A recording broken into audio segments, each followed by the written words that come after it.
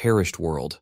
It was an early access strategy simulation game that our protagonist, Choi Sun-woon, enjoyed very much. Not only did he enjoy it for his entertainment and free time, but he also became a master at it. In each match in Perished World, 32 players acted as gods, whose task was to develop the various races such as humans, elves, orcs, and the others into a modern civilization and fight each other.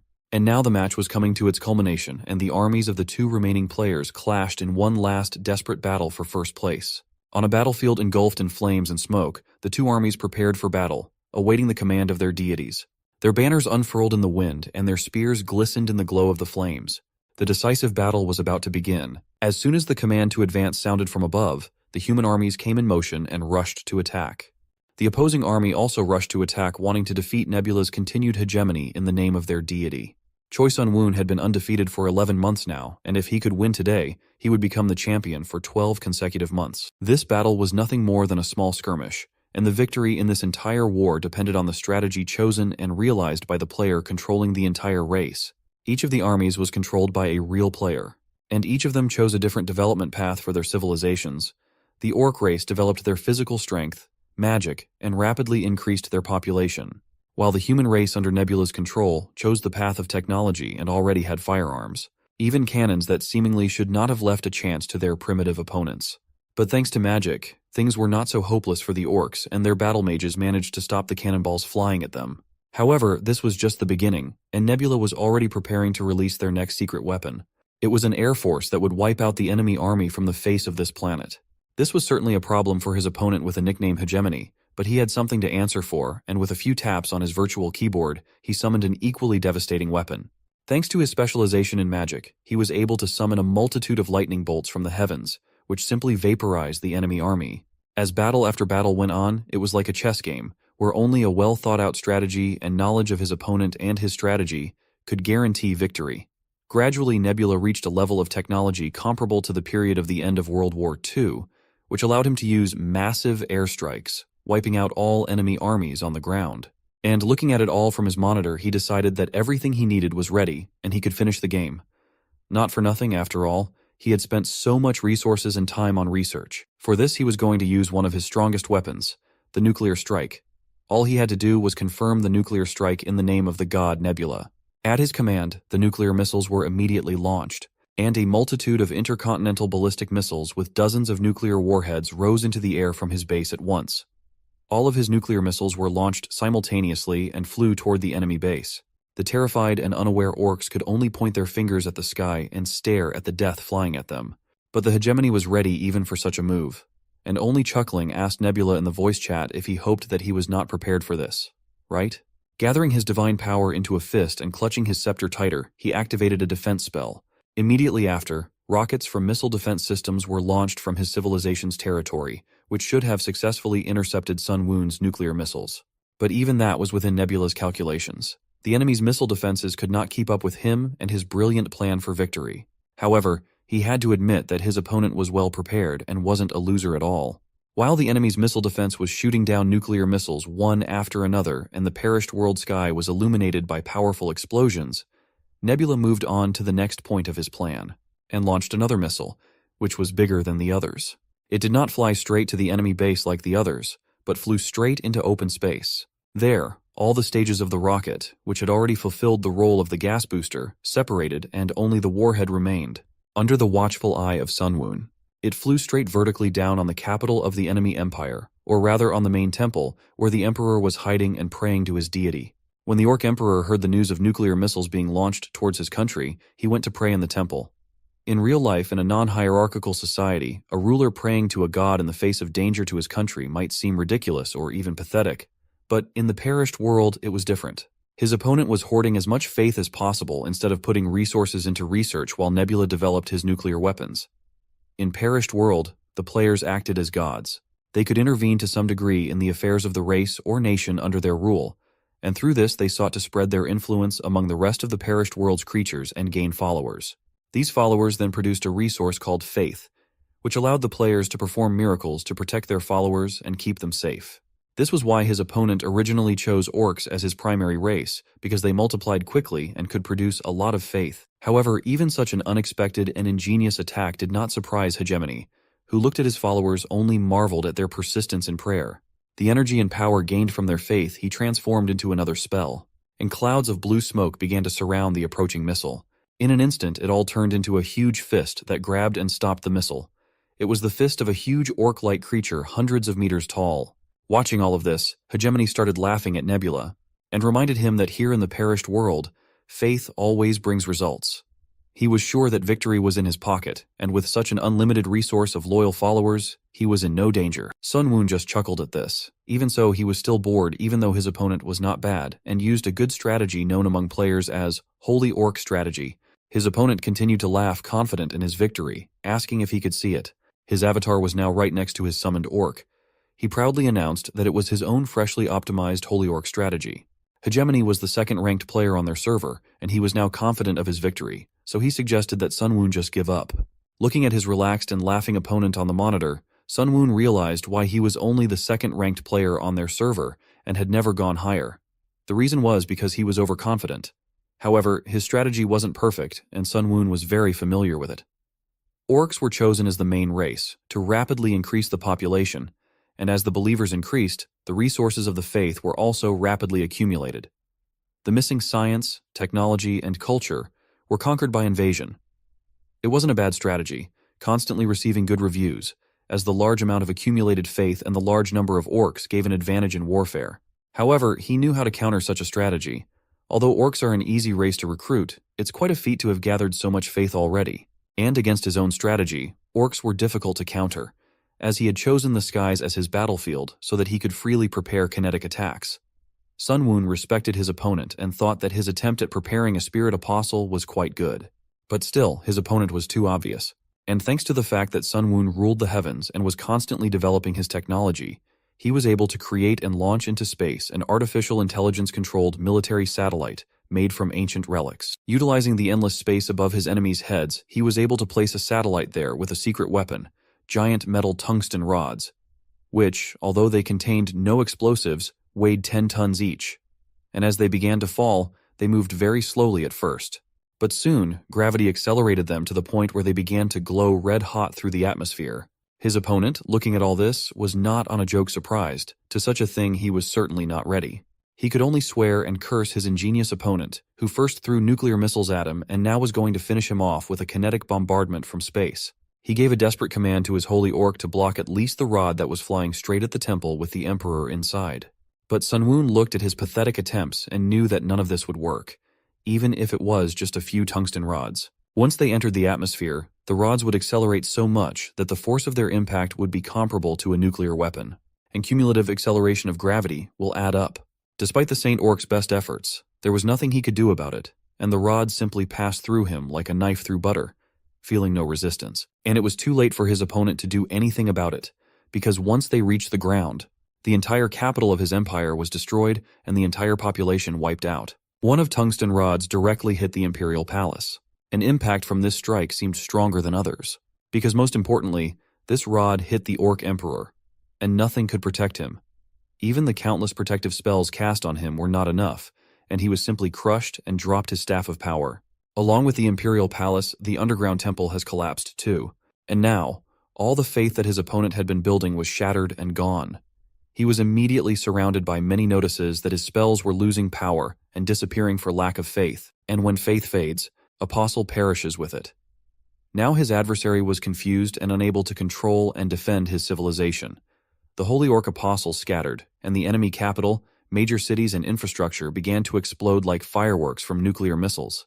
Eventually, the enemy simply surrendered and Nebula was once again declared the winner. After the match was over, Sun Woon even thanked his opponent for a good game. But he didn't want to admit defeat and desperately asked for one more game together for a rematch. He was confident that he could win this time. Sun Woon tiredly looked at the monitor as the requests for another game appeared one after another. But he wasn't interested and just left the match for good. Now he wondered why his opponent did not surrender immediately, but wasted so much of his time. It even seemed to him at first that his opponent had an ace up his sleeve. But in the end, he didn't have much to show for it at the end. In the end, he didn't see anything new in this match. But it didn't matter. After all, by winning this match, he was able to complete an achievement that required a player to stay in the top 1 rankings for 12 months. And just when he was about to go rest, a notification suddenly came. which caught his attention. At first he thought it was someone texting him at such a late hour, and he was already wondering who it was. But when he clicked on the notification, an astonishing achievement greeting appeared in front of him. It turned out that he was the only player who had completed all the achievements so far. But then he wondered if this might mean that they would cut off his access to beta testing, because that would be unfair. The next message dispelled all his doubts. The beta testing period was really over and the game was about to be open to everyone. But thanks to his achievements, he had a chance to try out the game before it was released to everyone. He was a bit surprised by this offer, but still he liked the game a lot and wanted to see what the real game would be like. So when a notification popped up asking him to enter the game, Sunwoon decided to try it without a doubt and clicked the yes button. Suddenly, everything around him went dark, and he began to fall into the void surrounded by streams of binary code. Sunwoon thought he had lost consciousness, but that was not the case. When his vision cleared, the night sky, which he had thought was pitch black, was not quite empty, but filled with many stars. He looked around and realized he was in the middle of some kind of space temple. But then, after some thought, he realized that it looked more like a ruin. Looking around, he wondered if he was dreaming. After all, he looked exactly like his in-game avatar. Suddenly, as if reading his mind, a voice sounded from behind him, assuring him that it wasn't a dream. It turned out to be a woman wearing a hooded robe and her face was barely visible. She announced that our protagonist had also been chosen and called his nickname Nebula. To begin with, she decided to introduce herself. Her name was Alden. Sunwoon first asked her the logical question, how did she know his name? But more than that, he was interested in something else that caught his attention. A set of blurry shadows that stood nearby. He wondered who they were. The hooded woman replied that she was wondering if any of the players would know each other. So for there to be fair game, everyone received a mask. She went on to say that she knew everyone here was wondering what was ahead of them. So she suggested getting straight to the point. She raised her hands high in the air, pointing to a planet that looked suspiciously like Earth. Although it looked that way at first glance, Sunwoon realized it wasn't. He had simply seen this planet too many times, and now he couldn't confuse it with anything else. This was the perished world. The mysterious woman solemnly announced that here and now in the boundlessness of perished world, all the players present would become true gods. After all, the game they had all played before, Perished World, was based on the real world, and all these countless matches were practice games before the one that was about to begin. This was where they would become true gods. On the platform were dozens of humanoid creatures who stood in groups without dropping a word. They were all surrounded by an impenetrable darkness that created the right atmosphere. Sunwoon couldn't hear any sound, but he could feel the vibrations with his microfibers. There were even people that stood alone. Perhaps they were just embarrassed to socialize. Perished World isn't just a world that exists in games, reasoned our hero, analyzing the situation he got into. This planet was just like the regular Earth, the same blue ball flying through space. Except that unlike the original, it had been abandoned by the gods because of the sad events of the past. On this planet, a once brilliant civilization flourished. The various races of creatures lived in harmony. The race of armed foxes saddled the white weasels that acted as horses here. Orcs worked alongside elves and platypuses in laboratories for the benefit of their civilizations. All was at peace. However, not everything was so smooth. For reasons unknown, the gods had abandoned this place. Having the bodies of the dragons on this land, they felt threatened for their lives, and flew off in an unknown direction, erasing their traces behind them. The time for new gods had come. All the players gathered around the heavy granite table where Alden stood and narrated the rules of participation. The Perished World game was created to find suitable new candidates for god roles for this planet. Only once tried out this game of boredom, now any player could become a god. It is essentially similar to the original Perished World game. At first, only inferior beings that have lost everything in their lives will trust the player. But if you are lucky enough to increase the number of believers, there is a huge chance to become the one and only god of this planet. The world will be only yours, and no one will dare to argue with the Supreme Being. God dares to do whatever his heart desires. All desires that you have ever dreamed of can be realized. This is a possibility only for the god of that world. It was a wonderful offer that beckoned with its possibilities, enticing greedy people. Sunwoon nodded, but it was noticeable that Alden wasn't saying something. What happens if I surrender here? He asked, wanting to hear as many details as possible.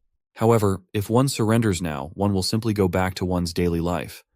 As a payment for the game, the person will lose all memories of this place. But what happens if one surrenders in the middle of a challenge? There is no such clause. It was simply impossible to give up. What happens if I'm defeated by another god? He kept on fixing the skull of the ungulate on his head. In that case, the loser would meet a divine end. The watchers will welcome such a spectacle. It will be great entertainment for them. This was the answer that Sunwoon had expected. If it was a game where the winner takes all, it made sense that the participants would have to risk their lives. And if it was a competition in the real world, like the Perished World game, then it might be necessary to risk more than just lives. Divine Ending, no matter how you look at it, only meant one thing: death. They aren't squeamish about killing people for risking their lives. Extinction threatens everyone, there's only one winner.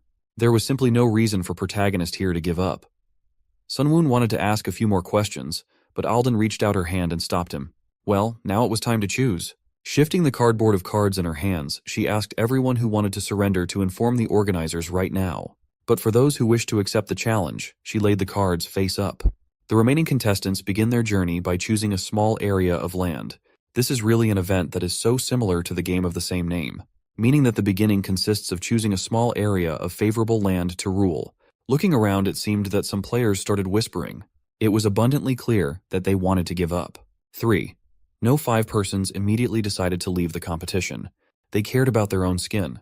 Apparently, the starting number of players was equal to the maximum number of participants in the game, which was 30 all individuals. This meant that the final number of people was already 27, an elementary calculation, but it would be much better if half of them were eliminated as soon as possible. Okay, you can choose first. Alden turned to the protagonist. It was an unexpected decision for him. He hadn't expected such honors. Sunwoon only shrugged his shoulders. The order of selection didn't matter, because the cards were good and they had randomness in their existence, just like in the game. However, since Sunwoon had been offered the first chance to test his fate, it seemed like they had taken the ranking order into consideration. Choosing the first card he came across, he flipped its blue surface to the bottom. Though he knew the details of each territory presented by the game, however, he expected to have better luck. As soon as the map was turned over, a circle of runes lit up under the guy's feet, which instantly teleported him to the designated location. Once the territory and land were determined, the players had to decide on the first species and tribe that they want to rule. The planet was truly beautiful. So was each of its continents, together or apart. Although the third continent was the largest, it didn't have as many resources as the first, nor did it have as good a climate as the second. Instead, it was home to various races and monsters, as well as many ruins that housed special in-game abilities. Depending on how one used them, they could become an advantage or a disadvantage. The protagonist promptly scanned the territory given to him and identified all the species and tribes. The land was a peninsula located in the eastern part of the third continent. A beautiful river flowed calmly past the trees that grew in the mountainous area. Green frogs sat undisturbed in the water, and one of them watched the beautiful blue butterflies that resembled Morpho.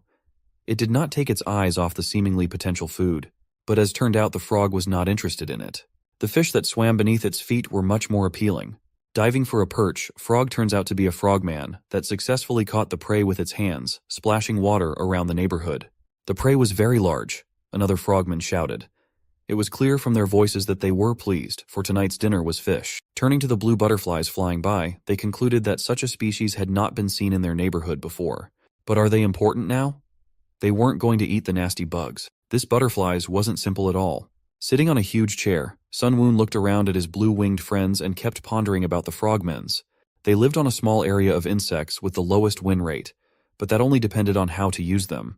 Now Sunwoon received insects under his control. Although it was backwards compatible with birds, it was very even useful in the beginning, despite it was looking.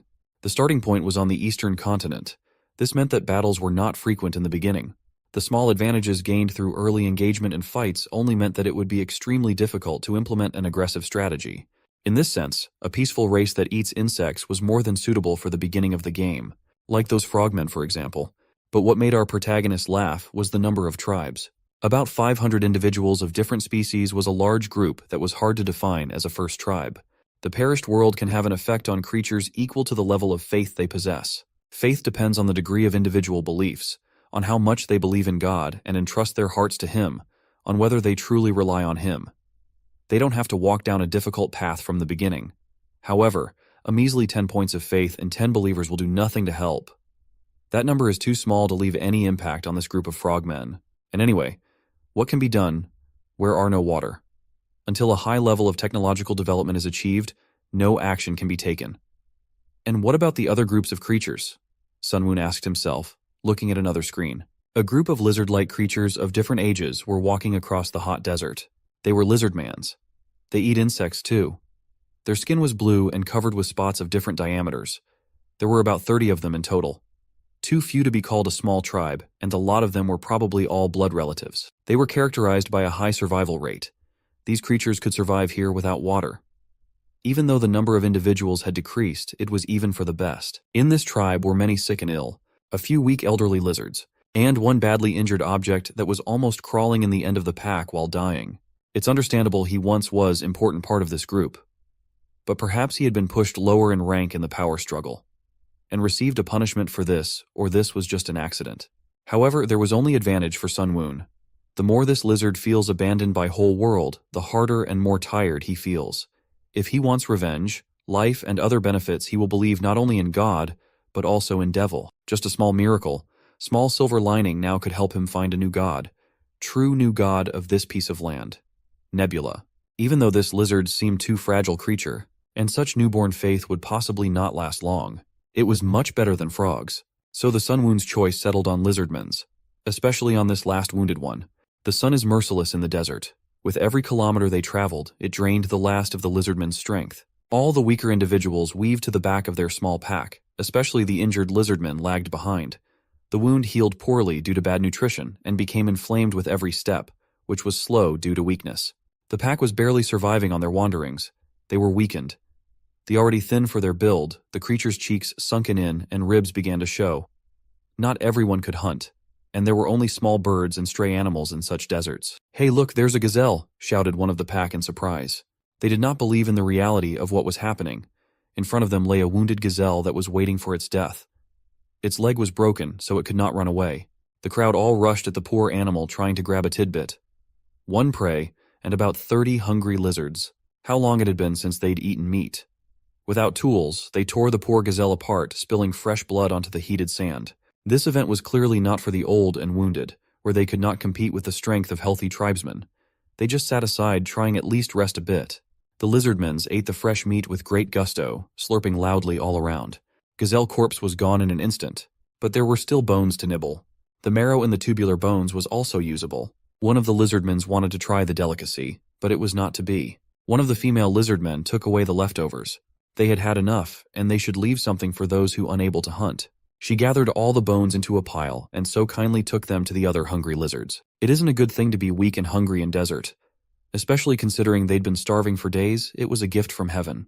Saliva was dripping in every direction. They gnawed on the bones and drank the liquid from them. They grabbed at them as if this bones were the last chance to live. Only the deeply wounded lizard sat by itself behind a rock, grudgingly gnawing on a bone. The gnats flying around the wound made him a little uneasy, but it was bearable compared to the pain he endured. His name was Rakarak, and he took it for granted. Clearly those who hunted had to eat more meat. Those who could not hunt should have been grateful for even being given leftovers. After all, the group could have simply left the weak and wounded to reduce the number of hungry mouths. But they didn't do that. At least not yet. While the weak and old tended to the marrow, the healthy pack members spoke of the wounded, asking Yahello what she just did. But whether pretending or not, she really didn't know what they were talking about. She questioned what they meant. The most unceremonious lizardman gave his opinion. He didn't care if they were old or young, but that wounded lizard Rakrak was going to die soon. Everyone knew that very well, for his wound was festering. In fact, he should have been dead by now. No one knew what contributed to it, but he held up and kept up with everyone. Most of the lizardmen survived only because Rakrak blocked the saber-toothed tiger and defeated it. He was the only one to face the predator when everyone else turned and ran. Thanks to him, other than his wounds, the remaining group was unharmed. If it hadn't been for him, many would have been killed or injured, and at worst, the entire group could have collapsed. They were already a pack that had been kicked out of the larger tribe for their weakness and illnesses, so without Rakrak, it would have been hard for them to keep themselves alive. He even managed to live longer than everyone expected. Everyone knows this and appreciates it. However, still most of lizards would die from thirst and hunger. There really wasn't enough food. That's why other lizards wanted to get rid of the dead weight as soon as possible. They had to be honest with themselves. With this kind of life, natural selection played an important role. There was no point in giving all the most nutritious food to the sick. It would just prolong their lives for another day. Night came and the full moon illuminated all the surroundings like a lamp in a child's room. Taking a break near a small rocks, the lizardmen settled down to sleep in groups. Rakrak alone slept by himself, holding on to a throbbing wound. His already restless sleep was disturbed by the quiet flapping of wings above his ear. A familiar morpho butterfly began circling near him, shining even brighter in the moonlight. It came closer and closer to his face, forcing him to pay attention to it. Rising a little, Rockrak was annoyed by its strange behavior. But despite his attempts swatted away, Butterfly did not fly away, but only fluttered over his head. It seemed to be beckoning to him, calling him to follow it to the mountain near where they had stopped. And he agreed, standing up as quietly as possible. The other lizardmen heard the shuffling of Rockrak's feet and woke the others. Their comrade was going somewhere. They watched him. Some even thought he had finally decided to leave the group, taking such a heavy burden off their shoulders. The whole tribe agreed to watch him for now. What was he going to do climbing higher and higher up the cliff? Pondered Jael. Meanwhile, he climbed further and further up, as if mesmerized by a butterfly. It was hard for him, but he didn't give up. Was this his crazy fantasy and death agony? He was the only one who responded to the call of this strange butterfly. So maybe it was true. But what if what he was seeing right in front of him was true? What if it was real? Following the butterfly farther and farther up, his surprise was unparalleled. His eyes rounded to the size of a huge plate and his jaw hung open. Insects. A huge swarm of blue bugs that crawled all over each other created an extension of the mountain. This swarm resembled a tentacle and didn't fly away. They didn't dodge. As if mesmerized, they climbed around, determined to become easy food themselves. This amount of food made his thoughts clouded and his breathing hitched. He was hungry. This amount would be enough for the entire Lizardmen pack. A notification appeared on front of Sunwoon. The pack of Lizardmen 11021 experienced a revelation and miracle. Seeing the system messages in front of him, Sunwoon felt relieved. Just as Aldine had said, the interface was the same as in the Perished World game. In the insect's small area, he could create or control insects using the faith points. Naturally, creating and controlling them was different from the game. The Lizardmen finally recognized it as a miracle. Now Sunwoon could breathe out a sigh of relief. It was success. Thank God whispered through his mask. The first step had been taken. The amount of bugs sent by the protagonist was enough to feed the entire pack for days to come. Then Nebula's next step was to ensure that different swarms of beetles would steadily appear day by day near this pack. Now Rockrak themselves announced the miracle by addressing the butterfly, as if they knew it was the one behind everything. Indeed, individuals with high willpower could take care of everything on their own. However, why would they do so at this point? Intelligent beings knew that miracles were amazing, and after they were repeated, the Lizardmen would attribute these miracles to some creature. They realized that such occurrences were not random, but inevitable. A beetle on the arm of one of the tribes sat quietly crossing its legs. Finally, Rockrak's tribe recognized the god, Nameless Beetle God. But why a beetle and not a butterfly? Beetle God? A ridiculous name for a god, thought Sunwoon. Well, he have never started with a good name. No one god seemed to have a great name at first. Just as an intelligent creature develops civilization and technology, a god's name changes too. They might have noticed his divinity after the miracle, but it wasn't enough. Still, this tribe will become very important to the Nebula. If everything went according to his plan, he would be able to achieve what he wanted with the next miracle. Of course, this applied especially to the wounded tribe protector named Rockrak. A strange blue butterfly accompanied them day after day, wherever they went. Looking into the distance where it flew, Rockrak began to see illusions again. Still, this time he should have followed it. Unlike the rest of the group, he was suspicious of the strange swarm of bugs that appeared out of nowhere. The whole tribe rejoiced at finding food. It was like a celebration for them every time.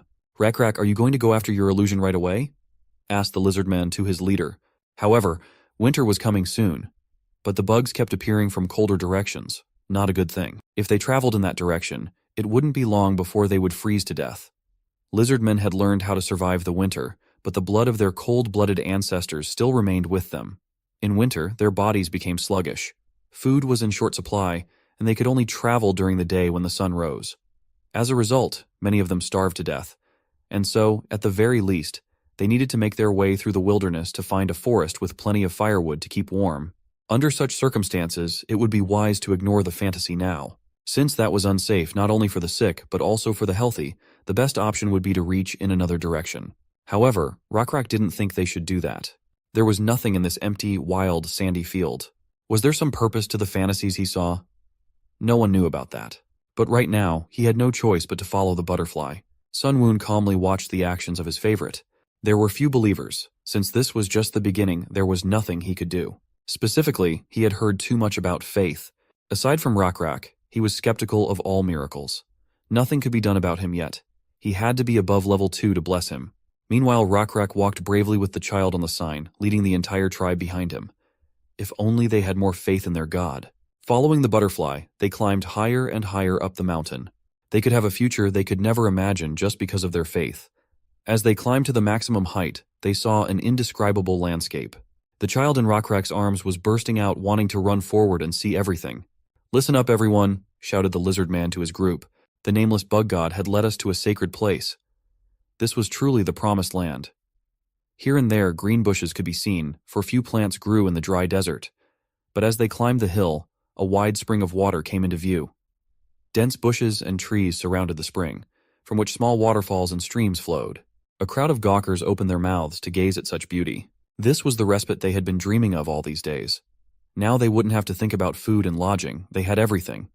The pack rejoiced inexorably at this miracle. Now they would survive. Sunwoon had been right after all. There were more believers. Sunwoon grinned as he watched the subjects. The notifications flashed before his eyes, informing him that the divinity level had been raised to 2nd. The level of the small beetle realm had increased to 2nd. At first, the level of divinity only played a role in increasing the accumulation limit of faith, and thus there was no need to pay attention to it right away. What was important was that the small beetle realm had increased. Even though it had only reached the 2nd level, it could now bestow blessings. Blessing beetles was now a possibility. But did anyone know what he wanted? The protagonist spoke to himself, but as if addressing Rakrak, offering to be his priest. Let him deliver his will to his people and blessings to help him do so. A bright light shone upon the Lizardman leader, bestowing powers upon him. However, no one saw it, but someone felt it. Evening quickly covered the continent, so they split into groups. Some hunted well and brought plenty of food, some set up camp, and the rest did the cooking. Cooked food was much tastier than cold and raw food, so after they had eaten enough, they went to bed, for the first time in a long time, not worrying about anything. Only the fireflies did not sleep. One brave beetle was not afraid to fly up to the lizard and sat on his shoulder. A quiet voice called out to Rakrak, waking him from his sleep. When he opened his eyes, he didn't realize where he was. He was sitting on his knees in a snow-white void. It seemed more like a dream than reality. Butterflies of different sizes were circling around him, attracting his attention every time they tried to land on his nose. A certain voice kept calling him over and over again. In front of him stood a lizardman in a robe whose appearance was hard to see. He was pulling his clawed paw towards Rakrak. Would he be able to withstand his hand? The unknown man asked, looking up from beneath his hood. But could he be trusted? What did he want from a mere outcast from the settlement? The hand changed its position in space. Now it was pointing at him. The weight in his hands brought the boy to his senses, leaving him bewildered. Before he knew it, he was holding the skull of a water buffalo. It had giant horns sticking out of its head. Its eye sockets and nasal openings were empty, and its upper jaw teeth were still firmly in place. Rakrak handed the water buffalo skull to the lizard man, and the latter placed the skull on his head. Before him stood the very real nameless bug god. At this, the dream became dim, and then disappeared altogether. The new assigned from the god chief woke up all the people from the morning and said that he had a dream. After the story, everyone realized what the deity wanted from them, namely, to sacrifice a buffalo. To hunt the buffalo, they would have to go deep into the forest, which was too much of a risk, Yahello said.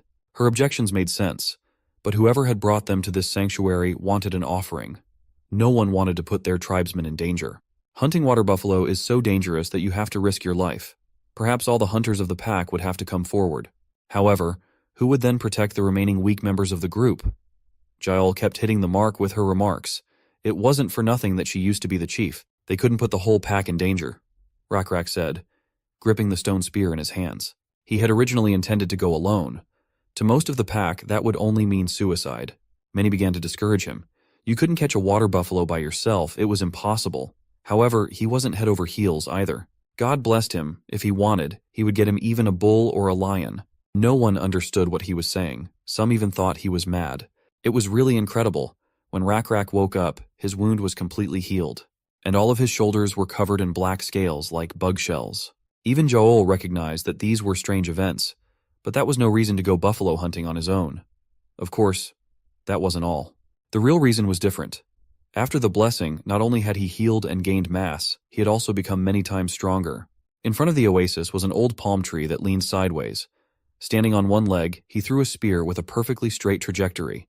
The weapon thundered into the dry old tree, which cracked into pieces. At the sight of such phenomenal power, the entire group erupted in cheers, while Yahello remained silent.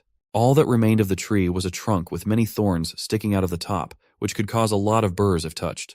Picking up his spear, Rakrak walked back to the tribe with a nonchalant expression, as if nothing had happened. They ran to meet him, shouting joyfully and asking how he managed to hide such abilities. Even if that tree was dead, it was amazing how it was destroyed in one blow. Until recently, everyone had been dying. It was Rakrak who had saved them from such a life. Not far from the pandemonium, a herd ran by, causing the ground to shake. Everyone felt this vibration. Coming to the edge of the oasis, he beckoned everyone to look at the miracle. This herd of buffalo was running, raising a pile of dust behind them. It was not large, so hunting would not be a problem.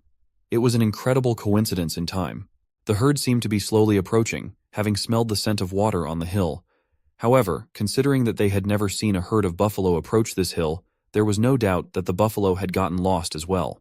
It was strange that a buffalo herd that always traveled around the same place was lost. There was no point in waiting any further and traveling all that way later. This could not have happened without God's providence. Grabbing his spear, Rakrak jumped forward without thinking, ignoring any attempts to stop him. Today they would not be dependent on hunger. Throwing the weapon that some time ago destroyed the tree, he hit directly into the forehead of the animal, killing it instantly, lying breathless on the ground. The terrified herd roared, jumping over the body, saving their lives. The joyous tribe of lizardmen caught up with the leader and raced to the buffalo's body. The Almighty had sent them not only bugs, but meat as well. Rakrak's mind raced. Taking the body back to the village, they lit a fire and sat down together to prepare for dinner. A pillar of smoke rose above the mountain, making it clear that something was going on there. In the center of the settlement, on a mountain of bones, hung the skulls of water buffalo with red blood dripping from the bull's head. It was an altar of sacrifice. Rakrak, as a priest sent by the god, sat on his knees, addressing the god with respect. To them, it was the only act of showing respect to a being higher than themselves, and it was enough. He asked to accept their offering no matter how small it was. The entire group around him voluntarily bowed their heads, repeating the chief's request. Although it was an unusual and sloppy ritual in execution, it didn't matter to Sunwoon. What mattered was sincerity. Thanks to it, he was able to gain so much faith that it exceeded all expectations. It was a worthy ritual for Rakrak as an aspiring priest. When the protagonist thought about the time he had put into it, it no longer seemed wasted. It was worth it. Sunwoon believed in principles of wilderness, not in the god of some wild grass that was water buffalo's food. To provide enough meat, he had to get them to leave their stable. He couldn't create a grass that didn't exist, but he could destroy one that already was. This was where the help of other insects, locusts, came in handy. They narrowed the circle of direction, leading buffaloes to their desired goal. For the smaller half of the evening, they managed to eat. At this stage, it was hard to expect knowledge and skills equivalent to herding, though that would be too much to expect. They knew how to dig up the roots of plants, but didn't know that it was better to leave some and bury good seeds in a pile to crossbreed them. The population of this oasis was not numerous. The maximum limit would only be reached in a few years. In their present state, they know nothing of farming and animal husbandry. This time will be hard to survive. Knowledge and skills play an important role. It is necessary to realize certain knowledge on your own. You can't say it outright because it violates the law of causality. Not that there is no way, but it takes some time. In the first place, it would be wise to start with a blessing. Each time the group hunted buffalo more and more. Each evening, new animal parts were added to the altar, and for the present hour, it took on a majestic appearance under several meters in height. This morning was no different from the others, except that Yahello, who was walking in the center of the settlement, noticed Rakrak anxiously examining the altar. It had been a long time since the first altar had been created. Not only had it changed, but so had the Lizardmen. There was nothing left of their blue scales, all of them replaced by the black scales blessed by the bug god. Last night he had a disturbing dream that kept him awake. Was it a dream or even an oracle? Not even the chieftain knew. It was ambivalent. Looking at the altar, the tapping of bones could be heard. It was shaking unbelievably. In the pond of blessings that had protected the tribe for many years, not even a small fish came anymore. The ground was so dry that not a single plant root could be found. Both knew that they had not gotten to that point yet. This dream was about the future. In the Howl's opinion, there was nothing to worry about because the god was taking care of them. Rakrak had always listened to the former chief, but this time he still went to the top of the bones. However, everything is God's will. Believers always seemed to find it difficult. If one did not understand its meaning, the priests would convey the will of God. The chief was only afraid of one thing. Sitting on the altar, it was hard for him to even remember the first shabby altar they had made years ago. Only the landscape had not changed over the years, but today, gazing into the horizon, the chief saw something he did not wish for anyone. The situation was not favorable, and he asked Yahello to come to him and express her opinion. That explained why the altar was shaking so much. The group of lizards that had driven them away some time before was approaching. On a huge yellow creature, what looked like an overgrown gecko, sat the large head of the group. It was an appearance that was familiar for Rakrak. Boar wasn't easy to forget, for he hadn't changed much since Rakrak's group had been banished from this tribe. He was over 2 meters tall and large enough that the other lizardmen looked like children in comparison. But his great stature was not his only strength. The blue scales that the entire Rakrak village used to have before now had this big guy. And above all, what wasn't normal? He had managed to ride such a monster. Looking at the number of people arriving, it seemed like the entire tribe had arrived, which meant only one thing. Their hometown swamp was completely devastated and destroyed.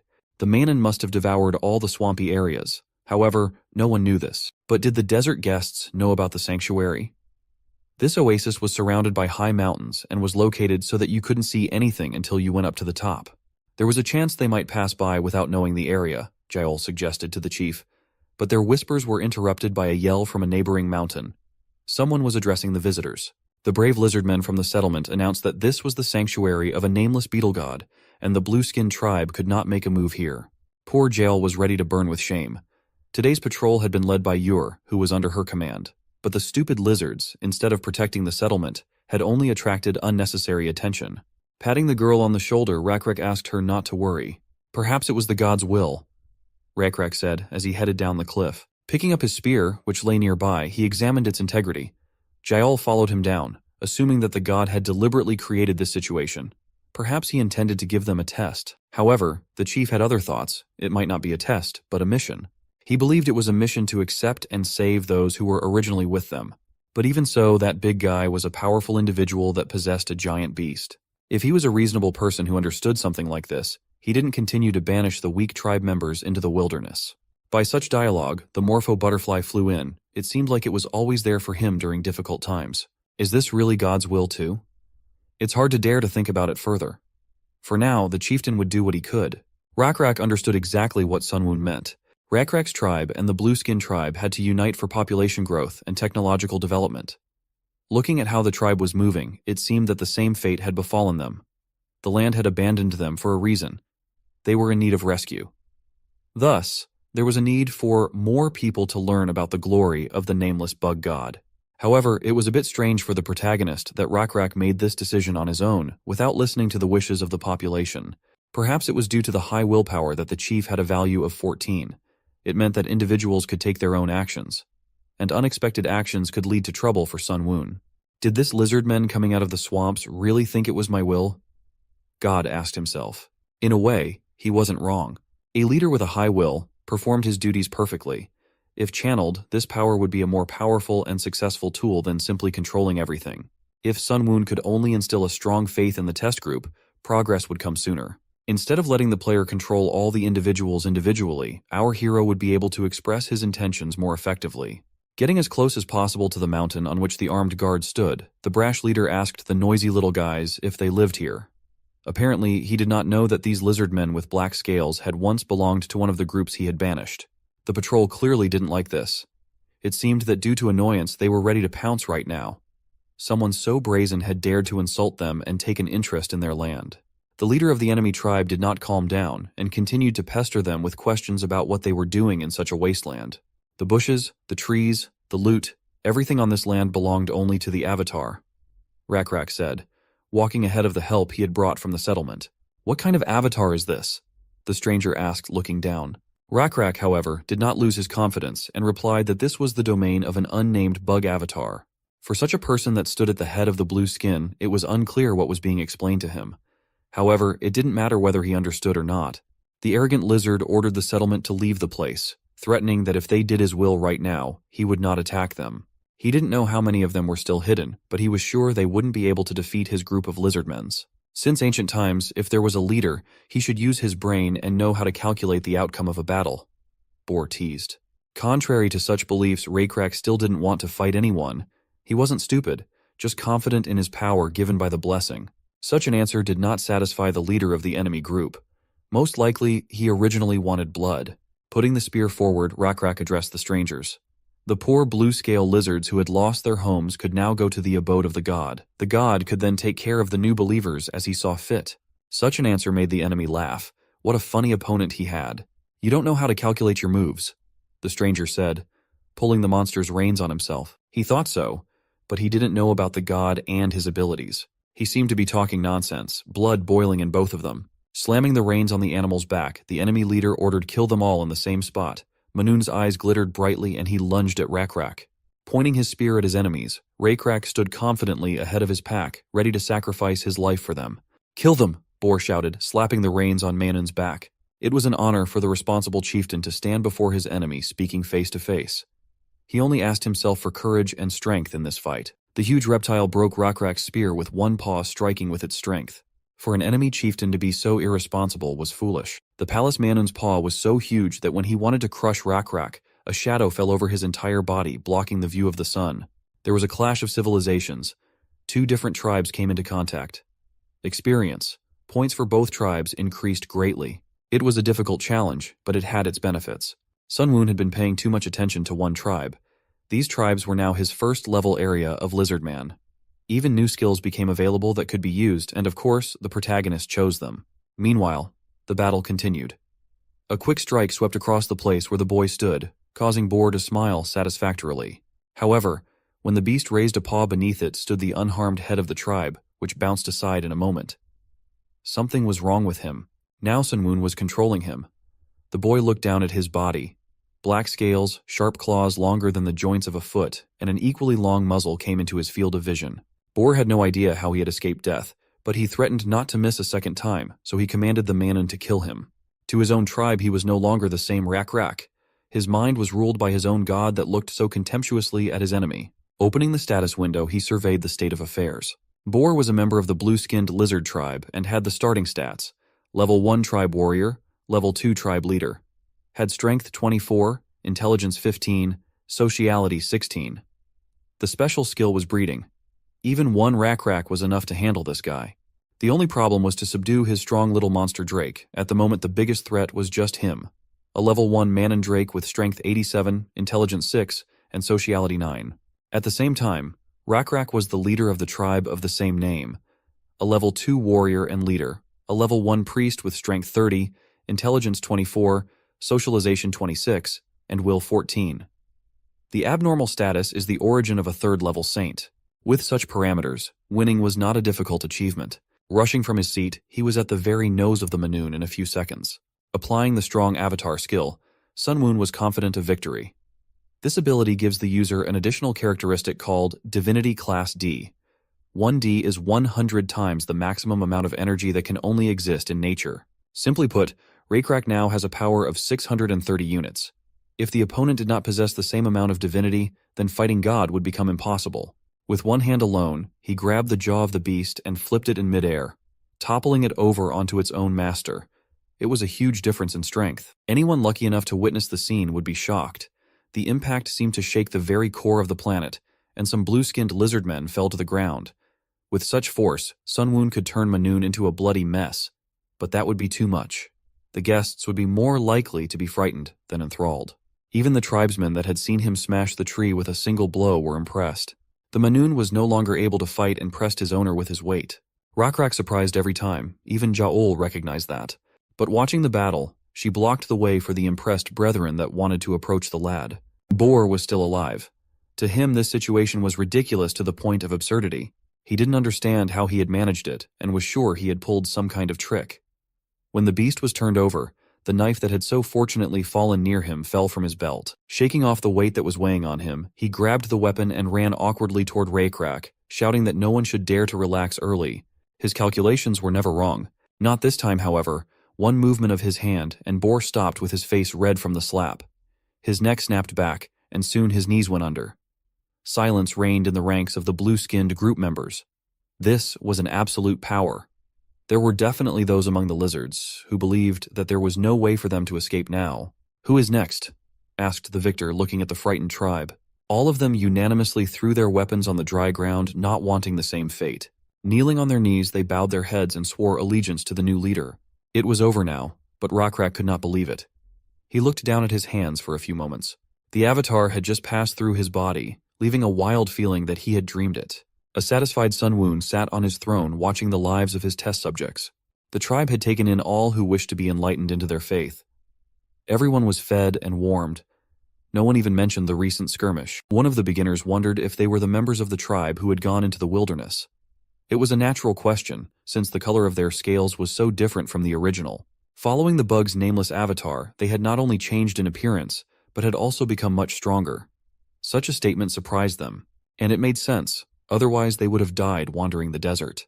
The blue bug god was a salvation for them, and his power was surprising.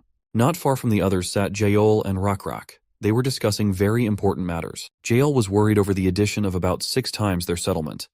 The oasis would dry up very soon at this rate. This place, it was deteriorating fast. Soon they would have to leave. No one would want to go back to the desert from this beautiful place. They can't just wander the wasteland without answers. The answer must definitely lie there. Rakrak turned his head to the side. He couldn't seem to give a clear answer, but he did have one thought. God would not abandon them, and at any rate had given the answer, maybe even through their brothers who just joined to them. He seemed to want the tribe to reunite with Blue Scale Tribe completely. They had been isolated for a long time, and they had larger numbers. Perhaps there would be someone among them who would come up with a wise idea. The morning began quickly in the quiet settlement. Manun, who was the first to wake up, was tied to a tree with vines. He was not happy with this arrangement. Whenever lizardmen with spears approached him, he waved his paws violently to the sides.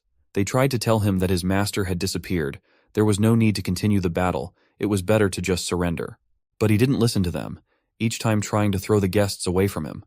Once he even succeeded. When someone approached too quickly, the beast waved its tail, throwing the tog on his back. He hadn't expected this and swore loudly, getting up off his back. This method of taming wasn't working. The Manun's eyes glittered as his prey came closer and pounced on it. However, if he continued to flounder like this, it would definitely either tear the vines or broke the tree and run away. Ur yelled at the animal, asking if he really wanted to be scolded for this. However, the hand of the unknown lizardman stopped that yelling. Rakrak came to visit the Manon, who was shaking at the sight of him, remembering how this guy had disarmed him in one move. As the chief approached, the animal backed away until he was against a tree. The chief stuck his hand out in front of him and ordered him to eat. It didn't look appetizing, but after sniffing it, he decided to try a bite. The settlement was clearly surprised at the capabilities of their leader, who was hand-feeding the brutal beast, who now became more affectionate and asked for more food, which they did not refuse to give him. It must make sense that a god would keep him alive. He had little food that was given, but if he wants to stay with the tribe in the future, he must be patient. It's cute when the intelligent beast settles down looking with big eyes at his new master. If the Manun causes trouble again, let me know, ordered the chief, leaving to Jael, who was sitting near a large log.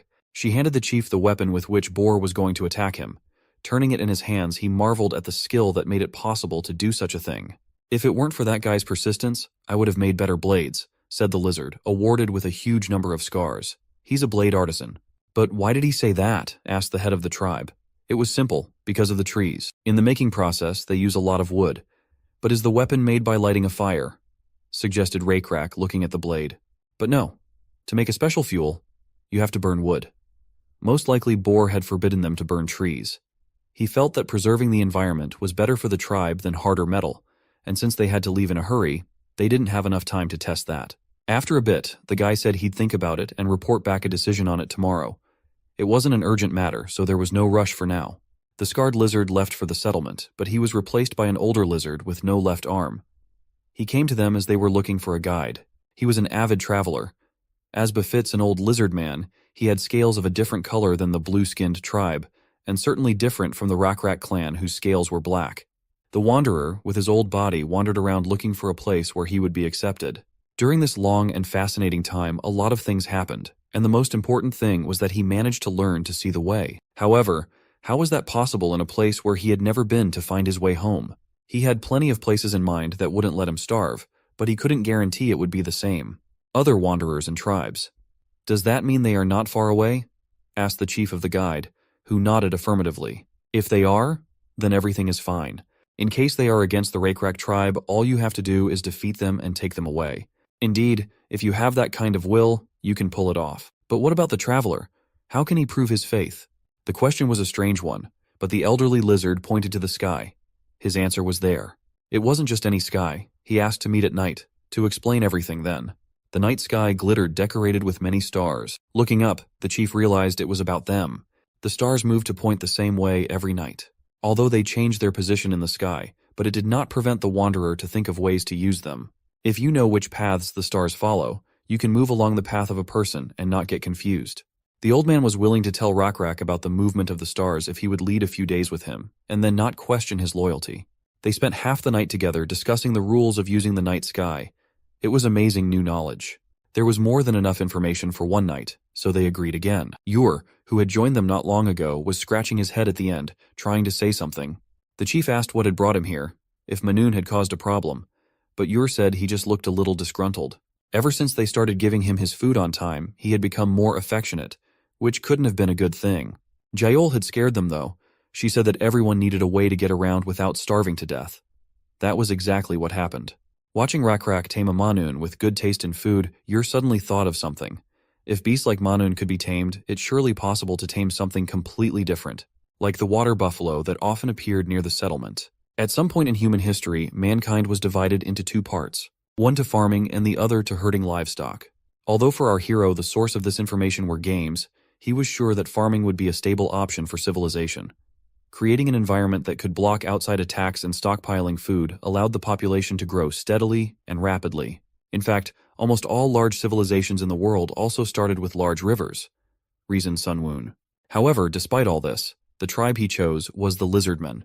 Their strong physical fitness and high level of adaptation to the environment gave them the ability to bring living beasts into the settlement without any problems. They were more suitable for herding rather than farming. Ur and the other warriors caught and brought in a herd of water buffalo.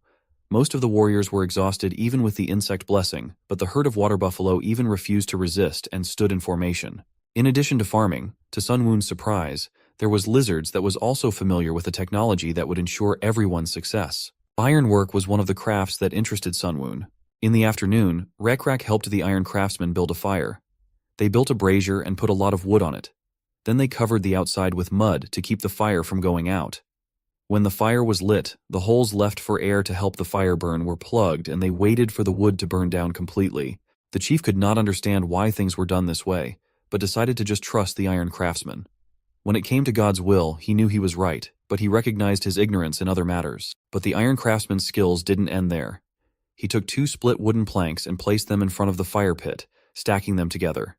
The artisan then tied a wooden stick to the center of the structure and pressed it down with the palm of his hand, allowing the wind to flow easily through the fire hole.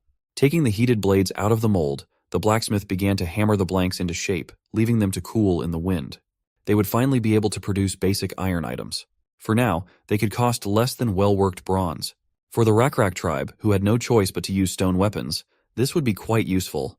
Having a traveling old lizard in the tribe was also an unexpected gain.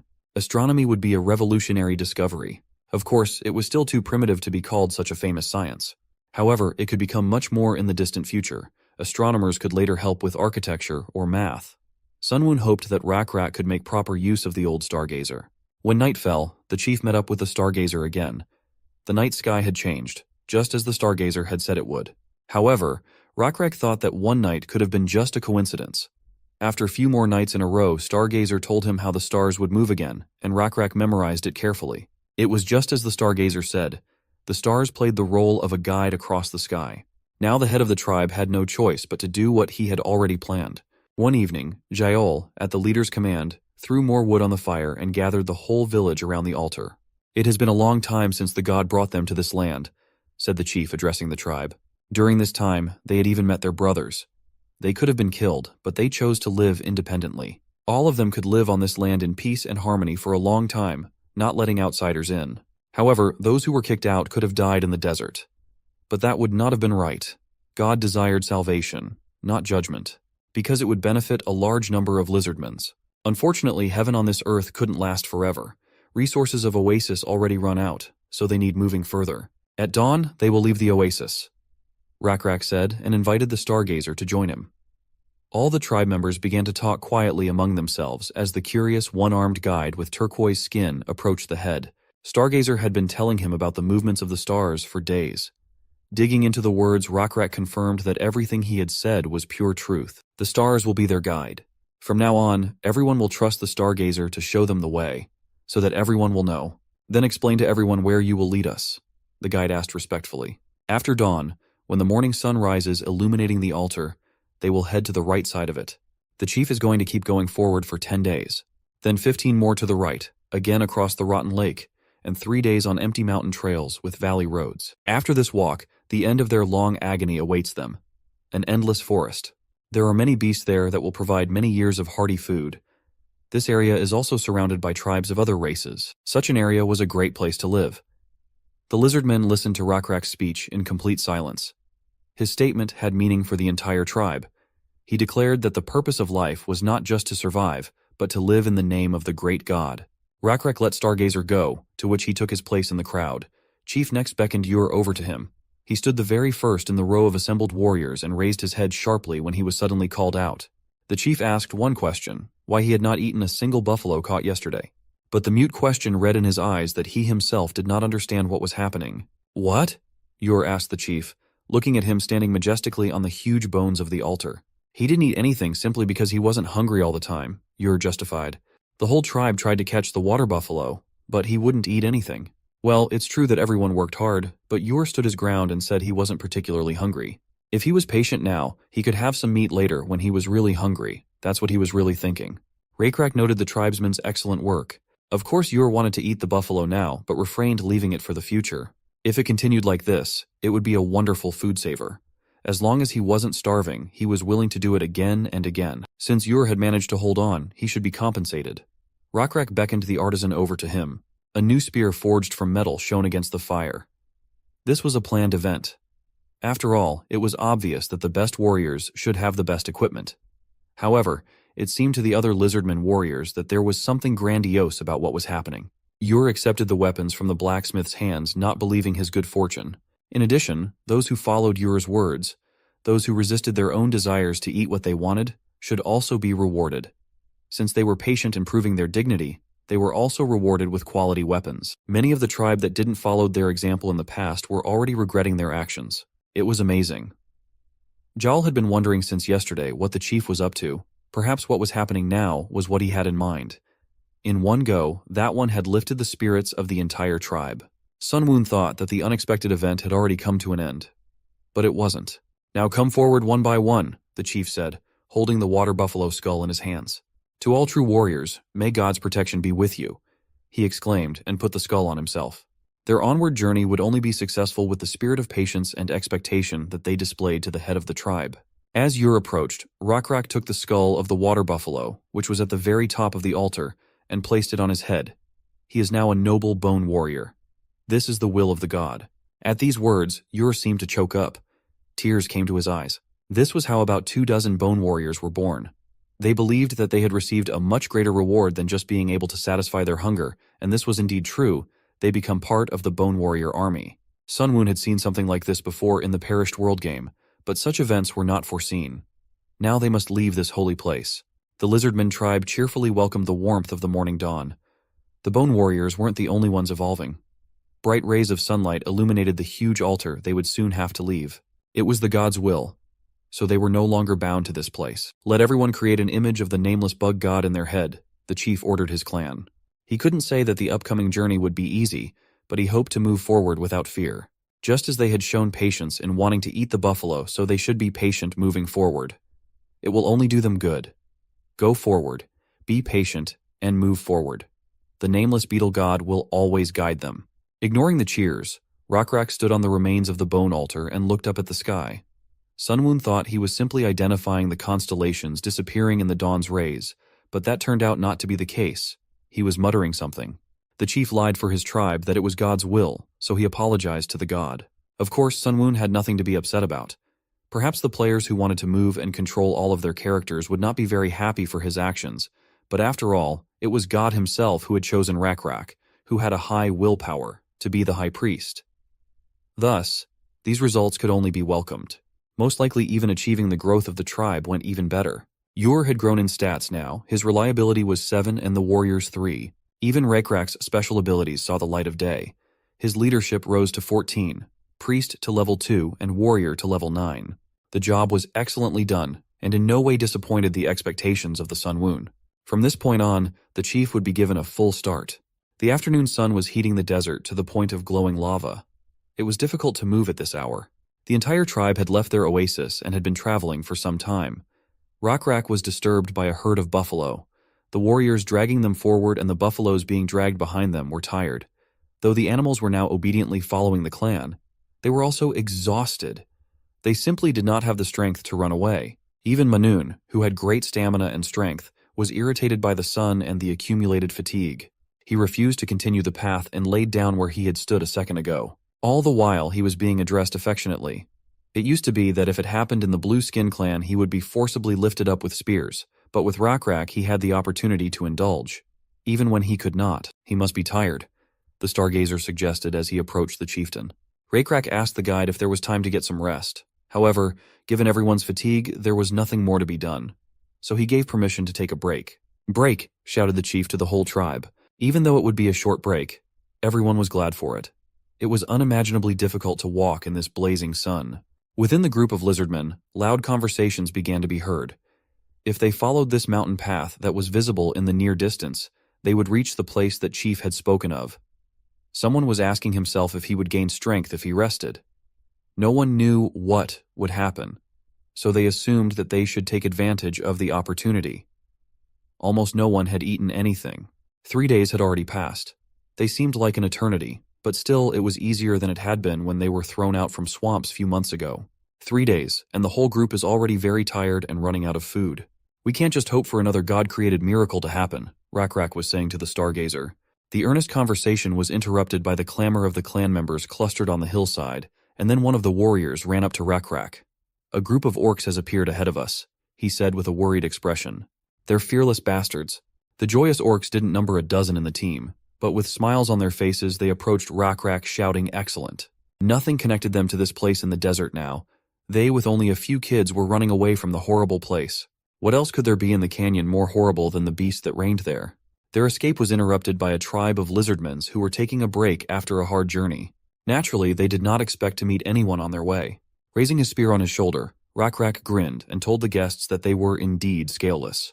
Should they be called a fire moth that flies voluntarily to its death? The orcs lost the ability to speak, and the tribe of lizardmen from such madness only made a hand-face expression. The tribe was armed to the teeth. The guests, on the other hand, had primitive clubs in their hands, which they immediately dropped to the ground. The orcs bowed in fear to their strong opponents, constantly apologizing. There had been a misunderstanding, they explained. They just wanted to get out of this canyon quickly. While the lizards listened calmly to their story, orcs graciously offered them a supply of sweet root vegetables. The orcs were in a hurry. They left home and ran away thinking of the tribe members who had gone into the wilderness. But why were they in such a hurry to leave so quickly? What they feared? Standing up slightly, one of the orcs pointed to the hill they were running away from. Rockrak looked around the hillside. It was deserted, but there didn't seem to be any problems. According to the guide's words, the canyon they were now in was supposed to be traversed in 3 days, and since they had survived everything so far, they could probably survive for a few more days. In addition, as the environment changed, edible plants began to appear here and there. Orcs explained that they lived there.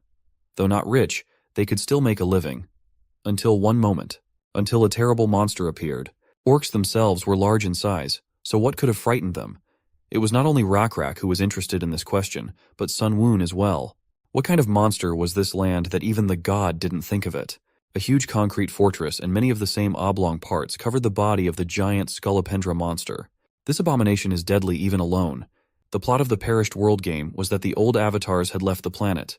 However, only the gods had disappeared, and the numerous creatures that served them remained. Among them was the abomination. Simply put, it was like a giant boss monster that would appear in the field, and whoever took the risk and hunted it would be rewarded accordingly.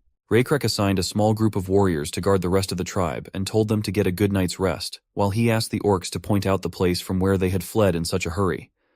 It turned out that there was a monster sleeping there, which amazed not only the chief, but also Yahello. This abomination was sleeping in a ball at the bottom of the canyon. Around it lay the remains of living creatures, which only a glance at which one could realize the nightmarish size of the scolopendra. One head alone was the size of 4 large water bowls. Such creatures still had special abilities as well. Venomous crustacean fangs with the blessings of forgotten avatars. Even if the lizardmen teamed up with the orcs, this enemy would still be invincible to them. Sun Woon reasoned as he watched the test subjects. Rockrak watched the creature's crumpled movements. However, As time went on, they intensified. The scolopendra began to move vigorously, as if searching for prey. The ground shook, putting the tribe into panic. But it was just movement and sleep-talking, said the orc who had survived with it for days in the neighborhood. Should they just run away? And how long would it even take to get around such a thing? The chief asked Stargazer. The old lizardman thought for a moment and replied that if they went back into the desert again following the mountain range, it would most likely take 8 days. Rakrak hesitated. He didn't know what to do. Looking at his tribe, he realized they were all afraid. Taking a detour was also a great solution, but it also had its nuances. Looking down from above, Sunwoon patiently watched the lizards, wanting to hear their decision. The tribe was extremely fortunate. Not only did they have a wise chief, but also an equally intelligent Yahello. She scrutinized the condition of the many-legged creature, which seemed to have no flaws. It was so well positioned that if a victim fell into it, he would never get out. However, this place had its faults. At the top of the canyon were huge piles of rocks that had once rolled down from a larger mountain. Jael wasn't stupid and quickly turned to the tribal chief. She was ready to fight. Jael had excellent stats. A level 3 warrior and a level 1 mediator with strength 26, intelligence 35, social skills 28, and intuition 11. Now they had an advantage that no one had realized until now. Even the orcs who had been in this area for days didn't know about it. The Iron Master used the fastest method of raising the temperature of the metal. Would the chieftain remember that? Jael asked. Rakrak answered that he used a special tool, and he was right. This tool had its own name, bellows. In essence, they had the principle of a blacksmith's bellows. Thanks to this tool, more air and less force is required than before. Perhaps if they used this tool, they could produce enormous power with little effort. But where was Jael going with this? He asked. This device was created after the blacksmith had given it a lot of thought. To make it now would take quite a bit of time. However, they don't need such complicated tools in this case, replied Jael. Simple tools would be more than enough. The stones would bury the scolopendra in its own sleeping place. The hillside was high and uneven. At the foot of the slope, where the ancient scolopendra wriggled and slept, there was a steep slope at an angle that almost came to a perfect straight line. If Rakrak and his warriors fought him there, they would not be able to move easily because of the steep slope and would most likely come into direct contact with the ancient monster. On the other hand, the giant creature had very many legs, so it would be able to climb up the even steeper slope. According to the plan, the chieftain was only supposed to approach the abomination when they were about to kill it. There were warriors standing near the boulders that Jael pointed out. They were not with bare hands. They had found and uprooted several tall trees in the area, and each held one. The warriors shoved the logs under the boulders on the mountainside and then tilted them hard upward, but the boulders did not immediately budge. The rock at the edge of the mountain wobbled from side to side, chipping away pieces of rock little by little with its enormous weight. Jael, who was also struggling with everyone, ordered them not to give up and to work together. Her knowledge could be attributed to physics, the concepts of which they had not even heard of. Every time they finished, turn the whole tribe piled on a log together. Though the lizards had never encountered such a principle as leverage, they had managed to figure it out. Each time the stone swayed more and more, but for now it stayed in place. Watching the scolopendra quietly unaware of what was happening overhead, Sunwoon waited for the next steps. Rolling out rocks to kill the enemy. This one was a simple and effective idea. However, in order to catch monster of this level, one would need to roll all the stones at once.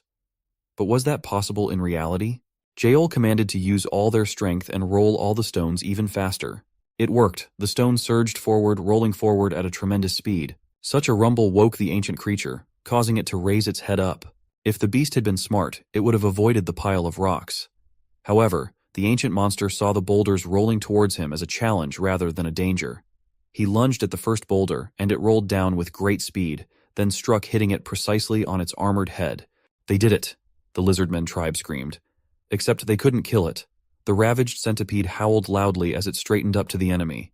With a multitude of legs, it scrambled up the steep slope to kill attackers.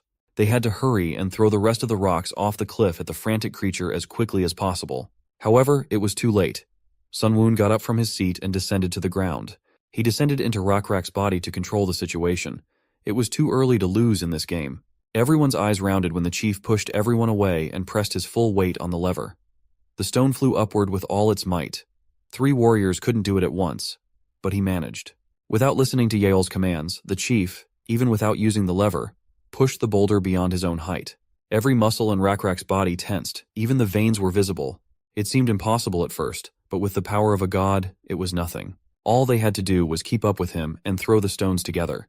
Monster continued to shriek all the while, deafeningly shrieking. Before anyone knew it, the chief was rushing forward with his spear after the boulders. He threw it at the evil creature with lightning speed, hitting the concrete structure that protected its back. In terms of size, it wasn't that big of a wound, but it was enough to hold it back for a moment. A cry of pain covered the canyon when the spear pierced its vulnerable spot. However, it intensified a few seconds later when huge rocks piled on top as well. Its whiskers, jaws, and paws were broken off from the heavy blows. Thick green liquid splashed from the damaged areas, staining the sand. The last boulder fell on its head, crushing it to dust. A spectacular sight. Rakrak landed successfully on ground, and Sun Woon returned to his throne, satisfied with result. The hunt was a successful. The tribe had killed an ancient abomination. The whole tribe shouted about their victory over the monster. Faith in their god only grew, but in addition to that, something else important appeared.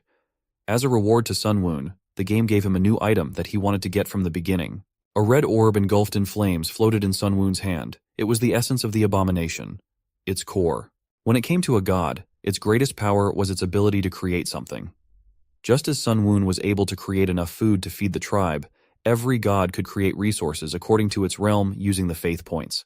However, to create something that didn't exist in the world, God had to use equally rare resources. A creature created by a god could also evolve to a higher level, which would earn the title of an apostle or avatar. So it could also be used as a useful strategic weapon according to God's will.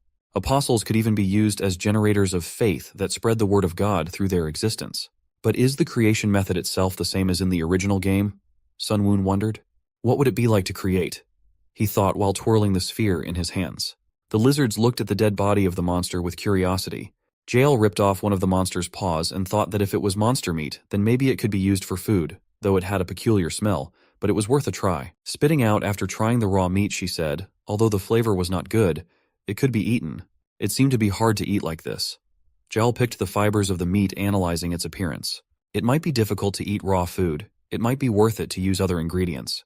The lizards could have picked an edible fragrant herb and cooked it over a fire, as an attempt to mask or dispel strong, nasty smell. Opening the paw of an ancient monster, Yahello left the meat there and sprinkled some plants to give the food a pleasant flavor. She offered the first taste to the chief, who was impressed. The food was edible, but a little tasteless, which was logical because Yahello was just learning to cook. As they had no such concept of cooking, simply roasting meat was already an accomplishment. However, Yahello went further. Not only did she cook on fire, but she also added seasonings. The smell from the raw meat was so nasty that Rakrak even thought of throwing it all away, but cooking solved everything. Now the head of the settlement wanted to learn this skill as well. He didn't hesitate to take new food that he liked. Yahello, who was sitting next to him, said that she had seen that the leader of the orc tribe had already had an heir, so she advised Rakrak to find a companion. Food fell from the poor lizard's hands as his jaw dropped to the ground at such a statement. But she continued to speak. The chief was getting old, so it was necessary to stabilize the tribe. He should find a mate, but since becoming chief he had no time to even think about it. Brave Yahello offered herself in that role, unless of course he had someone else in mind. It was a very serious and responsible conversation. Rakrak was ready to somehow change the subject, but the sun that was setting did it for him. Its direct rays shone directly on the beautiful Yahello, behind whose back reflected the light that interested everyone. In the ruins of the concrete that once stood on the back of the scolopendra lay a golden plate. On it were carved like Egyptian hieroglyphics with a heading from a drawing of herding and farming. It seemed to be some kind of rules. It didn't take long for Yor to start gnawing on this soft material. To this, the stargazer said that this kind of metal was called gold. Yahello had seen such a thing once. A metal master had once shown her the different kinds of metal. If it is cleaned well, it will reflect light and shine beautifully. It said it doesn't change or rot even after a long time. However, gold belonged to the soft metals and was no better than iron now. Of course, the precious metal could be used as jewelry, but this type of art was unfamiliar to lizardmen's unlike other species. Naive Yor asked what was the point then if it didn't rot. It was too soft and heavy for metal. You couldn't even eat it. At this statement, Stargazer sent the young lizard away with the excuse of catching a deer. That animal with branching horns had sweet and juicy meat. The orcs showed him the stag's tracks, so he gave him the plate with the remnants of teeth marks and left to hunt. Rakrak preferred to stay behind to study the plate. It was strange that this metal did not even rot. The chief brought one of the deer carcasses and placed it on a huge stone, which turned red in a few minutes.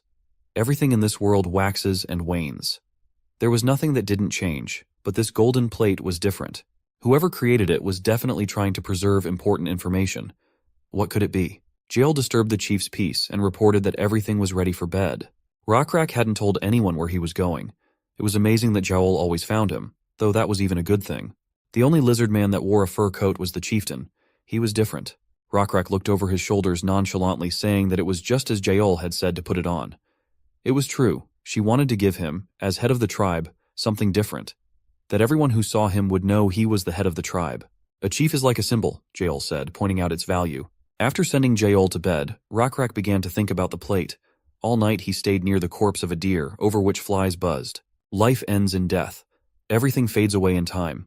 That was the only phrase that kept running through Rockrak's mind. He needed a clue. Just the slightest clue. And there it was. The fireflies gathered together and drew symbols in the air with their light.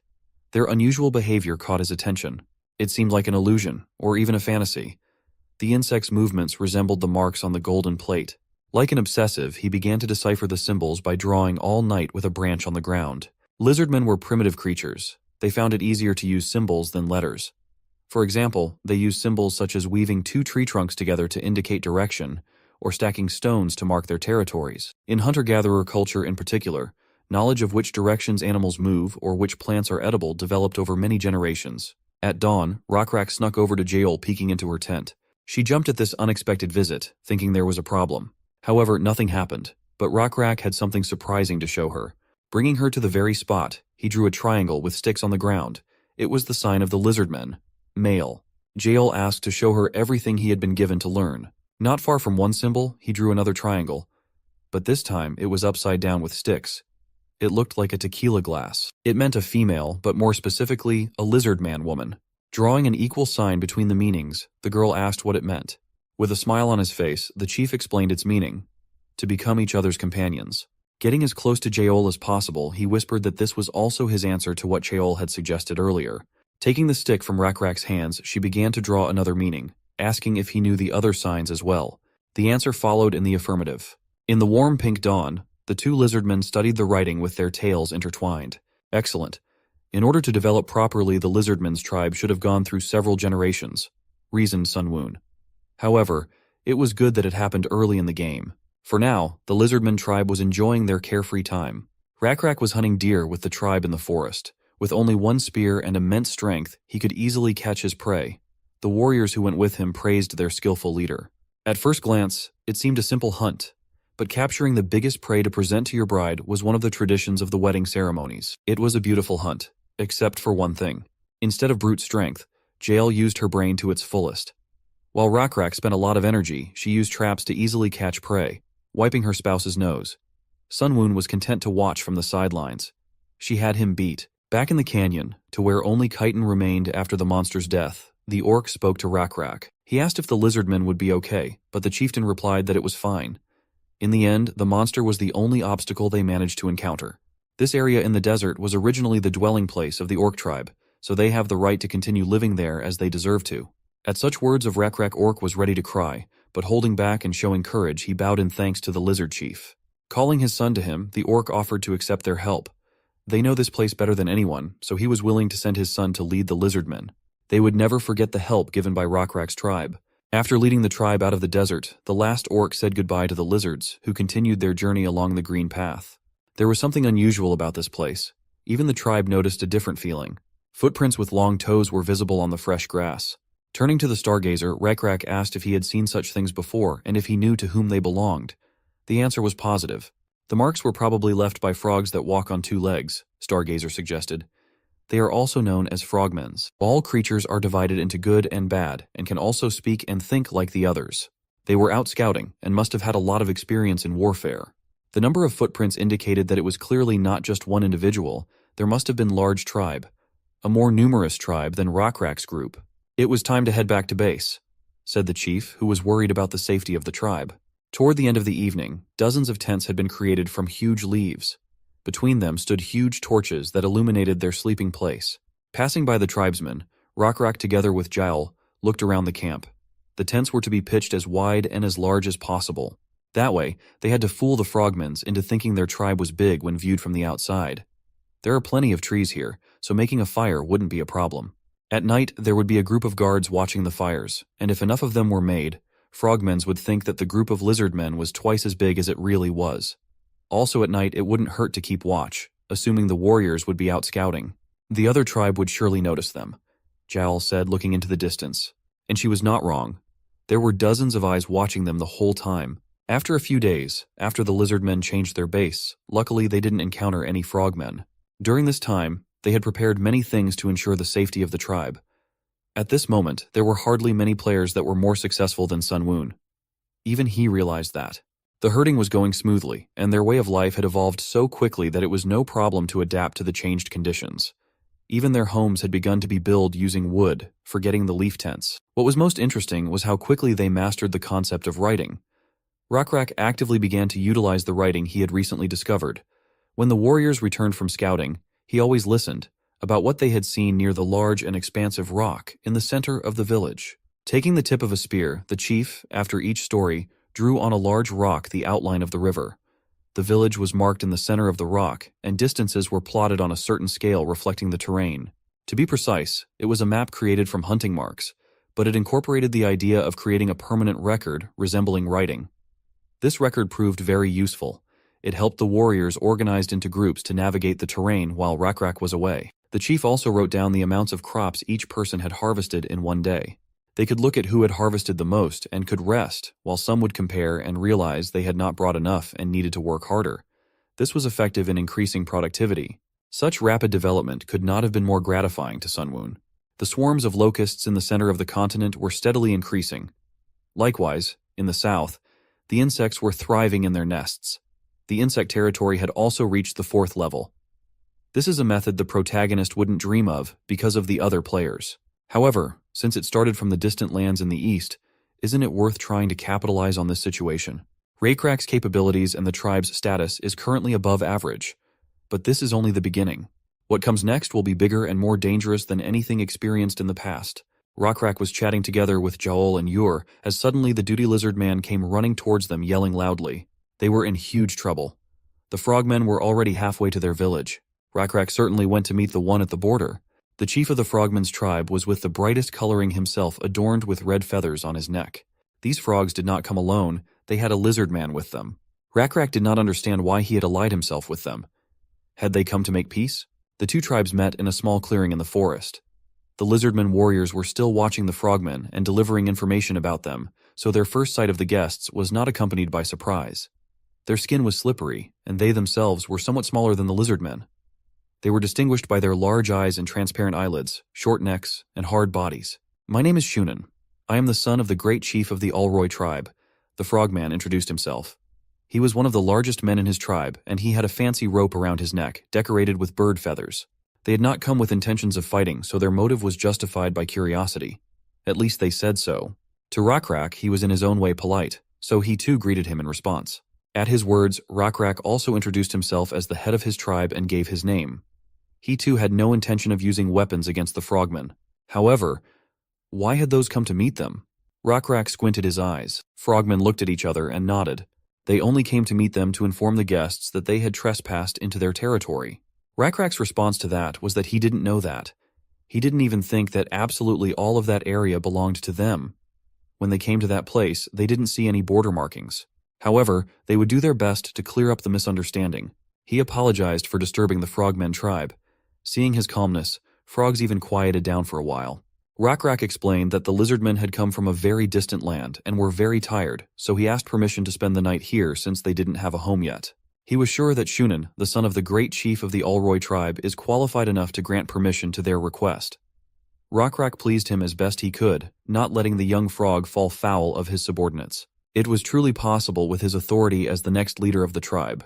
Watching the frogmen warriors that came with Shunan, Rakrak realized that they were sent to keep an eye on the lizardmen. With questions piling up, particularly about their lizard friend, Rakrak needed to carefully gather all the information from them.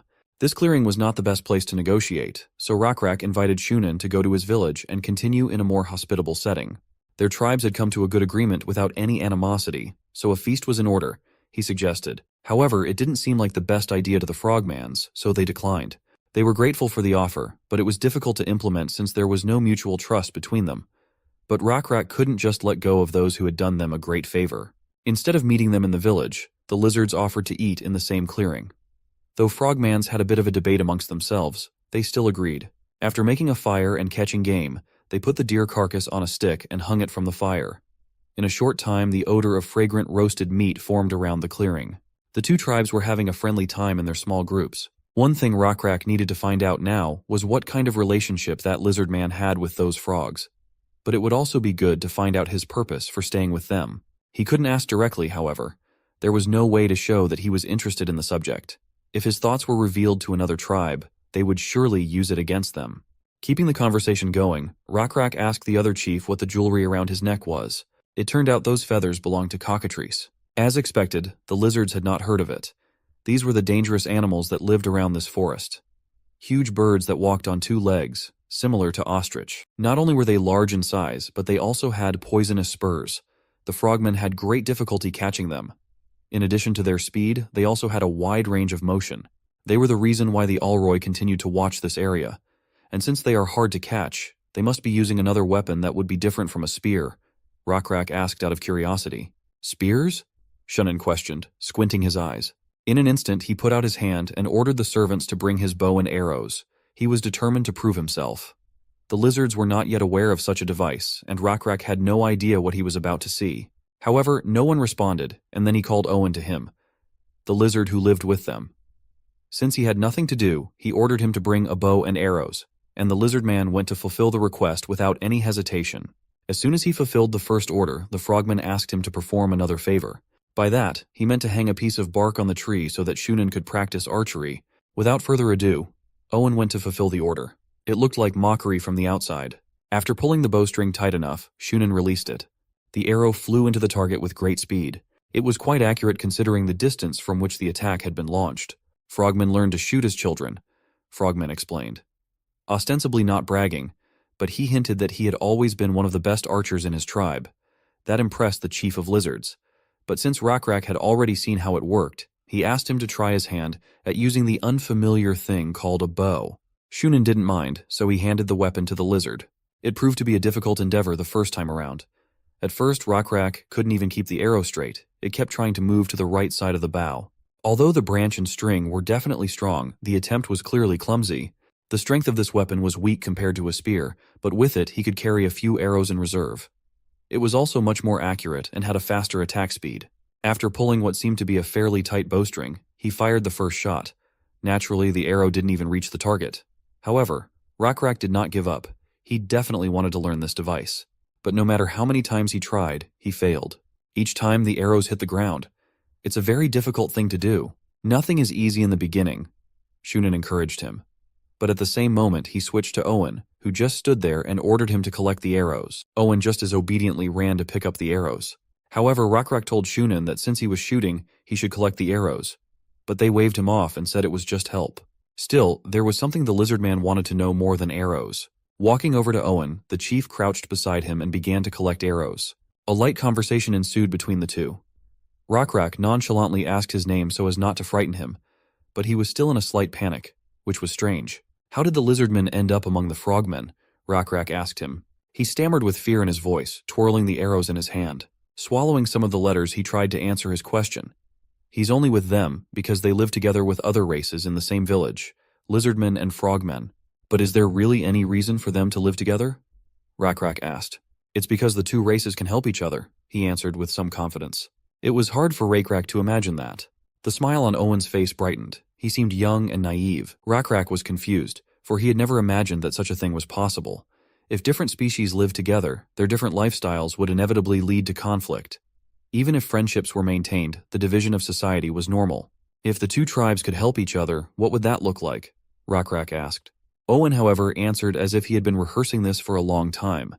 In exchange for receiving protection from the frogmen, they help in uncomfortable situations. The frogmen can't leave water for long periods of time, but the lizards are able to do so, such as picking fruit and climbing trees. Sharing food with them was a good idea, Owen praised the chief. But the lizardmen do well without them, so why protect them? Rockrak asked, looking at the arrows. Because this forest is dangerous. The tribe of Alroy are the largest tribe in this forest, Owen emphasized. Without them, they would not have survived. An awkward smile filled with sadness floated across his face. Rockrak squinted his eyes warily at Owen and said, "Forget everything he said." Whoever asked what, they were now talking about archery, the chieftain ordered. Back in their place, the lizards cut up the carcass into nice, juicy ribs. Shunan took a bite of the meat and was overjoyed. The deer meat was even more delicious when combined with the fragrant herbs. Rockrak was glad that the food suited his taste. But had they ever eaten water buffalo? Rockrak asked. Shunan's eyes glistened. He had caught one once long ago, and it was delicious. The lizard, on the other hand, said he had a few more in store and was willing to trade it for a few arrows. Shunan was not sorry for a couple of arrows for such an exchange, but the guards behind him gave him a hard stare and he still refused. Rockrak continued to eat the meat and said with simulated disappointment that it was a pity. However, in any case, they would delve deeper into these discussions when their friendship improved. Fortunately, Frogmen tribe members did not show hostility towards the Lizardmen. Indeed, they were not only friendly to Owen, but also to the rest of the Lizardmen warriors. Since the two races lived together in their village, Shunan beckoned his Lizardman friend over to him. Owen quickly left the company and found himself next to the chieftains. Shunan ordered him to explain to Rockrak how they had spent several months helping each other. He gladly agreed. As long as it proved their friendship, he would continue to do so. As the Lizardman leader had expected, they had prepared answers in advance, preparing for the meeting from the beginning. If he hadn't examined it carefully from the beginning, he himself would have believed their comedy. The meeting was coming to an end. Frogmen had enjoyed meeting their guests, but it was time to leave. Rockrak suggested that next time they should come to the Frogmen themselves. The hosts of the swamp had a long distance to cover, so he wanted to make things easier for them, but they said it was fine. The place was big enough and they needed to check it out anyway. After saying goodbye to each other, Rockrak waved goodbye to his friends. The lizards followed suit and repeated the gesture. When Frogmen had their backs to the lizards, Shunan put his arm sharply around Owen's shoulders and pulled him toward him. He seemed to be asking Jael and her husband for help. The gesture was clearly suspicious. It didn't look like a relationship of people on equal footing, told Rockrak. By the time Frogmen reached the settlement, the sun was already setting over the horizon, illuminating everything with yellow light. As soon as they reached the water, Shunan slapped the lizard with a loud slap. "Did you think we didn't know what you said to the leader of the Lizardmen tribe?" he asked, pointing a finger at Lizard. Owen slumped on a small sandy beach near a body of water and held his cheek. In a trembling voice, he said he hadn't told anything. He had just been asked how to become a good archer. "What a pathetic excuse," Frogman Warrior asked and punched the lizard in the stomach, confirming his actions by saying that he couldn't even shoot properly and was already giving out advice. But he continued to argue that it was true. If he would said he couldn't do it, it would look suspicious. After a little thought, Shunan agreed with that statement. That's why he acted like he couldn't answer Rockrak, and also emphasized that if he wanted to learn, he needed to pay for the training. Rockrak, as Owen had said, couldn't give him anything right away, so he stopped begging. Looking among themselves, Frogmans found his words convincing and believed him. "As expected from the skillful trickster Owen," said Shunan.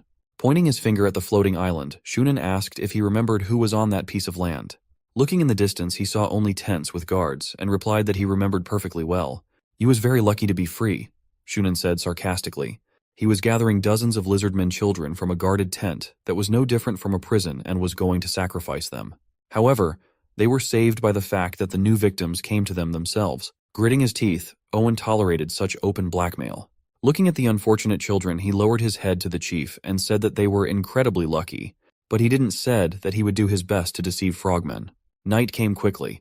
The sentries that had been near the children were replaced by others, and Owen continued to watch them. If he had only known this was going to happen, he would not have diligently broken into this settlement. They should have known when they welcomed them with open arms despite their different races, or at least when they brought them to the Brotherhood ceremony and told them they could stay together on this land. The remaining 200 Lizardmen can't stand up to a tribe of 1,500. Besides, they have a god, a huge green creature that put fear in everyone. He would never forget the sight of the two-headed monster that pushed them up against the Frogmen gate. That day, blood spilled in all directions, staining the ground and walls red. This monster ruled the Frogmen settlement, just like the toads ruled Owen and the children. Nothing was changing. The Rockrak tribe is unable to change the impossible. The leader of the Blackscale tribe looks like a strong warrior, but even so, they are savages who don't even know what a bow and arrow is. If only they were moved to sacrifice first, the children could survive for a while. Owen had no choice but to ask the children to live a little longer. He would definitely make lizards come to the frogs. The sun was illuminating the land with its warmth. The Lizardmen brought the Frogmen a water buffalo as a gift. Frogmens did not hide their delight and were very much overjoyed. Rockrak had said earlier that he would bring a live buffalo, and he kept his word. To him, it seemed like a great trade for a bow, but Shunan was not convinced. Then Owen suggested that his chief do things a little differently. In order for there to be a trade in weapons, they could start getting to know each other through sincere conversations. It was a great idea. Besides, they didn't know anything about the Black-Scale tribe yet and invited them to visit the Frogs village. Just then, they would be able to give them the bow. Doesn't this seem like a good opportunity to get to know each other? Rakrak's arrow fell to the ground after flying some distance. Yahello asked him how he was doing this time, to which he replied that his arrows only flied half the distance that the frogs shot. Looking at the bows they had managed to make by following example, he added that he didn't know what kind of creature's tendons they used in their bows. Yahello reminded Rakrak that their 5th meeting was coming up, and that they were probably going to find out as much information about them as they could. Continuing to stare at the arrow stuck in the ground, he replied that it was obvious that they were up to something. But the biggest problem was that they didn't know when and what frogmen were going to do, so they had to be on high alert, which was exhausting both mentally and physically. But in spite of all this, it was not in their plans to give up, so after saying that they had made some progress today, he asked Yahello about the medicinal herbs that were supposed to be effective against the itching disease, to which he replied that the herbalist knew a place where there was enough of them. This was great news, but at the moment Rakrak was most concerned about Owen, who he thought would be the key to their plan. Yahello was clearly more determined than him, so the very next moment she offered to give him a chance, which could be a great opportunity for them. At the same time, the delegation of frogmen, along with Owen, were on their way to their 5th meeting with Rakrak. Owen was in the tight embrace of one of the frogmen, making it hard for him to breathe, and he shouted desperately, saying that he had done everything they had asked, and that it was not his fault that they had failed. To which Shunin, who was walking behind him, replied that it would take too long to lure the lizards. Owen replied that those lizards with black scales and water buffalo skulls on their heads were more cautious than he thought. To which Boy, who was holding him, said with a sneer that it seemed those were different and were not as naive as his tribe, who had trusted them immediately. Owen had no choice but to smile and agree with his words, for it was the truth. The very next moment, frogmen threw him to the ground. Boy turned to Shunin and said he would go, because he had some business. Left alone with Owen, Shunin told him that his father had ordered him to speed up the sacrifice ceremony, which took Owen by surprise. Shunin went on to say that he should hurry up and get as much information from them as possible, and try to invite Rakrak and his warriors to their village as quickly as possible without arousing suspicion. When Owen heard this, he asked in bewilderment what was the reason for the rush, thinking to himself that he should listen carefully since this information was being spread exclusively among the frogmen. He replied that his father's illness and that of the others was getting worse, and that he could not afford to delay it any longer. Owen was surprised at this answer, and wondered if he was talking about the itching disease, and if she wasn't just making everything itchy. Shunin replied in a slow and serious voice that originally the Lizardmen were not supposed to know, but he could tell him. Then he began the story, explaining that the itching disease was much more frightening and insidious than it might seem at first glance, and if you got it, not only would your skin start to itch, but it would also start to have a sticky white slime on it that wouldn't go away no matter how much you tried to wipe it off, and it would get bigger and bigger over time. If you were covered with it to a certain level, it became difficult to breathe, and then death would soon follow. That's how a priest in their tribe died yesterday. Owen was surprised to hear this, as he had not heard that the itching disease was fatal, but he realized that it was probably a test, so he could not show his true emotions. It also explained why some of the frogmen hadn't shown up lately, which could even mean that some of them might already be dead. But right now, it was important for him to play his part convincingly. So the very next moment, he said with sadness in his voice that this story should not reach the lizards. He added that if it did, they would laugh at them and also look down on them. Shunin replied that it was true, but they wouldn't be able to hide it forever. After a few seconds of thinking, Owen replied that even so, they had a way to keep the lizards under control, and to do so, they only needed to say that this disease could spread to the Lizardmen as well. Hearing that, Shunin replied that it was a good idea, but the problem was that the disease couldn't actually spread to the lizards, to which Owen immediately replied that there were herbs that produced white slime and also caused itching, and if they used them, they could easily fool Lizardmen. Their task was to pretend to be weak, and as soon as they took a bite, to trap them. After hearing Owen's plan, Shunin was delighted. He patted Owen on the shoulder, praised him and called him an excellent deceiver, to which he only smiled awkwardly in response. Shunin liked the plan so much that he even promised that if he succeeded in luring out the black-scale lizards, he would unconditionally exclude Owen's children from the sacrifice. When Owen heard this, he happily thanked Shunin and promised to do his best. However, Shunin thought that it would not be enough for the lizard man to do his best, and told him that he was afraid that they would need many sacrifices this time, so Owen should try his best to convince them. Owen tensed up, but still decided to ask one more thing. When he heard that, Shunin looked at him incredulously and asked him what he wanted. Owen didn't say right away, and started by saying that he realizes it's a complicated request, but he thinks it would be a good idea to bring at least a few bows to the next negotiation to exchange. Hearing this made Shunin grimace with anger. Giving his opponent weapons was definitely not in his plans. The next day, a delegation of frogmen arrived at the Lizardmen village with many supplies and gifts. The tribal leaders and their warriors chatted peacefully among themselves. One of the Lizardmen marveled at the incredibly strong piece of leather. To his eyes, it was incredible, and he could not believe that it was a simple gift. Could the frogmen really produce them so easily? At the same time, sitting on the packaged healing herbs, Rakrak declared that these herbs were effective against itching. He was offering all this considerable quantity in exchange for just one bow. Owen looked at their quantity and realized that they must have gathered all the medicinal plants in the area. Pretending to think about the offer, Shunin replied that no, rather than saying there isn't enough. He said that trading weapons is difficult. After all, it's difficult with a certain level of faith. Rakrak sighed and thought, that's it again. And after a moment's thought, he came up with something. Rakrak formally addressed the frogman leader saying, Shunin, a son of the great Alroy, for the sake of the faith of both tribes, I have a request to make. His request was a little strange and unexpected. Rakrak wanted to speak to Owen separately and personally. Shunin looked at his captive with a smile and simply replied, do whatever you want. They seemed to be playing their roles well, and nothing wrong could be seen behind their smiles. But that was not the case. Rakrak wanted to find out what was wrong with them and what the Lizardman was hiding. So he led him away from earshot. Their conversation began with Owen telling them that their tribe had joined the tribe of the frogmen through a ritual of brotherhood. Rakrak wondered what that ritual was, but Owen replied that it was a long way off and that they still had plenty of time to get to know each other well. So he asked to tell him all about their tribe, and then he would provide them with as much information about the frogmen as possible. Owen tried to be as friendly as possible and suggested to Rakrak to put aside all doubts and come closer. However, Rakrak noticed a blue butterfly that he already knew, which immediately gave him certain thoughts, but still he didn't understand why it was here. When it landed on Owen's head, it was clear that Rakrak had to lure him to his side and use him. Owen himself did not understand anything and only asked what this strange butterfly was. After looking at the flying butterfly, Rakrak finally decided to play a dangerous game. He told Owen that indeed there were many doubts and suspicions between them now, so it should be put to an end. And now he would tell him everything about them and their story. The conversation between the two lizardmen went well. Back at the frogmen settlement, Shunin praised Owen and his excellent work, patting him on the shoulder all the time. The results they had achieved with his idea were great. Shunin shrieked with joy as he told them they would come to their settlement. When they said they would show them their village, Oboy thought they were trying to trap them, but that was just silly. Thanks to the lizards themselves, the frogmen were able to find out the location and size of the village. They even learned some information about their history. Even contrary to what the scout had said, that the tribe consisted of 600 men. In reality, there were at most 300, of which only 30 were warriors, the Shunin's guard summarized.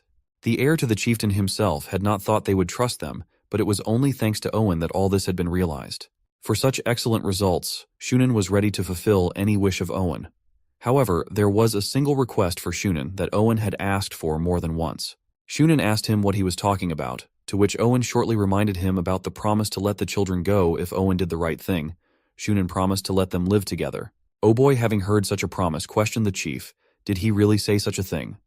To this, Shunin advised him not to be so cruel. His father also understood. They shouldn't be so cruel to the lizardmen, he reminded the guard.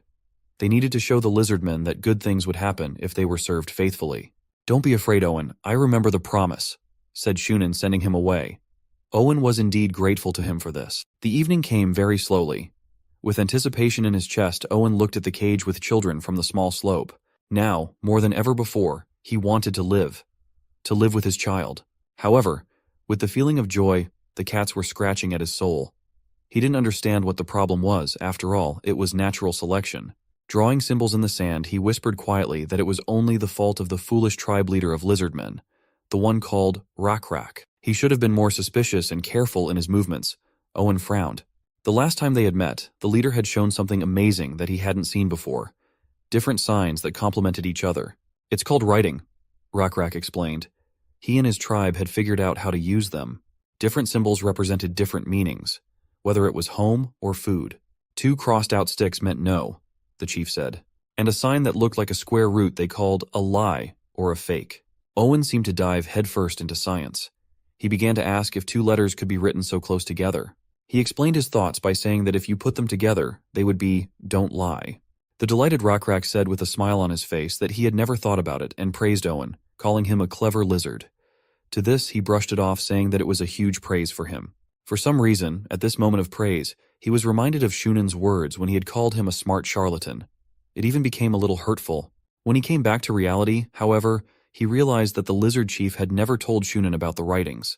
He didn't seem to want to show that knowledge to frogmen, but why had he revealed it to Owen? As if reading his mind, Rockrak said it was all just because of faith. The faith that they had used so far, between the members of the Lizardmen tribe and the Allroy tribe of frogmen, was different. But contrary to that, the only thing he was really interested in was the trust between him and Owen. Owen was visibly crumpling his eyebrows and speaking incoherently.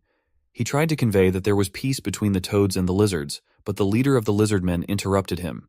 He told Owen in a calm voice that he did not believe the information he had told him about the frogmen. There seemed to him to be more hidden in that story than was told. Rockrak and his lizard tribe had known pain as well. They had seen well the creatures that had fallen by the wayside of life and been cast out. They were just like Owen. They had seen more than once the face of a suffering. A stinging tear rolled down Owen's cheek that he himself didn't notice how moved he was by the words. "Am I wrong?" Rockrak asked calmly, confident in his words, to which Owen replied that it was nothing and asked if he had anything else to say. However, Rockrak didn't need anything else. He had already seen the signs of faith. That's what Owen was thinking about as he looked off into the distance at the river. The leader of the Lizardmen tribe seemed very confident at that moment, but still it was simply impossible to defeat so many frogmen and evil spirit. Rockrak even bragged to Owen about defeating a huge ancient scolopendra, but that seemed useless against those who had beheld and survived against really horrible monsters. The lizards didn't even know how to use a bow, let alone the secret weapons that frogmen warriors have. So carefree that they even talked about their problems without thinking about the consequences. It was a foolish decision. They shouldn't have trusted such a despicable man, Owen summarized, getting up from the ground. Even though he'd said he shouldn't be trusted, they kept doing it, driving him the wall. Owen thought he himself was just a charlatan. After one last look at the inscriptions he had been drawing in the sand, he turned around and went back to his tent. By morning, almost all the symbols had disappeared, hiding the fact that someone had been there. A huge commotion went up in the village. A multitude of feet ran from the side, raising a huge amount of dust. Lizardmen arrived in their settlement, shouting out things here and there. Shunen came out to greet them with open arms. To this, Rockrak thanked them for such friendly hospitality. He hoped that this exchange would only strengthen the friendship between the two tribes. Shunen also supported his guest's wish. All the lizards came in full gear, spears in hand. Rockrak was ahead of all questions and asked them to ignore the fact that they had come with weapons, explaining that he was afraid they would meet cockatrice halfway. Shunen only mentally gloated at the foolish Lizardmen leader. He thought the idiot wouldn't even believe him if he told him that cockatrice could not be fought with a spear. Shunen was cunning enough to even think of a plan ahead of time. When the banquet began, he was going to get his guest drunk and fire a poison arrow. Rockrak was distracted at this time and asked where Owen was, to which the son of the frogmen chieftain shouted at the top of his voice for Owen to appear immediately. He was standing not far from where the banquet was being held and seemed to be drawing something on the ground. There were only lined paths on which the dishes were placed. Crates and bags of food were visible in the background. They seemed to have decided where Rockrak would sit. "Sit there." Shunen pointed ahead and asked him to say hello to Owen, and he went to make sure the food was cooked properly. "So be it," the lizard replied, pulling a smile onto his face. Getting close enough to him, Rockrak called out to Owen, who was waiting for him to come. In his place, Owen wrote some text that needed to be read. "When Rockrak and the warriors are seated, the banquet will begin," Owen said with a smile. To the lizard chief, it sounded like a warning of danger. Owen, however, with his feigned smile, went on to say that it was a fun banquet that would promote peace and friendship between the two tribes. While he was saying all this, he was pointing his stick at his text, which consisted of only one symbol that Rockrak had taught him: lie. They were written all along the length of the seats on which the chief and warriors were to be seated. Taking the hint, Rockrak began to pull the water buffalo skull over his head while calling out to Ur. The lizard's pupils became as narrow as a cat's, and with anger in his voice, he ordered the warriors to begin. Ur waited for nothing more. Gathering all the strength in his hand, he took masterful aim with his spear. The weapon flew straight into the frog warrior's head. The spear pierced through the skull, causing the body to fall to the ground, terrifying the others. "Kill all the frogmen," Rockrak ordered his tribe in a cold and low tone. The warriors moved forward without hesitation. One by one, the frogs fell to the ground, pinned with spears. They didn't even have time to do anything with their bows. Some of the defeated green creatures turned to Owen before they died. blaming him, for he knew everything, branding him a traitor and blaming him for their deaths. Rockrak's casual face expressed no emotion, only drops of blood dripping from his mask, leaving a trail. In a short time, the entire clearing was strewn with the bodies of frogmen holding arrows on their belts that had not saved their lives. Rockrak walked around the area listening to the report on the progress of the attack. During the attack on the warriors, many of the frogmen had fled following Shunen's example, which meant that they would soon be hit by a hail of arrows. "We don't need worry about the arrows, because we have a backup plan," one of the warriors said to the leader. "But that was unnecessary, for they had Owen," Rockrak said with a smile on his face. There was something in his plans that he had to do. The tip of the arrow the frogmen held was coated with some kind of poison. Shunen and the warriors he'd gathered in the meantime, armed with bows, were heading toward the banquet site where the black-scale lizards would be. He was mad as hell, and blamed Owen, who in his opinion was to blame for what was happening. Turning to his warriors, he asked irritably if they had passed on his orders, to which one of his subordinates replied that they had. He reported that he had summoned all the warriors of the village and put them under the command of the Oboy warrior and ordered them to attack the black-scaled lizards, while the lizards in the village were ordered to hold back those until reinforcements arrived. Hearing this, Shunen angrily shouted that they should avenge such meanness from those. Pointing his finger at the black-scale lizards, he shouted furiously and ordered his men to fire and destroy the enemy at all costs. In the very next instant, a rain of poisonous arrows flew straight towards the Rockrak tribe. Even if the arrow could not kill the lizard, it would still die from the poison. However, they also had a trump card in the form of the shields each warrior was armed with. The next moment, the arrows hit the shields and fell to the ground with a clang. Shunen and the rest of his warriors were amazed at what they had seen, for they could not have imagined that the black-scale tribe would have anything to counter them, and even more so that they could neutralize one of their strongest weapons and one of the weapons of which they were so proud, namely, their bows. Rockrak and his warriors rejoiced that they had won a small victory. Shunen was angry at his failure, but not about to give up. He ordered his warriors to keep firing if they saw them trying to advance. The next moment, however, his attention was drawn to the smoke that appeared out of nowhere. Puzzled, he wondered what was happening. He looked again at where the black-scale lizards were and found that he could no longer see them properly because of the smoke, which would greatly reduce the effectiveness of their bows. However, there was still one more question, and that was where was the smoke coming from? At the same time, in the lower village of frogmen, someone had set buildings on fire with a torch. It was none other than Owen, who, with torch in hand, stood watching the fire spread throughout the house. His kin ran up to him and began to panic, asking why he was burning down the village. Seeing that he did not answer, one of them asked if it was also Shunen's order. Owen replied that it was not, but that he had been asked to do so by the leader of the black-scale lizards. Hearing this, his kin were perplexed and shocked, as they could not understand why he had decided to listen to their enemy. Seeing their confusion and panic, Owen told them to calm down and trust him, then informed them that the black-scale lizards intended to crush the frogs. The gray-scale lizards were silent. Owen was the smartest among them, and they realized that even if this trickster risked everything, they should do the same. The tips of the lizards' wooden clubs caught fire, and in the next instant, the village of frogmen was engulfed in flames. Shunen watched with shock and despair as his village burned. He still could not believe that Owen could betray him. Seeing that the grayscale lizards had betrayed them, and that their situation was getting worse and worse, Shunen gave his warriors the command to retreat, to which they asked how they could retreat when they had killed their warriors. However, Shunen's priority was his safety, for if heir like him got into trouble, it would most likely be all over for the village. However, since it was the heir's order, they could not disobey, so grudgingly, they began to prepare to withdraw. Turning to Shunen, one of them asked if they would join the Oboy warrior. However, he himself did not know the exact answer to this question. Although he had no doubts about his abilities, his intuition told him that in order to get rid of the black-scale lizards, he needed a more reliable way. At the same time, Oboy was confused as the village burned while there was no word from the warriors preparing for the feast. By his assumptions, Shunen must have been continuing to fight. However, the problem was that the 10 warriors who were in the banquet hall, as well as the 5 others who went to check, were most likely dead. This left Shunen with about 15 more warriors, while there should have been 4 or 5 more on the island. Adding them together and adding his 10 warriors as well as the warriors from the upper-class village, the total should have been somewhere around 45, which meant that they still had the advantage. Instead of panicking, he began to encourage his warriors by telling them to put more poison on their arrows. After all they had to do was wait for Shunen to arrive, with whom they would retreat. But despite his confident words, his warrior intuition warned him of the approaching danger. And as it turned out, his intuition was not lying. The very next moment, a noise was heard in the bushes nearby. Quickly reacting, he immediately pointed his bow in the direction of the noise, shouting for those who was sitting there to come out, threatening to shoot him. But behind his determination and threats was fear. He had the same feeling he had when he met cockatrice, and his instincts told him to run. But he could not do so, for the next instant 2 large eyes flashed through the bushes. On seeing them, Oboy immediately ordered his warriors to shoot at them. The warriors released the bowstrings of their bows, and the arrows flew at the enemy. But in the next instant, the faces of all frogmans who saw what appeared before them were filled with fear and horror. Before them was a huge reptile, on the back of which sat several black-scale lizards. The creature, with an arrow between its teeth, seemed to be smiling at them. The lizard behind Yael asked her if the arrow had wounded Manun, to which she smiled and said that it was probably just stuck between his teeth. Manun was still small, and still had a habit of chewing everything in his mouth.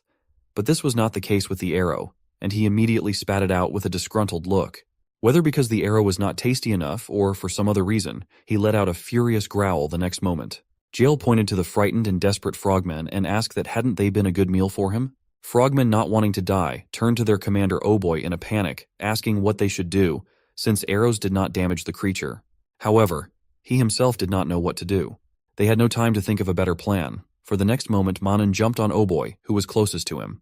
He was an experienced warrior, and a second before he died, he managed to dodge, which put the head of his inexperienced kin right in the reptile's mouth. Realizing that this monster was no match for cockatrice, and that it was almost impossible to make eye contact with such a fast creature, he decided to throw poisonous toads into its jaws.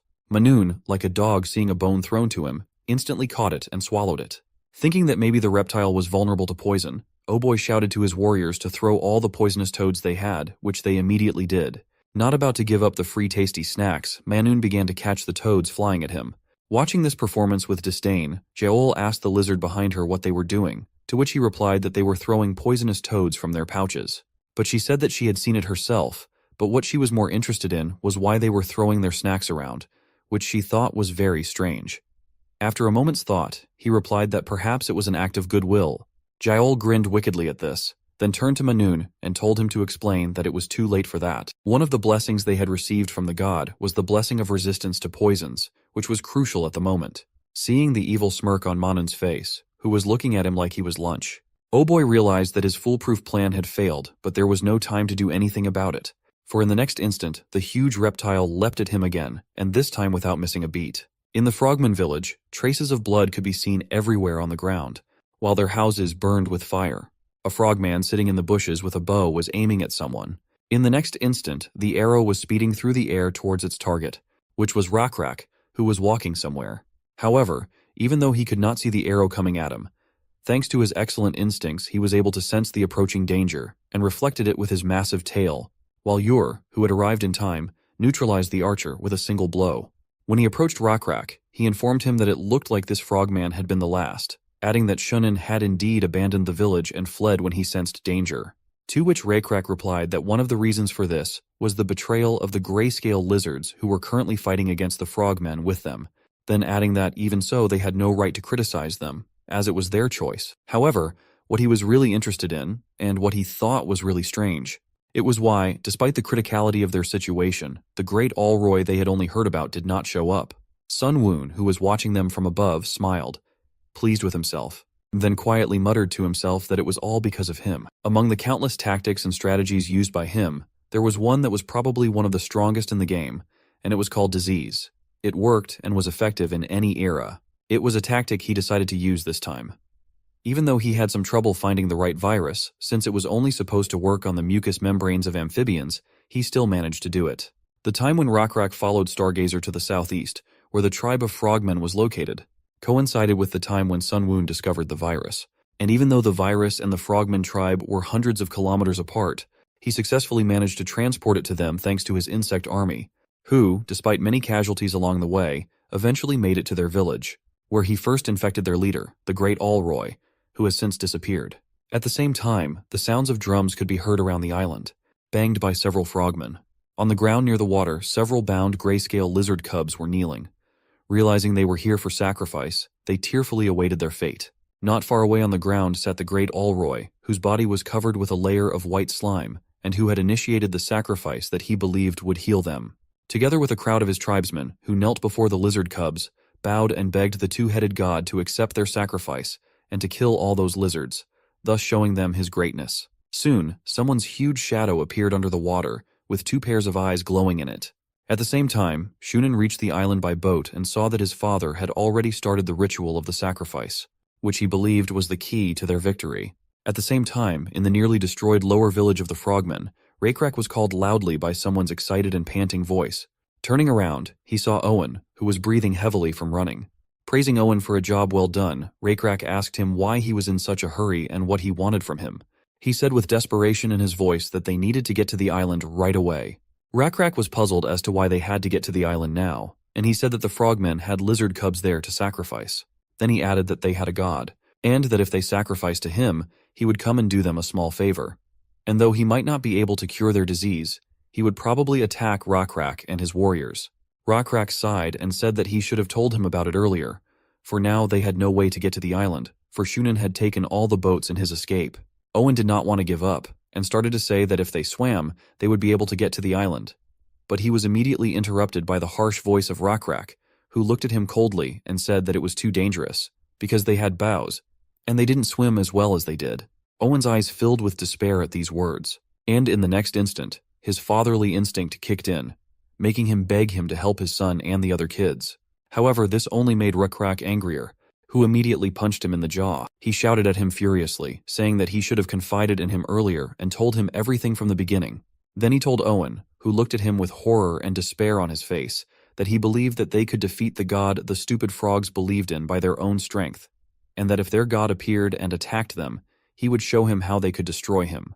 When he calmed down and stopped shouting, he looked pityingly at the still sobbing Owen. Though he couldn't imagine his pain, he knew it was incredibly hard for him, so he just asked if he thought he should have told him earlier so they could have saved his son. At the same time, Jowl stopped behind them, and after dealing with Oh Boy, she got back on Manon. She immediately turned her worried gaze to the island in the middle of the lake. Owen didn't think Raycrack had said anything wrong, for he realized that things would have changed if he had only been able to learn of Shunin's intentions earlier, and perhaps if he hadn't acted so late, none of this would have happened. In the next instant, the water near the island was churning. Allroy, shouting incomprehensible words, joyfully reached out to the creature that appeared from under the water. This creature turned out to be a 2-headed devil, which was their god. Without wasting time, Allroy immediately pointed to the gray lizard cubs, who, seeing the monster, clung to each other in fear, and then he said in a reverent voice that it was his offering. Raising his hands in the air, he began to shout in a fanatical voice to punish the black-scale lizards who dared to disturb the god's lake.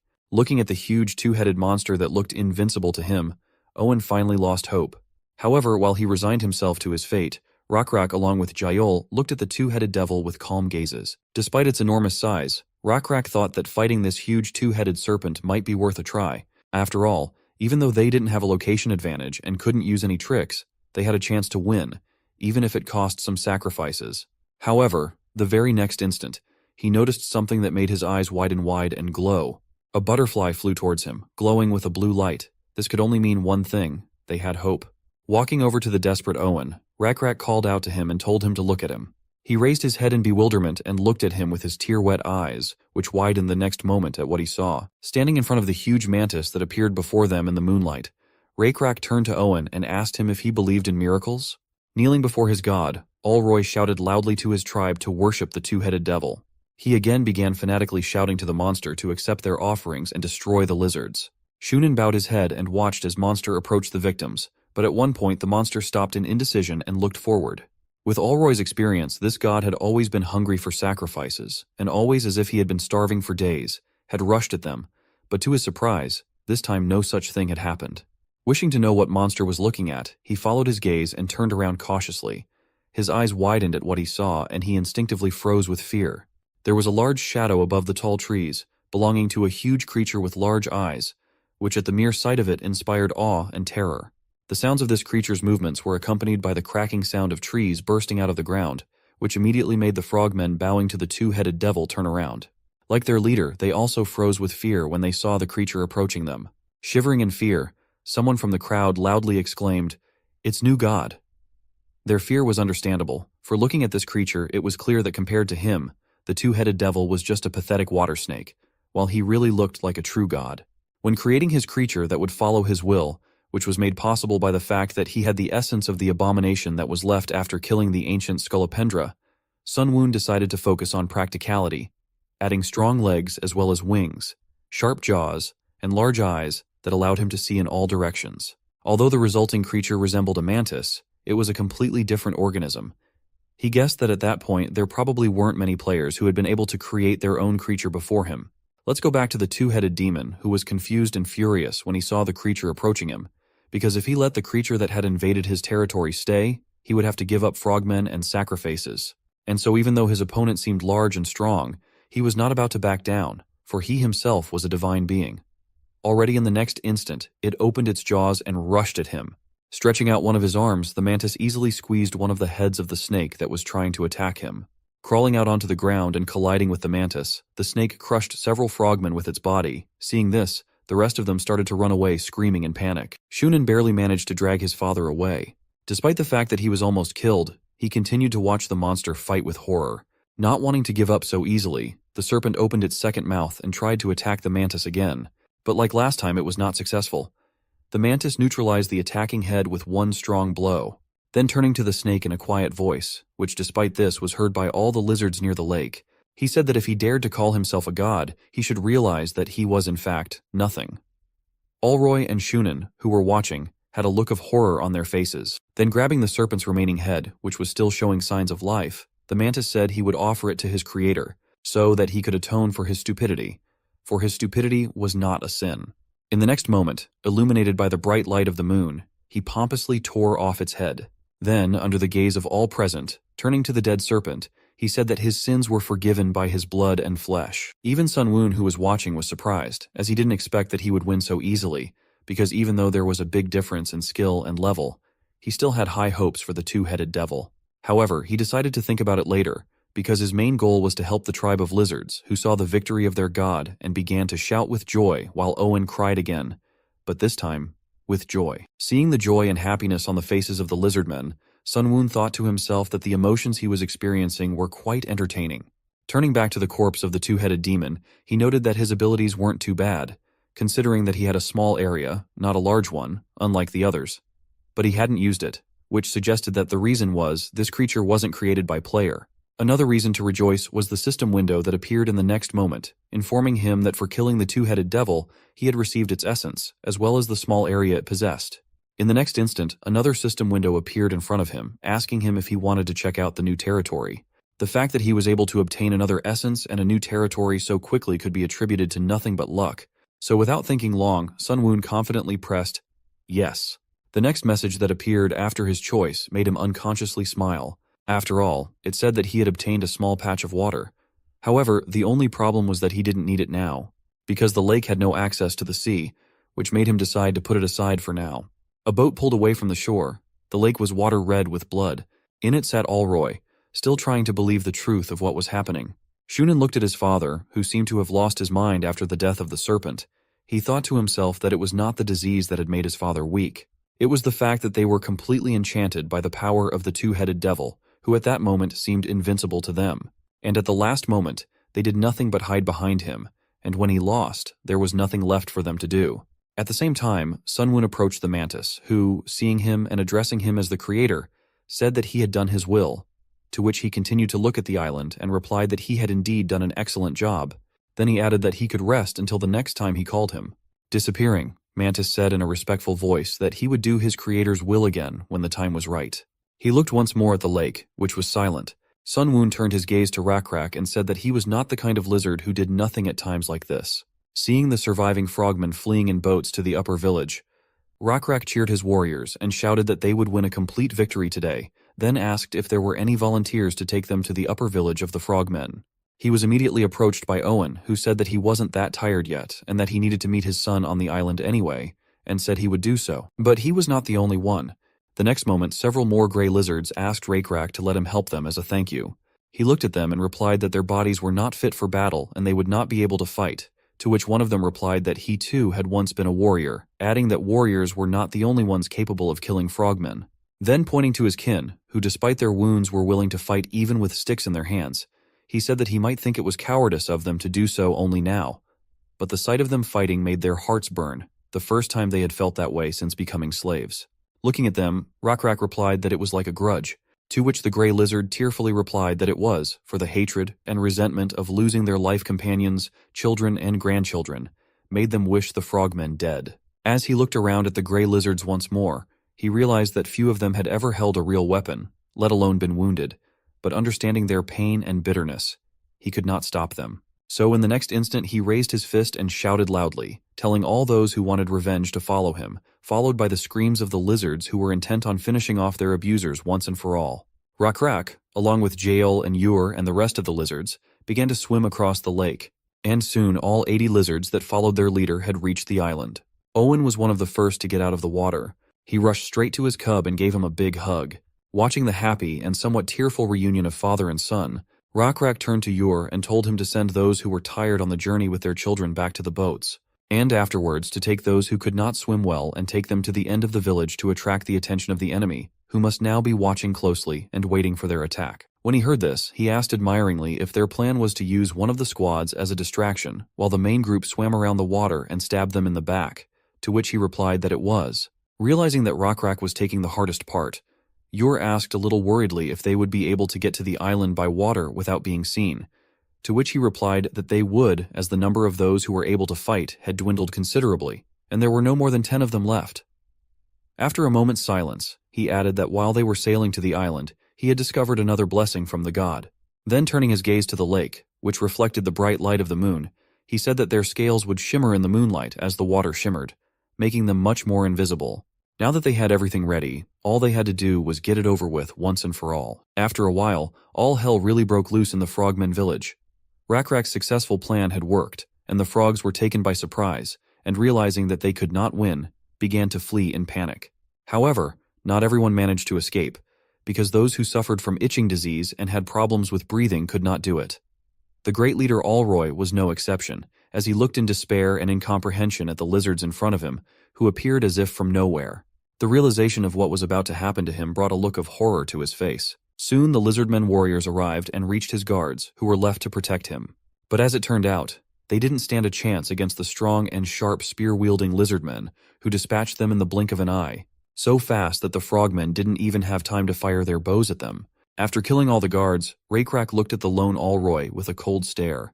But even in such a situation, and having long since lost his dignity, he began to scream in despair, accusing the two-headed devil of not saving him, despite the sacrifices he had made.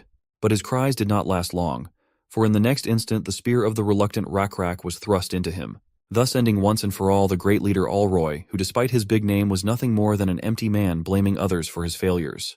At the same time, Shunin sat in his tent listening to the war cries of the lizards, as well as the panicked cries of his kin, with terror on his face. Shivering with fear, he pondered how it could have happened like this, and how their numerical and weapon advantage had vanished in the blink of an eye. Even the poison that should have been their trump card did not work on the lizards, who were somehow immune to it, but it was too late to think about it, because they had already lost. After a while, the shouting and noise outside subsided. Deciding that this might be a good chance to escape, he cautiously peeked out of the hut to make sure that there was really no one outside. However, he didn't even realize that the danger was closer than he had imagined.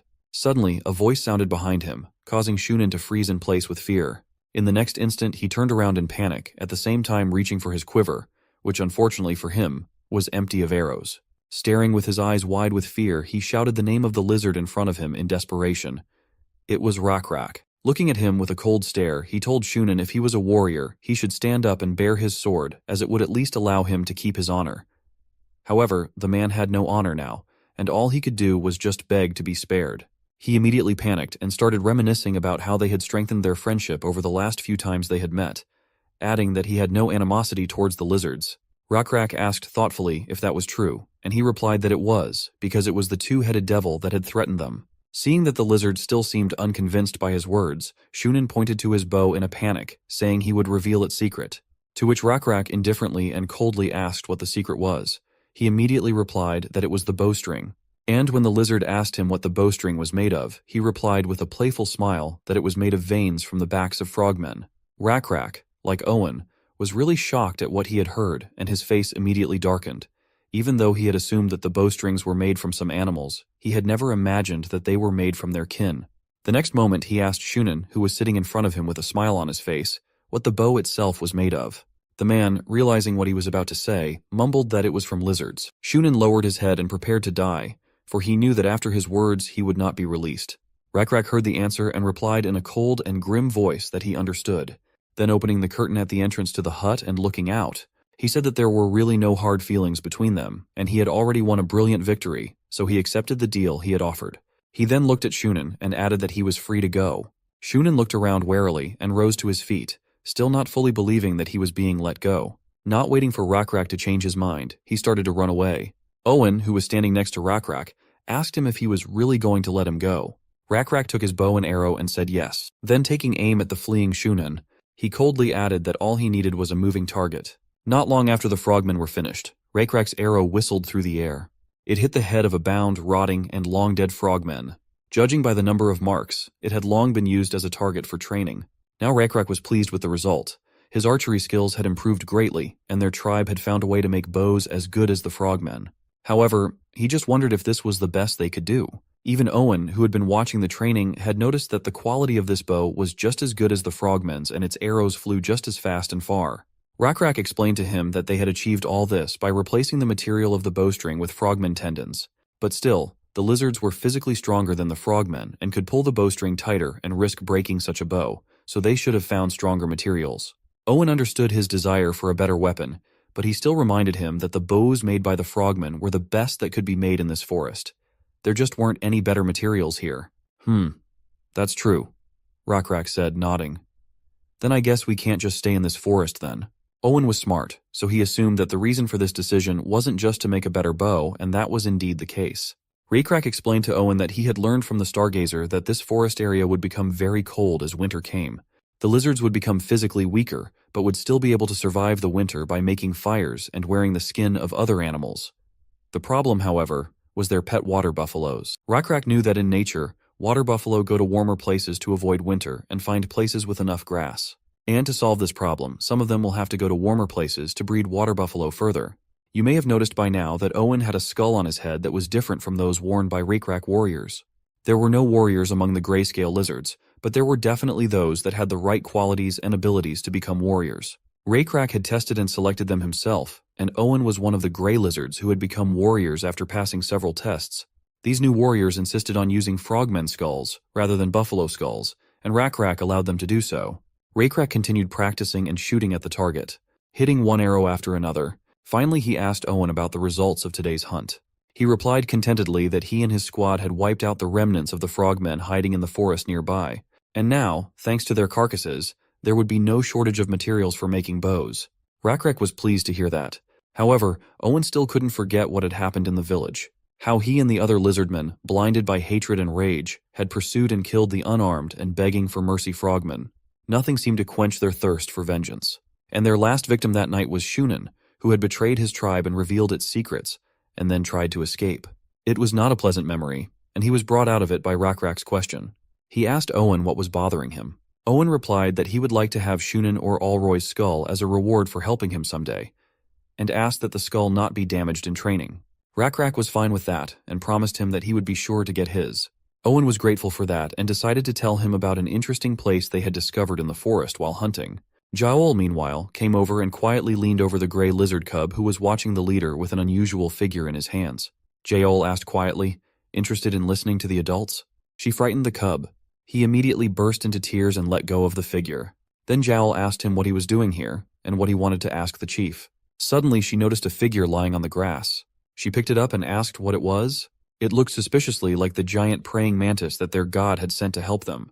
Yahello showed the figure to Rakrak, and he also thought the figure looked like their divine protector. They all liked the way the figure was made, and the chief even asked the cub if he had made it himself. Rakrak praised him, saying that the figure was nice and cute. Hearing this, the cub just glowed with happiness, and then he offered to keep the figure as a gift. But Rakrak was not sure whether it was worth taking the toy away from the child, and looked questioningly at Owen. He replied that it was fine and he could accept the gift without any regrets, for the children of his village had been making a lot of them lately. It is even popular among them to exchange such figures.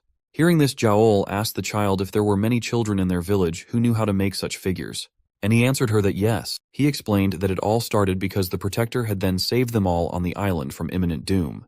Now all the children of their village thought of him as a good and powerful being who could protect them from any misfortune. Hearing this, Rockrock and Jael looked at each other. Rakrak realized that these figures could be very useful, and decided to see how many had been made so far and buy them all. Owen offered to go to their village and see. Rockrak agreed. He was willing to use all his resources to get more of these figurines. He saw this as an opportunity to spread the belief in their unnamed bug god. But that would come later. For now, Rakrak wanted to know what Owen's squad had found during the hunt. It turned out that while hunting the frogmen, they had found a strange structure inside one of the caves where some of the frogmen were hiding. It takes about half a day to get there from the lake, and their squad killed all the enemies without much trouble. But the cave was a bit strange. Rockrak was immediately interested and asked what he meant. Strange in what sense? Owen explained that when they entered the cave, they noticed that there was another entrance that seemed to be carved into the stone. And he himself still doesn't understand how they were able to carve something into solid rock. So, he thought then that all should be told to the tribal chief first. It was the right decision, and Rockrak decided to equip an expedition and explore everything with his own eyes. He returned to the village with Owen and Jael to take a group of warriors with him, and together with them he set off. On the way, Owen advised them to be careful and cautious, for the frogmen were hiding there for a reason, and some of them might still be lurking nearby, preparing an ambush. Finally, they came to the very same cave. As soon as they entered the cave, a blue butterfly appeared out of nowhere and immediately caught Rockrak's attention. While Owen assured everyone that they had cleared up all the frogmen here and they could not worry about anything, they all froze in surprise as they stared at this slab of stone. Though Owen still didn't seem to understand what was so special about it. It was like a circular passage somewhere further into the cave, closed off by a man-made door made of carved stone. Looking at it, Rakrak marveled at how breathtaking it looked, and he didn't understand how such hard stone had been carved so precisely.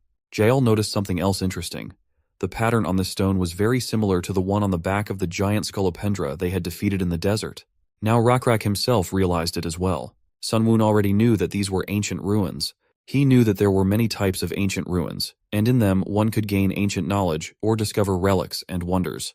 Among the ruins, there were some that had useful functionality, some were unique, but there were also demonic ruins that carried a lot of danger. Now, while the level of development of his civilization was still low, even if they found ancient knowledge in the ruins, it would be of little use, since his civilization simply wouldn't understand anything and wouldn't be able to use them. The situation was slightly different with miracles and relics. They allowed to create or change resources, and could also grant mystical blessings for civilization, but they had one disadvantage.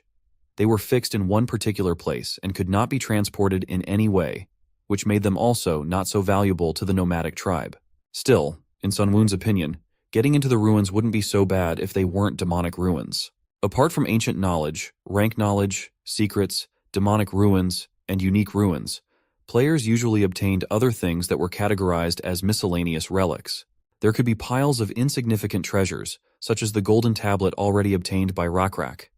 This would have been of great value in the Middle Ages or a later era, but they weren't at that stage of development yet. So Sunwoon decided to wait and see what would happen, as it seemed that Rakrak's curiosity and boldness would not lead to a bad scenario. He, watching Rockrak try to push back the stone door, thought that the likelihood of these ruins being unique was very slim.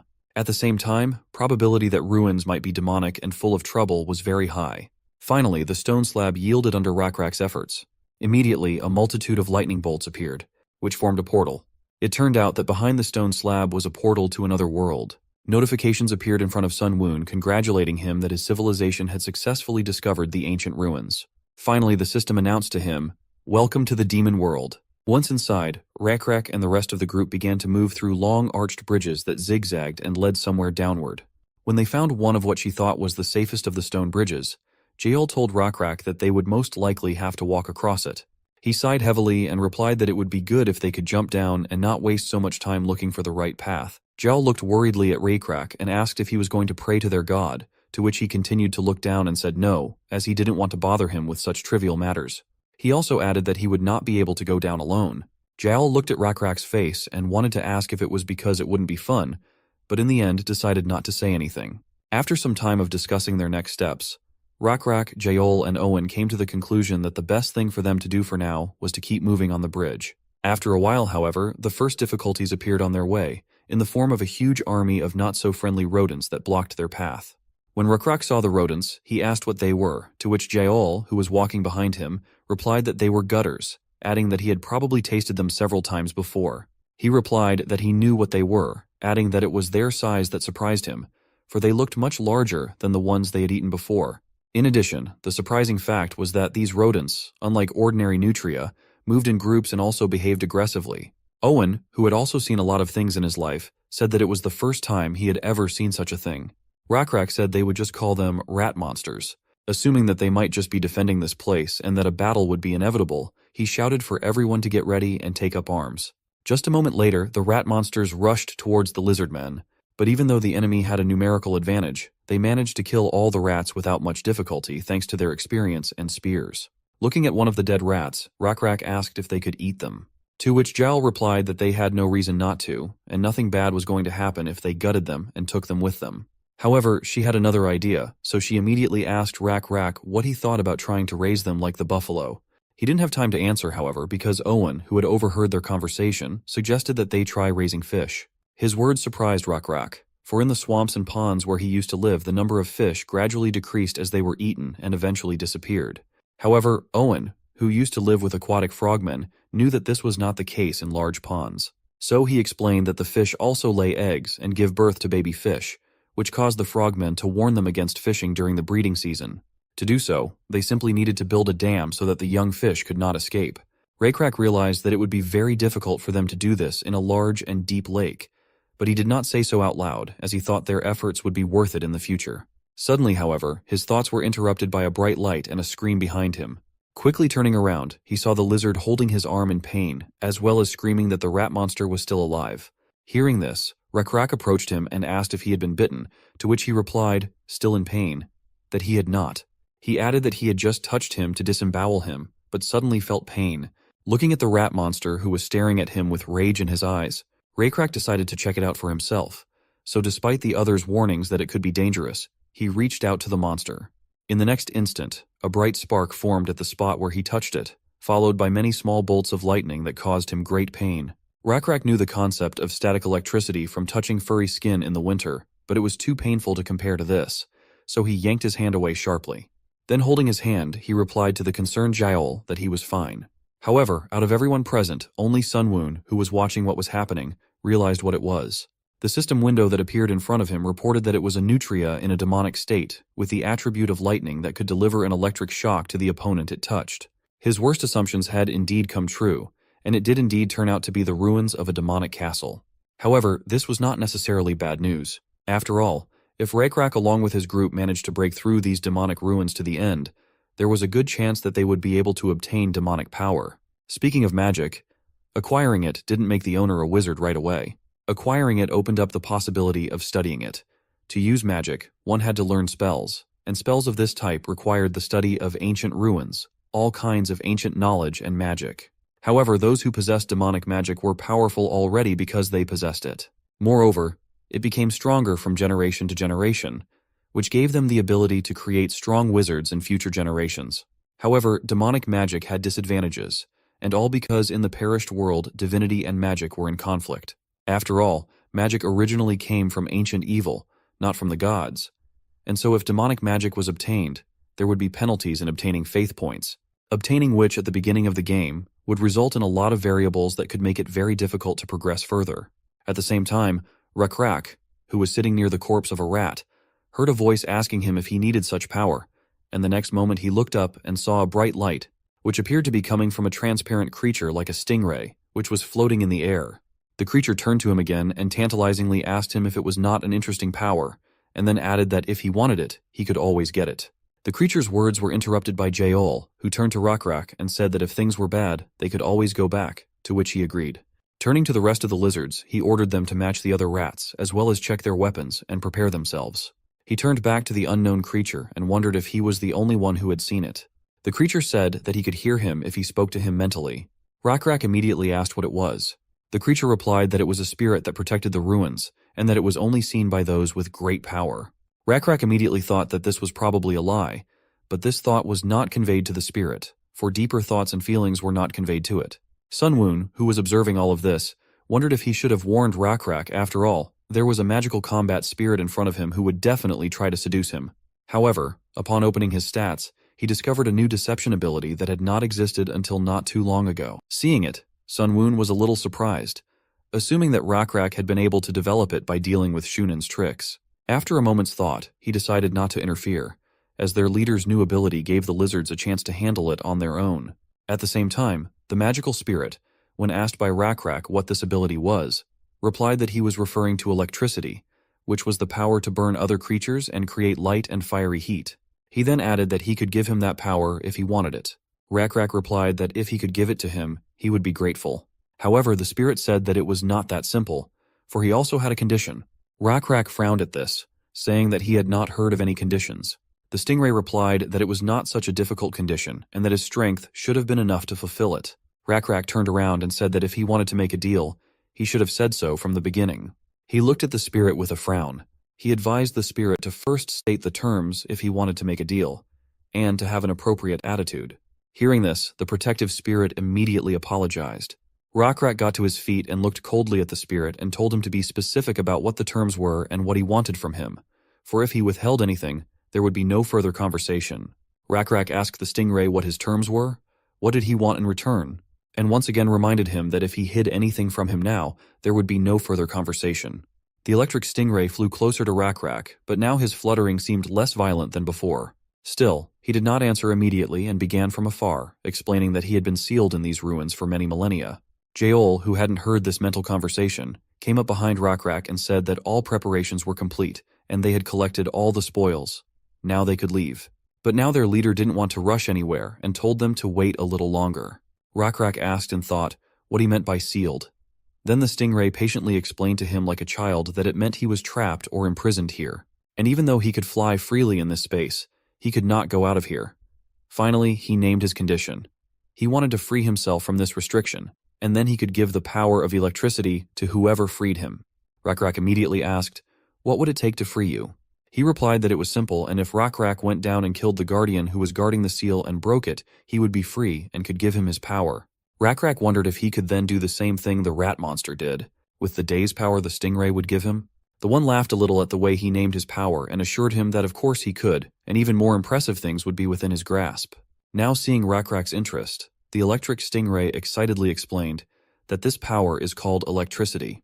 Using this power, Rakrak would be able to perfect it and amplify its effects to the point of being able to summon a destructive thunderstorm on the heads of his enemies. This power could become so powerful that it would be comparable to that of the gods. But Rakrak didn't seem to understand what the stingray was telling him and only asked what else he had to offer. Then the stingray proudly announced that the power he possessed was so powerful and boundless that not only Rakrak himself but also the members of his tribe could use it. But that was not all. This power could be passed on to their descendants. The progress in strength they had made would not be passed on directly, but if their descendants continued to train their strength, some of them could become even stronger than he was. When Rakrak heard all this, he couldn't help but think how amazing it all was. But still he had a logical question. Why was a stingray with such a marvelous and useful power trapped here? He answered without hesitation that it was because its power was too strong. And humans and other intelligent beings stay away from dangerous things like poison or monsters and anything else they don't understand. In case they can't stay away from them, they trap them and lock them there. And that's what happened to him. Suddenly Rakrak stopped him and warily pointed out to him that he himself had just said he was dangerous to others.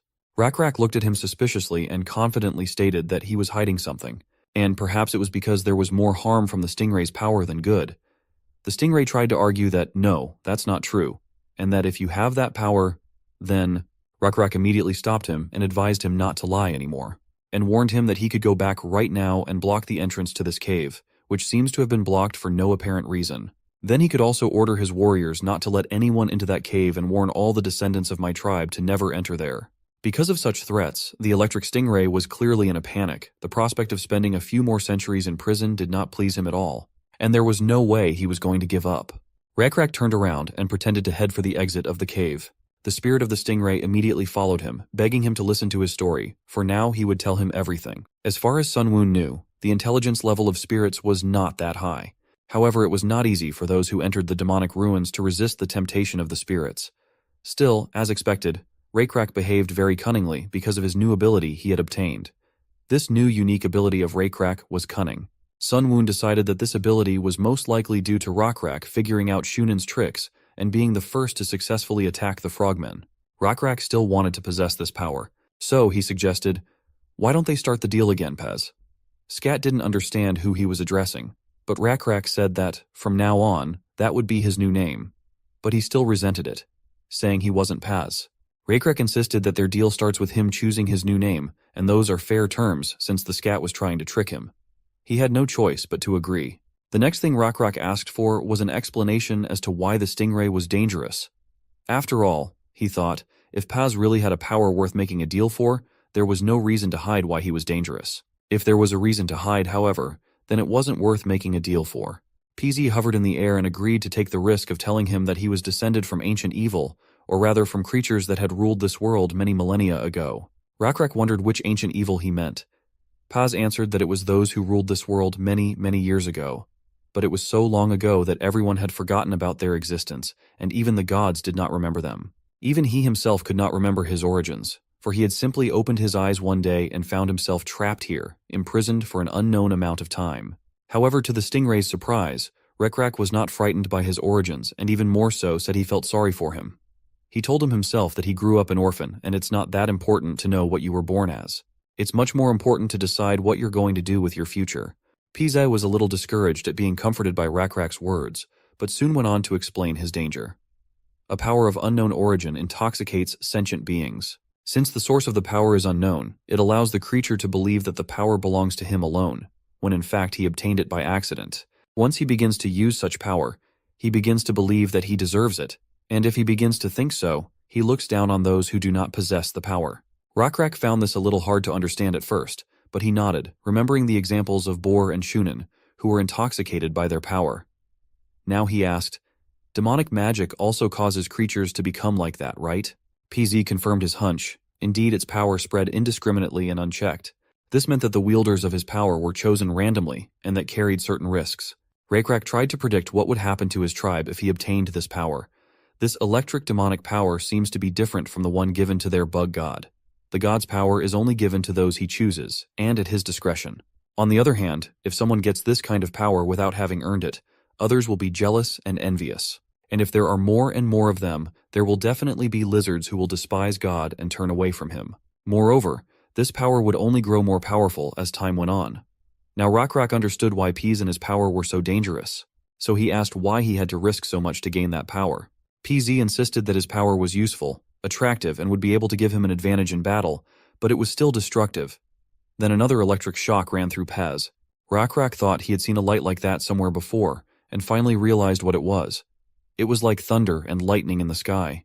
He assumed that the strength of the energy determined the intensity of the light it emitted. At first it might just be a small spark, but when the force grew and became stronger, it could turn into thunder and lightning. He also realized that it would be advantageous in battle if he could generate electricity from his body like the monster rats did. It was indeed an attractive power. He was snapped out of his musings by Peas, who once again asked if he would free him. Rockrock replied that he would, but he had a condition. He wanted to avoid accidentally spreading the power among the tribe. PZ flew up to Rockrock and asked if he wanted the power himself, didn't he? He understood such a desire, and suggested that it would probably be difficult, but still possible. However, there were a few things that would then be needed. In order for a single lizard to have this power, a ritual of the same level as magic would have to be prepared. But Rockrock shook his finger negatively. He didn't want to keep the power to himself alone. Rockrock recalled that he had said that the power of electric demonic magic spread indiscriminately, but if necessary, one person could take possession of it with a ritual. If both of those statements were true, then couldn't the power also not be distributed indiscriminately, but distributed to certain select people? Paz looked puzzled. He replied that he hadn't tried it, but he thought it was possible. Such a small ritual should work, but why did Rockrock need it? If he wasn't going to take all the power for himself, the result would be about the same as if he left it to chance. Then Rockrock explained, "No, it's different. If the power is only given to certain members of the tribe, it will look as if they were chosen by God himself.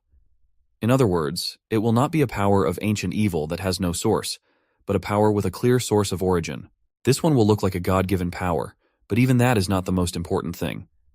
If the lizards think it's a gift from God, then it will be. What difference does it make? The chosen ones will think that God has given them strength, and their faith and devotion will reach God, even though they are gifts, not from Him. From this, their faith will be strengthened, and they will be afraid to disobey their deity." PZ tried to contradict Rockrock, but couldn't think of what to say. What Rockrock was saying directly applied to the perished world system. If demonic magic holders believed that they had gotten it by chance, then accruing faith points would incur penalties. On the contrary, If demonic magic holders mistook it as a power given to them by a god, it would result in increased faith points. Rakrak decided to move on to the next condition. PZ was surprised at how many conditions he had and tried to resent it. But Rakrak reminded him that if he persisted, the conditions would only get more. Stingray had no choice but to agree, and he only asked him not to delay and just say the condition at last. However, Rakrak looked at him carefully and announced that he must also believe in their bug god. PZ was shocked at the suggestion. How could he, a demonic spirit, believe in their god? PZ flashed a look of denial. How could he believe in any god when he himself was descended from beings more ancient and powerful than the modern gods of this world? The rest of the terms were good, but it would be difficult. He reminded himself once again that he was a spirit of demonic magic that had been created from a being that had been around longer than the gods. Rakrak gave him a displeased look and reminded him that it doesn't matter who gave birth to you, how or why. What matters is what you are going to do next. And then asked if he wanted to be free or not. PZ still resisted, saying it was a ridiculous idea because gods don't like demonic spirits. After all, they're just made that way. That's their nature. Demonic spirits compete with the gods and want to spread their demonic magic to as many creatures as possible. That's the purpose of their existence. Rakrak was starting to get angry and advised him not to compare his god to the others, and don't judge their god through the prism of your view of the world. He explained to the Stingray that he thought he was useful enough, and their bug god happens to be very generous and gracious to useful creatures. Their god might even listen to his wishes and fulfill them. That is why the reason why the Stingray was created is not important at all. The reason for its existence is determined by any intelligent creature itself, not the one who created it. Sunwoon watched all of this closely. PZ steadily slowed his fluttering and hesitated in doubt. He knew very well that gods didn't like spirits of demonic magic and tried to destroy them. So he asked again, would their god really accept him? Rakrak was sure of it and assured him that if he accepted all the conditions he offered him, he would be accepted. Rakrak was sure that he did not know all the desires of his god, but he was the one who understood his desires better than any other being in this world. PZ was silent, but he had already made his decision. He looked at Rakrak and finally told him the whole truth. He had indeed lied to him about some things. In fact, he's not just stuck in these ancient ruins, he rules them. The truth is that the challenger in these ruins must defeat the guardian of the ruins, but that guardian is under his rule. He controls everything in these ruins, and he is the one who sent the enchanted nutria with demonic magic to them. Rakrak wasn't surprised at all, and Paz went on to say, the reason I told you is that you must defeat the guardian. But Rakrak didn't let him finish his sentence and finished it instead, saying that he knew why he said that. It was because the power shouldn't go to the weak because they wouldn't be able to spread it widely. He was right. Recently, even a tribe of frogmen had come to take up the challenge in search of power for revenge, but they had failed. But now Pease was wondering how Rakrak would react to all this. After all, he had revealed his lies. Wasn't he upset? Rakrak shook his head calmly as if nothing had happened. He had already expected this. And he wasn't the kind of lizard man who would get upset just because he had been deceived. After all, he hadn't even lost anything from this lie. PZ didn't understand what was going on. Then Rakrak said, I can always forgive if I want to. Forgiveness is not a warrior's virtue, but I am also a tribal leader. And forgiveness and reconciliation is indeed a necessary virtue for a tribal chief. All the more reason for such behavior, since he lives in a place as damp and dark as this, and only has eyes for monster rats all the time. Rakrak thought that he could use some fresh air and looking at the beautiful things outside. Hearing this, Pease glowed with gratitude. Then Paz said, I still don't know your name. What is your name? The leader of the Lizardmen fairly introduced himself. Hearing his name, Pease soared and announced that Rakrak had successfully passed the test, and he accepts all the terms he offered. Finally, he asked if Rakrak agreed to the deal. Of course he agreed, but there was still one last question. Would their bug god accept the demonic spirit as his subordinate? A system window appeared in front of Sun Woon that said that the demonic magic spirit wished to be subordinate to him. If he agreed, he would gain control over the domain of demonic magic. Electricity. After a short time of thinking, Sun Woon clicked yes. Now the deed was done.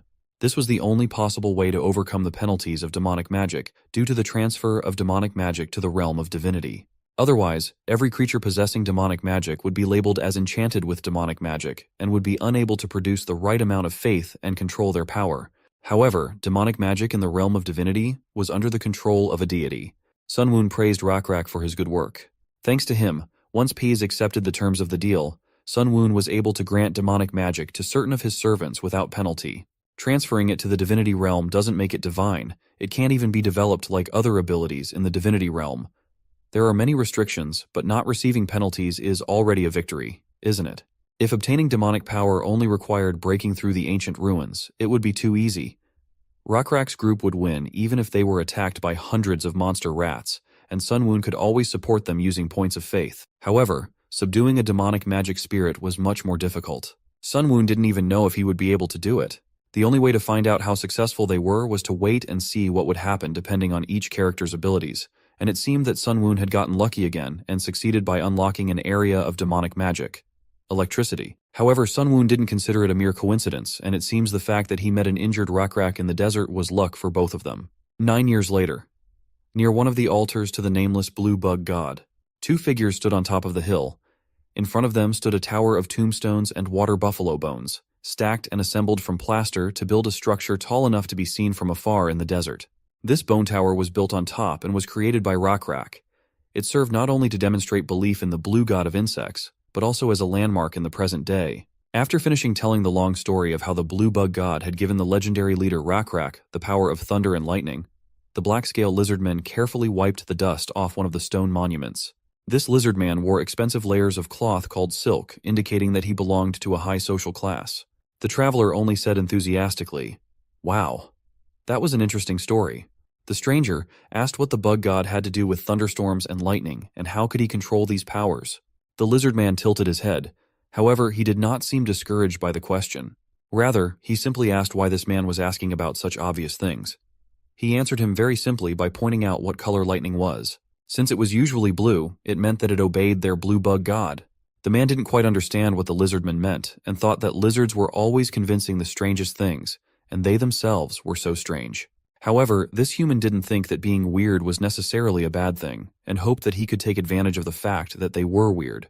Hiding his innermost thoughts, he asked the lizard, "Come to think of it, I didn't even recognize your name while I was listening to this long story. My name is Hui, and what is your name?" But the lizard was cunning and was in no hurry to answer. He interrupted their conversation by saying, "Wait, there seems to be some uninvited guests coming from over there." Where the lizard was pointing, a group of armed gnolls were coming up the hill. This hyena-like species had protruding muzzles and black spots on their brown bodies. They had a violent temper and were obsessed with power, so they often fought amongst themselves, but the general consensus amongst the perished world players was that despite these flaws, they were noteworthy. Their physical abilities and intelligence were on average high, so they were considered a good race to get at the beginning of the game, no matter how small the player's zone was. But these facts about the game had nothing to do with the lizard, which turned out to be Owen and the unknown man beside him. The man turned to Owen. "What are you going to do? As far as I know, the gnolls and lizardmen are not on the best of terms right now." Owen replied that there was still time before the top of the hill and they could think about what to do. They didn't even seem to have noticed they were being watched yet. The lizard asked the man if he thought they were Salkate's gnolls. Salkate was the leader of a tribe of gnolls, the tribe of severed ears, who were feuding with the black-scale lizardmen. These 2 tribes were the 2 largest tribes in the desert, so all the other smaller tribes showed great interest and respect for them. Salkate and Rakrak believed in different gods, and so the leaders of the 2 tribes inevitably feuded with each other. The man next to Owen was very interested in whether the 2 tribes were going to war, and if they were, who would win. No human tribe, at least in this wilderness, could compare to these 2 powerful tribes. But judging by the number of these gnolls and their armament, they didn't belong to the Salkate tribe. They looked more like mere wanderers in search of sustenance. Owen noted that the man's arguments were well chosen and most likely true. He thought the same, but unfortunately he couldn't rely on guesses. He needed to know for sure, so he drew an arrow charged with electricity to find out after he had neutralized all the gnolls. Marching along the sandy road and not looking up, the group of gnolls never noticed Owen. Watching them from above, he told the man that unlike the scouting parties of other races or tribes, those were just ordinary hungry marauders. Had there been a group of humans or lizards in front of him, he might have trusted them, but he had no trust in the gnolls. Watching Owen, the man saw the man reach for the bow hanging from his shoulder. Upon seeing it, the man immediately recognized it, for it was the famous compound bow of the black-scale lizards. It was made from large water buffalo, and was considered one of the best and longest-range bows on the continent. However, what surprised the man the most was why Owen had pulled out his bow even though the gnolls were still quite far away. Verbally refuting the man's thoughts, Owen pulled an arrow from the quiver hanging from his belt and fired. Owen walked down the hill a bit, but the distance between him and the gnolls was still well over 100 paces. At some point, one of the gnolls managed to sense the danger approaching them, causing it to raise its head in bewilderment. But even though the gnolls didn't react in time, the arrow never hit any of them. With a flash of blue lightning, the arrow slammed into the ground next to them with a distinctive sound. Hearing the noise, some gnolls looked at the arrow in bewilderment. Unlike them, however, their leader realized something when he saw the arrow, and in the next moment, horror began to appear on his face. Suddenly, electricity discharges and a bright blue light began to emanate from the arrow stuck in the ground. Realizing what was about to happen in the next moment, the gnoll leader screamed with horror on his face that it was an enemy attack and ordered everyone to run away immediately. However, it was already too late. The gnolls, who were feeling rather carefree, could not even think that an arrow stuck in the ground could hurt them. Therefore, not having time to react in time, all they had to do was watch with horror and confusion on their faces as a bright lightning bolt struck from the sky straight into the arrow. Already in the next moment, their painful screams were heard. Having struck the arrow, the lightning struck with an electric shock all the gnolls that stood nearby. This caused the fur of all these vagabonds to stand up and the screeching of wounded dogs among the desert rocks. From the mouth of one gnoll, whose body was still filled with lightning bolts of electricity and who looked at Owen with horror in his eyes, only one word escaped his lips: the Chosen One. Despite his ignorance, even someone like him had heard the legend of the black-scale lizard. He remembered its contents. Therefore, realizing what they were facing and even experiencing the power of this legend in person, he immediately made the decision to retreat immediately. In the next moment, he got to his feet and shouted to his kin to run away immediately. They didn't need to be told twice, as they realized that they had encountered something inexplicable, something that was beyond them. At the same time, Owen watched the panicked gnolls fleeing with a satisfied smile on his face, while the man behind him could not hide his surprise. As the man came to his senses, Owen turned to him with a smile and said that his name was Owen and he was glad to meet him, but hearing such a famous name, the man could not even believe who was standing in front of him. He asked him if he was really the legendary storyteller Owen. Howie could not believe his luck. He was lucky to meet such a famous member of the lizard tribe, even one of its leaders. Owen sighed heavily. Looking into the distance, he muttered in a tired voice that it had been a long time since he had last used his power. Then turning to the man, he motioned for him to take a short break and talk some more. Owen pulled a long stick out of his silk coat. The end of the stick was round and empty. The contraption was strangely reminiscent of a smoking pipe. Then he lightly flicked his finger and formed a spark. As the dry grass caught fire, Owen took a deep breath. As he exhaled, white smoke billowed from his mouth. Watching the lizard, the man remembered that the stick in his hands was a smoking pipe. According to the stories, it was used by a select few black-scale lizards as a ritual tool with which they smoked tobacco after using their powers. Taking a drag, Owen once again exhaled white smoke from his mouth. Noticing the man's silence, he told the man that if he had a desire, he could ask him about things that interested him. Not wanting to miss such an opportunity, the man directly asked why he was submitting to someone else when he had such a strong skill himself. Seeing that Owen didn't react to his words, he explained that he wasn't talking about betrayal and trying to oust the current tribal leader, adding that there would surely be others in the black-scale lizard tribe who would follow him. And even if there weren't, with that kind of power he could easily find another tribe of lizards somewhere and live a comfortable life.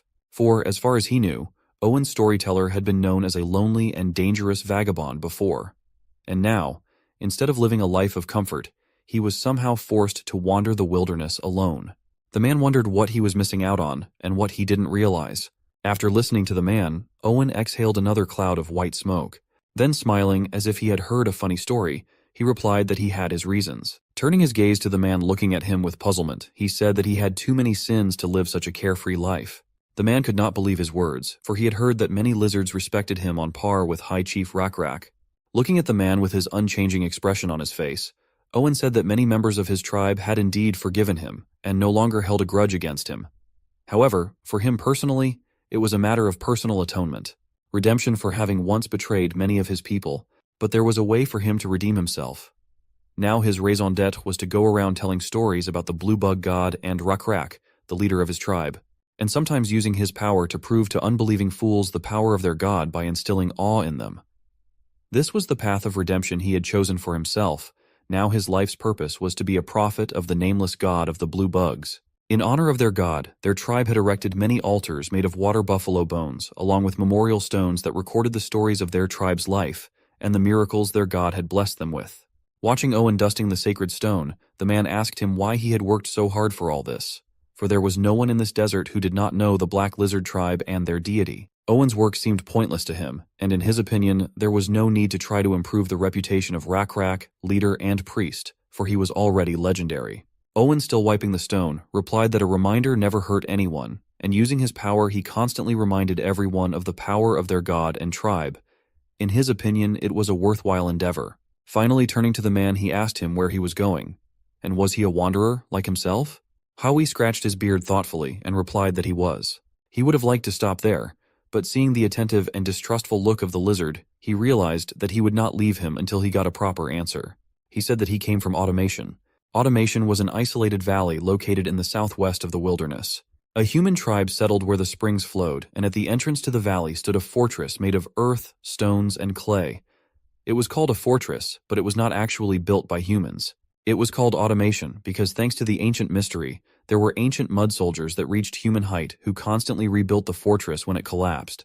Because of this, the human tribe that managed to occupy the place was able to defend themselves from other large tribes. Automation was also a place that was watched over by gnolls with cropped ears and black-scale lizards. I see.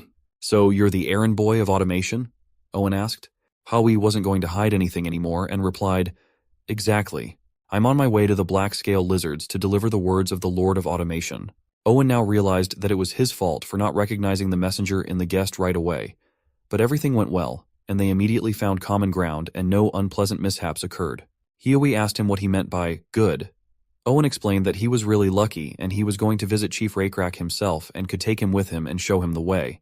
But it was quite late today, so Owen suggested that they set off early the next day at dawn. Hui wondered why at dawn, and the Lizardman explained to him that he was going to navigate by the stars. He also added that since Hui was his guest, it would be his duty to treat him with all generosity. Suddenly, Owen whistled loudly. A stomping sound was heard, and an unknown creature began to approach them, kicking up dust. It turned out to be an overgrown rooster with a lizard tail and more than 2 meters tall. When Howie saw it, he was frightened and asked, What is Cockatrice doing here? He was ready to run away, but Owen stopped him by telling him to calm down and taking the creature by the reins, he added that he hadn't guessed. It was a quorka, not a cockatrice. This particular specimen was called cockadoo, and like all quorkas was the result of crossbreeding a cockatrice with a common chicken. I don't know how the Lizardmen ever came up with such a thing. Quorka was a creature that only a small portion of the Lizardmen warriors could ride. It resembled a cockatrice in general, but was smaller, more gentle, and less wild and willful. The black-scale Lizardmen were unable to tame the cockatrice, but they were able to crossbreed them and obtain quorkas. Along with the chosen ones, these warrior riders on quorkas were one of the main reasons why the black-scale Lizardmen had both fame and prestige as well as a bad reputation. Black-scale Lizardmen ride quorkas that can run several times faster than humans, and shoot their composite bows hundreds of paces away, hitting a target. At dawn the next day, Owen saddled the quorka and motioned for his guest to sit beside him and set off. Hui did not know what the price for the honor of riding the quorka would be and was nervous. Owen advised him to relax, for in return he would only be required to listen to stories. When they were on their way, Hui asked what the stories would be about. Was it about the blue bug god or about the legendary leader Rakrak? The lizard only replied that it was about both. To the surprise, not only of Hui, but of Owen as well, the tribe of black-scale lizards was not far away at all. Owen had expected them to go farther away. A herd of water buffalo could be seen in the distance, and as they headed toward the huts they had built, they heard crying. Hui inquired cautiously, Is there a funeral there? Owen nodded. Apparently, Owen guessed what kind of funeral it was. The black-scale lizards held different funerals for people of different status, but today it seemed one of the chosen ones had died. A little while before, under the dark clouds, many developing tribe standards with buffalo skulls could be seen developing in the wind. The tribe was just leading water buffalo and moving leisurely through the desert. In front, Rakrak sat on a quorka. A messenger approached him from behind, bringing sad news. Rakrak immediately inquired if Stargazer had asked about him. The messenger replied that he had, and he said that his life was now at stake and he would not be able to speak to Rakrak unless he came to him immediately. Rakrak immediately ordered the procession to stop and make a halt as he was going to stay here for the day. The faithful Ur immediately repeated the chieftain's order loudly and commanded the procession to stop. While Ur stopped the tribe, Rakrak hurried to the sick Stargazer. He was met by Yahello, who was alarmed by the halt of their procession and wondered what the problem was. Rakrak replied that apparently Stargazer wanted to see him. He also says that his life is at stake. Since this old sage had correctly predicted the days ahead of us, as well as his own, he would probably be right this time. Then looking at the confused Yahello, he explained that the stargazer was always good at predicting the future, and she should already prepare a funeral for him. The old stargazer had been ill for a long time, and life was slipping from his body every day. The tribe's healers believed that he was now living his last hours, and was on high alert for a meeting with their deity. Yahello lowered her head and told the departing Rakrak not to worry, and to leave everything to her. Even Korkus, as if sensing the oppressive and heavy atmosphere, lowered their heads. Zhao looked up at the starry sky, which was soon to be joined by another star, and muttered to herself that it was going to be a sad night. Heading towards the tent where Stargazer was for the moment, Rakrak reflected on who he thought he was. The old lizard had done a lot for him and the rest of the black-scale lizards. He had many names: Old Tramp, Elder, One-Armed Lizard, Conductor, and Stargazer, but now the tribe members most often called him Elder. It was because of his leadership that their tribe could be where they were now. He also taught him and the rest of his tribesmen how to read the stars, which had saved them many times and kept them from getting lost. And often at the end of another busy day, Rakrak would sit with Stargazer, tired but with a languid expression on his face. Stargazer would sit with his back hunched but his eyes shining, and they would exchange questions and answers. Rakrak usually gave gifts to thank Stargazer for constantly teaching the young lizards his wisdom, even though he was old and tired. But Stargazer always declined the gifts with a wave of his hand. Despite the age difference, they got along very well, and even bantered with each other often. Thinking back on their time together, Rakrak suddenly realized that it would all be over soon. A part of his heart began to tear, as if from that realization. When Rakrak entered Stargazer's tent, the herbalist standing next to his bed looked at him tiredly. Rakrak immediately wondered if he was all right. Somewhere in the back of his mind, however, he already knew the answer to his own question. Herbalist rose to his feet and replied sadly that the elder had lived too long and was now very tired. He had studied and taught many creatures, traveled to places where no one had ever set foot. As if to confirm his words, Stargazer said that he was very tired. As if flipping through his life's memories, he concluded that he had indeed done a lot of things in his life. He remembered how he had traveled and visited many places and countries, learned many new things. Like everyone, sometimes suffered setbacks, in one of which he even managed to lose an arm. One of his most precious and pleasant memories was the one in which he met him, Rakrak. However, all good things always come to an end. Lying on his bed with his eyes closed, he told Rakrak in a peaceful voice that there was only one cure for his illness, in which he felt tired and exhausted. Sleep forever. As soon as the herbalist quietly left the tent, only Rakrak and Stargazer remained in it. The next moment, sadness was reflected on the face of even a brave and strong warrior like Rakrak. He had conquered tribes, challenged the leaders of other tribes as well as powerful monsters, but at this moment he was completely powerless. Powerless over something that no one could influence in any way. Sitting before the elder in the lotus posture and bowing his head, Rakrak said that he had heard that he wanted to see him. Smiling, Stargazer replied that he wanted to indulge in some extravagance before he left, and steal some time away from the busiest man in the tribe. Hearing his words, Rakrak asked what he meant by extravagance. Laughing, he replied that he thought time was a very valuable resource. As a man who had lived his life without greed and without taking what belonged to others, he wanted to at least indulge himself at the last moment. Rakrak smirked and said he didn't think he had called him to his room just for one last joke. Continuing to stare up at the ceiling of the tent, Stargazer replied that he was right, and he did want to see him to ask a question that no one but he would be worthy of answering. He also told the man to think of it not as a question for the tribal leader Rakrak, but as the high priest who had been chosen and was closest to the god. He sat down facing Rakrak and looked at him with his cloudy eyes, whereupon this Stargazer asked, "What will happen when I die?" Such a question was asked by every living intelligent being, and Stargazer was no exception. But what could Rakrak promise him? Addressing Rakrak not as a tribal leader, but as the high priest who was closest to God, Stargazer asked, what would happen when he died? Rakrak was silent. He wasn't sure either. The creatures told different stories. For the past few years, the black-scale lizardmen had been fighting great battles and warriors were dying. However, Rakrak could not understand where the souls of the dead went. At the funerals, he prayed for them to go to a good place, but there was no way to know if they had actually gone to a good place, at least not until he himself died. Where were they going? Were they dreaming because they were asleep? Maybe eternal sleep? Maybe they're having an eternal dream where they don't know who they are or why they're there and can't figure anything out? Or, Stargazer looked worried, and so did Rakrak.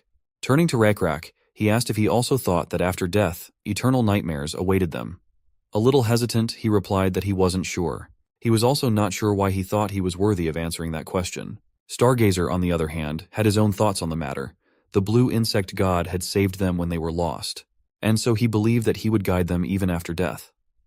After expressing his speculation, he asked Rakrak if his thoughts were different from the actual god's will. The latter thought for a while. Although he did not know the exact answer to this question, he felt that he was completely right. Therefore, he answered that he was not wrong. After all, the blue insect god who had guided them all the time before, guided and helped them when they faced difficulties, would surely continue to guide them after death. Hearing this, Stargazer asked Rakrak with a somewhat satisfied expression what he thought the place he would go to after death would look like. He also asked dreamily if it would start with them standing before their god and awkwardly greeting him. After hearing this, a smirk appeared on Rakrak's face. He then replied that it probably wouldn't be that boring. Rakrak crossed his arms and added dreamily that in his opinion, there was going to be a huge space there, so you could run around in the green grass as much as you wanted. A space where every time you took a step, there would be a slight crunch and the tip of your tail would swish pleasantly through the meadow. In addition, there should also be a large boulder to rest on when you feel tired, and also a blue sky. Lots of sky, that one could stare at without stopping. Stargazer tried to visualize the picture Rakrak was describing. The image would bring a smile to his face. As he continued to put the picture together, he asked Rakrak what the weather would be like there. He replied that it would always have to be nice and sunny. After a second of thought, however, he added that it probably wouldn't, because it wouldn't be fun if it was all the same. He also added that it would be nice if there was a river. Stargazer stared upwards and said that he would like to have a house where he could rest. However, it should not be the tent he usually lived in before. After all, a tent conjured up associations of moving. He wanted a sturdy and cozy home where he could settle in and enjoy the views of all that beauty. Stargazer was also a guide, so Rakrak regretted not knowing sooner how the man felt. However, Stargazer had nothing against his former way of life. After all, he had found the place where his heart had settled, and so as long as he lived, he had no other grievances. However, what was to happen after death was a problem. Stargazer also inquired about the one's thoughts on food. Looking at the starry sky that was visible through the hole in the tent, Rakrak replied that he could probably eat as much as he wanted. Smiling at his words, Stargazer said that a place like that should probably really have everything. However, even with everything there, he thought that he would probably be lonely in such a large place. Rakrak shrugged his shoulders. In his opinion, there should have already been those who had gotten there before him. Because of that, he shouldn't be lonely there. Hearing that, Stargazer cheered up a bit. Another thing he was interested in was the stars.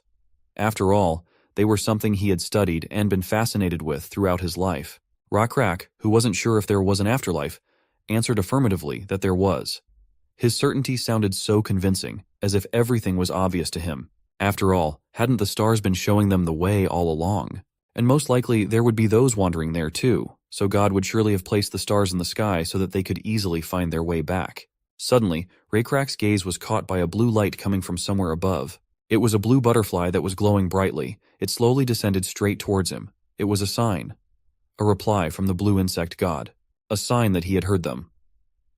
Rakrak smiled, for it meant that the blue insect god was listening to their conversation. Rakrak slowly brought the butterfly's hand up to Stargazer's eyes so that he could see it more closely. Even so, he did not react. When he asked him if he could see it, he only replied that there was darkness before his eyes. Rakrak realized that Stargazer had already lost his sight and that death was coming closer and closer to him. He felt a pang of pity. The blue butterfly was known in the black-scale lizard tribe as a sign of positivity and wonder. Even if it wasn't the butterfly that glowed with a mysterious blue light, the lizardmen always rejoiced when they saw a blue butterfly, considering it a good sign. Stargazer would surely recognize it. Rakrak was tormented when he suddenly remembered his time spent with Stargazer studying stars. Turning to him, he asked if he had been here. When Rakrak received a quiet affirmative answer, he whispered quietly in Stargazer's ear that he had brought him a gift. When he heard that, he smiled. He asked if he was thinking of fooling around again. To which Rakrak replied that he was not planning. Let him refuse his gift again. "I'll find him right away this time," muttered Stargazer and smiled. When his last breath reached the blue butterfly, it flapped its wings and began to rise. Rakrak somehow knew it was his last breath. He gently shook Stargazer's body, calling his name. When he was sure he was no longer breathing, he called for the herbalist. The blue butterfly flew out of the tent and continued flying through the sky. It soared over a tribe of black-scale lizards who were busily preparing for the gathering of the camp and the funeral. Then over the desert where dusk had fallen. Finally, a blue butterfly landed on the back of his hand. It was Sunwoon's hand. What happens when you die in the perished world? Sunwoon knew the answer to this question well. The very next moment, a system window appeared in front of him, informing him that the conditions for creating an afterlife had been met and also asking if he wanted to do so. After reading the information, Sunwoon did not hesitate to click yes. Sunwoon knew that one day he would create an afterlife. After the player chose his first tribe and defeated the NPCs in the surrounding area, his divinity level would reach 11. This was one of the prerequisites for creating the afterlife, and the player could reach this level if he played correctly from the beginning. Then his subordinates could become demigods. Up to this point, he had managed to fulfill all the conditions for level, resources, and faith points. However, he still had a condition for the number of deaths. There were 4 conditions to create an afterlife. Reaching the required levels, killing NPCs such as abominations and fiends to obtain special resources, and obtaining enough faith points were the easiest of the 4. But the last condition, death, was unclear. It appeared that one had to achieve enough deaths of creatures that believed in the player, and then the condition was considered met. However, there was no specific formula that could be used to determine how many creatures had to die in Perished World, so players had to do the calculations and guess on their own. However, since the conditions had already been met, it didn't matter. Sunwoon opened the World Creation Helper program. He knew that the day would come when he would create an afterlife, so he would occasionally simulate the different kinds of afterlife he wanted using the World Creation Helper provided by the Perished World system. Like the Creature Creation Helper that Sunwoon had used to create his giant mantis, the World Creation Helper saved worlds that Sunwoon had created before and worlds created by other players. But just like last time, Sunwoon decided to create a new one. Even though he decided to create a new world, the basic settings remained the same, making it much easier. Sunwoon already knew what kind of afterlife each species preferred from his previous experience with the game. Although lizards generally preferred the same type of afterlife, there was a certain type of world that the lizards of the young civilization particularly liked, namely green fields with moist air and warm sunny plains. Sunwoon felt somewhat relieved to hear Rockrak and Stargazer talk about the afterlife. For the afterlife he had created was not too different from their expectations. The afterlife was a very important element in the perished world, as the view of life after death for those who believed in a god depended on it. For example, if hell was created in the afterlife, the god could show the priests an image of hell through dreams. From the dreams, the priests would learn that the wicked would receive eternal punishment and would pass this fact on to other believers. The concept of heaven was also often used in conjunction with hell. But was there any point in believing in a god if hell was the only destination after death? Punishment should always be accompanied by reward. So a world had to be created in which believers believed they would go to heaven if they attacked a particular species or offended a particular god. And this was more than a matter of faith, since it actually took place in the afterworld. But for now, Sunwoon could not create an afterlife with heaven and hell. As a result, Sunwoon could only create one type of afterlife, which was called different worlds. Different worlds were useful afterlife worlds common throughout history. Valhalla, the Waters of Oblivion, Styx, Limbo. They are all different, but they all denote worlds that one can go to after death. These worlds were not necessarily separate worlds, but were most often used as spaces leading to other afterlives. However, this was not the only purpose of these worlds. Even in Valhalla, the afterlife was like a training ground for warriors preparing for Ragnarok.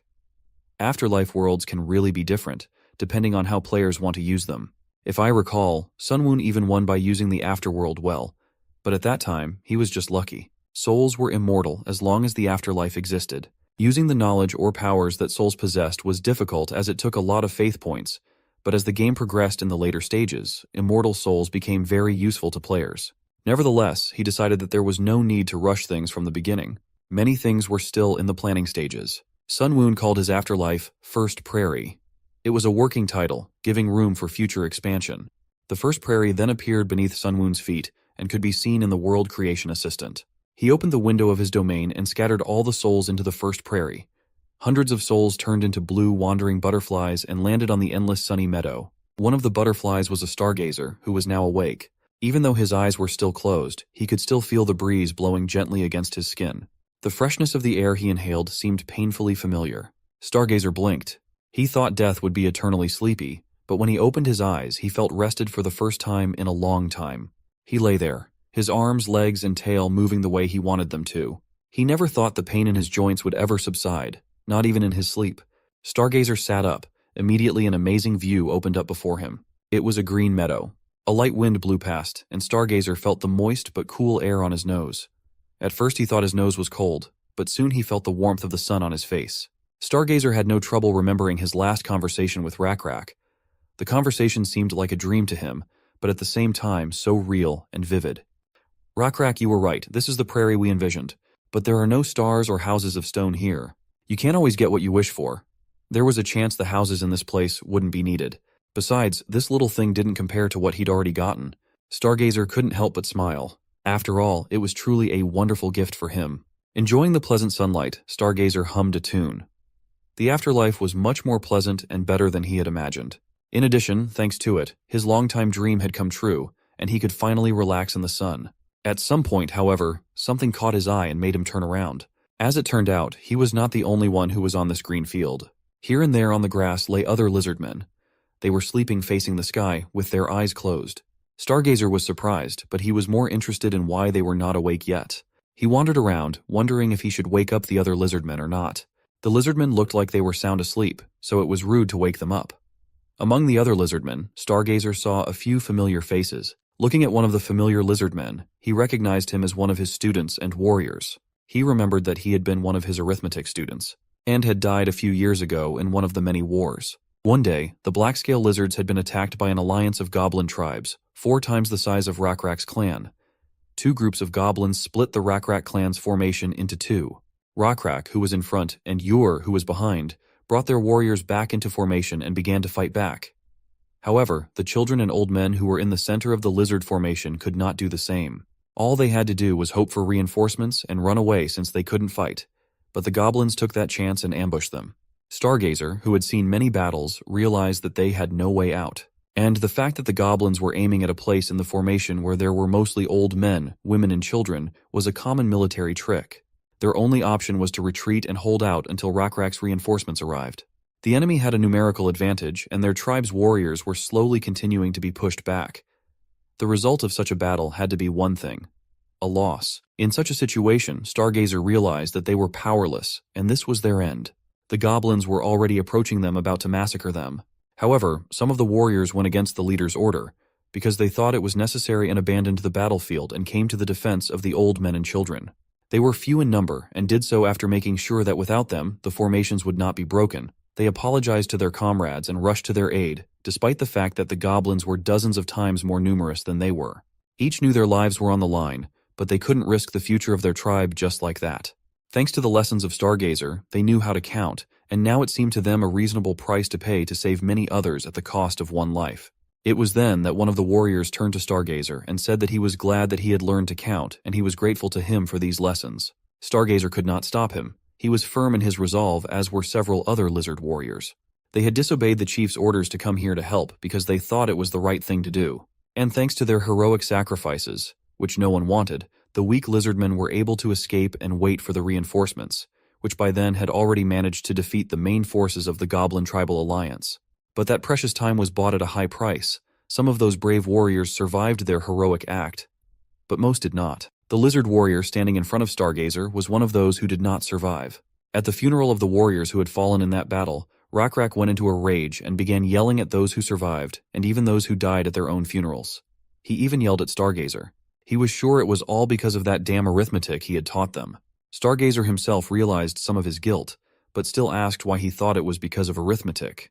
Rakrak thought so, for it was those warriors who were smart and good at arithmetic who had gone against his orders and rushed at the goblins.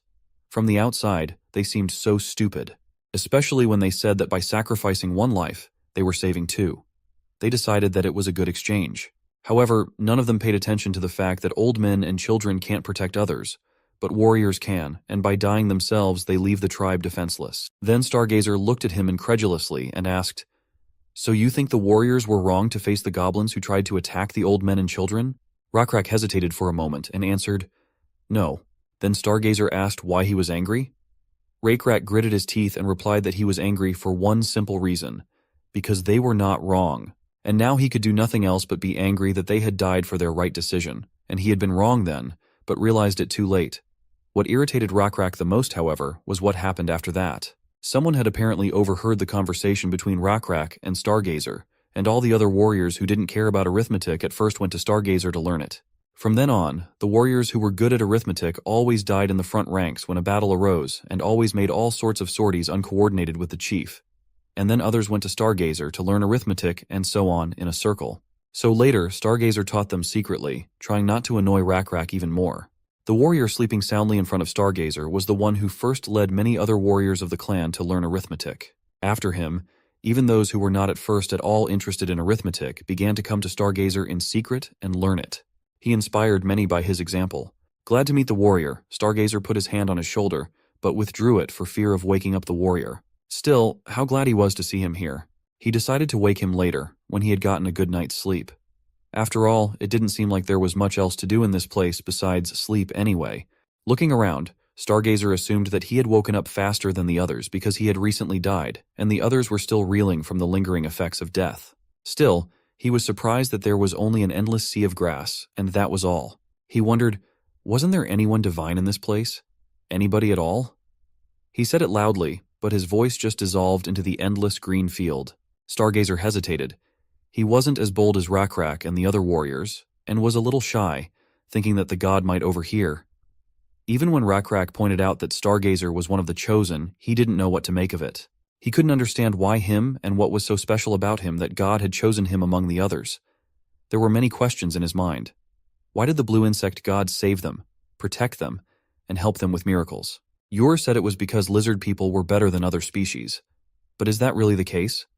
The other species seemed to lose either because they didn't have a god, or their gods weren't as powerful as their own. Owen said it was because the god was good. But how are lizardmen better than other species? Are other species not as good-hearted as us? Jael said that God chose the lizardmen because they were helpful. Then was it right for them to rely on God? What if one day they stopped being useful? Stargazer thought Rakrak's answer was the best among all the others. Even if he wasn't right, Rakrak always offered answers that Stargazer liked.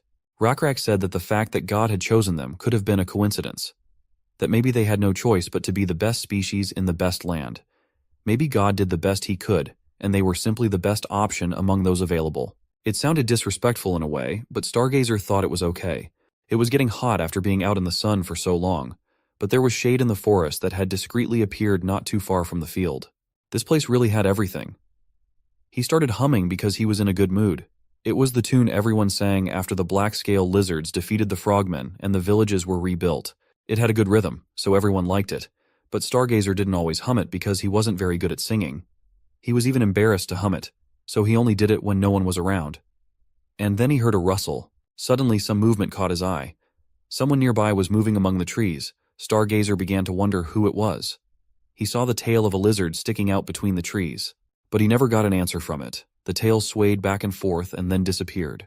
He immediately called out to it again, but there was no answer. Then he began to rise hastily, intending to get close to the stranger and catch him if necessary. He began to ask the stranger to stop and listen to him, for he only wanted to ask him one question. Movement meant that someone was still awake. Who was it then? Could you be someone he knew? Not getting an answer, Stargazer hastily got up and went into the forest, and soon he saw the tail again between the trees in the distance. But the tail disappeared when Stargazer called out to him. He began to walk faster, thinking he might lose the lizard man. Walking fast was awkward, for he hadn't been able to do it until now and had gotten used to it. But then Stargazer decided to remember his youth and started to run, and soon he was running after the lizardman, whose tail appeared and disappeared among the trees. Stargazer remembered that when he was young he liked to run like that. As a child he had run with a friend whose face and name he no longer remembered. He shouted after the stranger, "Stop! Where are you going?" When he passed a few bushes, a small clearing showed up.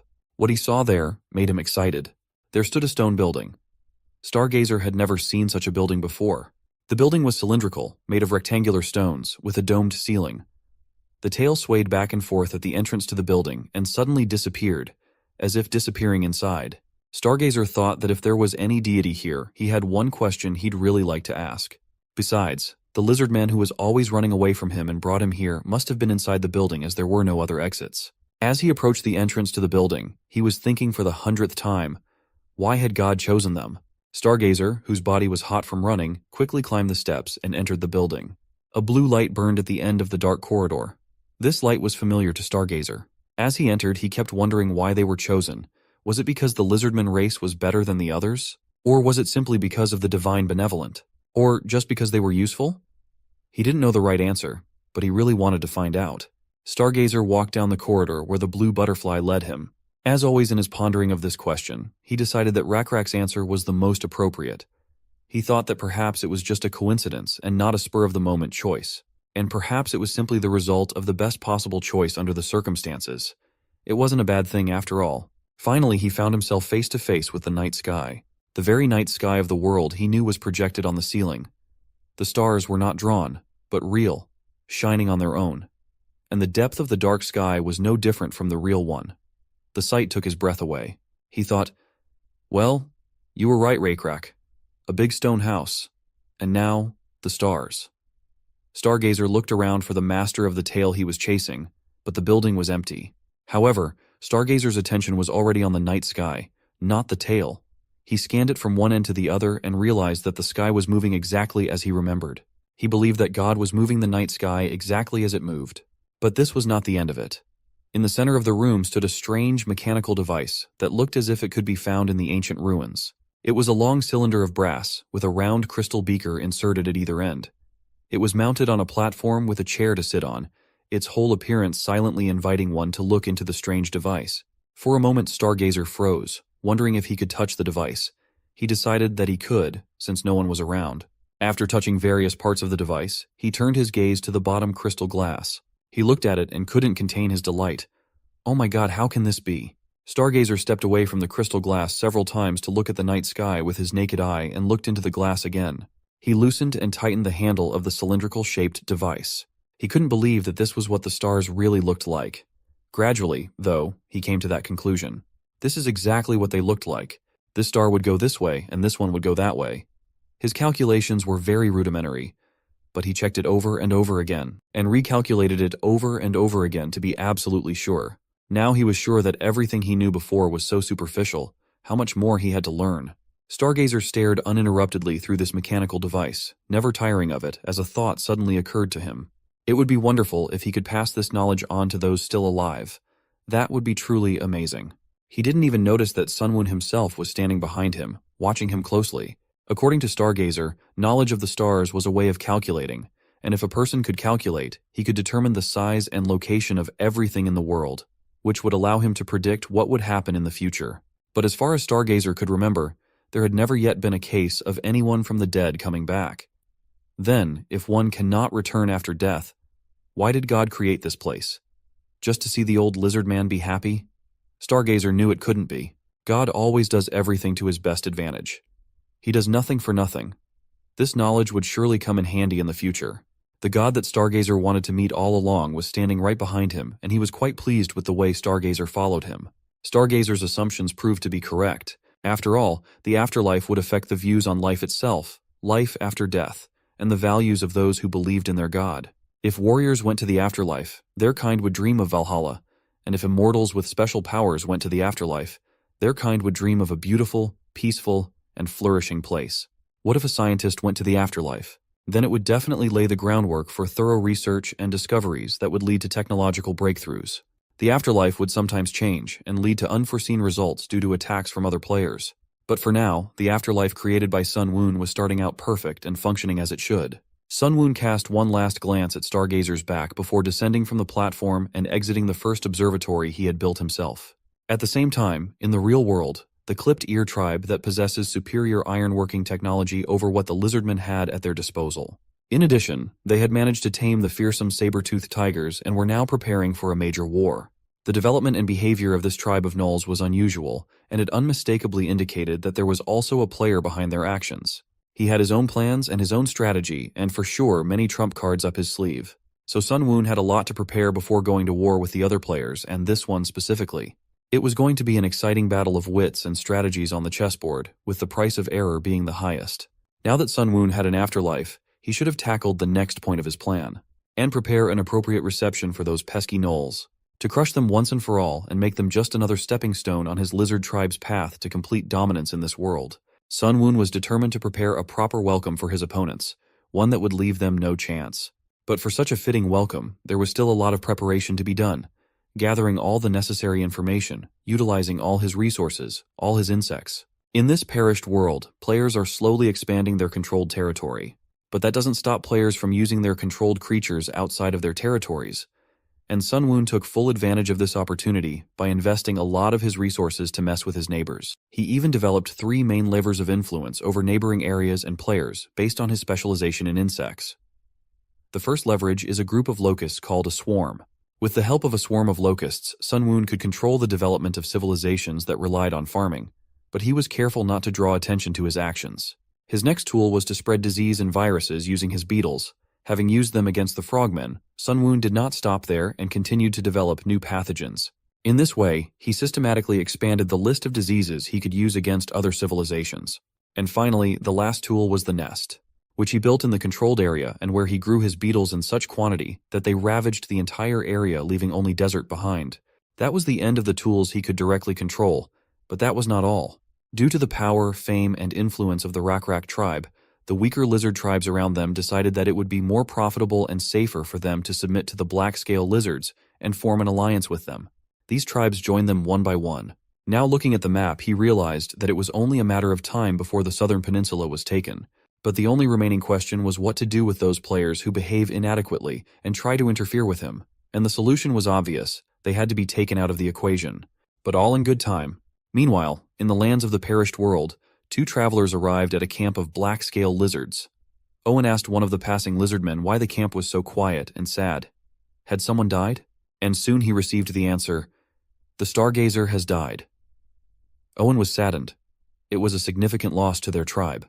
Then Hui said he had heard of him before, and since that was the case, today was probably not the right day for his visit, so he'd better just go for a little walk and come back in a few days. Owen shook his head and replied, "That's fine. We don't think it's a bad thing if a traveler comes to a funeral. We generally consider it to be good luck." Hui had a logical question. Why do they think that? Then Owen explained that he thought it was good to have another person to share the grief with. Tonight they would talk about the stargazer all night, and when the sun came up tomorrow, Hui would realize their sadness and grieve for the stargazer as his friend. Hui thought for a moment and nodded, which made a little sense. Owen and Hui walked through the tents and headed towards where the funeral was being held. All the black-scale lizards recognized Owen, so the 2 of them made it to the funeral site without any problems. There, a lizard with a sturdy build and buffalo horns on his head stood near the burning altar. He wasn't wearing anything too ornate or unusual, but from the way the other lizardmen were treating him, they could tell that this was a high-ranking member of their society. Hui immediately took notice of him as his figure stood out from the crowd. The lizardmen stood closest to the altar and Hui guessed correctly. It was Rakrak himself, the leader of the tribe and their high priest, and tears were pouring from under his bone mask. Hui noticed this and immediately asked Owen if it was normal for a tribal leader to shed tears. At these words, Owen's eyes became big and round, as if he couldn't understand what Hui meant. Then he asked, "Aren't humans like that? Don't you cry when you're sad?" Of course they cry, and their chiefs cried too.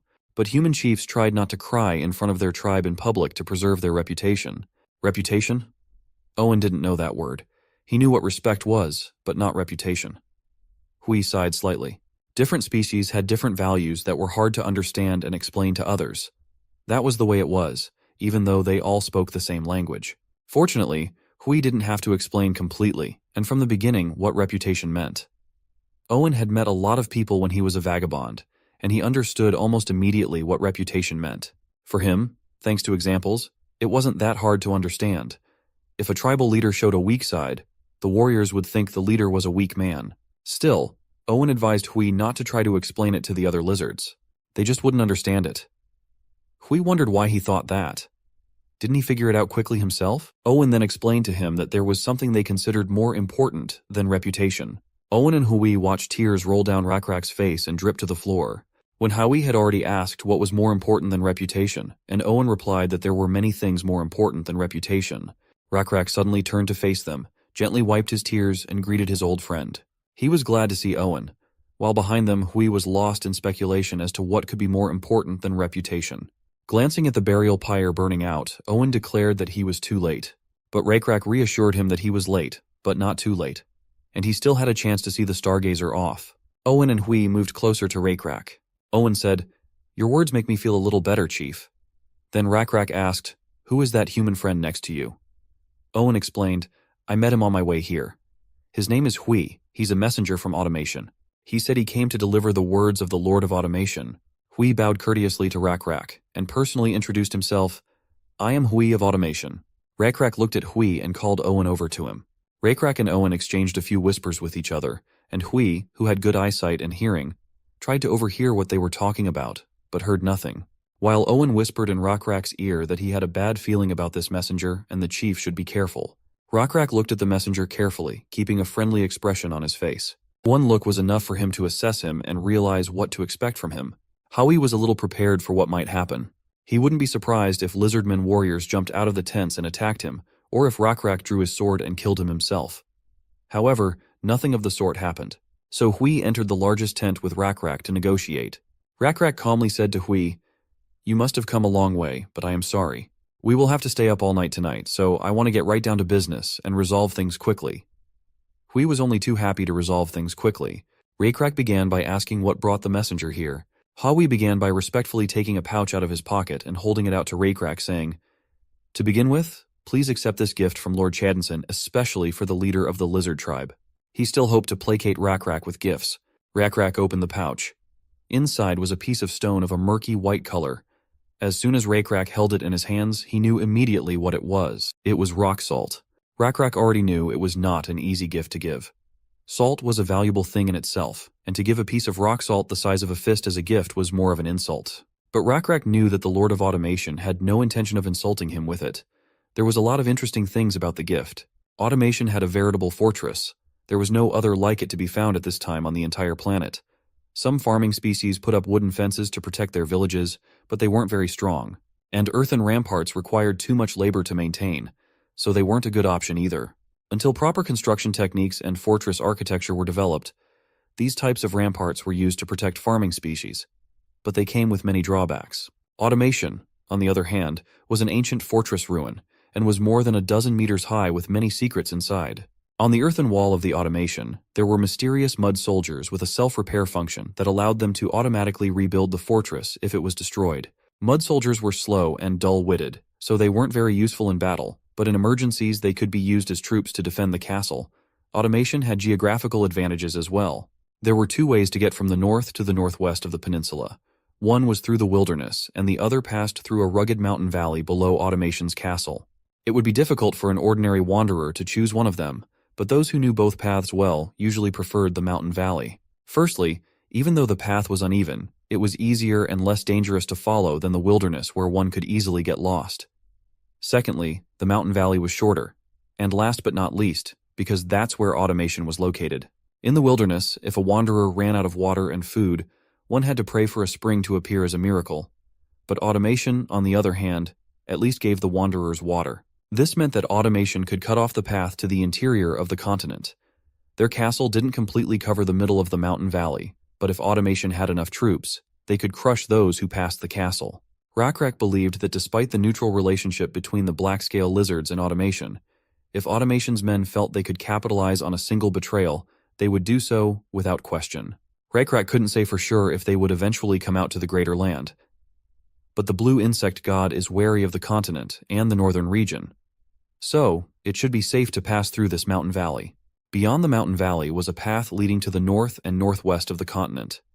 And there was another important thing, just as important as the path. Automation was not just an ancient ruin built in a remote location. Inside Automation was a salt mine. The people inside Automation weren't very strong, so the amount of salt they could mine was small, but it was still salt.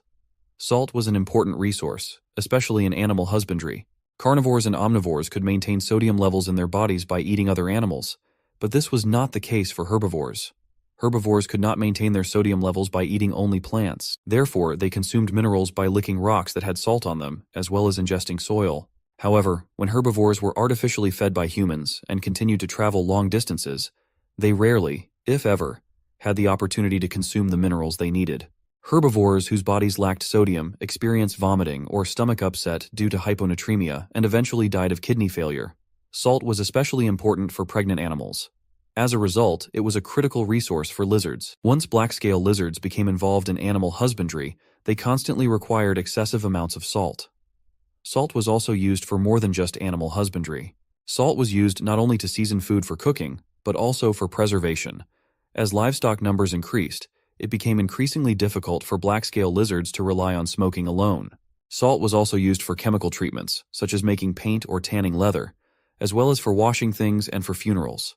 Other uses included fertilizer or even currency, but the black-scale lizardmen did not use salt for these purposes. Rakrak was well aware that most of the supply came from automation. Salt from the far coast was unavailable because it was too expensive to bring inland, and supplies from the salt lakes were scarce because there weren't many of them. Therefore, automation became the largest producer of salt in the area. The fact that a piece of rock salt was brought from such a place meant only one thing. Huawei confirmed his hunch and repeated that it was a gift from Lord Automation, and their colony was famous for salt production. Rakrak immediately realized that the first time means there will be a second and a third. Huawei smiled and promised there would be more after that. His face was partially hidden by the beard and hood he wore, and you couldn't see all of his emotions. Rakrak smiled too, but not as friendly, nodded and took the rock salt in his hand. Then he made a fist with the rock salt in it. It crumbled and spilled out of Rakrak's fingers. Huawei was shocked at this behavior with the gift. He had expected a warm welcome knowing how important the salt was to the lizards, but all his plans fell apart, just like the salt. Rakrak then said, wiping the salt residue from his hands, "Tell your master that I have accepted this gift well." Huawei was shocked and didn't understand what was going on and asked him, "What did you do?" Rakrak pretended to think about it, then answered him, "Oh, you don't know because you don't have a god. It's just one of our rituals. If you sprinkle a small lump of rock salt on the ground, our god will be pleased. That's all you need to know." The men of automation had no god, but Huawei knew that the presentation before him was a brazen lie. He stated that it was a gift from the Lord of Automation, Lord Chadinson, and the way Rakrak had treated him was disrespectful. Seeing the look in his eyes, the Lizardmen leader explained, "It's just a small piece of rock salt, and I have used it well for the glory of my god.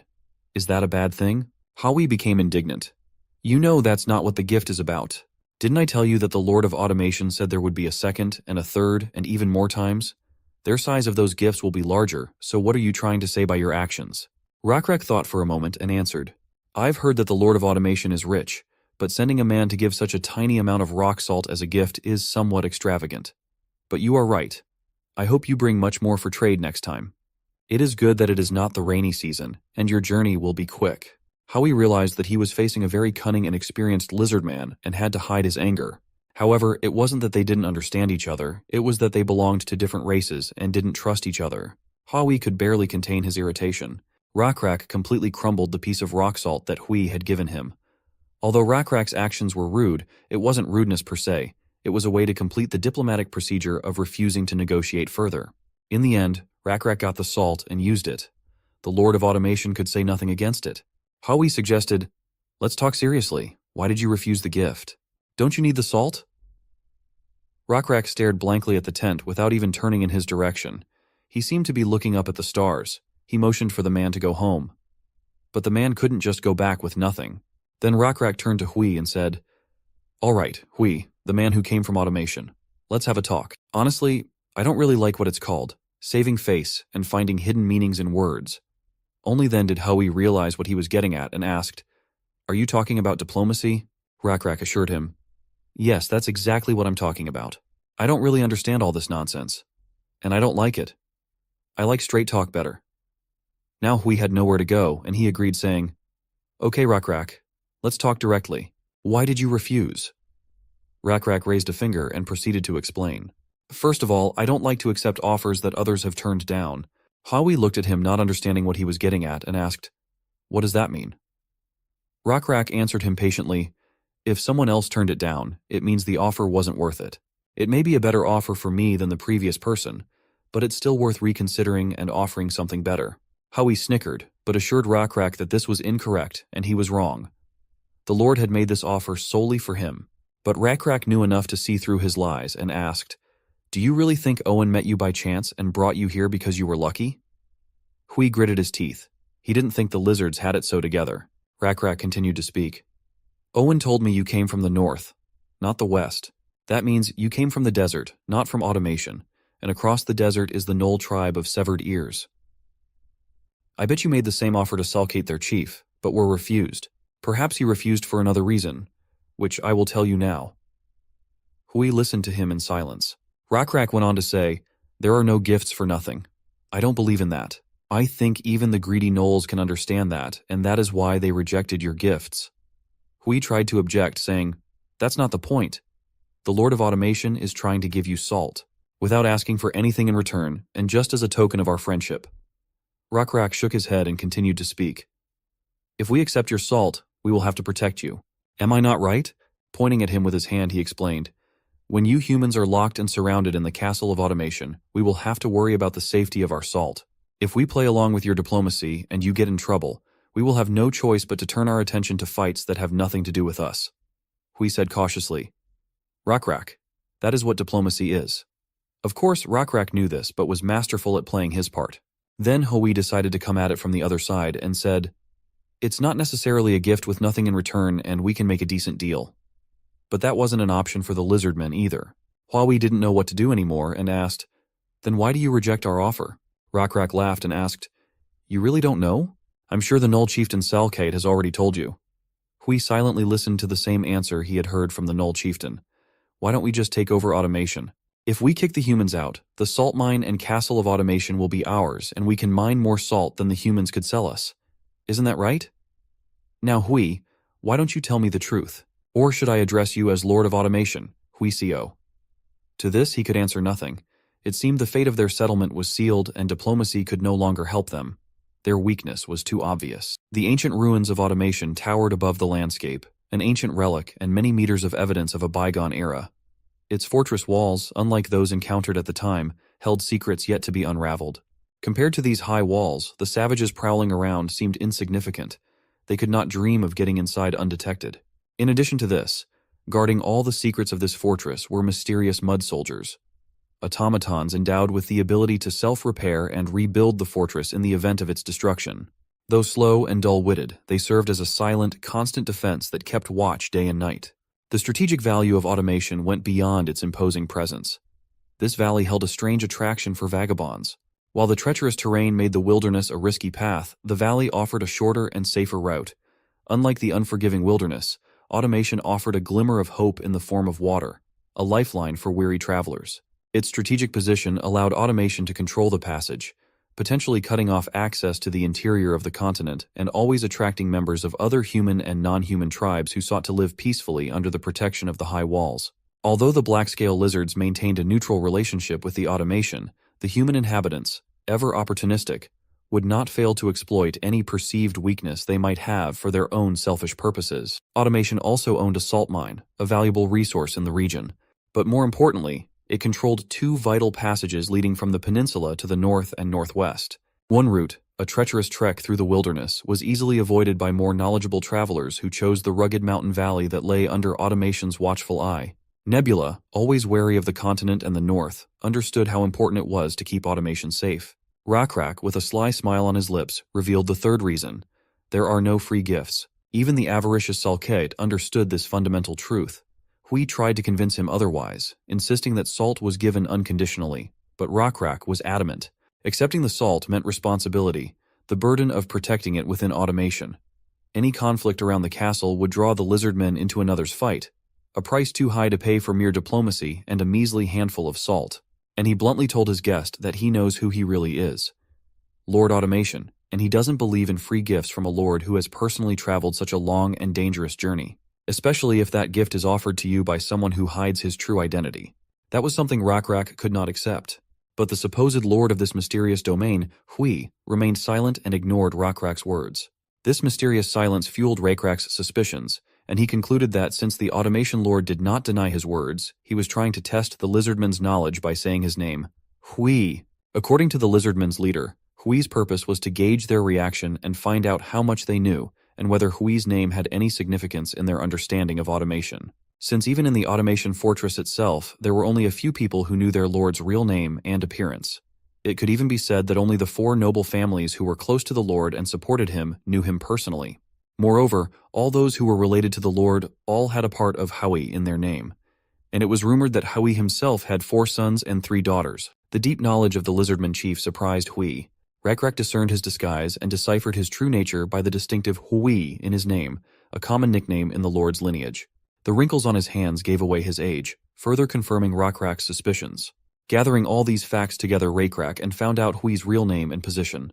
Sighing and recognizing that Rakrak was indeed clever, Hui removed his hood. His weathered face reflected a mixture of weariness and defiance. He no longer played the role of a mere messenger, but stood at the head of automation, carrying the weight of his people's future on his shoulders. Rakrak studied Hui's facial features.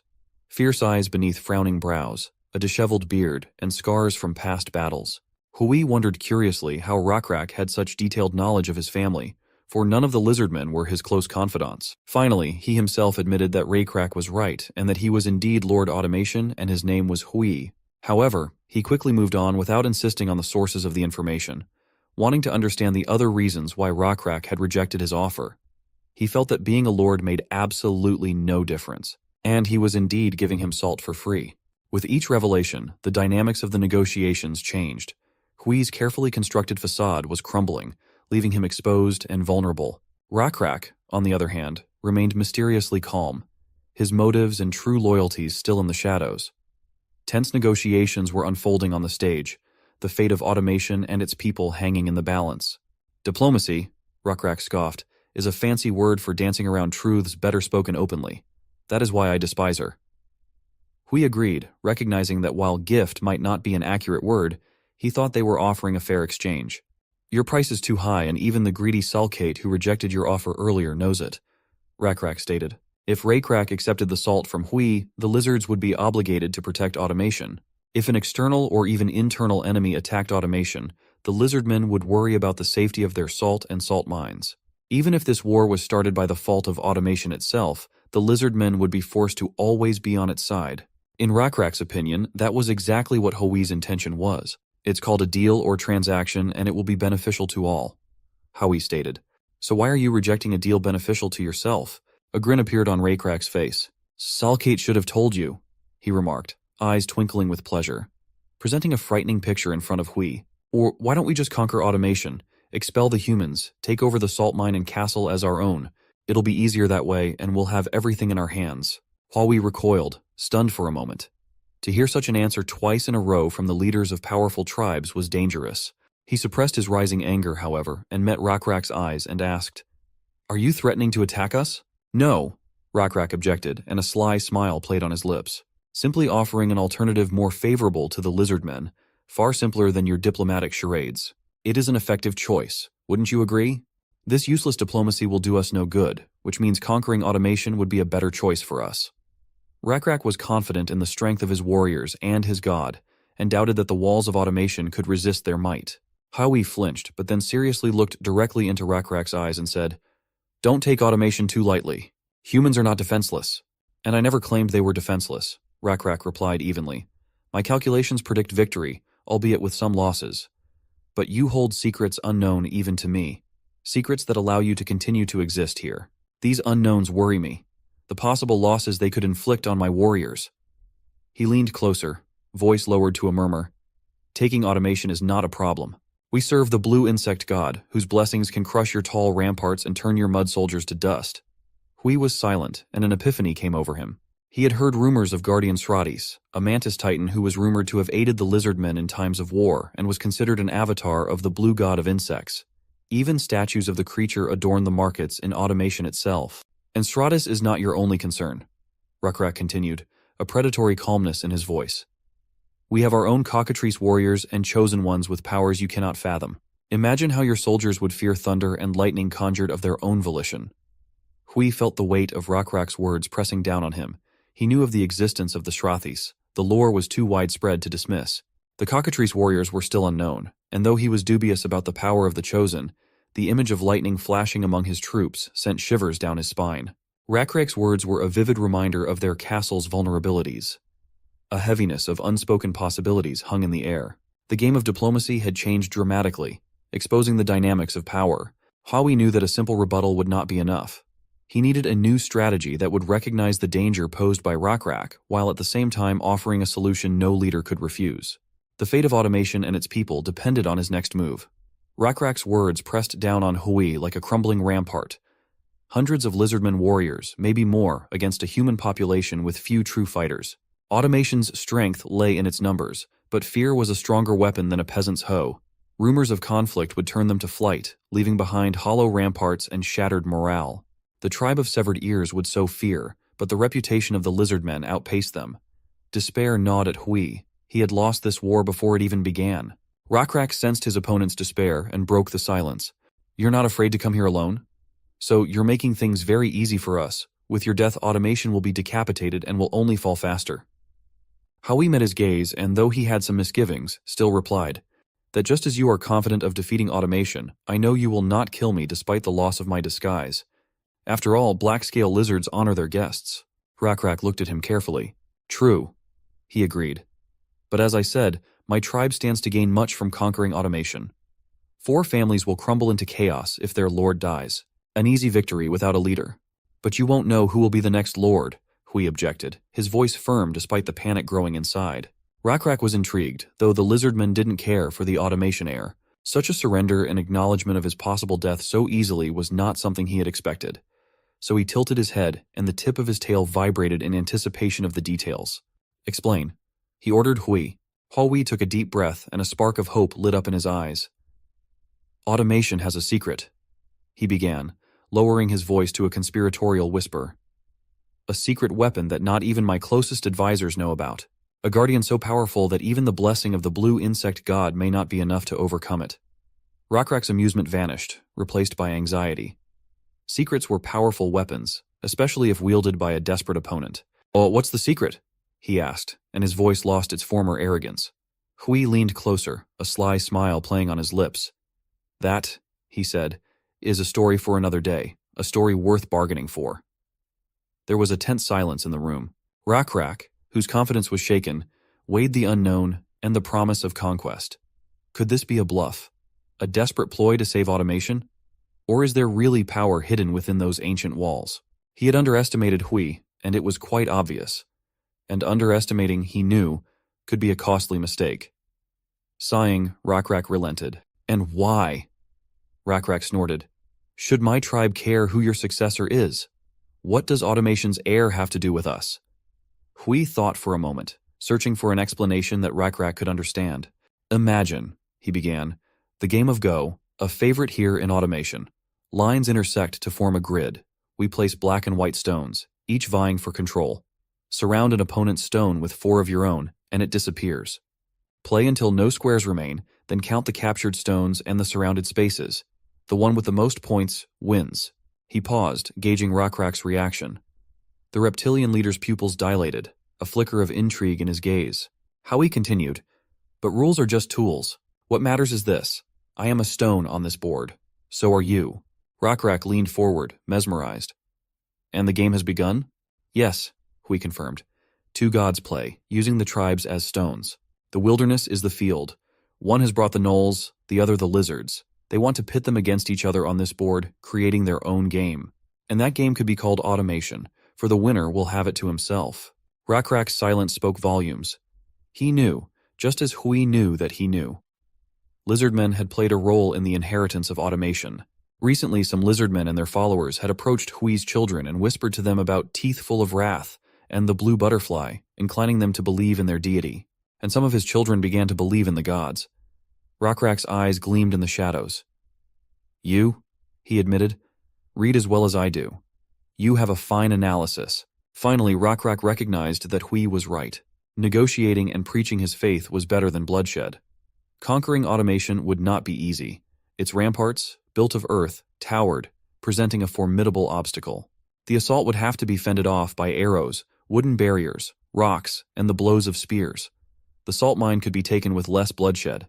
Unlike previous conquests, they were no longer just a small tribe. Growth required the acquisition of resources, skills, and land. However, Rakrak had his own reasons. He had not forgotten the struggle for survival in their past. He admired the tenacity of the people, their ability to find shelter in this harsh land. Perhaps peaceful coexistence would benefit both tribes.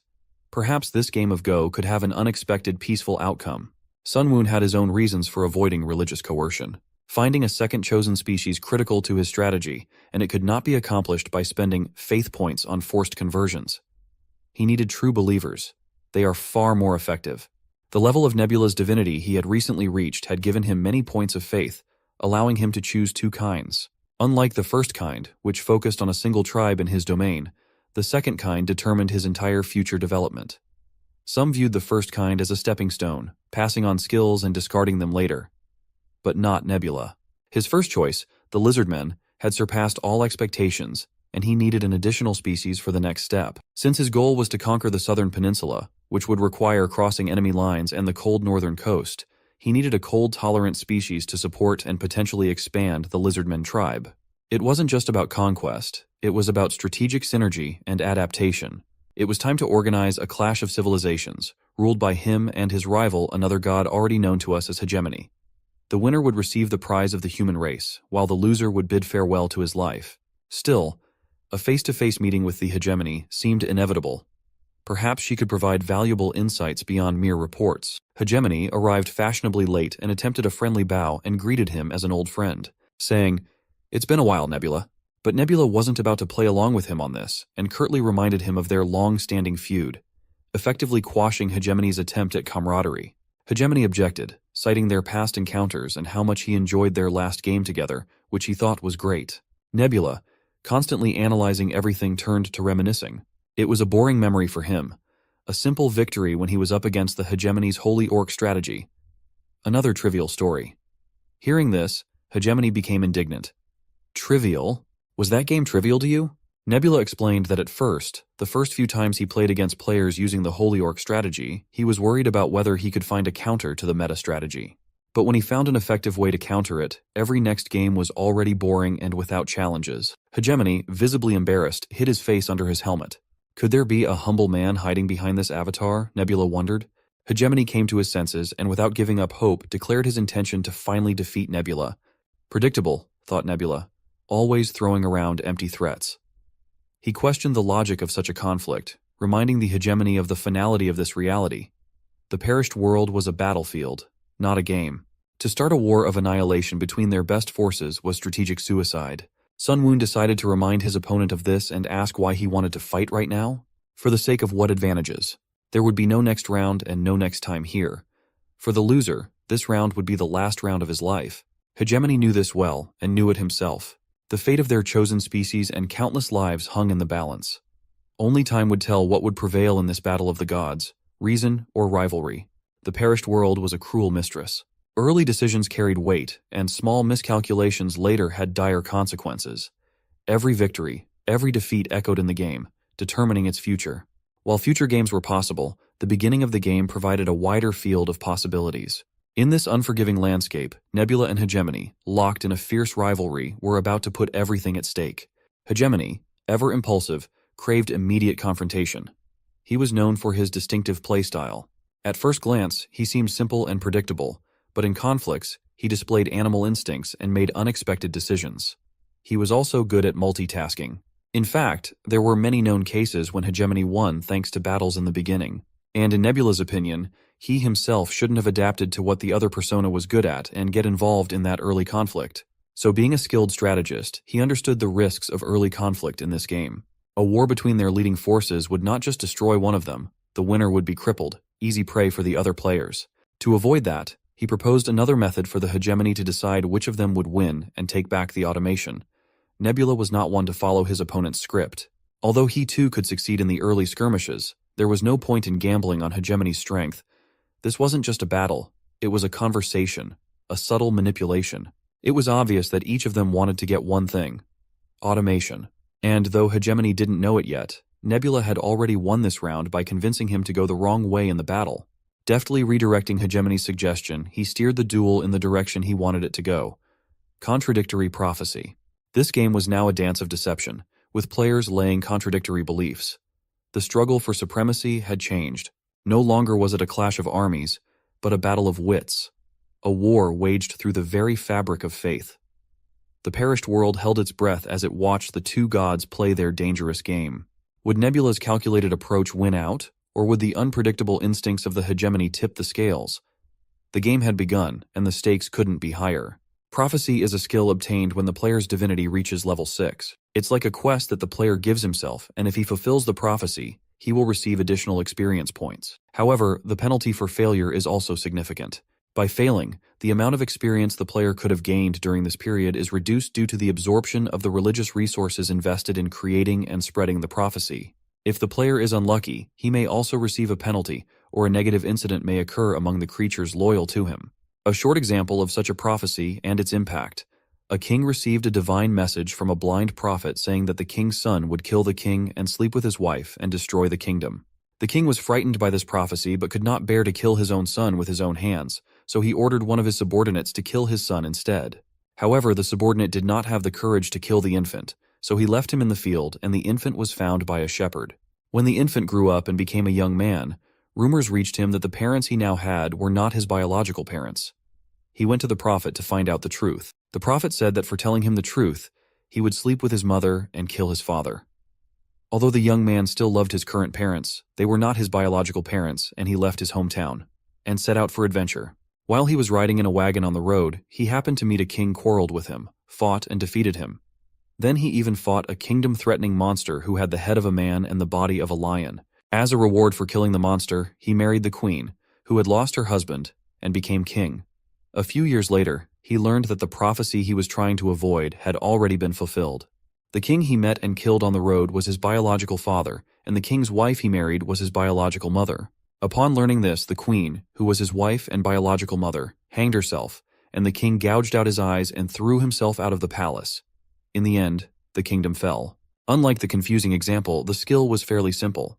The player tasked himself and his subordinates with predicting what would happen in the future, and if the prophecy was fulfilled, he received points of faith spent on relaying the divine message to his tribe, as well as a reward depending on the difficulty of fulfilling the prophecy. For example, I predict that Rakrak will kill a terrible monster, and if I help Rakrak fulfill that prophecy, I get a good amount of XP. However, Perished World players didn't use this skill that often. This was because there was a penalty for failing to fulfill the prophecy. If a lot of faith points were spent on creating a big prophecy, the penalty for not fulfilling it would be even more severe.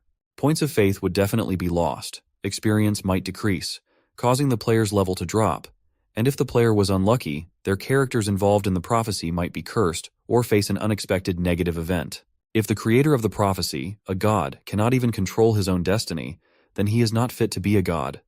Therefore, no matter how simple the prophecy was, the players were obliged to fulfill it. Prophecies that were too simple were not used too often because the number of faith points returned was less than the original number of points used, but they would still be used if necessary, if the player is confident. In Sun Woon's opinion, the best time to use prophecy was now. Conflicting prophecy is when two players make prophecies that contradict each other. For example, player A and player B made a prophecy about person C. Player A would predict that C would die within 3 days, and player B would predict that C would be alive in 3 days. Player A would try everything possible to kill C within the next 3 days, and player B would use every means to protect C from death. Thus, only one of player A or B will fulfill his prophecy, and the other will fail. Thus, one will receive a reward and the other will receive a punishment. This kind of betting is possible without prophecies, but conflicting prophecy is directly supported by the game system, so there is no loophole, and the loser will surely receive a penalty. Unlike verbal betting, in the case of conflicting prophecy, the loser would still be penalized even if they wanted to cheat and didn't want to fulfill the penalty. Therefore, it would be much more favorable to win. Regardless of the fact that the opponent might disagree with the outcome of the bet, Sun Woon just wanted to see his clear benefit if he won. Finally, Hegemony inquired, "So what kind of prophecy should we go with? You should know that the Lord of Automation chooses his successor, right?" Sun Woon replied. Hegemony immediately became indignant for no reason. "Are you playing a trick on me? To find out how much I know about automation?" Sun Woon only laughed off his irascible nature and calmly replied that, of course, not without it. But the main reason why he decided to choose this topic for the prophecy was because it would be convenient to create a conflicting prophecy based on it. Hegemony nodded and said, "Automation regularly chooses its ruler, and that person becomes the ruler of automation. Apparently, the length of time the Lord can stay in power is different every time, and only the automation lord himself at that time knows how long his term will last." Sun Woon decided to share a bit of information and said that this is why Hui, the Lord of Automation, hides his identity. Because if people knew his identity, then when the next successor had to be chosen, many would seek to take Automation Lord's place and his life would be in danger. Finally, they decided to create a controversial prophecy based on who would be the next Automation Lord. Hegemony opened the system window with his records and asked if he meant that they should choose one of the 5 children of the current Automation Lord. Sun Woon replied that, yes, and the important thing is that the time to choose the next successor is almost here. And the current Lord wants to give his seat to one of his children, and that means there will be 5 potential successors. and they must choose one of the 5 children and predict which son or daughter will be the next heir. Since there will only be one, the prophecies will inevitably contradict each other, and if they both foolishly guess wrong, then they'll just have to accept it as it is. Hegemony immediately agreed, and seeing Hegemony accept the challenge so readily, Sunwoon realized something. Had he also prepared in advance? However, our hero still believed that Hegemony had not prepared as thoroughly as he had, since he himself had long known that something like this would happen and had been preparing for a long time. Hui has 5 potential successors. Would you like me to present you with a list of them and give you a brief introduction if you don't know? Hegemony asked. Sunwoon gladly agreed to this, for it was a great opportunity to listen to his opponent without revealing his knowledge. He himself was well aware of the Automation Lord's children, but he was curious about Hegemony's opinion of them. Then he began in order. The first child, Dan, is a man in his early 30s. He has a strong build and is trusted by Hui himself. I think he's also quite intelligent. 2 of the 4 royal families support him, and he has the best chance of becoming a lord. Hegemony cleared his throat and continued speaking. The second child, Jun, is a man in his 20s. He is the half-brother of the first son and is considered weak. He is not particularly social and does not show himself to others, preferring quiet solitude. Rumor has it that he has no interest in becoming an heir at all, although there is a family that supports him, his mother's family. The third child, Jin, is a woman in her 20s. She has the same mother as the first son, and she often goes out to the outside world and travels. She hides her identity, but gets along well with hunters and bullies. She is supported by 1 remaining family of 4. The fourth child, Kyung, is a woman in her early 20s. She has a different mother than the first and second children. Rumor has it that her mother is already dead, and Kyung herself was kind of strange in her appearance and behavior, so those around her thought she was cursed. There's something unusual about her, so she's rejected not only by the Automation Lord but also by other members of her own family. Finally, the 5th child, Min, is a girl about 10 years old. People say that she has extraordinary intelligence and is talented in many ways. She was born when the Lord was already in his old age, so he seems to love her very much, more than the other children. Now that everyone was briefly introduced and their avatars were in front of them, Hegemony asked, "So what do you think? Should we choose right away? Or do you need time to comprehend all the information?" But Sunwoon had already made up his mind long ago and wanted to decide everything here and now, since if he needed time himself, it would mean giving time to Hegemony, and that was unnecessary. Therefore, he suggested, "Why don't we write and test our predictions in the conflicting prophecy window? If we predict the same thing, the conflicting prophecy will still fail and we can just click no. And if we choose different successors, we can press yes and get started. What do you say?" Hegemony agreed. Sunwoon then opened the system window, Contradictory Prophecy. The system immediately asked, "Do you want to set up Contradictory Prophecy with player Hegemony?" But before he made a choice, he received a warning that if he didn't fulfill the prophecy, he would suffer heavy damage and heavy losses. One should have thought things through well before making such a decision. But each of them was willing to take the risk and confirmed their decision. Now each of them chose who they thought would be the heir. Hegemony chose Huiseo's second child. He was sure that Hui Jun would be Automation's next successor. The Nebula player's prophecy, however, stated, Huiseo's fourth child, Hui Kyung, will be Automation's next successor. When the choice had already been made and they heard what the opponent had chosen, Sunwoon checked Hegemony's face. As expected, he was surprised by Nebula's choice, and that was to his advantage.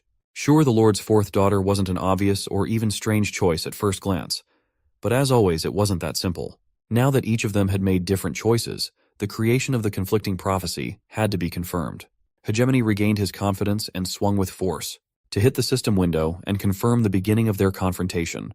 He was sure as always that he would win. The contradictory prophecy was confirmed, and 2 contradictory prophecies began to spread amongst the automation from an unknown source. Now let's go back 3 weeks later to the conversation between Rockrak and Hui. Automation Lord Huiseo at first tried to ignore the prophecies, thinking it must be the families doing something wrong again. He hoped that they were just rumors that would eventually subside. However, the prophecies did not subside, and it became obvious that they were happening from behind the walls of automation. So he went to the rulers of the 2 powerful tribes to find the source of all these rumors that had been circulating for the past 3 weeks. He didn't understand why Jun and Kyung were the ones featured in the rumors. Contrary to what other family members thought, Huiseo had no intention of choosing his first son Dan as his successor. However, there was talk that the successor would be either the firstborn Dan or the third child Jin, so the prophecies themselves were a bit suspicious because they were at odds with conventional theories. He assumed that someone must have started the rumors on purpose. Eventually, Huiseo hired a man to find the source of the prophecies. It took a long time, and Huisio even had to go looking for it himself several times, but the source was never found. He kept wondering how could this be. It seemed impossible to Huisio. Both the children and the family members were confused, for they knew that soon it would be time to choose a successor. Huisio had managed to get rid of the rumors in Automation Castle, but this time something came from outside. Word had reached all 4 families that the tribe of severed ears and black-scale lizards were approaching the castle, and the gnolls and lizards who seemed to be traitors or vagabonds were taking longer to pass by the ramparts and looking closely. Howie knew they would come someday, but he hoped not at such an unfortunate time. Both of these large tribes were hard to understand, but it seemed to him that they were somehow connected to these rumors. His encounters, however, proved to him that things were very complicated. At worst, the 2 tribes could have formed an alliance and attacked Automation, but that didn't seem to be the case. Huisio had people gather information about both tribes and found out that both tribes believed in different gods. Both tribes had no hatred for each other, but still treated the other tribe with hostility and considered them rivals that they would one day have to fight. Both tribes are huge and could not be trifled with. They probably believe that the wilderness is too small for both tribes and that it should only go to one tribe. While the humans were barely surviving in this Automation Castle, Huisio knew that he had to do his best to fulfill his final duty as the Lord of Automation and decided to risk his life to do so. He felt that there was definitely a connection between the movement of the 2 tribes and the successor and the rumors, but there was no proof. Even the fact that he still hadn't died after meeting the leaders of the 2 tribes was strange and already meant a lot. It meant that Hui himself was nothing more than a small pebble on the playing field, and that gave him a hopeless confidence. He had already decided to remember that he was just a stone on the board. And just like that, Huisio confirmed his hopelessness. Huisio was the first to feel the warmth in the tent fade, but Huisio just endured the cold air of the desert night while the fire died down. Rakrak looked at the dying fire. He broke a few dry twigs beside him and then began to throw them into the fire, thus revitalizing it. After hearing part of Hui's story, Rakrak noticed how much easier things were when diplomacy was left aside and could be spoken directly. Hui was still silent and disagreed with him, but Rakrak continued saying, "You just have to choose one or the other. Salkate or me, the gnolls or the Lizardmen, the god of evil teeth or the god of blue insects." He held out his hand hinting for Automation to submit to the Lizardmen. However, it wasn't that simple for Hui. It wasn't just a matter of choosing one of the 2. Others would think that Rakrak was asking him to choose between 2 precious gifts. In his mind, however, it was more a matter of which would hurt less if he put his head in the jaws of a saber-toothed tiger or a cockatrice. Even in this situation, the choice was obvious to Rakrak, and he said, "I'm sorry you think so, but wouldn't it be better to put the head in the mouth of a cockatrice?" But Hui said that Salkite also said that a saber-toothed tiger would have been better. Rakrak decided to think from Huisio's point of view. Huisio wouldn't believe any of the sweet words Salkate or he himself had said anyway, and his doubts were likely the reason Automation still existed. "So what are you going to do?" Rakrak asked. "Well, for now, I'm going to take a step back," replied Hui, "and let the saber-toothed tiger and the cockatrice fight amongst themselves. There will be a winner in the end, but the winner will likely be exhausted, worn out, and wounded. I'd prefer it to be half dead, but in the end, it will give me more options. The true face of the victor will be shown." Rakrak easily understood Huiseo's analogy and said that it was like Hui was trying to tell him that he wasn't going to make his choice now, while thinking that what he means to say is that he will decide what to do when the successor is chosen. After all, the distance between him and the successor is greater than the distance between the successor and Automation, so he thinks he can use the hostage to do what he wants. However, the successor must be chosen no matter what, and the time to choose is almost here. "What do you think?" Huisio asked. "It doesn't seem so bad. If you don't care who wins between me and Salkate, the gnolls and the Lizardmen, the evil tooth god and the blue insect god, then that's fine. However, it sounds to me as if you have simply accepted your fate as a will-less pebble on a board," Rakrak replied. "I think you are the same," parried Hui. "You can think whatever you want, but you're the same sounds like there's nothing I can do to me. And the fact that you're just resigned to your fate is like a stone on a chalkboard. You think it's too late now, but you could have done things differently. Wouldn't it have been better to learn more about both tribes and see which one was better? If only you had realized sooner that you couldn't escape both of us." Rakrak's words cut painfully at Huisio's heart. But then Rakrak shook his head and continued speaking. "No, you're right. Doing nothing depending on the situation is also a good choice. You are wise, as you are for a human." Hui stood up and a breeze blew into the tent, and the fire flickered. The shadows of the 2 chiefs facing each other also swayed violently along with the fire. This signaled the end of the conversation. This was where Hui was going to end their conversation. But before he left, he wanted to ask one last question. Looking tiredly at Rakrak, he said, "After all, I'm not the only one who is a stone. You are as well. Only the plank you're standing on is bigger. Doesn't that frighten you? Don't you feel angry, hurt, or helpless because of that fact?" Huisio meant that Rakrak was also just a toy of the gods. The corners of Rakrak's lips lifted slightly in a meaningful smile, and Huisio realized that Rakrak didn't think so. However, he couldn't guess Rakrak's answer to his question. Finally, after a slightly prolonged silence, Rakrak promised, "I will answer that question when this is over." Such an answer pleased Hui, and he said, "Good. Though personally, I hope this is the last time I see you or Salkait." Before Hui left, Rakrak asked if he needed to be escorted to the exit of the camp, but Hui assured him it was fine. He came as an errand boy, so he will leave as a regular messenger. Huiseo rose from his seat, threw his leather hood over his head, and walked out of the tent. No one stopped or looked at Huiseo in any strange way, as if Rakrak had already told them something. Huiseo had a sudden thought that this was his chance to spy on the Lizardmen, but he quickly dismissed it. After all, it didn't matter anymore. His heart was overwhelmed by heavy thoughts. Huiseo had faced similar situations in the past, and he knew he had to set things straight, rather than doing what his heart told him to do. Huiseo walked through the Lizardmen's camp and out into the desert. He looked up at the stars. At least he knew how to determine direction by the stars.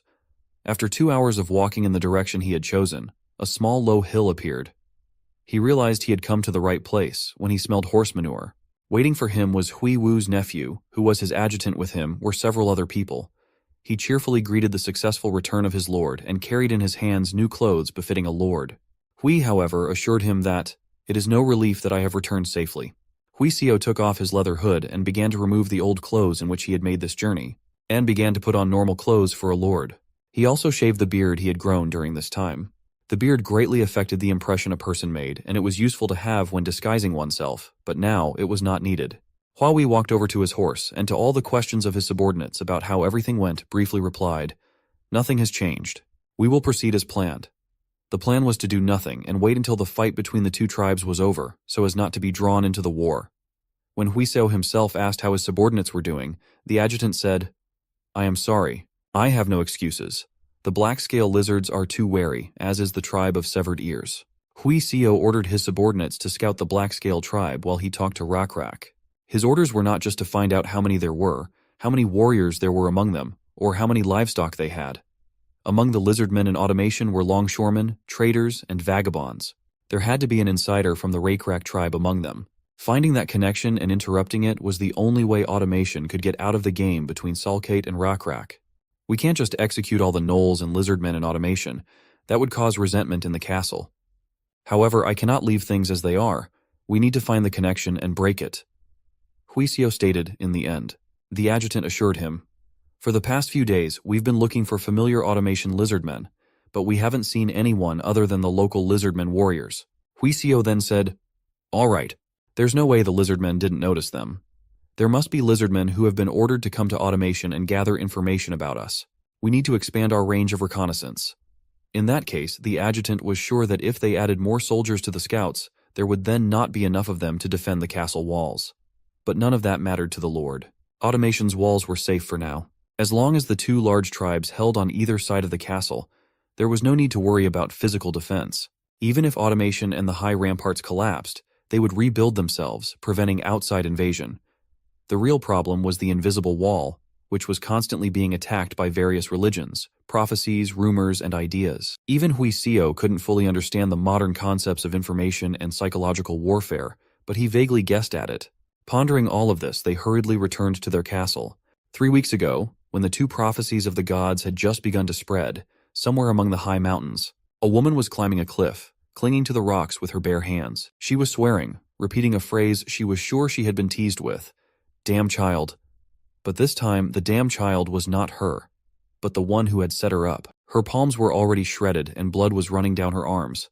Judging by how well she was climbing, it looked like she had talent, but at the moment, she seemed to be in a predicament for more than just her injured hands. Her left ankle was badly swollen. The woman wiped the blood on her hands with her face and reached for the ledge. However, this was a mistake. The ledge was a cleverly hidden rock that tilted as the woman hung onto it and put her weight on it. Fortunately, the woman had a good sense of balance. The woman was Hui Kyung, Hui Xiu's fourth child. At first, Hui Kyung thought everything was going well. She was used to the alienation of those around her, for she had grown up hearing words like cursed child and she ate her own mother. Hui Kyung grew up without the support of 4 families and her own father. She couldn't live proudly as a child of a lord, but none of that mattered to her. She knew there were many more people living in worse conditions. There was wilderness all around, and countless tribes fought for their own interests. On the other hand, there was order in automation. The order was maintained by 4 families.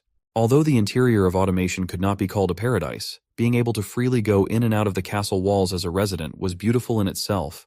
To remain a resident of the castle, people had to do a great favor or dedicate a large amount of wealth to automation, and that was more difficult for species other than humans. So Hui Kyung decided to live using the last advantage she had, and that was business. Going in and out of the castle walls meant that one could sell goods inside that sold for next to nothing outside automation, but sold for high prices inside the castle walls, and vice versa. In order to do business, a certain amount of wealth had to be given to the lord, but Hui Kyung didn't mind. However, things did not go well again. Looking at her scattered silk goods, she wailed, "I can't believe the wheelbarrow wheel was broken. You bloody rascal, you dare to lend me such a thing. Maybe I won't repay you with salt." Hui Kyung, who continued to climb the rock, looked down for a moment. A few meters below lay a wrecked unicycle wheelbarrow. It was a miracle that after falling from the wheelbarrow, Hui Kyung had only suffered a sprained ankle and bruises all over her body. It wouldn't have been strange if she had lost her life, but Hui Kyung's thoughts were focused on something else.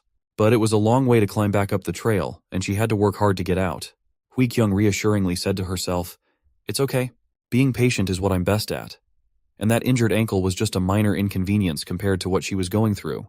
The main thing was to figure out how to get upstairs, and the rest she could endure and bear any pain. Ever since she was a little girl, she had heard people say that she was cursed, all because of a pair of horns that grew on her forehead. They whispered amongst themselves loud enough for her to clearly hear her spoken of as the monster who killed her mother at birth. And even after she was born, accidents continued to happen around her ever since she was a little girl. Mishaps followed her one after another, some of them directly threatening her life. Once when she was 13, she fell down the steps of a store and nearly broke her neck. When she was 14, she was suddenly and unfairly accused of being a salt thief and jailed for 4 days. When she was 15, the boards underneath her broke and she fell into the city toilet.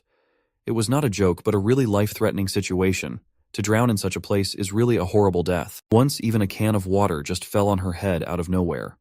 There was also a case where a pack of dogs chased her through the streets of the city all night. That was why something like this was nothing to her. She had been through much worse trouble. Shaking with anger, she screamed at herself. How could she have been so stupid? How could she have hoped to cross this mountainous narrow road with cart? Now because of her foolishness, she had lost all her silk. The mountains seemed impregnable, and there was nowhere to step. She had only to curse at these lifeless rocks. Finally calming herself down, she said, "It's all right. Being patient is what I'm best at." Hui Kyung took a deep breath and prepared herself for the pain. Aside from remembering her bleak past, Hui Kyung kept thinking about how she would collect the silk that was in the wheelbarrow as she climbed up the cliff. Because of this, she didn't notice that there was someone standing on top of the cliff she was climbing. Hui Kyung continued to climb, straining her injured body, and rested her hand on the last ledge of the cliff. She suddenly felt tired at the thought that this ledge would be the last one she would have to climb. Even if her body was in better condition, the climb would still be life-threatening. It would have been better if there had been a foothold here that she could have leaned on with her intact right leg to help herself up, but there wasn't. To get higher, she had to push off the ledge with both feet at the same time. But suddenly, as she was about to shift her weight onto her swollen left ankle, a voice came from above. "Take my hand." She was shocked. Not only did a stranger show up in these desolate mountains, but this was the first time in her life she was being offered help. She immediately suspected a trick. Making up her mind, Hui Kyung looked up. From the shadow cast by the rock, a hand was reaching down.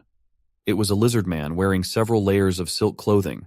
Hui Kyung knew that these layers were used to maintain an ideal body temperature, as lizardmen are cold-blooded and sensitive to temperature fluctuations.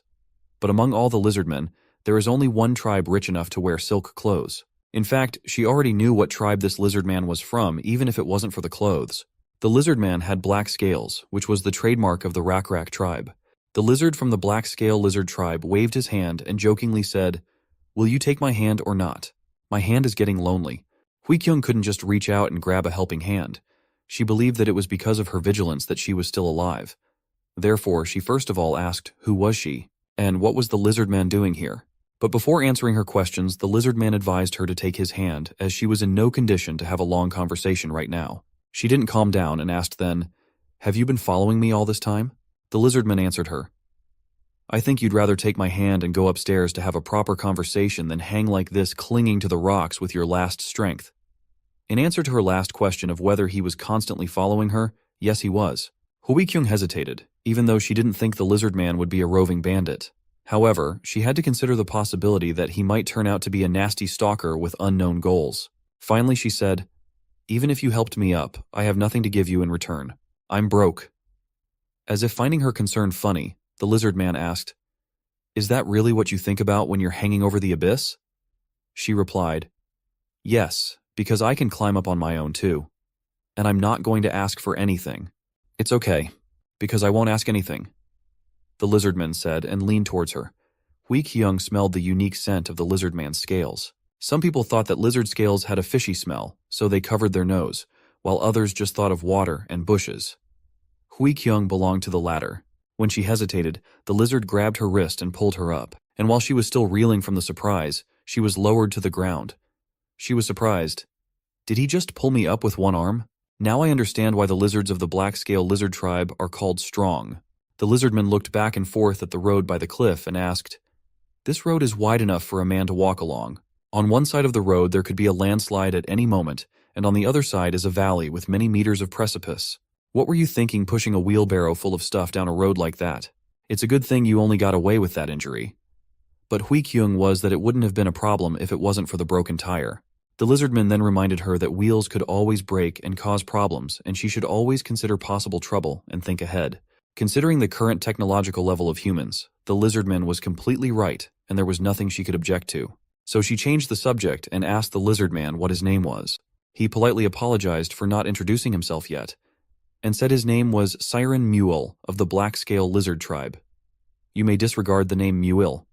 It is a name that has been passed down, but neither I nor my father know what it means. It's not the most common name among lizardmen, but my father wanted me to keep it, so I always introduce myself as Siren Mule. You can just call me Siren." Hui-kyung nodded and said, "Okay, well I thought I should at least thank you since you helped me out." "Thank you, Siren." After thanking Siren, Hui-kyung tried to limp past him and continue on her way, but Siren blocked her way with his hand, saying, "We're not done here yet, Hui-kyung." She immediately froze in place, thinking, "Damn it, I knew this would happen. I told you, I have nothing. And how the hell does he know my name?" When Siren said her name, she reached for the obsidian knife hidden in her clothes. Hui-kyung knew that her identity must not be revealed. Hui-seo, who had led automation after his mother, had decided to lead automation differently after her murder. He decided to hide his identity. He revealed his true identity only to the members of the 4 trusted families in the castle. They served as his hands and feet, and at the same time had to keep a vigilant eye on each other. Such a life came with a certain amount of risk, but Hui-seo managed to settle things within his means. Hui-seo also wanted his children's identities hidden, and the children had to follow his orders. If they didn't make enough effort to hide their identities, they wouldn't be able to become successors, wouldn't get their father's attention, and might die prematurely. Hui-kyung knew that black-scale lizards were strong, but her obsidian knife was sharp and long enough to pierce its heart. Instinctively, she almost snatched the knife, but she refrained from doing so at the moment. Hui-kyung thought, "Even if I do use the knife, I need to find out how he knows my name first. No matter what, I'll use my knife after I get information from him. And definitely not because he helped me." So she first asked how he knew her name. Siren showed both palms, making it clear that he had no intention of getting into trouble and wasn't going to fight. He simply replied that Rakrak told him her name, and then ordered him to find her. "Rakrak, chief of the Black-Scale tribe?" she interjected. Hearing that name, her jaw dropped with a mixture of fear, reverence, and surprise. Hui-kyung recognized the familiar name. It didn't take her long to realize who he was talking about, but she continued to clarify. "Are you talking about the hunter Rakrak? The thunder lizard? The first chosen one? The leader of the Black-Scale Lizard tribe?" To all this, Siren replied that, "We just call him Chief." Rumors reached Hui-kyung that the tribe of Severed Ears and the tribe of Black-Scale Lizards were preparing for a battle in the desert. This rumor was spread among the people of automation, as they were the center of this entire fight, and their fate depended on the outcome of their eventual battle. If Siren wasn't lying, finding out how Rakrak had gotten her name for Hui-kyung wasn't that important. Black-Scale Lizards would do anything to find out. The next question was far more important. Why would someone so famous and powerful ask to find her? She immediately asked the Lizardmen this question. To be honest, I don't know exactly myself, but I think I can try to explain part of the reason to you. Saren gathered his thoughts and asked, Are you aware of 2 recent rumors that have spread throughout automation and the entire peninsula? About what? That the second son of the De family excelled at horseback riding, or that the Su family's second daughter gave birth to twins, or that the fishmonger finally brought live fish to the market. Hearing the last of the rumors, Saren asked if it was even real. Hui-kyung immediately reassured, No, over. I checked it out. It's all lies. All fish are salted. The Lizardman then said, Well, anyway, I wasn't talking about some petty rumors like that. You should have guessed it. Even I, an outsider, heard about it. Haven't you been to automation lately? She had been, and she replied, I haven't been there.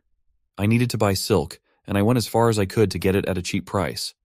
I was lucky enough to find a man from whom I could buy silk. So what is this rumor you speak of? Saren replied, More precisely, there are 2 rumors. One says that the Lord's second child will become the next Lord of Automation, and the other says that the 4th child will become the next Lord of Automation. Hearing this, Hui-kyung frowned for a moment, and exhaling a sigh of relief, she skeptically said that these were all false rumors. But Saren didn't share her skepticism and stated, I know you're Huiseo's 4th child. Hui-kyung shook her head. I guess you don't understand because you're not human and you don't live in automation. But fighting doesn't necessarily mean knife fighting. These rumors are part of a fight between my siblings who are trying to become the next Lord of Automation. I'm not sure exactly why, but my second brother and I seem to be caught up in these rumors, and I'm sure there will be someone who will benefit from it. I'm just an outcast with no chance of being my father's heir. There's nothing you can get out of me.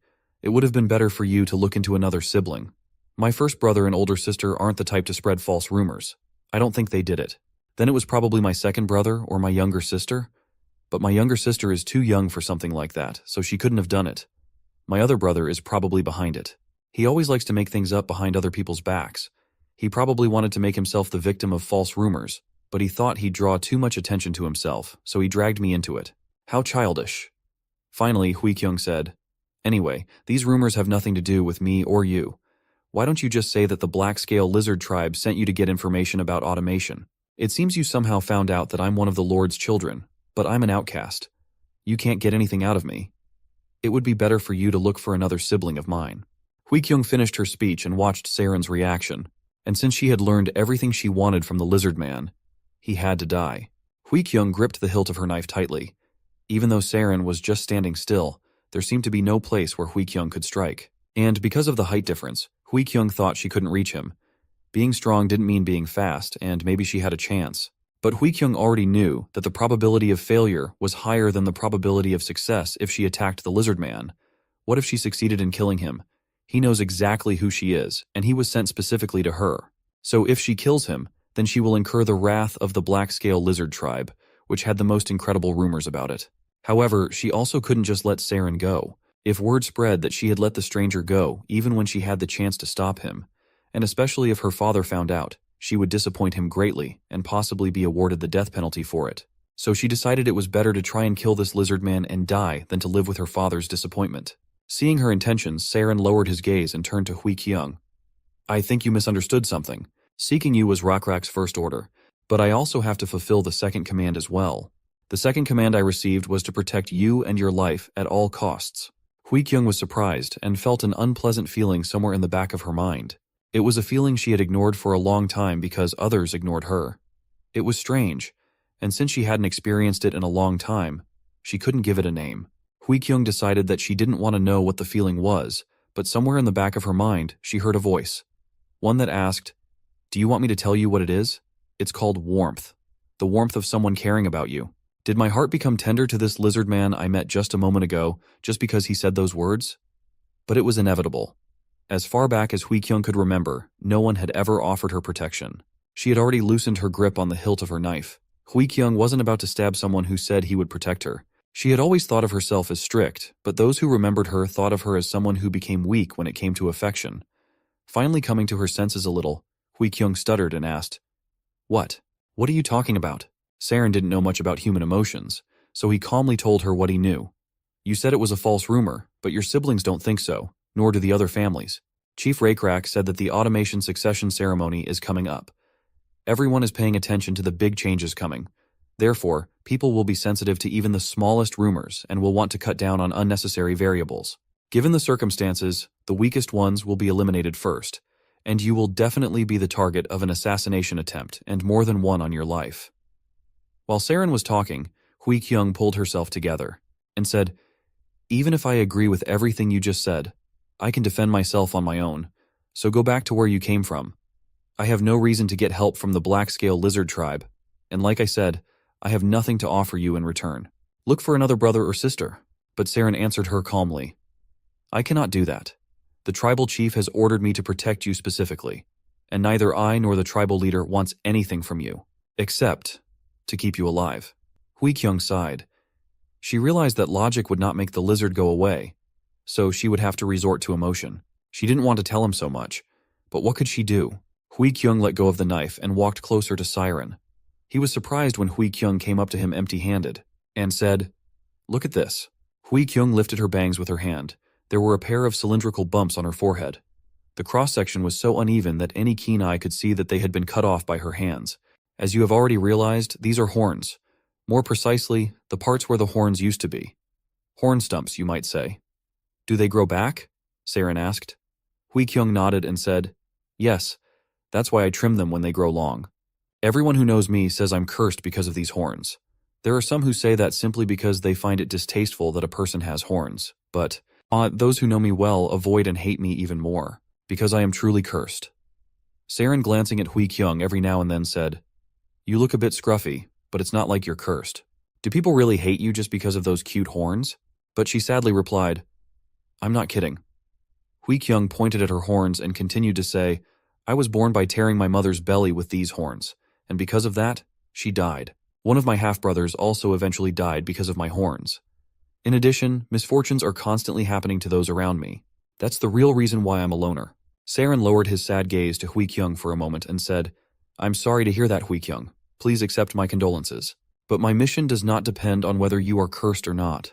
The mission has been entrusted to me by the tribe chief, and I am here to fulfill the will of the black-scale lizard tribe. And even if you refuse, I will still protect you. I have the desire and the ability to do so." After the failed attempt to make Saren afraid, Hui Kyung had run out of ideas on how to make him leave, and she began to ponder. Would the only way to get rid of him be to make him experience my curse? If that was the case, Hui Kyung realized that she would have no choice but to go along with Siran. So she would have to go with this big, strong, powerful warrior from the Lizardmen tribe who says he will protect her life. Hui Kyung was not unfamiliar with Lizardmen. There were few of them in automation. However, even in her eyes, Saren was different from other Lizardmen. Not only because of the precious clothes he was wearing, but also because of the muscles visible under Saren's scales and the dignity evident in his demeanor. Even though Hui Kyung had to hide her identity from others and didn't even like the fact that she was the daughter of a lord, she still belonged to high society. But even she felt uncomfortable looking at Saren. After thinking for a bit, she came to a conclusion. Well, it's not really that bad, is it?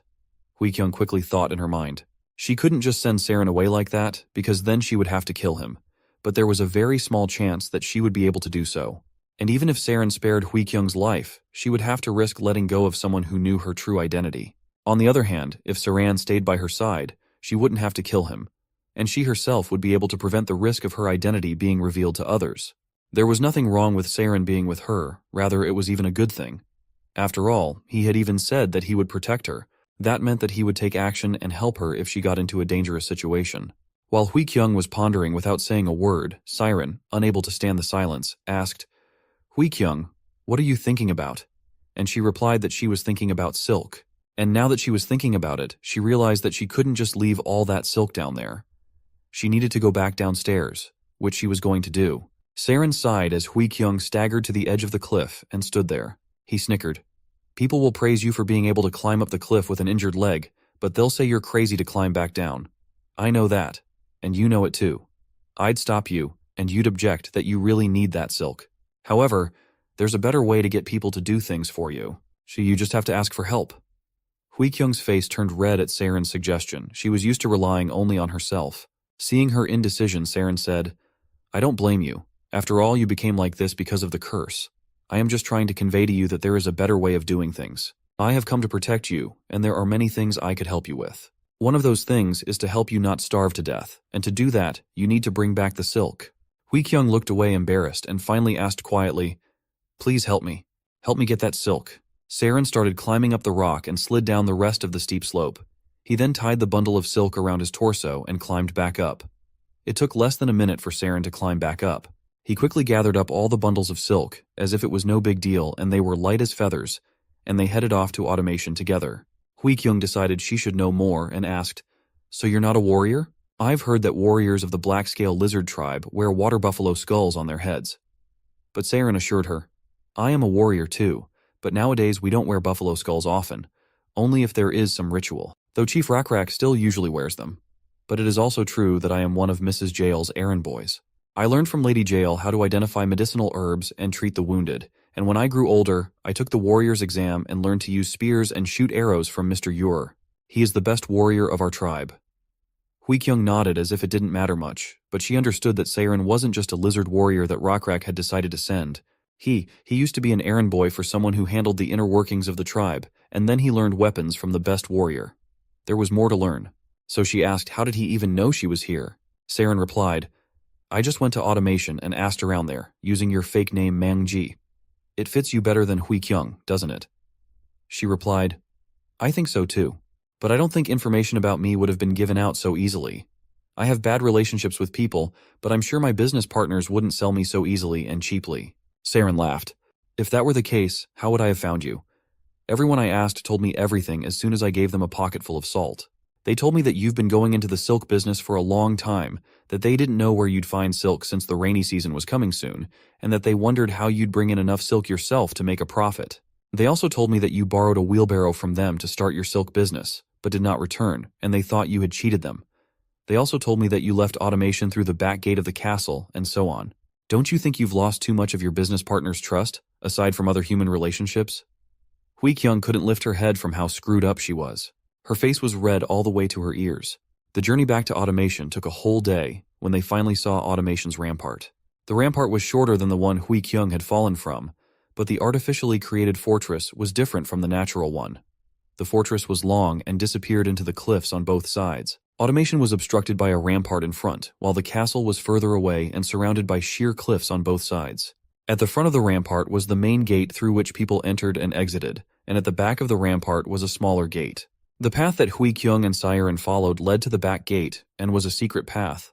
Only a few merchants knew about it.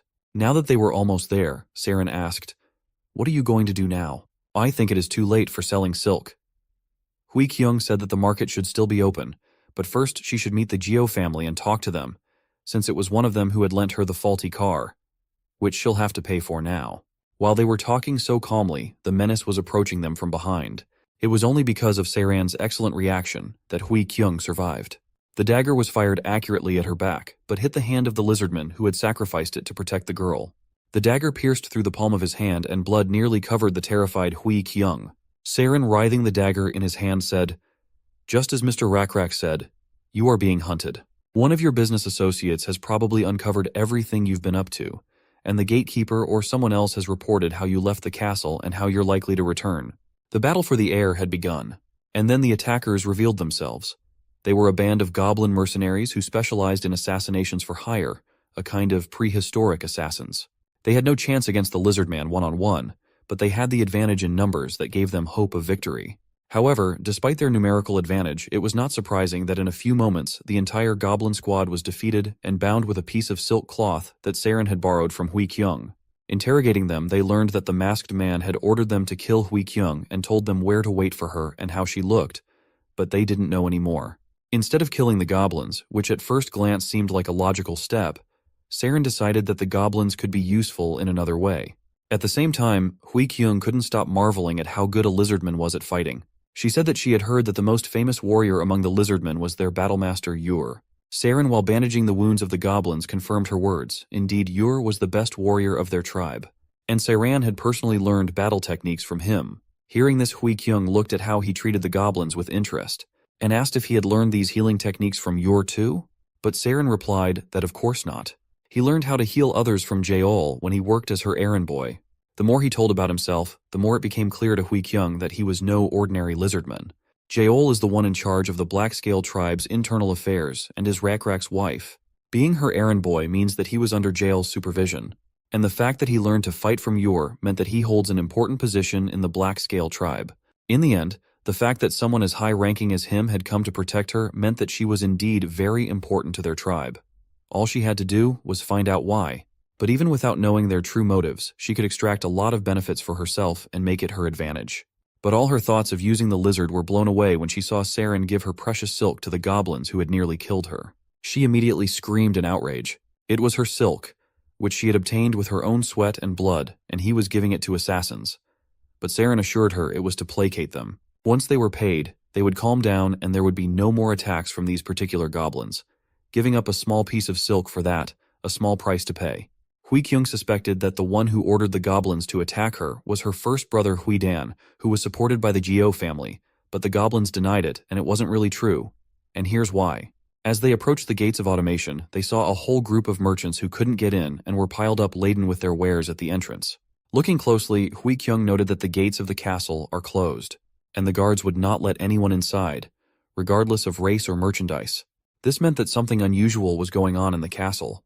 When they got closer, they asked one merchant what had happened and why the gates of Automation Castle were closed. Seeing their load of silk, Foxman assured her that she, as a silk merchant, would not be able to enter either. Neither would everyone else. The doors were closed right in front of their noses for a while, and guards didn't say why or when they would be reopened. And even if someone who was an Automation citizen was let in, they were still not let out again. Trading was the main activity in Automation, and if they closed the gates to all traders, then something really serious had happened in the castle. Hui Kyung, as one of the heiresses, was of course allowed in, and Saren with her. But they were warned that they would not be able to leave Automation until they were ordered to do so. Everything came to a head during the visit to the Zhou family, where Hui Kyung went first. The head of the Zhou family was in a bad mood and reluctantly agreed to talk to her. It was obvious that he had much more important things to worry about than meeting her. Seeing that, Hui Kyung asked what was wrong with his expression. She should be the one being angry here, not him. Sipping her tea, she said, "Gyo-jung, I almost died because the cart you lent me broke." He only replied tiredly, "It seems you haven't heard anything yet." "Well, whatever. Did nothing particular happen on the way here?" This question surprised her a little, but she decided to answer honestly that it was a failed assassination attempt. Luckily, she had a warrior from the Black-Scale Lizard tribe with her, who had saved her and defeated her attackers. She pointed directly at Siren, who introduced himself to the head of the Geo house as Siren Muel from the Black-Scale tribe. Gyo-jung had not yet met the members of this tribe in person and was glad to meet them.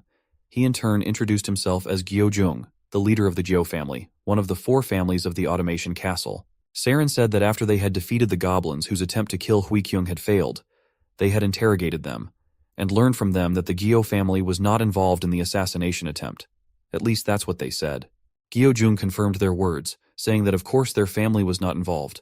After all, they never did any dirty tricks like other families. Hui Kyung didn't believe him yet and asked with a strained smile, "Really? So what happened in the Automation Castle? I don't think it's because the cursed 4th daughter was ambushed. All the castle residents were locked inside." Gyo-jung replied with a stone face, "An assassination attempt occurred here inside the castle too." Hui Kyung was shocked by what she heard. An assassination attempt occurred here inside the castle, where everything seemed to be safe. Gyo-jung continued, "Now that the castle lord has left, a leading heir of the Automation Castle, your brother, Hui Dan, went missing." It turned out that the Geo and Wu Sun families, who supported Hui Dan, suspected the other 2 families of being involved in Hui Dan's disappearance. But there was no proof, and no corpse either, so all the families supported the decision to close the castle gates until proof was found. Gyo-jung even allowed Hui Kyung to visit the room where Hui Dan disappeared from, so she could see for herself with her own eyes. She and Saren looked around the room carefully, hoping to find anything that would indicate what had happened to her brother. Looking around the room, Hui Kyung noticed how things had changed since the last time she had been here. As a child, she had been quite close to him, closer than any of her other siblings, as he treated her better than anyone else despite her curse. But as she grew older, she herself began to avoid direct contact with her older brother and became more and more withdrawn. While she was reminiscing, Saren, thanks to his good sense of smell and attention, noticed something near the table leg. He recognized it unmistakably. He immediately called Hui Kyung to him, saying that there was a strong odor of blood coming from that spot. Indeed, there was a faint spot of blood on the table leg below, and the table was on the carpet. As soon as they picked it up, there were distinct streaks of blood underneath. A lot of blood. The marks were distinct despite the fact that someone had tried to cover them up and wipe them away. The puddle of blood was still too big and hiding it was not possible. When they went back to Gyo-jung and told him about their find, he wasn't surprised at all and calmly replied that Hui-dan was probably dead. They found that evidence too. The only problem that remained was that they couldn't find his corpse. As they say, no body, no crime. That's why after they found those traces of blood, they decided to lock the castle gates, so the culprit wouldn't be able to take the corpse out of the castle. They hoped that the corpse would begin to decompose and its odor would spread through the castle. Following the trail of the corpse odor, it would only be a matter of time before they caught the culprit. Looking at Hui-kyung, Gyo-jung finally summarized that this is why she shouldn't take any action. They will handle everything themselves. She'd better think about her own safety and lay low. But Hui-kyung was not the kind of person who would sit idly by. She couldn't sit on the sidelines even if she wanted to. She immediately started thinking, would the culprit really not have considered that much before committing the murder? No, let's not think about this too deeply. As Gyo-jung said, there's no need for me to take action. Suddenly she heard a voice inside, a terrible and familiar voice, one that made every cell in her body shake in terror. It was the voice of her horned curse, which expressed itself not only in the horns on her head, but also in the insidious spirit within, which, of course, no one but herself knew about. He asked, should I tell you? Are you really just going to sit there and do nothing again? Hui-kyung tried to shut that voice out, but she was having no success. Her inner struggle was visible even from the outside, and Saren even started to worry about her, asking if she was okay. But she was silent in response, and her eyes glowed with an otherworldly light. She seemed resigned and strained to listen to advice from somewhere deep inside. She finally came to her senses and immediately asked the head of the Gyo house a strange question. Gyo-jung, what kind of person possesses a pot big enough for a corpse to be stored in without being suspected? He was surprised by the question and asked her which pot she meant. Then she clarified that she meant a pot where meat could be stored without rotting. But it wasn't Gyo-jung who answered her, but Sairan. He suggested that a butcher or a hunter might have such pots, but he wondered why she was asking. He finally realized what she meant. Someone who had such a pot could store meat, any meat, including human meat, and keep it from rotting for a long time. Hui-kyung confirmed his hunch. In such a pot with meat, it was only necessary to add enough lily and it could be preserved for a very long time, long enough to get rid of the corpse without a trace. Someone who can easily take a hunter around with them in the castle. Someone who has a lot of meat preserved in salt within the pots at their home. Now Gyo-jung realized what she was getting at, and he finished her logical chain of reasoning by adding that it was someone who could naturally visit this office. Someone very familiar to everyone. Someone who could just walk into Hui-dan's office. It could only be one person, who was just now completing the disguise of the evidence of his crime. Securely closing the pot lid and smiling smugly, confident that he would never be caught, thanks to his ingenious plan. The killer was a hunter and possible successor of the automation castle, the second child of the Lord, Hui-jin. All that's left is to catch her, along with all the evidence. Hui-kyung's reasoning was very convincing and logical. Therefore, even though only a few people inside the castle were informed about the name of the likely culprit who committed the murder according to Hui-kyung's reasoning, the rumors spread very quickly. And when Hui-dan's death was officially announced and the sad news became known to everyone in the castle, everyone already knew that the main suspect was Hui-jin. Her cunning plan was revealed, and she had no choice but to flee. Escape from the castle at night and under the cover of darkness. On the way, she couldn't stop cursing. Damn it, how the hell did this happen? Hui-jin thought it was a brilliant and perfect plan that guaranteed her success without consequences. But in fact, it turned out to be wrong, and her perfect plan crashed into the harsh reality, and the heavy body bag on her back was solid proof of that. She wasn't alone. She had her faithful assistant with her, who was carrying the other part of the corpse. They had already traveled far enough away from automation and up into the mountains that towered above the castle. They thought they could relax a little and no longer fear the chase. But Hui-jin did not calm down and continued to wonder how that damned girl Hui-kyung managed to reveal her plans. She'd never thought she'd be capable of such a thing. Suddenly, someone answered her wails, and it wasn't her assistant, who had remained silent the whole way. A young voice came from above and asked Hui-jin, "Isn't there someone else you neglected?" This voice was very familiar to her, for it was her younger sister, Hui-min. She was standing on a ledge and smiling strangely. Looking at her and realizing what was about to happen, Hui-jin asked in despair, "How did we get here?" At the same time, the archers behind Hui-min's back were already preparing to fire their bows. Instead of answering, Hui-jin's companion received a very graphic demonstration of what was in store for her in the near future. She looked at her sister with anger and could only growl through gritted teeth. Hui-min seemed to like what was happening. She asked Hui-jin with her frightening smile, "Why are you so angry? Didn't you kill Brother Dan first?" So even if I do something to you, you have no right to be so angry, unless it's at herself, because you are the one who started the bloodshed. The smartest among the brothers gets to be the lord of the castle. It's all for the throne, isn't it? In Huimin's opinion, she was the smartest and deserved to be the next lord, and she was willing to do anything for that. She especially wanted to put an end to this cursed brotherhood right now, and the two warriors behind her back were ready to do her bidding. Huijin only had time to shout the name of her despicable sister, who was just like her. That scream was the last one she would ever make, because in the next instant, 2 arrows struck her in the head and chest, leaving her no chance of survival. She fell to the ground as dead weight as her brother in the sack. Huimin stopped playing her part and sadly watched as her warriors went to check what was in the sacks and make sure everyone there was dead. She pondered how one bloodshed leads to another, and what a small price to pay for the life of a potential heir to the throne. She didn't want to kill her siblings, but she realized she had no other choice. If she did it first, she would probably end up in Huijin's place. Suddenly, all her thoughts were interrupted by a sudden pain, and the horrible realization that she herself had been tricked. The huntress herself had been victimized, and while she was ambushing her sister, someone had ambushed her. The sword that pierced Huimin's chest was sharp and merciless. She didn't even hear the stranger coming up behind her. She didn't even feel the slightest danger. Coughing up blood as the sword was pulled out of her, she heard the familiar voice of her brother. He was someone she hadn't expected to be here at all. So with surprise on her face, she died. Standing over her falling corpse, Huijun repeated her words. It's time to put an end to this cursed brotherhood. He pushed his sister's corpse off the cliff and looked at the 3 corpses lying below and declared that now, from all his siblings, only one left. The blood of the Hui family flowed like a river that night. And the controversial prophecy began to be fulfilled, if only in that the next Lord of Automation would be Huijun or Huikyung. There were simply no other options left. Huijun was not going to stop there and promised, I won't make you wait long, Huikyung. It seemed that by gambling on him, Hegemony had chosen the most dangerous and cunning of the heirs. Soon, the news that the corpses of 3 of the Lord's children had been found outside the walls of Automation shook the entire castle. Huikyung was also shocked that Huijin and Huimin were found dead near the body of their older brother Huidan. The head of the Jiao family said that all this means that the culprit has no intention of hiding his identity. Otherwise, he would have hidden the corpses better, or at least left them in different places. It was all too obvious. So much so that even a fool would have realized who was behind all this and who would benefit from it. Everyone present agreed that it was Huijun, and Huikyung went even further, suggesting that he had waited until the last minute for the right moment.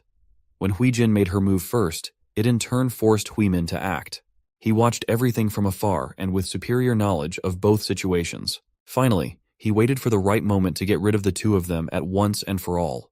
Then if the attack of the hired goblins was the work of Huijun, then everything was clear and fell into place. If Saren hadn't shown up then, no doubt Huikyung would have been dead long ago.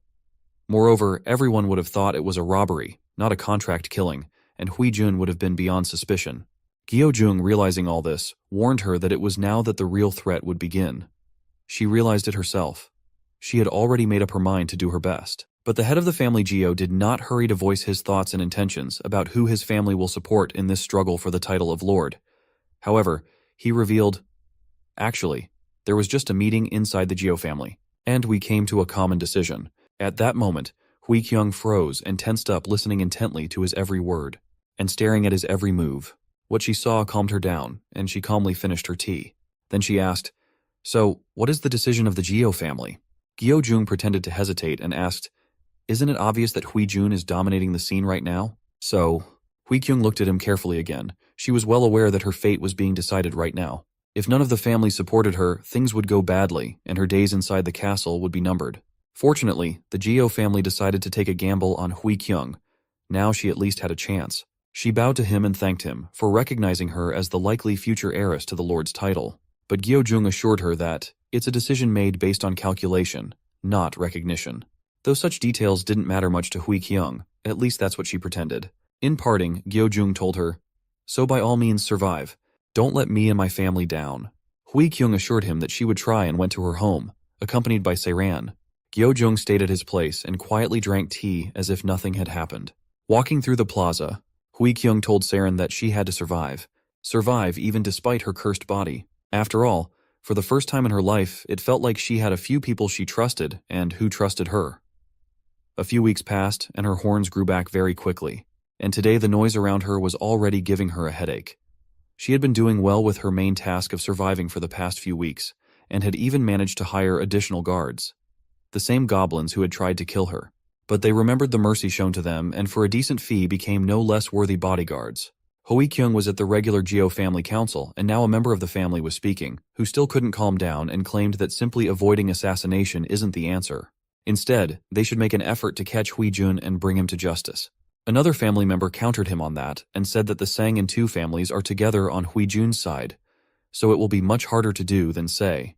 As long as he is under their protection, it will be hard to bring him to justice without starting a war between the families, and the two families would have a significant numerical advantage in a war against them.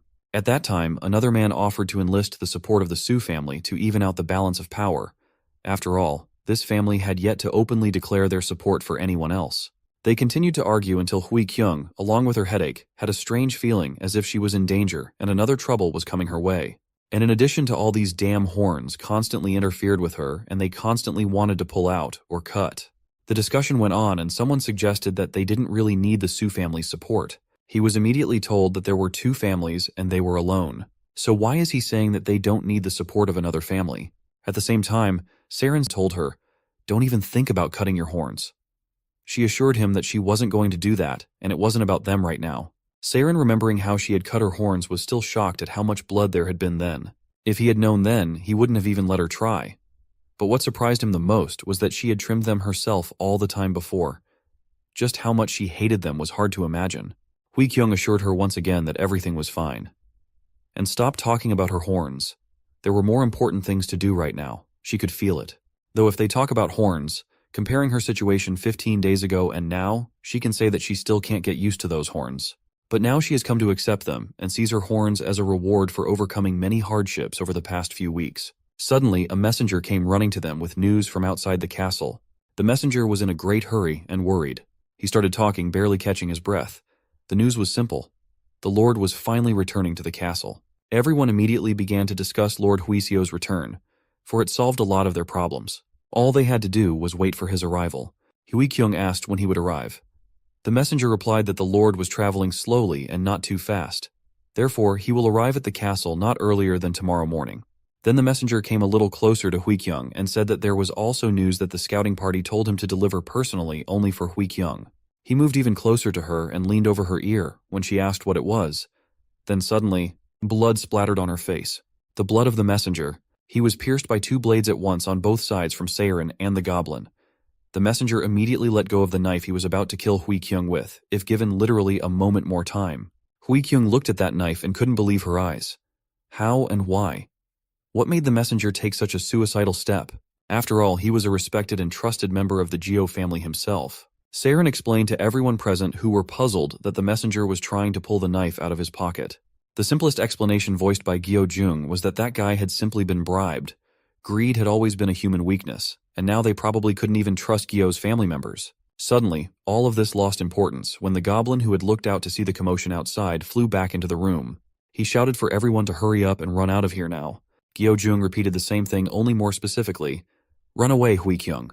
Everything was clear now. Apparently Hui-jun had already made the decision to attack before the Lord arrived. He knew that when he returned, things would be much more complicated, and Hui-kyung would have all the trump cards in her hands. So he, along with the families supporting him, planned to end things here and now. And now, the war between the families had begun. So, Hui-kyung was forced to flee, and to be honest, she'd hoped she'd never have to use this escape route. But looking at this stinky hole, she realized there was just no other way. There is just no escape route as safe as this one. And even though it's gross and unpleasant, there's nothing else they can do. The sewer. How many times has it served as the last escape route for the heroes in a desperate situation, and this time was no exception. Saren reminds Hui-kyung once again that under the circumstances, they simply have no other options. So Hui-kyung, without thinking long, started to go down into the hole, intending to go first. She disappeared down the hole, but Saren didn't follow her. She had to come back to wave to him and ask him what he was doing. There was no time to delay. They had to hurry. Finally, Saren came down after her and closed the hatch behind him. When he smelled the disgusting stench that almost made him vomit, he noticed how well Hui-kyung was holding up. It seemed her stomach was much stronger than he thought. Hui-kyung didn't want to go into details about her troubled past at first, and just said that she was used to stink bugs. But Saren wanted to hear her whole story, and she couldn't get out of it. She had to tell him that when she was little, once she went to the bathroom and ended up falling into it. It wasn't a very long story, but it was disgusting. Just like this sewer they were walking through. Saren still didn't calm down and kept bothering her with questions, asking, "Isn't that a lot more dangerous than you made it sound like?" She replied that it was. She had almost died there. She must have fallen in there because of the rickety and flimsy loose floorboards, and got stuck up to her neck in a pile of shit. Luckily, somehow she managed to roll all the way to the sewer without getting hurt. There wasn't a single ray of light, and she thought she was going to die. When there was no hope and she was ready to give up, she saw light balls floating around. Then she followed the light and saw the dim outline of the sewer. She followed the light and even caught one. It turned out to be a bug with light coming from its tail. Perhaps that would have been a firefly. But not everything in the story was possible, which Saren noticed. He pointed out to her that fireflies were not the kind of bugs that normally lived in places like this. However, Hui-kyung continued to stand her ground. After all, they were really there, and she remembered everything clearly. Why wouldn't he believe her when she even said that she had caught one and got a good look at it? Saren thought about it. It was an interesting fact of her biography. The fact that the fireflies were in a place they usually weren't meant that there was interference from higher powers, perhaps even their blue beetle god. But he wasn't going to argue with Hui-kyung and agreed that it could have been anything. Perhaps even some other kind of firefly that was unfamiliar to him. Finally, they came to the exit of the sewer. A lone wooden door with rickety steps leading up to it. Saren pointed to this particular door and said that he had found it while exploring the sewer. It leads directly to the basement of the hunter's hut of the Su family. Saren was going to go first, but at the same time he asked Hui-kyung to wait here, just in case, and if he himself didn't return after a while. She would have to run immediately and in the opposite direction of the door. She must not even think of paying attention to whatever she hears outside. Her mission would be to flee and save the most precious thing at the moment. Her life. Hui-kyung pretended to agree and remained alone at the foot of the steps. The stench around her was getting annoying, but she had to wait. She waited for Saren to signal for her to come out, thinking she was still alive because of him and his caution. He'd saved her life more than once in the few fights she'd had in the last 3 weeks, which had been full of events. Right now, all she had to do was wait quietly here. Suddenly, a sound from above took away all her calm. There was no doubt that a fight had broken out upstairs. Hui-kyung knew that sound very well, and despite her promises to run back to the sewers if anything happened, she did the opposite and ran upstairs. She once again remembered what Saren had told her, but she wasn't going to stop. She was determined to help him in any way she could. She pulled out the hidden dagger and opened the doors. As she continued to run forward, she wondered, "Damn it, why am I doing this? Why am I not listening to what I was told?" Unexpectedly, the answer came on its own. She just didn't want to just watch anymore. Watching someone else die for her? And now the exit from the hunter's house was right in front of her, and the bright sunlight was blinding her. Once her eyes got used to the sunlight a bit, she froze in horror, and screamed, "Saren!" seeing his stiffened figure in front of her. He turned around and asked in a trembling voice, "Hui-kyung, why? Why did you come up? Why didn't you listen to what I told you?" His stomach was pierced by the spear and the puddle of blood underneath him was getting bigger by the second. Hui-jun, who had been waiting for them here and had set up this ambush, stood behind the backs of his warriors and smiled smugly. He was sure that Hui-kyung had shown up too late to make a difference, and had only made it easier for them all to find her. And this lizard man is no different than dead already. Hearing his taunts, the wounded Saren shouted for him to shut up. Hui-jun was even surprised that the lizardman still had the strength to speak. But it didn't change anything, absolutely. Therefore, he snorted contemptuously and gave his next order. "Ignore the lizard man, just kill Hui-kyung." His warriors immediately rushed to the attack, hoping that the mortally wounded lizard man was no longer a threat. How wrong they were.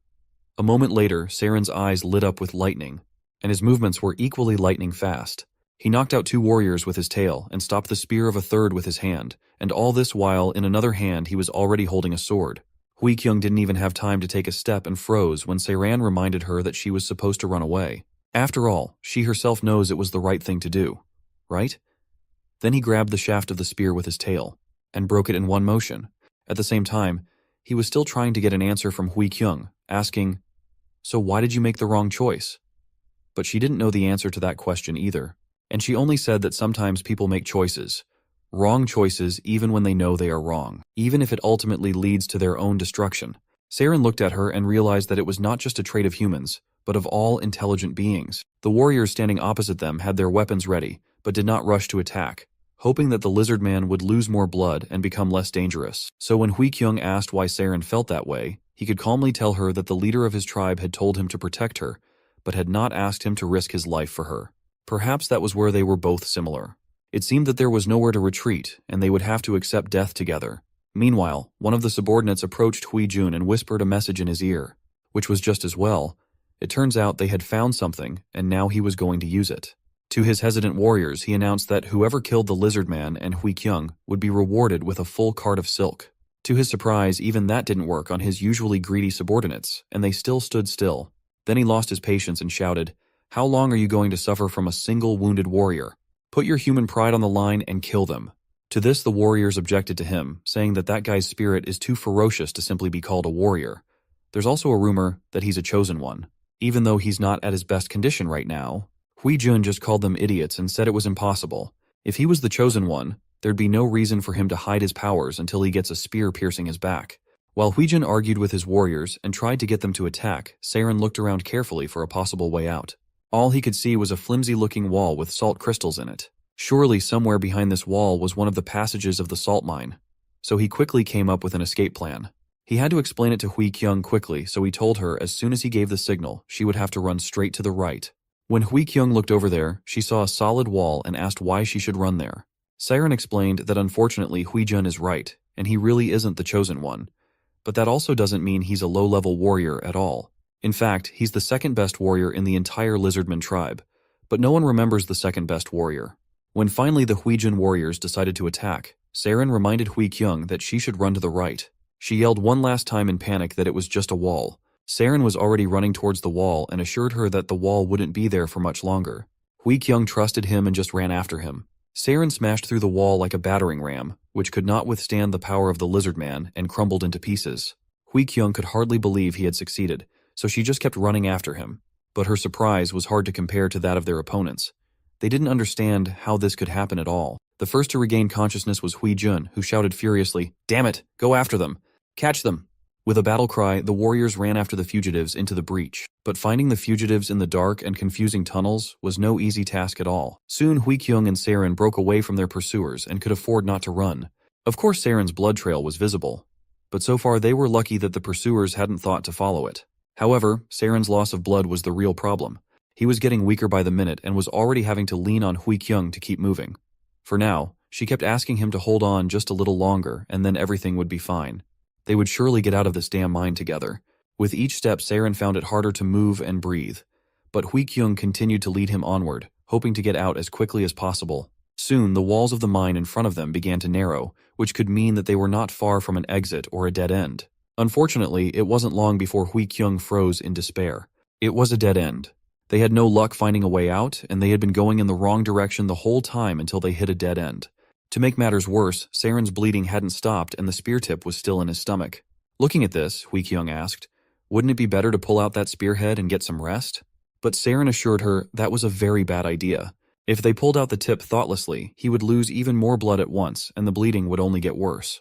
But they would both have to rest, because in their current condition, they would definitely not get anywhere else. While saying this, he accidentally touched the spearhead and groaned slightly at the sudden pain. But he was used to the pain. What surprised him was the crying and sobbing on Huikyung's part. Saren asked her in surprise if she was crying, but she didn't even want to talk about it and asked him not to even ask her. But Saren insisted because he wanted to check and find out why she was crying. Was it because of him? Surprisingly, she admitted that yes, all because he's dying, and anyway, what does he want to check? That she can't even cry? She was already hoping that things would change and she wouldn't be alone all the time. After all her life before it was like this, and bad things happened to everyone around her. Saren, seeing her despair, assumed she thought it was all because of the curse. But she was wrong, and he was determined to prove it to her. To do so, he asked her to think back to how many dangers they'd encountered together in the last 3 weeks. There had been many, but all of them she had overcome and survived. Most people would call it not a curse at all, but another word for it. Luck. Yes. Luck. She's not cursed at all, and there's plenty of proof of that. Saren asked if she remembered the day they had first met. Then he noticed something interesting when he climbed down from the cliff to pick up the silk. It was then that he noticed something was wrong with the wagon. Such a breakdown was quite strange. It looked like someone had deliberately broken the part that held the axle, even though she had borrowed the wagon from Gyeojung before the Battle of the Airs broke out. Just like this case, Saren assumed that something similar had happened in the past. For example, he found it suspicious and strange that in the past, the bathroom floor had broken so easily under the weight of an ordinary child. So it seemed logical on Saren's part to assume that none of this was an accident, and that someone had been deliberately trying to kill Hui-kyung since she was a child and make it look like an accident. She should have realized it herself. Someone had been purposefully trying to take her life for a long time. Suddenly, as if resonating with what Saren had said, a chilling voice sounded inside Hui-kyung. One that told her that she knew it herself too. More than that, she even knows deep down inside who tried to kill her. Soon the pursuers found them after all, by the trail of Saren's blood. It was no surprise, and it was bound to happen sooner or later. Their hiding place was revealed and illuminated by the light of torches. Shouts of warriors were heard, and they surrounded the only exit. Soon, the footsteps of Hui-jun were heard, who gloatingly stated the fact that the Lizardman had already lost a lot of blood judging from the trail of blood drops. But the most important thing is that this place is deep in the salt mine. A dead end. And here the runaways can't break down the wall and escape like before. Just what he needed. A perfect trap with no way out. A trap they've driven themselves into. He was not going to wait any longer and immediately sent all his warriors to attack, ordering them to kill the runaways immediately. Saren and Hui-kyung prepared to take their final battle and meet their fate. Hui-kyung thought that at least now she would not blame the curse for anything. And if she died, it would be entirely her own fault. Saren wasn't going to die yet. He told her he was still waiting for her luck. Maybe this time she'd get lucky in the face of death. But the Hui-jun soldiers weren't waiting. They were already charging towards them with a battle cry. Suddenly, a bright blue flash blinded the attackers. A shining ball of lightning appeared right in front of them. No one realized what was happening. Not the soldiers. Not Saren and Hui-kyung. Not Hui-jun. Everyone froze in place. The light formed into a flashing sphere that cast shadows behind the people in the cave. Those who had good vision were able to make out a strange, square-shaped creature fluttering in the air. And as the mine began to dim, all the other people were also able to see the creature.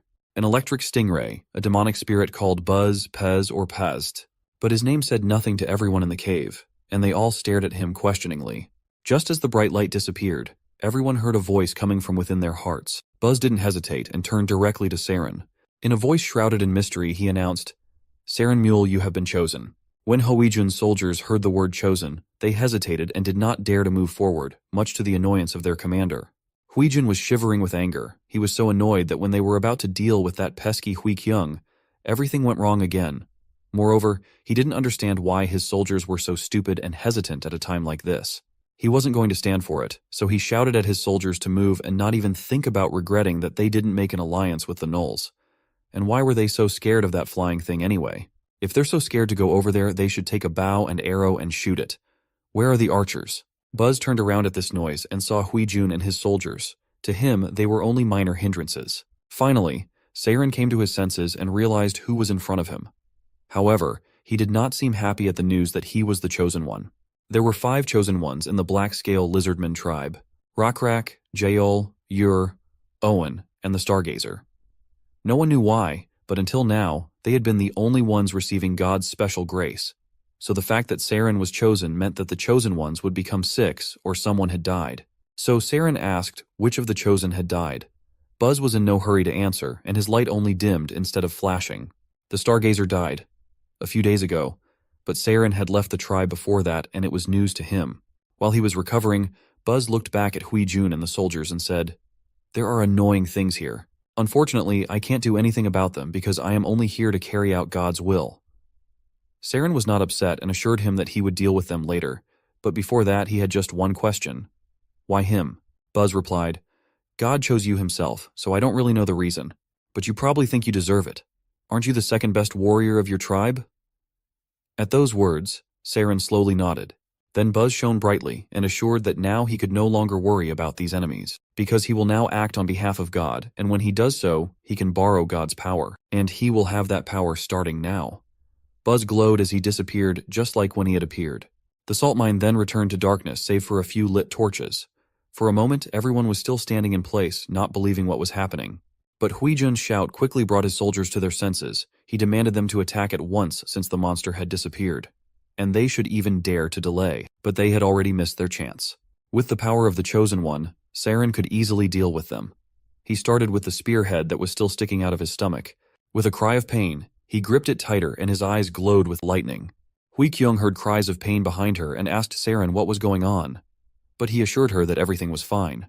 In one firm motion, he pulled the rest of the spear out of himself, and quickly burned the wound with a lightning bolt to stop the bleeding. The soldiers continued to run, not even realizing that their opponent had already managed to heal the mortal wound, and the pain he still had left only made him stronger. Looking at the soldiers running straight to their deaths, Saren assumed that they didn't even realize what had happened. And in that case, he'd just have to make them understand. Saren spread his right palm open. Electric lights began to flash between his fingers, and in a moment, the lightning bolts came straight at the soldiers attacking them, filling the mine and leaving them no chance of survival. Now the hunters were the victims. A blinding flash erupted from Saren's hand, striking the corner of the salt mine. All the soldiers running at them were struck by the deadly lightning, and their screams of pain filled the cave along with the smell of burning flesh. Huijun saw this and was scared to death. He had never expected that this wounded and cornered lizard would be capable of such a thing. In an instant, an entire squad of soldiers was defeated, and the survivors fled in panic to save their skins. Huijun shouted in panic to the soldiers already fleeing even faster than him to retreat, for this lizard man was truly the chosen one. Together, they hurried to the exit as fast as possible. Saren was trying to catch his breath. Using the power of the chosen one was not an easy task, especially for a wounded lizardman. Huikyung was amazed by this incredible strength, but she was also concerned about Saran's condition. Despite his assurances that he was fine, it was hard to believe him. But what was easy to believe was the destructive power of the chosen ones of their black-scaled lizardmen tribe. Huikyung didn't understand why, with such impressive power, their tribe still didn't dare to openly fight the tribe of cut ears. Siren himself didn't exactly know the answer, but he guessed the reason. Now that he had used this power himself, he could definitely say that this power could not be used indefinitely. Because when he used it, it felt like some type of mental power was being consumed. Now he understood why Owen always smoked cigarettes after using this power. Huikyung was still worried about his health, but he persisted in assuring her that he was fine and just a little tired. But that was okay, because now that he had cauterized his wound and stopped the bleeding, he felt much better, and he was ready to go.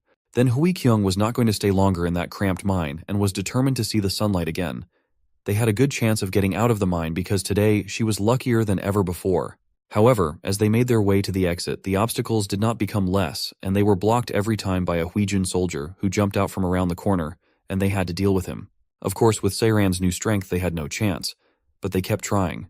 When their attempts failed, even fleeing didn't save them. So they pushed onward and onward, leaving nothing but roasted corpses in their wake. All this was watched by Hegemony, who could barely contain his rage at seeing their success. He just couldn't afford to let it go on any longer and was determined to stop them.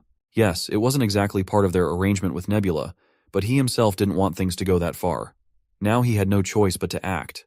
To stop them, he decided to summon an animal under his control, a saber-toothed tiger, to deal with them and bring him victory since Huijun couldn't do it himself. Soon, Saren and Huikyung froze with surprise and fear. It was hard to believe, to encounter such a creature so deep in the mine. At the sight of a giant muscular saber-toothed tiger, they were confused and did not even immediately realize what it was. But the tiger did not hesitate and with a growl continued to approach them. Saren was the first to come to his senses and quickly jumped forward, covering Huikyung. He had only one question. What was the saber-toothed tiger doing here? But there was no time to look for an answer to that question. The tiger suddenly leaped at him and Saren only had time to activate his Chosen One power a second before it would be too late. A flash of lightning illuminated the mine, and the saber-toothed tiger fell dead at the feet of our heroes. Looking at his corpse, Saren could not stop wondering how the saber-toothed tiger had crossed the walls of Automation Castle and managed to enter the salt mine. And the most important question was why? In search of what he came here? That was something he had no way of knowing. However, Huikyung was no longer surprised at anything. She was already dizzy from everything that had happened this day.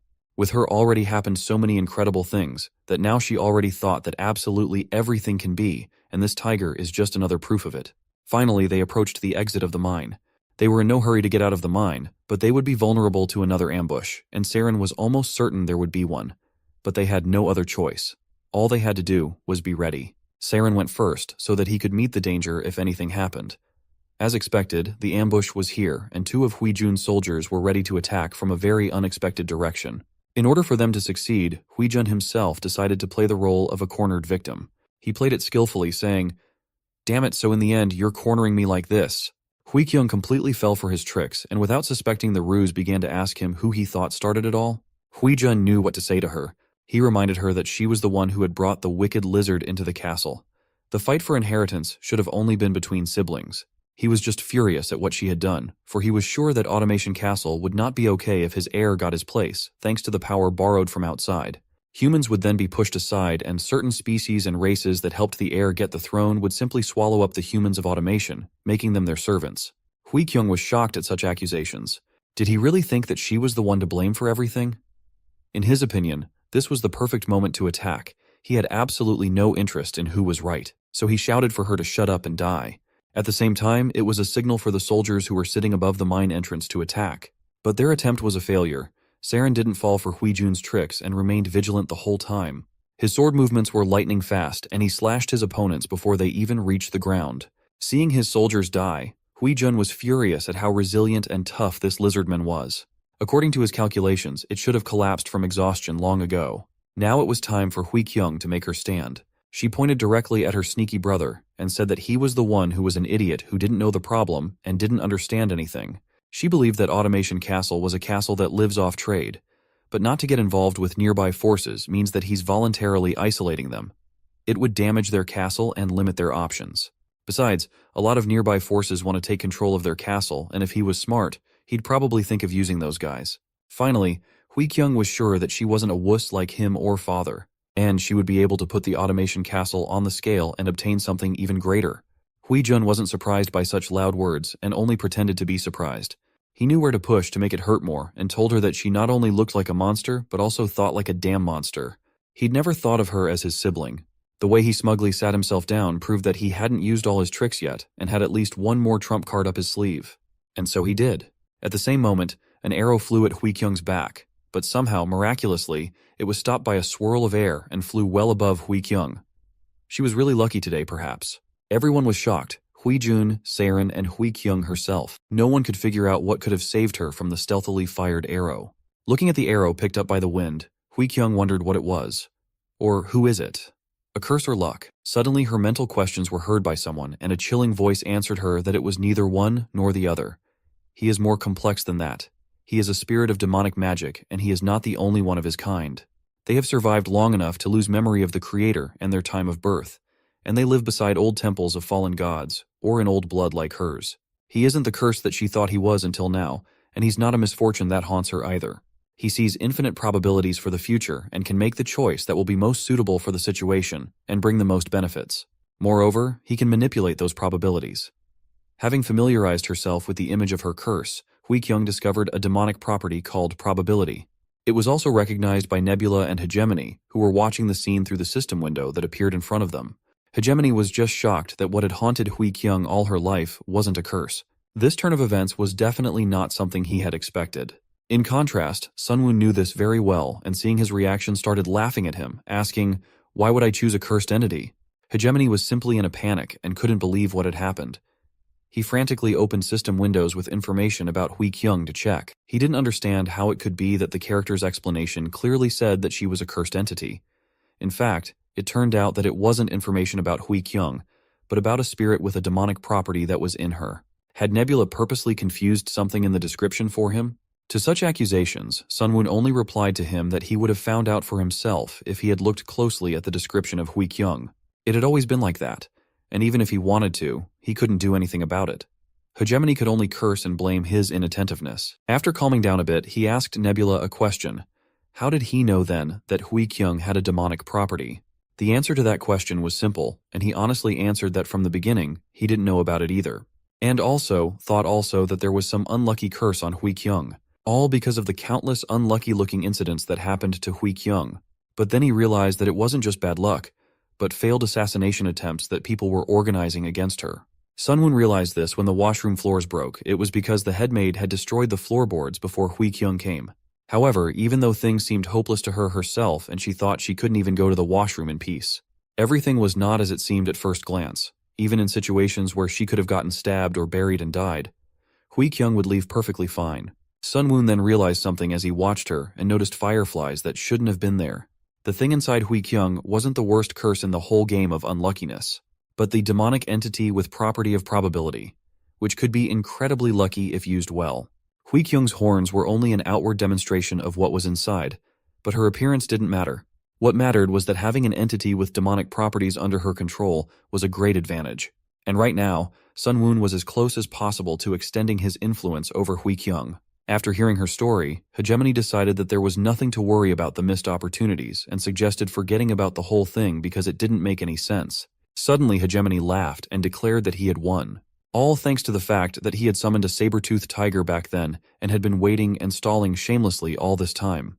To this, Sun Woon only replied that it was good that he knew he was shameless. But what does he mean when he says he won? Hegemony thought he won because Nebula still couldn't finish off Hui Jun.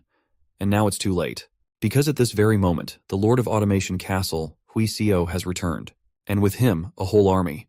As soon as he saw his children, he immediately ordered them to stop and end the slaughter. Hegemony cheered and laughed. He was sure it was over. Since the castle lord is back, the family needs to stop fighting. But to his surprise, Nebula did not get upset at all, and said that everything was still undecided and it was not clear who would win. Hegemony was sure that to end all of this chaos, Hui Xiao will choose a successor and probably right now.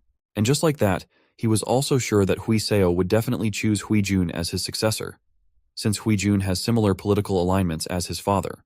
And in that case, Hui Kyung won't be able to do anything. Not only is killing Hui Xiao absurd, but no other families will recognize her either. Even Saren's help and support will do nothing for her. But Sun Woon thought otherwise. He was sure that the premise on which Hegemony had based his reasoning was wrong. So it was no wonder he had come to the wrong conclusion.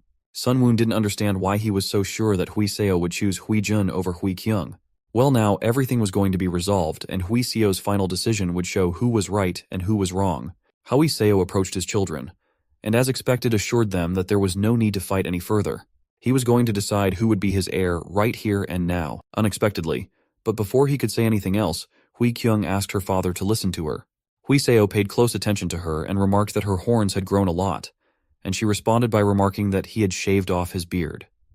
These meaningless phrases were just the calm before the storm. Finally, when Hui Xiao asked what she wanted to say, she gathered her thoughts and blurted out a question that shocked everyone. "Why did you try so hard to kill me?" Even Hui Jun was shocked at this news. He had no idea that his father had tried to kill Hui Kyung long before him. Surprisingly, Hui Xiao didn't even try to talk back. All he did was ask her when she found out about it. Hui Kyung, with an expression too cheerful for such a moment, told him that she found out about it a long time ago, but she lied to herself and ignored it. Just because she didn't want to believe that the father she loved so much was capable of such a thing. She knew that the truth was that the reason he was trying to kill her was because of her mother, who had died while pregnant with her. Moreover, the truth was that this brand of a curse that bothered her whole life was a lie that Hui Xiao had made up. She couldn't wait to hear him justify himself. He started by remembering her mother, Ryo. Her body was already too weak to bear a child, and as bad luck would have it, she had the flu. She died of exhaustion from the strain of childbirth. Ryo was too special to Hui Xiao, and her loss was an unimaginable pain for him. It was at that moment that the word curse started rolling around in his head, and then he couldn't get rid of it, not knowing who to blame for the death of his beloved wife. So then he chose to think that Hui Kyung and her horns were the curse that led to the death of his beloved Ryo. It was the easiest thing to blame it on her. The position of Castle Lord was full of never-ending difficult days, and then he believed it was Hui Kyung who had taken away the one thing he held precious. That was why he simply could not let her stay alive and be a living reminder of his loss. Upon hearing this, Hui Kyung declared that she had figured out for herself what she was going to do, and he could now do as he wished now. Hui Jun intervened and rushed to his father's side, warning him not to make a decision swayed by guilt. The fate of Automation Castle would depend on his decision. Hui Xiao reassured him that he had nothing to worry about. Even though he himself is old and tired when it comes to such an important decision, he will decide purely with his judgment as the Automation Castle's lord. Besides Hui Xiao, he knew that this is the last decision he can make with free will as a pawn on this chessboard for gods. So he decided to announce his choice to everyone. Everyone froze in anticipation. Even the so-called gods. Hegemony began to pray to his gods, while Nebula watched him skeptically and asked if he really thought it would work. They are gods themselves, by the way. But beyond that, something down below caught Sun Woon's attention. There, Hui Kyung's demonic essence was about to reveal itself. That inner spirit was scrutinizing Hui Xiao's every move and word and explaining everything that was happening to Hui Kyung. Judging from the way Hui Xiao opened his mouth, he was about to say, Kyung, so she would probably be the next owner of the Automation Castle. But the spirit wondered why she didn't look happy. Then she explained that her father was trying to escape, even if he doesn't realize it himself. But in the end, he chose to rid himself of the guilt. If so, the rumors will spread within the castle, that the castle lord gave his position away out of guilt to his daughter that he had been trying to kill. Hui Jun's side will spread the rumors like that. And if so, People will doubt her ability, saying she got the position out of luck. The 4 families of the Automation Castle and citizens will not follow her, and even the position of Castle Lord she will receive will be at risk. That's why Hui Kyung couldn't afford to be chosen by her father as his heir. She had to get that position herself, and she was determined to do so, no matter what it cost her. Hui Kyung decided to act here and now while she had the chance, and the first thing she told her father was that she had changed her mind, which surprised him. She had been thinking about the situation for some time, and now she was sure that no matter what her father's plan was, she thought she should become the lord of the castle. And that was why she had asked her father to entrust her with the position of castle lord. Such insolence and self-confidence at such a crucial time was a surprise to everyone, Saren included. But it was Huijun who was most resentful. He was not going to stand aside, and immediately shouted to his father to pay attention to the fact that she was threatening him right now. But Huiseo with a quick gesture ordered him to shut up. He was well aware of where this was going and understood his 2 children, their positions he had heard. But still he wondered where his daughter got the courage to threaten him in front of all those soldiers. The answer was simple, and it stood right beside Hui Kyung. It was Siran. He immediately displayed a small portion of his newfound strength. And that was more than enough to scare the soldiers and make Huiseo look a little differently at the situation he found himself in. Hui Kyung decided it would be right to point out the obvious, and said that as they could see, this lizard man was one of the chosen ones of the Black Scale tribe. Hui Kyung couldn't say for sure if he could kill everyone here, although the soldiers had no doubts about it. But what she was certain of was that Siren would have the strength to kill Huiseo and take her to safety. Huijun immediately started accusing her of lying, and that lizard man is already injured and tired. In such a state, he is not capable of something like this. However, Huiseo had his own opinion on the matter. He could clearly recall the strength of the chosen ones, and especially their leader, Rakrak. He is a fearsome beast, strong and cunning. And Huiseo was sure that this lizard in front was just one of the pawns Rakrak had deliberately placed in automation, to ensure for himself that the lord of the castle would make the right decision. Right for Rakrak, of course. Still, Huiseo did not want to give up so easily and reminded his daughter what she already knew very well. Automation Castle is special, and if he dies without appointing an heir, the council of the heads of the castle's great families will find someone within the castle and appoint him as the next lord. Hui Kyung wouldn't want that situation to happen, but still if it did, she would get the support of the Black Scale tribe. And with the help of their power and warriors, she will be able to completely devastate the castle. And all she will have to do is to be the only person inside the castle, and then no one will have any doubts who is the real heir and lord. Huijun couldn't contain his indignation at what he heard and called Hui Kyung a low trash who finally stopped hiding his dirty nature after all. He still had no way of understanding how she could even say such a thing. Meanwhile, Huiseo remained silent and weighed all the factors to make a decision. He had no choice but to make a difficult one. There was nothing Huijun could do to change that. Huiseo stepped forward and solemnly declared that as the current Lord of Automation Castle, he was giving up his position for Hui Kyung. Right here and now. From that moment on, Hui Kyung was considered the new Lord of Automation. This was a painful defeat for Huijun. He just couldn't believe it had happened and sat on the ground out of helplessness. His brilliant plan had failed, and all the sacrifices he had made were in vain. A few days later, life once again stirred on the streets of Automation. Vitality seemed to be flowing within the Automation Castle for the first time in a while, all because the turbulent air fight was over. Not only that, people began to feel that the very atmosphere in the castle had changed. Trade with other creature species had picked up considerably, and more traders began to come from afar. At the same time, all 4 main families inside the castle remained quiet. They seemed to have accepted the changes that the new lord of the castle had introduced. The only one who didn't like it all remained Huijun. He still couldn't get over the fact that something so absurd was happening in the castle.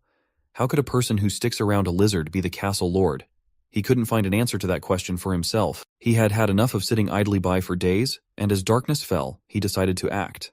Under the cover of night, Huijun equipped his horse for a long journey and prepared to leave this place and gather power somewhere else. Once he had found the right power, he intended to return and take his revenge. But his wet dreams of revenge were interrupted by a lizardman who came out of hiding place. Huijun immediately tensed up and asked, "Who is that coming this way?" Siren stepped out of the shadows and immediately picked up on the fact that Huijun was probably going somewhere far away. But of course, he wasn't going to say where he was going, and only stated that it was absolutely none of the lizard man's business where he was going. Siren agreed with him. It was none of his business, and he wasn't going to stop the defeated heir. He only reminded him that whether he stayed here or not, he still wouldn't be able to accomplish anything. Huijun considered all of this as empty threats and curses and set off. How wrong he was to think that he would just be allowed to leave. Someone wise had told Saren that sources of trouble like Hui Jun shouldn't be allowed to exist whether he was close or far away from Hui Kyung. And to be honest, Saren agreed with that wise man. He picked up the torch and gave the tentative signal. At the top of the automation walls, he was perfectly spotted. The goblin assassins knew their job well. When Hui Jun ran out of the gates of automation, he didn't even hear the sound of death rumbling right above him. He was never meant to leave the walls of automation, one swift movement from the goblin, and his head had already fallen from his shoulders. Now the proof that Hui Jun could never cause trouble again was in the goblin's bag. From the outside, it looked as if the rider had calmly continued on his way and nothing had happened. But in reality, it was already a headless rider. This was a fat point in the hegemony's defeat. He knew perfectly well that he had lost unconditionally. Even Sun Woon was surprised at how calmly the usually emotional hegemony accepted his defeat. But he had his reasons. He realized that one who does not acknowledge their losses cannot grow. Apparently, this wasn't his first failure in this game. Of course, it was frustrating to lose, and hegemony was upset. But he had no choice but to admit that it was Nebula who had won in this contradictory prophecy, which was obvious. In the end, as surprising as it was, the hegemony acknowledged his loss cleanly and left. And he didn't leave on his own. He took his tribe of gnolls with him and led them to the other side of the continent, guiding them to the far west. It seemed that hegemony was not really worried about the failed prophecy and was ready to face all negative consequences and events. Now the paths of hegemony and Nebula had diverged again, but that didn't mean they wouldn't meet in the future for another battle, perhaps the final one for one of them. Watching all of this, Sun Woon immediately figured out the hegemony's plan. He was going to make a military march across the continent, capturing weapons from the continent's inhabitants. By taking such a step, he must have been confident in his tribe's fighting strength. Now that the hegemony had left its original location, a vacuum was created, which Sun Woon was able to use to increase his forces in the territories previously inhabited by the gnolls. They used to occupy the North Shore regions and the peninsula's southern half. These were all coastal territories, and Nebula saw an opportunity to utilize them. Besides that, he still had the ocean small domain that the Lizardmen had taken over from the frogmen. The serpent who had this small domain being originally a freshwater creature, it hasn't even had a chance to use it properly. Well, it wasn't all that urgent and could be thought about later. Right now, Nebula had to meet the new lord of the castle. Hui Kyung was just in the right state of mind, tired after a busy day of business. She had fallen asleep right on her desk. It was the perfect moment for Sun Woon to appear to her and guide her in the direction he wanted. Hui Kyung was awakened right in her sleep by a small blue firefly. As soon as she woke up, the firefly returned to its true owner. The mysterious hooded figure of Nebula stood right in front of Hui Kyung. She immediately realized who was in front of her, the blue bug god she had heard so much about from the Lizardmen. Hui Kyung bowed in reverence to the god whose followers she had received so much help from. She knew this was just the beginning, but she had nothing to thank him for. She had started various businesses, but they had all failed and had little to offer the god. All she got in response was silence. But then the firefly that was in Nebula's hand shone even brighter, and turned into a small ingot of iron. This piece of iron was what Nebula had shown Hui Kyung. It was his message to her today. Though for her, it was not clear at all what it all meant. This ingot of metal looked like a piece of iron that automation merchants used as currency. But that fact didn't help her understand what they wanted her to do, and it made her feel very stupid. Did God really want money from her? Suddenly, a lizard's hand touched Hui Kyung's back. She immediately turned around fearfully and saw Saren in front of her. What was he doing here? And where did the blue bug god go? Everything around her began to blur, and she began to realize that it was probably a dream. Finally, Hui Kyung woke up, and real gravity quickly helped her regain consciousness. After falling out of the chair, she had no doubts. It really was a dream. After something like that, it was definitely necessary to take a walk and clear her mind, which Hui Kyung did. Walking around, she pondered whether this dream was just a dream or some kind of revelation. She didn't have even the slightest idea how to help the blue bug god. Though if he was showing her an ingot of iron, what should she do with it? She wanted to earn trust points from the blue bug god. But to do that, she still needed to find out what the revelation in her dream meant. Not far from her, a merchant from distant lands was surprised at the high quality of silk sold in automation. The Lizardman merchant really didn't see this as a surprise. He had already sold silk of this quality at the local market several times before. But this traveler was from the far western lands, and this was the first time he had come to automation. The western lands are located in the direction of the setting sun, and no one from there could come to automation before because the Gnoll tribe blocked their way. The Lizardman merchant really hadn't seen creatures of that race here before and asked if he was going to buy silk or not. The troll was satisfied with the quality of the goods and was going to buy all the silk the merchant had. He had a full bag of iron currency for that purpose. As soon as he showed the iron, the Lizardmen immediately agreed to make a deal. Such a quantity of high-quality silk must have been expensive, so the troll showed a whole bag of ingots. Of course, that was more than enough. The merchant was about to declare the deal a success when suddenly Hui Kyung shouted to him to wait. As for the troll, she told him to leave his money where it was now. Hui Kyung explained to him as peacefully as possible that she was sorry, but this guy was supposed to do business with her first. The merchant didn't understand what was going on at first and wanted to object, but one look at Hui Kyung was enough for him to realize that he'd better shut up. The troll had no choice but to turn around and leave. Only then did Hui Kyung answer the Lizardman's questions and tell him that if he continued to do business this way, he would be in even more trouble. She pointed to the silk and asked if he thought it was wise to sell it at such a low price. No matter who she is now, she is also a merchant, so she just couldn't look at such a bad deal. Then the merchant told her that he had come here with Chief Rakrak and brought the silk in a wheelbarrow, so transportation was not difficult. Usually he sold the silk at the higher price, but this time due to the large quantity he found it profitable to sell everything even at a lower price. But Hui Kyung was in complete disagreement with this logic. If he continues to think like that, he won't be able to do business here. Doesn't he know how rare the products he trades in are? She had noticed such behavior not only from him, but also from the rest of the merchants from the Black Scale tribe. Hui Kyung had made it clear to him that he shouldn't undercharge, especially when he was selling high-quality luxury goods like silk. And there was one more thing he had missed when making the deal. Iron. She had an iron ingot in her hands, just like the trolls were. The merchant had to watch carefully as Hui Kyung explained to him what the scale was. On the scale, she placed 2 pieces of iron. One was the one normally used in Automation's castle, and the other was from the troll. Hui Kyung was going to compare their weights.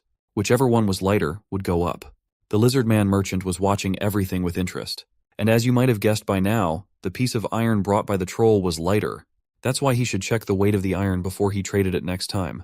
Behind him came the voice of someone. The scale that Hui Kyung had shown him seemed to be a very useful item. It was Rakrak himself, and he also asked Hui Kyung to compare the weights of a few more pieces of iron. She happily agreed. It was not for nothing that their automation scales were considered the most accurate. After the measurements, it was immediately clear that this metal was different from regular iron. Then Rakrak told her that this iron was obtained from ancient ruins. It is of excellent quality, but it has one very significant disadvantage. It is very difficult to melt. The best forges of the Black Scale tribe had given up out of helplessness. That is why Rakrak came here, hoping to find a solution to this problem within the walls of Automation Castle. Rakrak wanted to find a way to melt this iron and turn it into a weapon. At that moment, Hui Kyung realized what her dream was about. The Blue Bug God had given her the task of helping Rakrak with this difficult challenge. Of course, Hui Kyung replied that she could do it. However, she later realized that she had been a little hasty with this statement and had said it too confidently. Now she wondered what would happen if she didn't keep her word, and now said she couldn't do it. Would her reputation as Lord of Automation fall from that? By the way, there was a reason Hui Kyung was so confident in front of Rakrak. She was relying on the blacksmiths of Automation, who were considered the best in the area. When they looked at the iron that Rakrak had brought, they assured Hui Kyung that they could make weapons out of them. However, they had a problem in the process. If it was the will of the castle lord, the blacksmith was willing to work, even though it was difficult. This damn metal proved to be too unyielding to be crafted. After heating up the workpiece, a skillful blacksmith could usually get it into the desired shape in 10 hammer blows. But with this metal, he barely succeeded after 40 blows. The blacksmith could barely make one spearhead after working hard for half a day. After that, he was too tired to continue, and that's why he couldn't make the next one. Then Hui Kyung asked why not take a break and then go back to work. But the blacksmith assured her that wouldn't work either. If the forge cooled down, he would have to reignite it and would waste too much charcoal. Hui Kyung then suggested using more people, but that wasn't an option either. They would need several years of hard training to become useful in the smithy.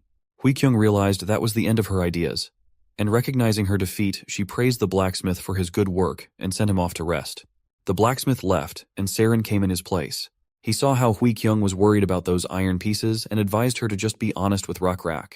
Hui Kyung was hesitant. She had told him so confidently that she could help, and now Saren was suggesting that she admit that she was not a useful partner. Saren assured her that's exactly what she should do. The Rakrak he knows is benevolent. To make it clear, Saren presented her with a picture of a smiling Rakrak who was willing to accept any failure of Hui Kyung. But it didn't help much. Hui Kyung was too proud to accept her defeat. She wasn't going to give up so easily and asked Saren to follow her. Saren was just coming over to teach her writing, but she offered to do it later. She had something that needed to be confirmed. They headed down a dark hallway together. There they were met by a mud soldier. Hui Kyung revealed that it was made in the innermost areas of the inner palace. Although mud soldiers traverse the automation castle themselves, anyone can't handle them as they wish. But that's not why she brought Seiren here. What she wanted to show him was actually behind the heavy stone door. As soon as she opened it, bright sunlight hit her in the face. Before their eyes was a waterfall that was forcefully spinning a giant water wheel. Seiren was mesmerized by this sight. He had never seen anything like it before. Hui Kyung explained that it was the entire castle's water reserve. And thanks to the fact that it's inside the inner palace, there's no need to worry about enemies aiming for it either. Right now, there's one particular detail to focus on. That wheel underwater that generates an incredible amount of power without rest. A machine that doesn't get tired, though none of the humans knew how the automation castle used that power. Hui Kyung had brought Seiren here to tell him about her plans for the future. She wasn't going to limit herself to using this power just to process metal pieces. She wanted to use this power to completely change Automation Castle. But to do that, she needed help, so she asked Seiren for it. Of course he was willing to help her. A few days later, a group of lizardmen arrived in Automation at Seiren's request. Hui Kyung didn't hesitate to show them her blueprints. She suggested making a new water path at a higher position than the current one, because it's a way to add new wheels without weakening the current waterway. Still, she had doubts and asked for advice on whether it would work. The familiar Yahello came to her aid. She had already become the head of the engineers of the Black Scale tribe thanks to her sharp mind and intelligence. Yahello had already had time to look around and replied that judging by the amount of water flowing there and the formation of the wheels, she thought that energy production was possible. But to accomplish such a large-scale project, Hui Kyung would need a lot of people. And of course a lot of money and hardwood, which doesn't grow in this area. Even though Yahello had inexplicably licked Hui Kyung's horn, she replied that Automation Castle definitely had enough money. But Yahello replied that it's not just a matter of whether or not she has enough money. The problem is that if Hui Kyung uses so much money and then doesn't get enough obvious and useful effects in return, it could cause people to resent her. Her position is already weak, and if she wastes the castle's funds, she will definitely get flood of criticism. The question is, will she be able to handle it? Yahello's words made her think. That evening in her office, this question never left her. In such a difficult situation, she turned to her inner spirit and asked if he knew the future. Unfortunately, the spirit replied that he was not a spirit of prophecy. What he can know or can change is simply the moment in front of her. Hui Kyung guessed that would be the answer. Still, she asked him to hear about the future she was pondering. She was going to leave the axle of the first water wheel empty and save it for the next lord to be appointed. The second water wheel she was going to connect to the blacksmith's mechs. If they just have enough charcoal, it'll create a bloomery that will never get extinguished. The third water wheel would be connected to a hammer that would be able to shape the blacksmith's workpieces. The fourth and final water wheel she was going to connect to a millstone so that people could process an impressive amount of grain into flour. Hearing her thoughts, the spirit replied that it looked pretty good, but that wasn't enough for Hui Kyung. She needed to be sure. This the spirit could not guarantee her. It was a future he couldn't see. He only said what he thought. Well, in that case, she was even willing to take the risk. Hui Kyung as well as the spirit thought it was a nice idea. She decided that she would start building water wheels after all. So construction has begun, but not as smoothly as Hui Kyung had hoped. Construction came with numerous challenges. Water wheels and workers kept falling over. On top of that, several times they got scammed by material suppliers. But all that was nothing compared to the most painful thing. When the work was almost finished and 3 water wheels were installed, it turned out that the 4th one could not be installed. Now that was the real challenge. Gaojung suggested that there was a space calculation error in the design. It's a pity, but he suggested just building everything with 3 wheels, because if they needed to install a 4th wheel, they would have no choice but to start over. Gaojung assumed that there was no other choice. In that case, Hui Kyung told them to start over. They were shocked. How could she order such a thing? If they started over, they would have to dismantle what they had already built and then start over, and that would take twice as long. On top of that, there was also the problem of the workers they had hired. Hearing all these pathetic excuses, Hui Kyung turned to them with a threat and asked, "What's the problem? This is a promise with the Blue Bug God. Are they really willing to arouse the god's wrath on Automation Castle the moment it just started to revive?" Finally, Hui Kyung shouted, "Say this to everyone. As long as I am awake and alive, I will keep my promise with the Blue Bug God at all costs and show you the completed water wheels." Sunwoon, watching this of course, couldn't remember when he told her to build exactly 4 wheels. Although, that didn't surprise him in the least. The human race had always been like this. After all, unlike lizardmen, who are a bit blunt and tactless in comparison, Humans live extremely goal-oriented lives. Thus, using the blue bug god as an excuse, the build period was extended. But the other automation families weren't very resistant to this, all because they were benefiting from the ongoing construction and the flourishing trade and business. The reason being, as the construction workers stay and more goods circulate, the scale of the commercial district expands, eventually returning benefits. Finally, under Sun Woon's close supervision, after countless twists and turns, construction was completed. And the 4 water wheels, the most advanced structure in the world, was born in Automation Castle. Hui Kyung was more than pleased with the result. So were the Lizardmen who helped her. The water wheels were moving and all the mechanisms were working.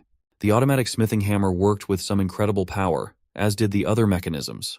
Now the Automation Castle will surely become a place about which travelers will say the following: I have been to many places, but I have never seen a place as remarkable as Automation Castle, famous for its ironwork that is trusted and used all over the continent. Hui Kyung was satisfied and only apologized to the blue bug god for using his name for her own purposes. But still, she believed he would understand her, and would appreciate her plan. She was right. Sun Woon was just as pleased as she was. Thanks to Hui Kyung, he was able to improve his iron-making skill to level 2. His civilization had now laid the technological groundwork to produce higher-grade iron. Also, his civilization was now able to smelt steel to create more durable and long-lasting ironware. In addition, now iron made in automation and marked with a special tag became the first base currency to establish itself on the 3rd continent.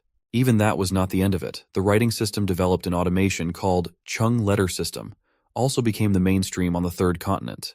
Thus, the technology of the civilizations under Nebula's control developed much faster than the average development speed of the other players.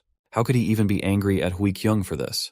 This was the exact reason why Sun Woon had chosen humans as his second race. As a result, Automation Castle prospered more than ever, and began to attract races that had never been here before. Elves, for example, who strolled through the castle and were surprised by the sound and sight of the continent's famous water wheels. One of them knew that the giant water wheel inside the city grinds grains. The other could not imagine how huge it was that the sound of its operation reached all the way here. A Lizardman trader intervened in their conversation and corrected them that the water wheels were not only used to grind grain, but also to make weapons for the tribe of black-scale lizards. But the lizard was not particularly interested in talking. Since the travelers had come here, they probably wanted to buy high-quality silk, right? After feeling the goods, the elves were surprised by the quality and immediately decided to buy it. They were going to pay for the goods with iron ingots, not the ones made by automation, but their own. They assured that they were of the highest quality, made of iron that is found only in their region. But the merchant, having learned from his own experience, was not going to take their word for it and took out a scale. As could be guessed, the elves' iron ingots were lighter than the standard. Their iron was of the lowest quality. In that case, the merchant was not even going to sell them anything. He would not accept such low-grade currency and was not going to trust such cheats as them. Of course, the elves were surprised by this refusal. As a solution, the merchant suggested they go and exchange their iron plates for those issued at the central exchange of the Automation Castle, and then come back, because he could not sell them anything until they had normal currency. The elves tried to resist and kept convincing him that he was making a mistake and missing a great opportunity to make a good deal. And anyway, someone who sells a lowly piece of cloth shouldn't be so power-tripping. It was a mistake. As soon as the merchant heard this, his patience ran out. He shouted at them to get lost, since they don't know how much quality silk costs. Hui Kyung was watching from the sidelines like a professional spy. She liked that this lizard man ended up being a worn-out merchant. But what she didn't like were those 2 elves. She wasn't used to seeing that race in her castle, and she wondered where they were from. So she decided to observe them and see how they did business. The elves approached one merchant, then another, and so on. And then Hui Kyung realized who they were. These elves are cunning tricksters. They're just targeting naive people or new businessmen. The way they're just targeting anyone who they get their hands on. It's more like they're hunting pushovers. A couple of scammers like this, Hui Kyung had never met before. And the big question remained, where the hell did they come from? Meanwhile, Sun Woon received a private message from one of the players. He was surprised. No one had written to him before. The message was from a player named Eldar. Based on his name, Sun Woon immediately assumed that this was a new player he hadn't met yet and was most likely controlling the elf race. During the issue with the hegemony, they resolved their conflict regarding Automation Castle by talking, as our hero needed to resolve all issues outside of the battlefield. As far as he knows, right now the elven forces are located far away on the northern coast, so why would Eldar want to talk to him? Still, Sun Woon lacked information regarding the entire northern coast that was located beyond the wasteland. And if the conversation was trivial, It would even be useful for gathering more information. So he decided to accept the request. He was immediately greeted by the melodious voice of an elven woman. She introduced herself as Eldar, the goddess of the elves. She had only one question for him: was he the god of this small castle and these people? Sunwoon, looking at her, couldn't understand what was going on and what was wrong with her. Is she really an RP player? I'm sure you know it, but just in case. RP or role-playing. Immersing oneself in a role within a game. That's exactly what that elf was doing. Such players are quite rare, but still Sunwoon was willing to talk to her. And he greeted her as well. She liked the beginning of their conversation and immediately picked up on the fact that Nebula was better than Hegemony, at least in his manners. Sunwoon was surprised that she knew Hegemony. As it turned out, she knew him too well, and she was the one who personally drove his barbarian group out of the northern coast. To Sunwoon, that sounded doubtful, though it might explain the strange behavior of Hegemony, who was very quick to agree to a contradictory prophecy instead of war. So Eldar had defeated him after all, and he was forced to look for a different place. But it was strange for an RP player to be so strong. Usually, such players are quite mediocre in terms of game achievements. Well, in that case, Nebula decided to find out what she wanted. Eldar was quick to state her demand. She wanted Nebula to pay her tribute, and then she would be merciful and spare his pathetic civilization along with him. It was a rather self-righteous demand on her part. There was no point in talking to her further, and Sunwoon immediately cut off their communication by blacklisting her name.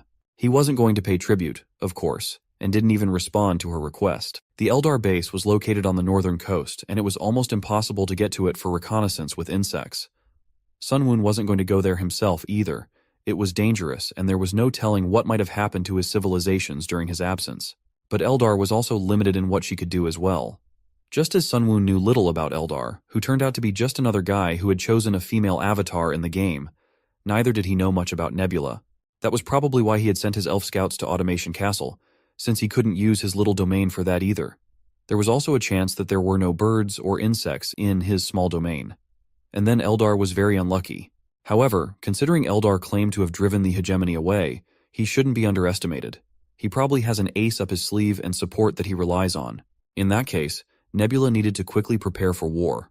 But before that, he was going to see what the other players had. Meanwhile, at Automation Castle, Hui-kyung had uninvited and unexpected guests. A delegation of elves had come to negotiate with her. It was headed by Leaner, the president of one of the largest trading companies of the elven civilization. He wanted to meet personally with the Lord of Castle Hui-kyung and no one else. He had come to apologize and resolve the problem that Hui-kyung had banned elves from trading in the castle because of the fraud of the two she had overseen. And they didn't come empty-handed. They had prepared a valuable gift. When Hui-kyung opened it, she was nearly blinded by the glow of a large precious diamond. According to the elf, this artifact had been found in ancient ruins. The elf hoped she would accept the gift and forgive them for their mistake, which would not happen again. Hui-kyung closed the box back up and said it was an outstanding artifact. However, she threw it on the ground and said she was rich enough already. Did he really think he could bribe her with it? Such an artifact meant nothing to her, which could not be said for the elf, who immediately rushed to pick up his treasure. After making sure the artifact was safe and sound, the elf breathed a sigh of relief and asked how much she wanted then. Hui-kyung wondered. The elves had never come from the northern coast before this. So why were they so eager to start trading with automation now? Has the situation really changed? Finally, Hui-kyung answered them that if they wanted good relations with her, they shouldn't even think of bribing her. Instead, they better stick to the law and fulfill the restrictions imposed on them. The elves had no choice but to agree.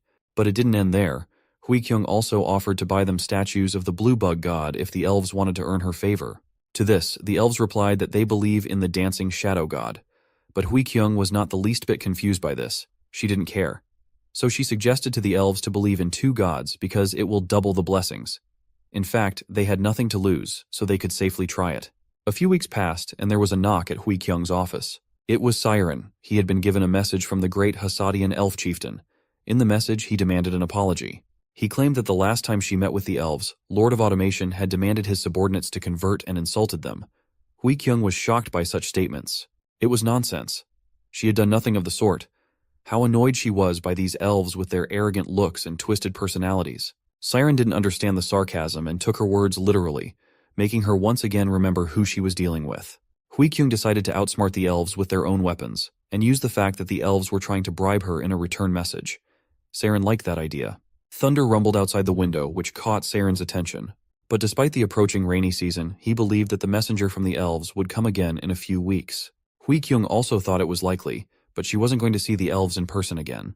In that case, Saren was going to prepare more insults to use against them. But other than that, Hui Kyung had seriously warned him to better prepare for war.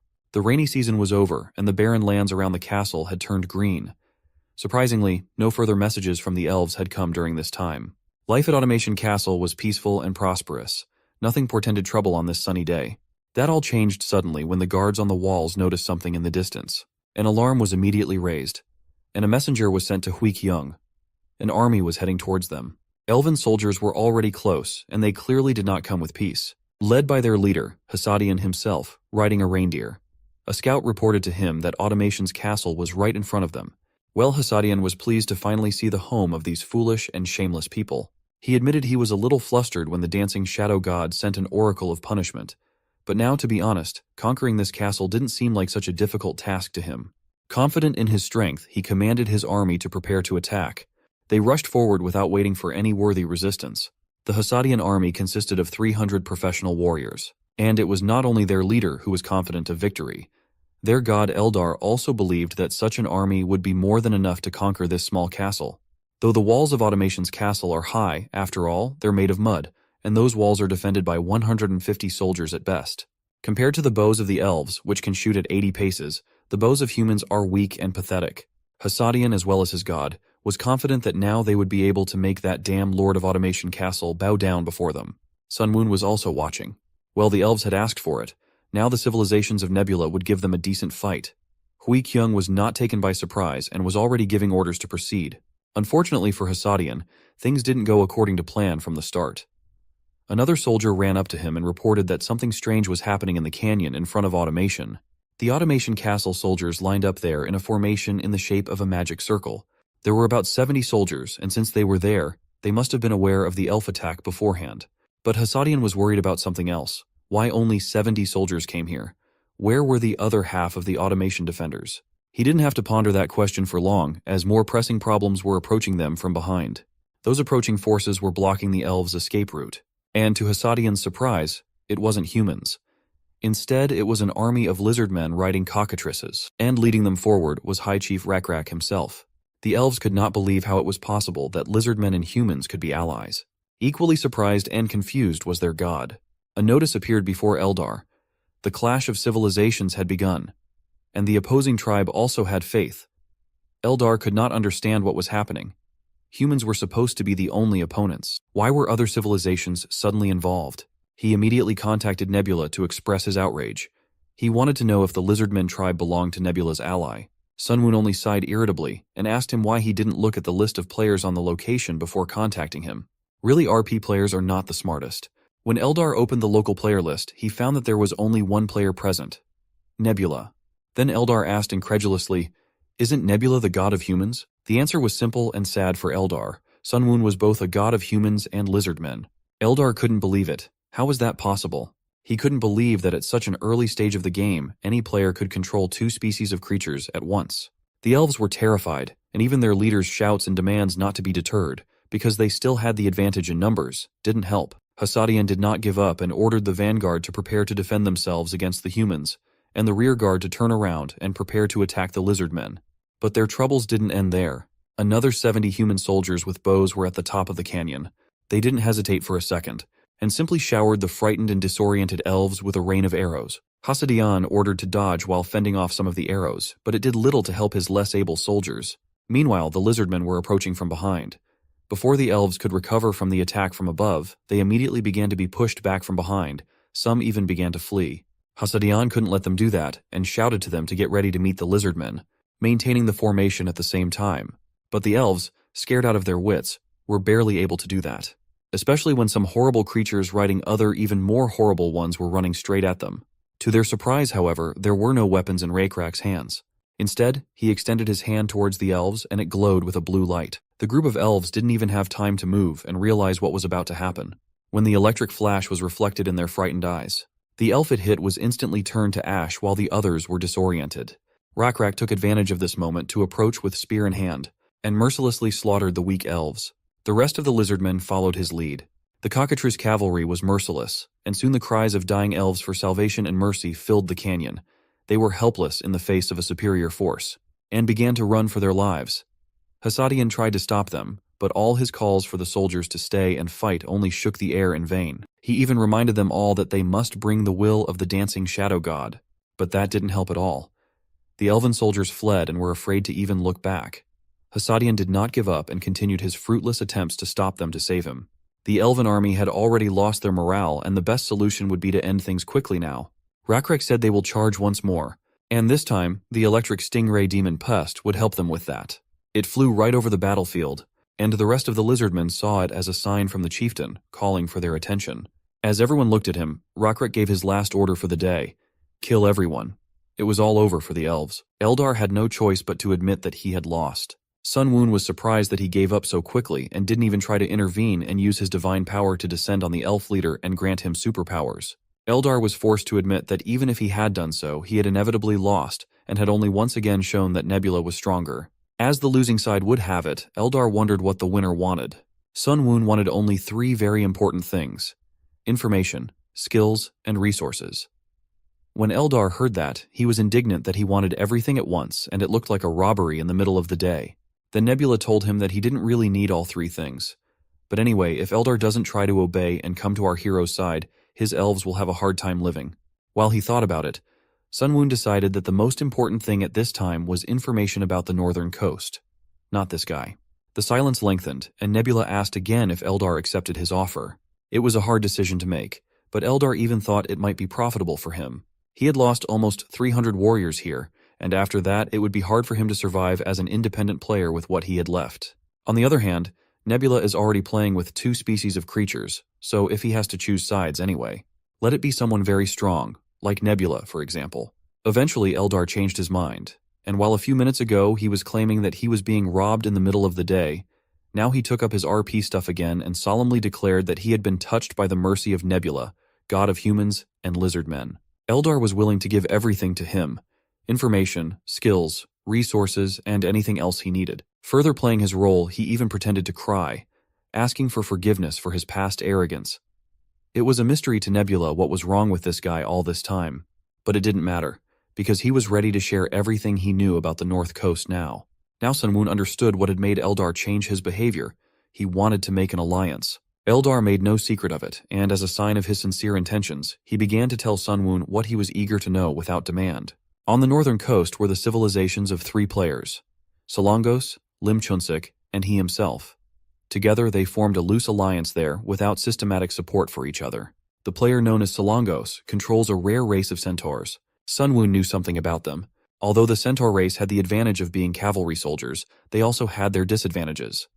For example, it was very difficult for them to increase their population quickly, and they consumed a lot of resources. Sun Woon wouldn't want to rule such a race, but at the same time it was quite annoying when it had to be opposed. The other player was Lim Chunsik. His nationality was clear from his name. However, that wasn't what mattered. It was the fact that he managed to subdue the ogre race and found a way to compensate for their shortcomings. Ogres were known for their incredible strength, but had a low intelligence level. Sun Woon was well aware that the average ogre IQ value was 10. However, Eldar told him that Lim Chunsik had succeeded in raising their intelligence using the blessings of his small domain. Nebula pondered. Indeed, the blessings of the small domain are not limited to just physical stats. It was because of this that Sun Woon was able to give people different blessings. If Lim Chunsik was able to obtain a good small domain and give its blessings to his ogre race, then even such dumb creatures might well be able to develop a fairly advanced civilization. It's a gamble, but it's not a bad play. Sun Woon concluded that of the 2 future opponents, Lim Chunsik was stronger than Solongos, and then he would probably be the one that Hegemony fought with.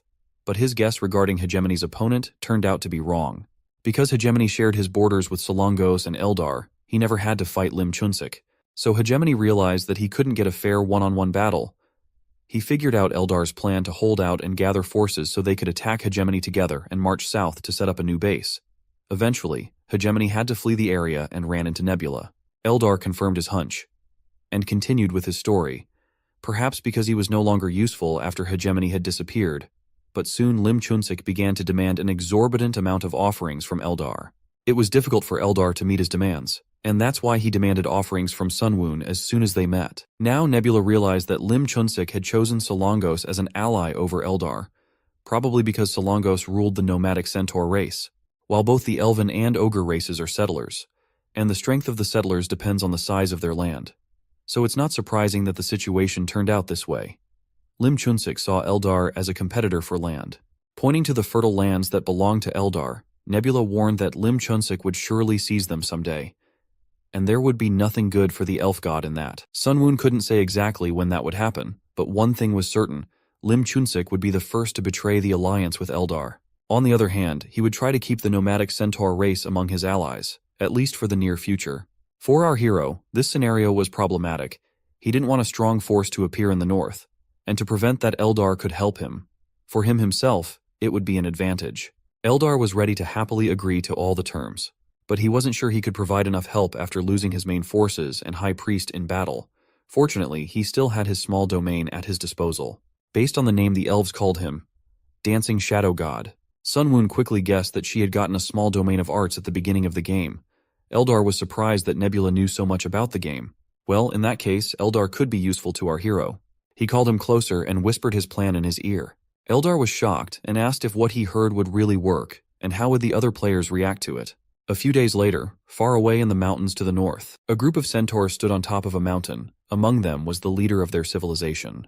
He called a prophet to him, and asked him to tell him the story he had been spreading among these lands for the past few days. The prophet assured him that this prophecy would soon be fulfilled, and in the near future, a true king will descend upon all these lands. When the king arrives, the world will be reorganized. Those who used to have power will lose it, and those who traveled freely in the land will lose their way. The centaur leader ordered him to tell him, "Who is this king the prophet speaks of?" The centaur prophet started from afar and explained that the king is the one before whom everyone bows his head. Even the strongest tribal leaders dare not stand with their heads up in the presence of the king. The centaur chief thought this was ridiculous. He thought that the king the prophet was talking about was a god, but the prophet quickly dismissed his assumption. There are no gods in these lands. They are high above, and the king will rule the lands below, and only the gods will be above him. The cocky centaur chief, then, liked that prospect. A person who only has the gods above him. The prophet must have been describing someone like he himself. But the prophet had to disappoint him. The prophecy was not about him. Then he suggested that perhaps it was about one of the lizardmen that everyone had been talking about recently. But even here he did not guess correctly. Yes, lizardmen are fierce and feared by all. But because of their physiological characteristics, they will not be able to take the position of king on the northern shore. The one who will be the true king is the giant, the acting leader of the ogres. With his overwhelming size and immeasurable strength, he will sit on a throne made of stones. He is stronger than the centaurs and wiser than the elves. Hearing such a prophecy, the centaur chief was furious. He could not believe that a centaur prophet could say such a thing. How could the high priest of the ogres Kijin become king, and how could the prophet even dare to suggest that the centaurs would serve him? But the prophet still stood his ground. He said what the gods had revealed to him. The centaur chief couldn't stand it. In rage, he shouted that the long-eared prophet was wrong. At the same moment, he struck a crushing blow. Only blood spattered his rage-blinded face. He, the great Tamaridu, would never bow to any but the gods. All this was watched from above. Eldar had done as Nebula had ordered him. But he still had his doubts. Even though Tamaridu looked angry, in the end he probably wouldn't believe in this prophecy. Well, in that case, all Sun Woon had to do was to make the prophecy come true, and soon all would become clear. From that day on, Tamaridu had nightmares every night. It was the same thing over and over again. He was standing in front of a high mountain that he kept trying to climb. With each step, he wondered why. Why, no matter how hard he wanted to and how hard he tried. There was no way he could climb this mountain. Why are these northern mountains so high and impregnable? Why was it that just as he was about to reach the top, one obstacle after another appeared? As if to suggest to him that just as he could not climb this mountain, he could not become a king, no matter how much he wanted to. Finally, he woke up. This recurring nightmare was like an obsession. And to get out of this obsession, Tamaridu was sure he had to become king. But who would know the name of Tamaridu in these wilds? In the end, it seemed he had no choice but to watch the ogre Kijin become king. His musings were interrupted by one of the guards. The centaur chief had visitors. Tamaridu immediately ordered them in. After meeting them, he sat on his throne and thought. Today, 2 more people had come to him with their prophecies. The first was a green-eyed elf. His prophecy was the opposite of what the already dead prophet had said. That elf said that he had heard a prophecy that the ogre leader Kijin would become king, but the elf was sure that they should change that, and that the real king should be Tamaridu. After the elf came the man from Automation Castle. He immediately said that he had heard the news that a centaur king had appeared, and so he immediately brought tribute to the new king to trade in his lands. They were all talking about the king. But why was Tamaridu beginning to worry even at the words that came from ordinary mortals rather than revelations from the gods? And now his attention was drawn to the last, third guest, a lizardman who came from far away. It was the familiar lizardmen from the black-scaled tribe. Owen. Tamaridu asked in surprise. Did he also come here to say that he should become king? But Owen wasn't so straightforward, and instead replied that he didn't know anything about the future. But if Tamaridu wants to become king, then he is here to tell him to give up. Of course the centaur chief didn't like that and asked, isn't he worthy to be king? And does he need the recognition of the other chiefs to do so? Then Owen asked Tamaridu if the other chiefs recognized him. Well, the humans and elves said he was good enough. What about the lizardmen? Owen wasn't sure. However, what he could be certain of was that Rockrak would recognize any Tamaridu title. He would tell him to take any useless title he wanted, and then Rockrak would personally show him what real power was. Tamaridu didn't even know how to react to that. Was it a threat or a recognition? However, Owen went on and advised the centaur chief not to become king for his own sake. Now this was already completely clear and did not please Tamaridu at all. Owen explained to him that it was not a matter of qualifications or ability. It is a matter of whether or not your god confirms you're becoming king. Tamaridu froze in horror. Does the rushing without hesitation god not want him to become king? Owen said it was just a guess, but just as there is a hierarchy among the tribes below, there is also a hierarchy among the gods. And the rushing without hesitation god of the centauruses must be below the endlessly looking down god of the ogres. Such statements made Tamaridu's eyes blaze with anger. He grabbed his axe and rushed to Owen, intending to do to him what he had done to the prophet. But he stopped. Owen stood there, not even moving, smiling in the face of death after insulting the centaur god. Though Owen didn't think so, he was only talking about the hierarchy among the gods and didn't understand why Tamaridu was so angry with him. If he wanted to unleash his rage, he could direct it at another god who was suppressing his god. With a shudder in his hands, Tamaridu realized that this might be true. Then that nightmare he has every night could be a negative revelation. Maybe that way the god, knowing his feelings, instead of giving him the revelation that he should become king, rejected him. If Owen's words were true, then what should he do? Owen was ready to give him a clue, and to do so, he told him how black-scaled lizardmen sometimes went against the orders of their commanders if they thought it was right and necessary. Perhaps Tamaridu should follow their example and disobey his god to benefit him in the end. Tamaridu just has to do what his god doesn't want him to do, for the benefit of his god. Having said that, Owen left, leaving the centaur leader alone with his thoughts. Soon, Tamaridu himself was sure he was destined to become king. In the name and for the good of his god, he must choose a path that God does not desire. Nebula and Eldar watched the whole spectacle. The elf god could not believe that his small domain could be used in such a way, and wondered why he himself had never known about it. Nebula answered him that any tool could be useful depending on how it was used. Moving the hearts of people is all because of art. Murals, sculptures, prophecies, all of it. In this way it was possible to influence species that were under the control of another player, directing them in a different path than the one their god had planned for them. Solongos would now have to go through many hardships due to the interference of Nebula and Eldar. Still, Eldar wondered if it would be enough. While it was possible to intervene in the affairs of the species and quarrel them, but as for the gods, it seemed unlikely to Eldar. This was where Sunwoon was in disagreement with him. Anything was possible. Solongos must be well aware of the limitations of roaming civilizations such as the centaurs. Gradually, there would come a point when they would find it difficult to stand up to the dwellers with their technology, fortifications, and larger populations. And when that moment comes, the centaur civilization will be absorbed by the Lim Chunsik. Solongos knows this, so there is a high probability that he will not actively stop the leader of his civilization. That was Sunwoon's plan, but the reality was a little different. As soon as the centaurs gathered their troops and camped near the ogres, Solongos showed up to meet Lim Chunsik.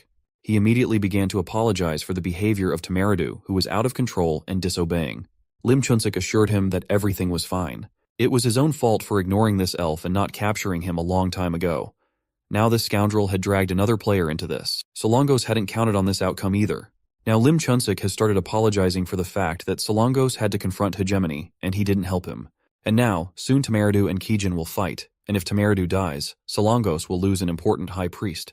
Suddenly Solongos stated that he wasn't apologizing because of that, and Lim Chunsik misunderstood him. Solongos was apologizing for his Tamaridu, who would kill the High Ogre Chief Kijin. Of course, Lim Chunsik didn't see it that way, and instead of answering, he laughed smugly. Solongos responded in the same way, and only the laughter of these two self-righteous gods echoed over the mountains. Soon the day of truth came, among the snow-capped mountains of the north coast. The clatter of hooves filled the whole area, and Tamaridu, at the head of his army, commanded his army to advance. Tamaridu had high stats like all centaurs, 58 points of strength and 17 points of intelligence, making their race strong in the beginning. But as time went on, their advantage only diminished as other civilizations developed. Tamaridu was sure that this path would decide once and for all who would become king. One of the centaurs warned the leader that there were goblins ahead. Tamaridu saw no problem with this. Crushing the common slaves of the ogres did not seem to be a difficult task. The goblins were numerous, but it was not difficult for the centaurs to chop them to pieces and trample the ones that remained with their hooves like beetles. Soon the screams of the dying goblins began to fade. They didn't stand a chance. But a much bigger problem loomed ahead. From a ravine littered with large trees, the ogre leader Kijin appeared. He knew the centaurs would come this way, and only laughed at Tamaridu's foolishness in hoping for a surprise attack. Soon, the rest of the ogres showed up as well, scaring the centaurs who had just dealt with the goblins. Tamaridu commanded his warriors to retreat, but damn it, it was too late. The corpses were constricting the centaurs' movements and preventing them from turning around. The ogres immediately seized the opportunity. They began to smash the helpless centaurs with their massive hammers. A single blow was enough to turn a rare creature into a bloody mess. Tamaridu had to admit that ambushing after blocking the enemy's mobility was a smart idea. But it wasn't enough. All those cheap tricks wouldn't work against a skilled warrior. Immediately, 2 decapitated ogres fell to the ground after Tamaridu's quick movements. Now they were left one-on-one. And the centaur chieftain was confident that he could defeat Kijin in the name of his god and could become king. The huge figure of the ogre chieftain occupied almost the entire canyon, and he was just seething with rage. How dare Tamaridu betray him? Now the stupid centaur would regret it in afterlife. With battle cries, they rushed at each other. At one point, Tamaridu managed to knock the hammer out of the ogre's hand, and wanted to strike with his fist, but the ogre easily dodged it, and grabbed the centaur by the throat. It was a dead grip from which it was impossible to escape. Tamaridu tried to fight back, but it was useless. That bastard ogre was too strong. Everything was over, and the centaur's body fell to the ground. For the last time, Kijin only reminded him that he told him that he would regret it. Meanwhile, Eldar and Sunwoon were watching everything from their screens. Eldar had thought that the centaurs would do much more damage to the ogres and hadn't expected such a quick outcome. Of course, he didn't think the centaurs would win, since the ogres are the strongest race. But centaurs are a rare race and good fighters, and he would like to see more from them. Sunwoon didn't react to all his musings until he asked him directly if lizardmen were his main strength. They are vulnerable to the cold, and in that case, how would they be able to stand up to the ogres? Nebula once again sighed. His ally was too stupid. He had told him before, his lizardmen would not stand up to the ogres. Eldar seemed to have heard that for the first time and asked what he meant. Sunwoon was too lazy to explain it to him, and instead he asked Eldar what his rank was in the game. Eldar had nothing to be proud of, and he didn't really want to say, but still he had to share that he was about 3400th in the leaderboard. That explained a lot to Sunwoon. Such a rank was a very questionable result. He used to think that players for the role of gods were chosen based on their ranking, but it seems he was wrong. What were the conditions for being chosen then? The players weren't chosen randomly, were they? In any case, even such an ally was better than nothing, and Sunwoon asked Eldar if he would continue to cooperate. Even such a simple question caused him difficulty, so Sunwoon just assumed it was a yes. This of course annoyed Eldar, who didn't even understand what Nebula was saying. Meanwhile, their opponent Lim Chunsik wasn't sitting idly by either. He was diligently gathering information. In the end, he found out all the basic information regarding Nebula. Even the ID looked familiar to him. In the past, he had seen him at the first place of the player rank too often. There were rumors that this crazy bastard didn't stream or compete, and just only ate and played. It seemed like a strange coincidence for Lim Chunsik to meet Nebula so early. But he himself seemed to be luckier than Nebula. He had the ogre civilization at his disposal, combined with the small domain of birds, which gave him the blessings of the wisdom of an owl and the intelligence of a crow. He knew that Nebula had the insect small domain and the lizardmen civilization at his command, and both of them were vulnerable to the cold. When winter came, Nebula would have no choice but to try and wage a short-term battle. By then, Lim Chunsik would have all the preparations completed. In addition, he himself was not easy. In the past in the game, he was in the top 20 in ranking, and now he was confident that he had everything he needed to defeat Nebula. Time passed, and the weather worsened. It was getting colder by the day, and Lim Chunsik kept wondering when Nebula would attack. Something didn't add up. Suddenly, something caught his attention. Smoke and fire far away in the mountains, right where the elf village was located. He couldn't even think of an idea why the village was burning. What's going on? Did that bastard dare to do such a thing? and used the slash and burn tactic? Lim Chunsik was right. This is the tactic Sun Woon used, also known as the scorched earth tactic. It's when you destroy all the areas your opponent can occupy to block his supplies. Eldar himself probably used this tactic as well. However, he didn't like the fact that his elven village was on fire, even though Nebula had previously evacuated all the elves from there. Eldar had indeed used such tactics before, but usually not this early in the game. Sun Woon was in agreement with him. It usually didn't work in the beginning, but this time they got lucky. The location of Lim Chunsik's possessions on the northern coast made him vulnerable. He couldn't produce enough food himself, so it had to be bought or captured. And now that the Lizardmen tribe controlled all the trade at Automation Castle, the ogres would not be able to buy food supplies there. And once the battle started, the ogres were probably planning to rob the elves or buy food from them. But now, that will be impossible when the elf village is completely ravaged. In addition to all this, the weakness of the ogres is that they eat a lot. They probably don't have enough supplies to survive the winter even now. Lim Chunsik made the mistake of not realizing who is actually vulnerable to the cold. Also, Sun Woon got lucky with Eldar. He is part of his luck. Usually for Scorched Earth strategy you have to burn your own lands, but it just so happened that this time it was enough to burn the elves' territory. Now they just need to wait, and the ogre civilization will definitely not survive the second winter. Everything happened just as Nebula had predicted. A year later, the ogres suffered from hunger so badly that they began ravaging allied goblin villages. The goblins fled in fear, but the starving ogres pursued them and caught them. They didn't come here for the goblins' meager food. They came for the goblins themselves, to satisfy their hunger. But most of the goblins had escaped. They were small and agile, unlike the clumsy ogres. Kijin was not pleased to hear this news.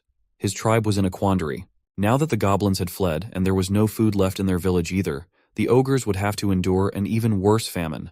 Because of this, some have already started fleeing from the tribe, and their numbers are growing every day. Even with all the intelligence bonuses for Chief Kijin, it was hard to think of a way out of such a situation. The tribesmen kept asking if there was any news from God, but Kijin could not answer them. Their endlessly looking down God was silent, and Kijin himself wondered how long they would have to wait for an answer. The ogre village now looked like a ruin. The ogres were dying every day, and so were the goblins, their remaining servants. Lim Chunsik realized that he could not bear it any longer. He had to act, and urgently. He decided to call his former ally Solongos. The centaur god answered immediately and asked what was wrong. Lim Chunsik had only one question for him. How many forces does he have at his disposal? It turned out that Solongos had lost all of his warriors in the battle with the ogres, and now he had almost no one left. Lim Chunsik was shocked by this turn of events, as it had been more than a year since their battle. In that time, it was possible to gather at least a small squad. But the reality was much sadder. After Tamaradu was killed by Kijin, a tribe of black-scaled lizardmen came and conquered the centaurs' lands. Almost all of the centaurs were killed in the escape. They were now scattered in small groups, and their faith level was too low. This made things much more difficult for Lim Chunsik. There was also something else Solongos wanted to contact him for. Recently, the bastard Eldar had called him and offered to become an ally of Nebula just like him. In case Solongos helped them, they promised to spare his life. Lim Chunsik was already preparing for the worst, and wondered what Solongos had told them. The centaur god assured him that he refused, even though he had been considering their offer for some time. After Solongos saw what kind of situation Eldar was in after being submitted, he realized that he didn't want that kind of existence. And even if he and Lim Chunsik had conflicts earlier, they had spent so much time together that Solongos simply couldn't betray him. Lim Chunsik was touched by such loyalty. Also, despite all the difficulties, Solongos managed to gather 10 warriors and the remnants of his faith to try and have one last battle with Nebula. Lim Chunsik himself only wanted to suggest it. Of course, both of them had lost a lot of strength due to Nebula's tricks, but if they tried to have a battle in the open terrain, they would have a chance at a battle among the gods. They will be able to descend on their priests and use their divine powers to destroy the main enemy forces. Because Eldar lost, he probably lost a lot of his divinity and faith and won't be able to descend on his warrior. So despite Nebula's high level of divinity, he will be outnumbered, and the advantage would be on their side. Lim Chunsik was now confident that it wasn't too late to change things. He would rebuild his civilization after crushing Nebula. So, the combined army of ogres and centaurs moved out to attack. As planned, a spacious valley was chosen for the battle. The warriors of Lim Chunsik and Solongos were exhausted from hunger and wandering, but that didn't stop them. Finally, High Chief Kijin ordered everyone to stop. An army of lizardmen marched out to meet them. Leading them, of course, was Raykrek on a cockatrice. This was the moment Lim Chunsik had been waiting for. He immediately used his divine power to descend on the ogre leader. He was now confident that they could win. Solongos also followed suit and descended on the leader of his squad. Now they stood shoulder to shoulder. Without delay, they rushed to attack Rakrak, who stood calmly in the face of seemingly imminent death. But Sunwoon was not idle either, and descended on his subordinate. Rakrak now easily dodged Kijin's attack, as well as the Centaur Chief's attack. Already in flight, his eyes glowed with a blue light, and it was clear that this was the end. The end for these two idiots. An electric flash formed in Rakrak's hand. Now even the cocky Solongos and Lim Chunsik realized that they were finished. When it was over, Sunwoon asked disdainfully, how could they think they could win if they just descended on their priests? There was simply no way that Sunwoon couldn't have predicted this. They should have thought about why he didn't run away when he realized that he would have to fight against two people at once. It's obvious that he did so because he was sure of his victory. Now both of these players were sealed and placed in Nebula's hands. If a player dies when he's down, he loses an incredible amount of experience points. And if the player's divinity drops below level 1, then he becomes sealed. In this state, if the one who holds the player's statues destroys them, they will indeed die. If he doesn't, then they will be able to go through a specific process and undo the seal. Sunwoon decided to leave them for later and deal with them afterwards. Right now, it was more important to summarize the results of this confrontation. The battle was relatively easy, and because he was able to defeat the two gods, he was able to raise his level. Now with the 12th level of divinity, he could raise a lot of his stats, even though many of them were already at their maximum level in this period of time. The only thing he lacked in such a measure was points of faith, but that was another matter. Also, after defeating two players, Sunwoon could get one small area from each of his opponents at random. Among the many possible choices, Nebula only received two small areas that belonged to Solongos and Lim Chunsik in the past. What could it be? So they were two small areas, the birds and the swamp. In Sunwoon's opinion, the swamp area wasn't bad. But as for the birds, it was just unbelievable. He had wanted to get one for a long time. Perhaps he could use it to replace the insect blessing he had given to the lizardmen and humans. After thinking for a bit, Sunwoon decided to use this blessing on the next generations. It would help his progress move forward a bit in the future. Now the three closest players were defeated, 2 sealed and 1 subdued. After that, it was worth thinking about what to do next. Sunwoon should have organized the situation on the continent properly. In the west, according to the information received from the locusts, things were as follows. There are lands of 5 players divided into 3 forces that are at war with each other. They should have been left alone until they start approaching Sunwoon's territories. Of course, all this time they should be monitored with the help of locusts. To the east lies the vast expanse of ocean. It was now worth focusing on dominating the land, so conquering the ocean was not even worth dreaming about. What remained were the north and the south. They were worth capturing before the NPC forces settled there completely.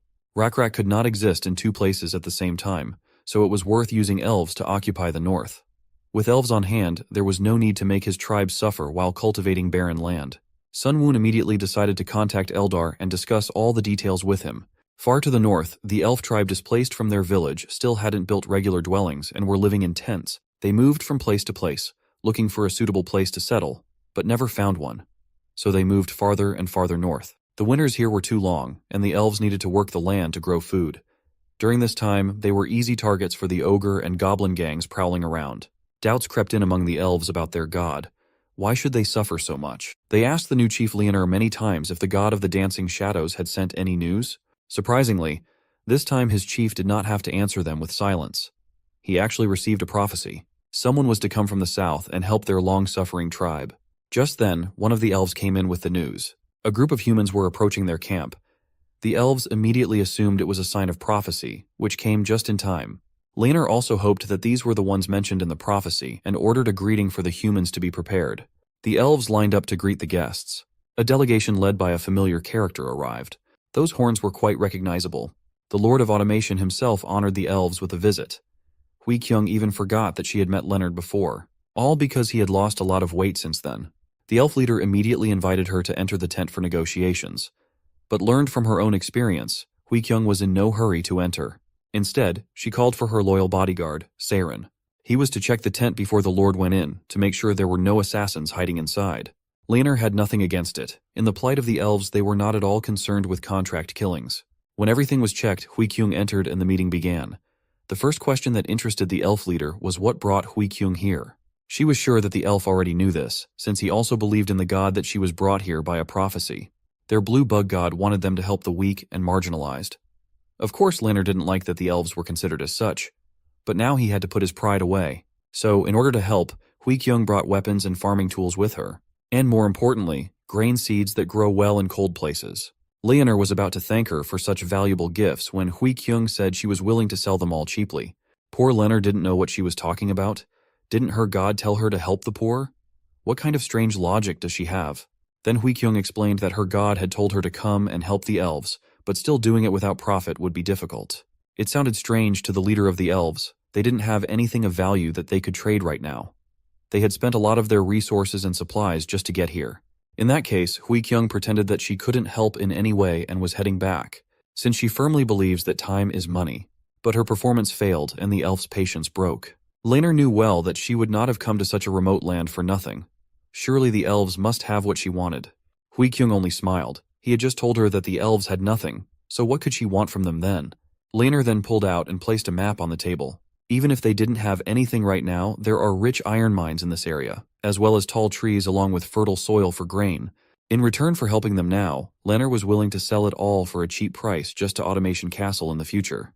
Hui-kyung then asked if he really wanted to sell something he didn't have yet, the price of which was not yet known to pay for the real thing today.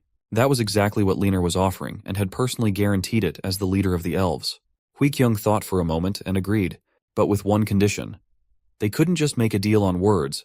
Proof of their promise had to be made. Laner had no choice but to agree, even though he realized he was selling the future of his descendants. No matter how you look at it, the value of iron ore and wood in the future was far greater than what Hui-kyung was bringing now. But if he doesn't make this deal, there may not even be a near future for his people. Surely the dancing shadow god saw this coming and gave him this revelation. God simply could not abandon them to their fate. So the trade treaty or contract was made in blood. And the chief of the elves swore in the name of his god that this contract would be kept no matter what. Hui-kyung liked that phrase and did the same. At the same time, a notice came for Sunwoon. The first credit trade in the third continent's northern shore had been made. Now their world was even wider. Until now, for every creature in the perished world, the entire world revolved only around their own tribes. Other species were just potential threats and wanderers. So no normal trade deals were made with those who could disappear who knows where at any moment. But now that the tribes were settling down in specific places and the wanderers were moving along certain fixed routes, that changed. Tribes began to make agreements and write them in text form. Soon, the value of the intangible and the value of the future, being bought and sold, will become commonplace. Civilizations under Nebula's control have passed the period of simple business transactions and are now beginning to practice economic behavior. Now, how will Sunwoon be able to rule such a wide world? Now, before Sunwoon could rule this world, he had to conquer it, and he had a reliable tool for that, a tribe of lizardmen led by Rakrak.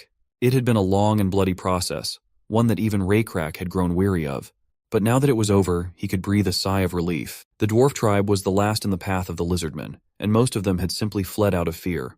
But some remained, and Rakrak ordered his warriors to clear the surrounding area. Those remnants fought back desperately and held out until the very end. They were as stubborn as a rock, just like all dwarves. But it did them absolutely no good. It was meaningless in front of the superior force of the lizardmen. Now after the massacre, Rakrak stepped out onto the ocean shore, and froze at the beautiful sight that took his breath away. There is always something mesmerizing in the waves of the sea, something that makes you think about the meaning of life and where you should move on. Here on this shore was the end of the peninsula's land and the bloody path Rakrak had led his tribe down. They had taken over the entire peninsula from the mountains of the far north to the coast in the south, just as the blue bug god wished them to do. Now the entire peninsula belonged to the tribe of lizardmen and their blue bug god. But looking back at the burning remains of the villages, Rakrak pondered what he should do next. He had only ruled his tribe before, but now he would have to lead all species of sentient beings in the conquered land. But how to do this effectively remained unclear to Rakrak. Fortunately for him, Sunwoon was always watching his subordinate and was ready to help him. He too had his own worries about which ruling system to choose. After all, every system had its own advantages and disadvantages. One of the options was feudalism. This is a type of ruling in which the king chooses feudal lords and gives them titles and land. This type of government was widely used in Europe during the Middle Ages. The feudal lords then have to manage and protect their land while paying taxes to the king. In this way, they lessen the king's burden and allow him to increase his power. However, there is one drawback to this feudal system. The king cannot control the relationships of the feudal lords among themselves, which leads to frequent civil wars. Of course, frequent wars can fuel and advance the development of technology, but it is too difficult to manage it all, and this way often leads to complete chaos and destruction, canceling out that small progress. In addition to feudalism, there is another option: monarchy. In this type of government, the king stays in the capital and appoints his representatives in different provinces and localities to govern everything there on his behalf. A similar system of government was used in ancient China, and it was the kind of system that Sun Woon liked best, because this system allowed to build a consistent nation made up of different races. Also, thanks to the professionalism of administrative work, we'll be able to accelerate the development of each region of the empire. And most importantly, with a strong centralized force, it would be much easier to mobilize the military. However, in order to establish a centralized monarchical system of government, there was still a lot to prepare: roads, ports, a king's authenticity, and a system to choose officials. Eldar listened to all this and began to get bored, realizing that he was just a listener. Even when Nebula asked him which ruling system he thought was best, Eldar didn't even try to answer, knowing that Sun Woon had already decided everything for himself. Now he had to put all his plans into action, and dreams, as always, were the best way for Sun Woon to convey his will to Rakrak. The leader of the Lizardmen received a revelation in a dream last night, and the very next day he gathered all the important Lizardmen to share the new knowledge with them.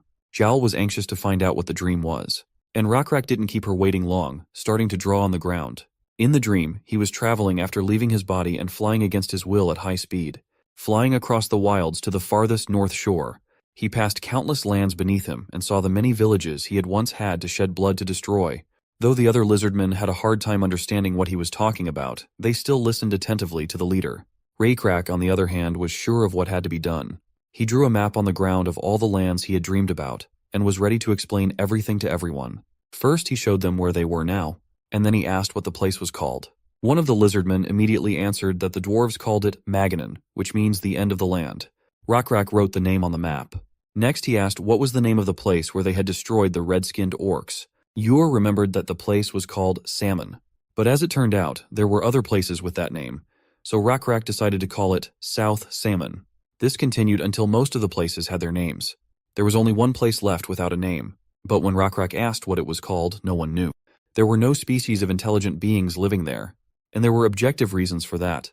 Not only was it rocky and without fertile ground, but it was also inhabited by wild cockatrices. That's why everyone tried to avoid that place. Jael summarized that no one knew the name of the land, but in fact, Rakrak did. It was about this land that he had a dream. Although this land is surrounded by high mountains, there is one small road that can be cleared of bushes, vines, and small trees to get there. Deep within that ring of mountains, there is a fertile valley with a river that flows through the entire valley on flat terrain until it meets the ocean. Jael immediately guessed that this was the land the god had shown Rakrak in his dream, and the blue bug god named this place Orizon, which means land where God stands. According to the will of their god, Rakrak was ready to become king of Orizon, and the whole tribe was happily ready to go to Orizon for their king. Sun Woon watched all this and was pleased. The establishment of a new system of government with Orizon as its capital had begun. Even though many of the people who live on this peninsula recognize Rakrak's power and authority, there are always those who resist. So uniting everyone into one country will take a lot of work and effort. First, everyone has to learn that Orizon will be the capital, and Rakrak is the king of all these lands.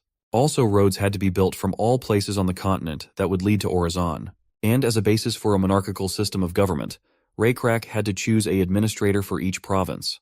Their position Rakrak called war chief. But more important than all this was to establish the same general laws that would apply throughout the land, and on the basis of which the war chiefs would rule. However, Automation Castle and the Elven Village, which already had their own feudal lords and laws, were a bit of a hindrance. Rakrak quickly found a solution to this problem by appointing Lizardmen advisors to oversee and communicate with the feudal lords. Hui Kyung received the title Margrave of the Automation Castle, and Leonar was named Elf Meripgan.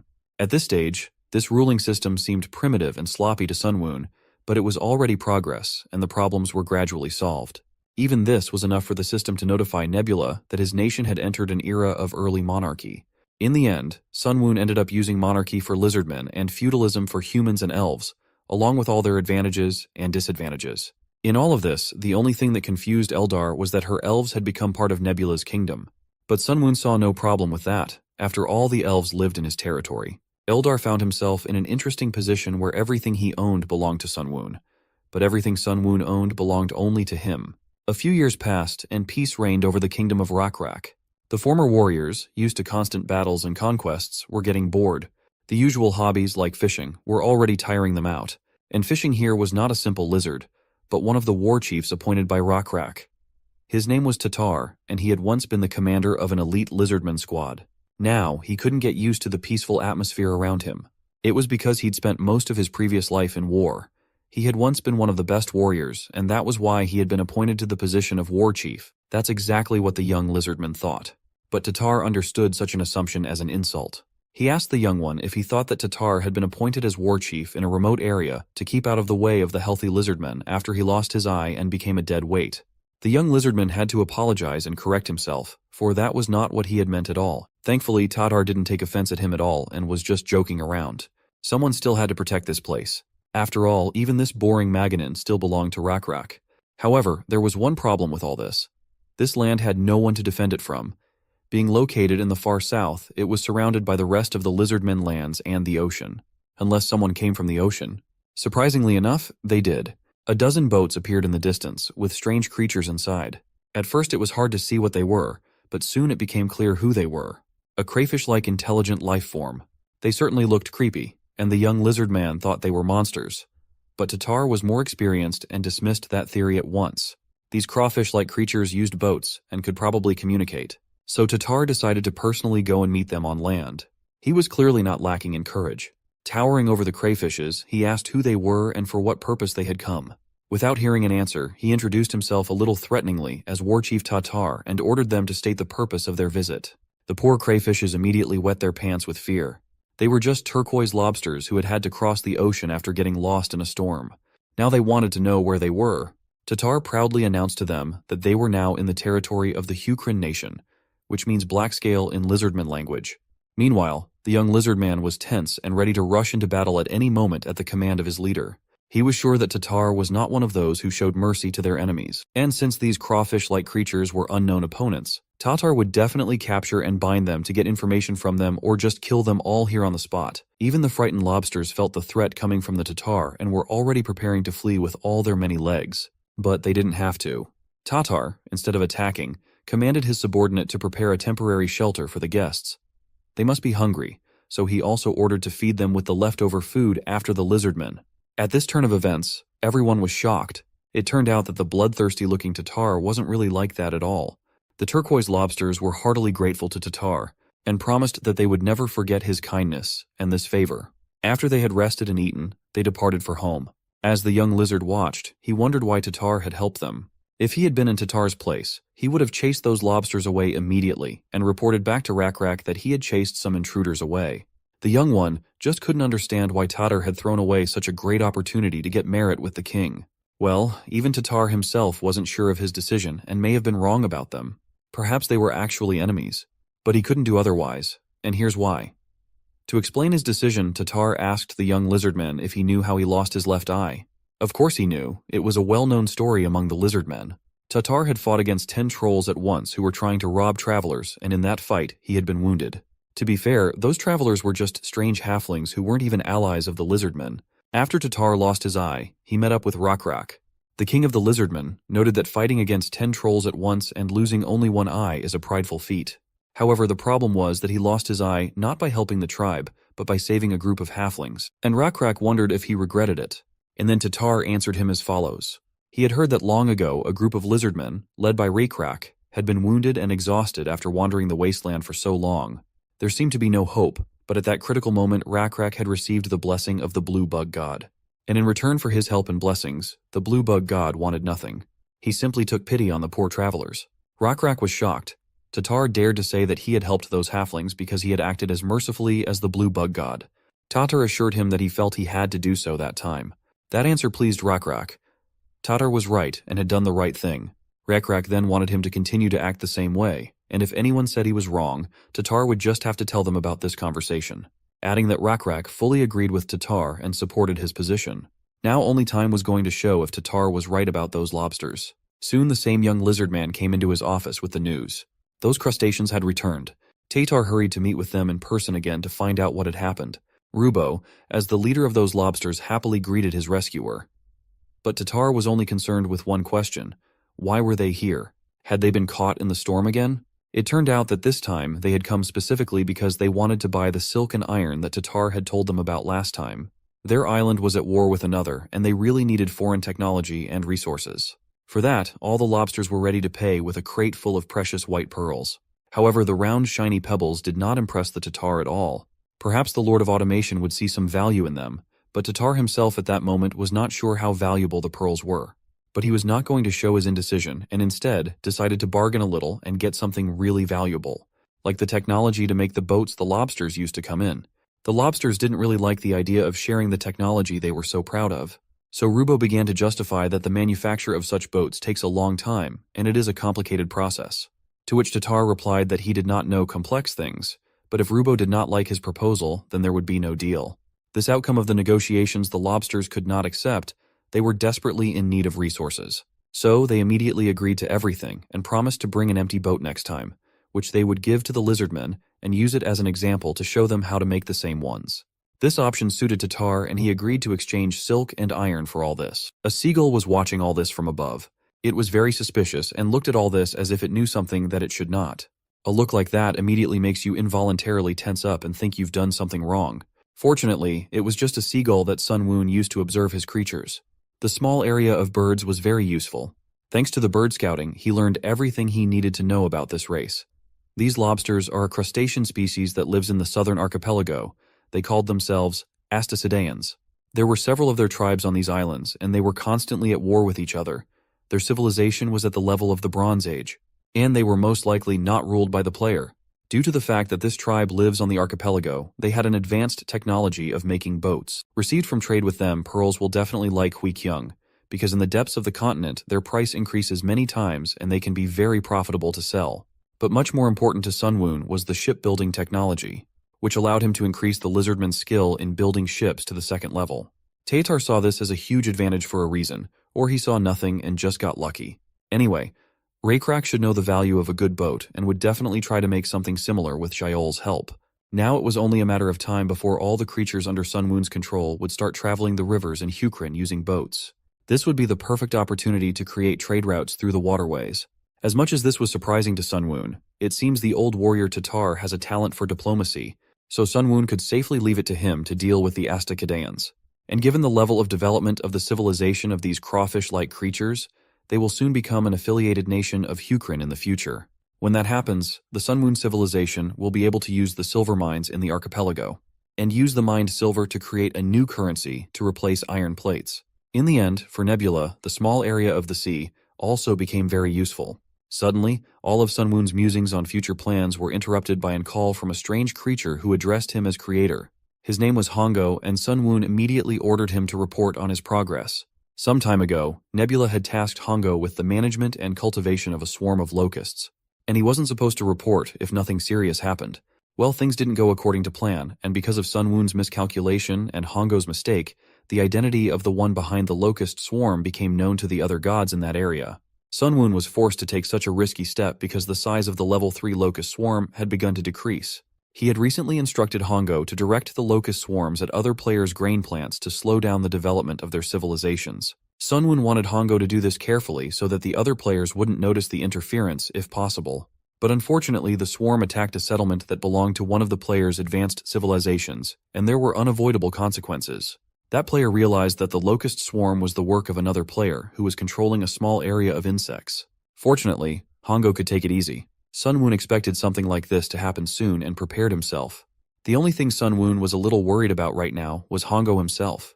He was fine, even though he had lost a lot of locusts due to the other gods' wonders. But it seemed the other gods hadn't yet realized that a creature like Hongo existed at all. This was a good thing for Sun Woon. If the others found out about Hongo, it would be a much greater loss. So Nebula ordered him to use the remains of the locust swarms to create confusion and hide himself. Now for Hongo, his survival had to come first. Hongo understood the order and proceeded to follow it. After this conversation, Sun Woon realized that he didn't like interacting with his creations. They were so empty and willless, unlike the NPCs in the perished world. There, the creatures spoke as if they had souls and personalities, not like robots. Well, it's not that important anyway.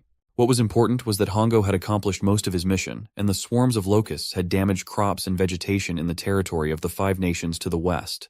If the gods at the head of those nations find out that Nebula was the one behind all of this, they will definitely attack. Based on the location of the nations, the two closest in the neighborhood would most likely attack. The nations Danim of the Sataros race and Jukwa of the Lennar race. It seems that these two are already ready to move their troops out. The other three nations are just watching from behind for now, but it's only a matter of time before they send their troops as well. Of course, it doesn't look fair when one player has to fight against 5. However, there was no help for it, such was the unfair world. And Sun Woon was ready to fight even against 5 nations at once, because even that was not outside of the scope of his expectations. Meanwhile, in the city of Damarit, capital of the Sataros nation of Danim, King of the Lennars Hattie doubted whether he and his ally could trust the 3 nations that were behind them. They did not seem trustworthy to him.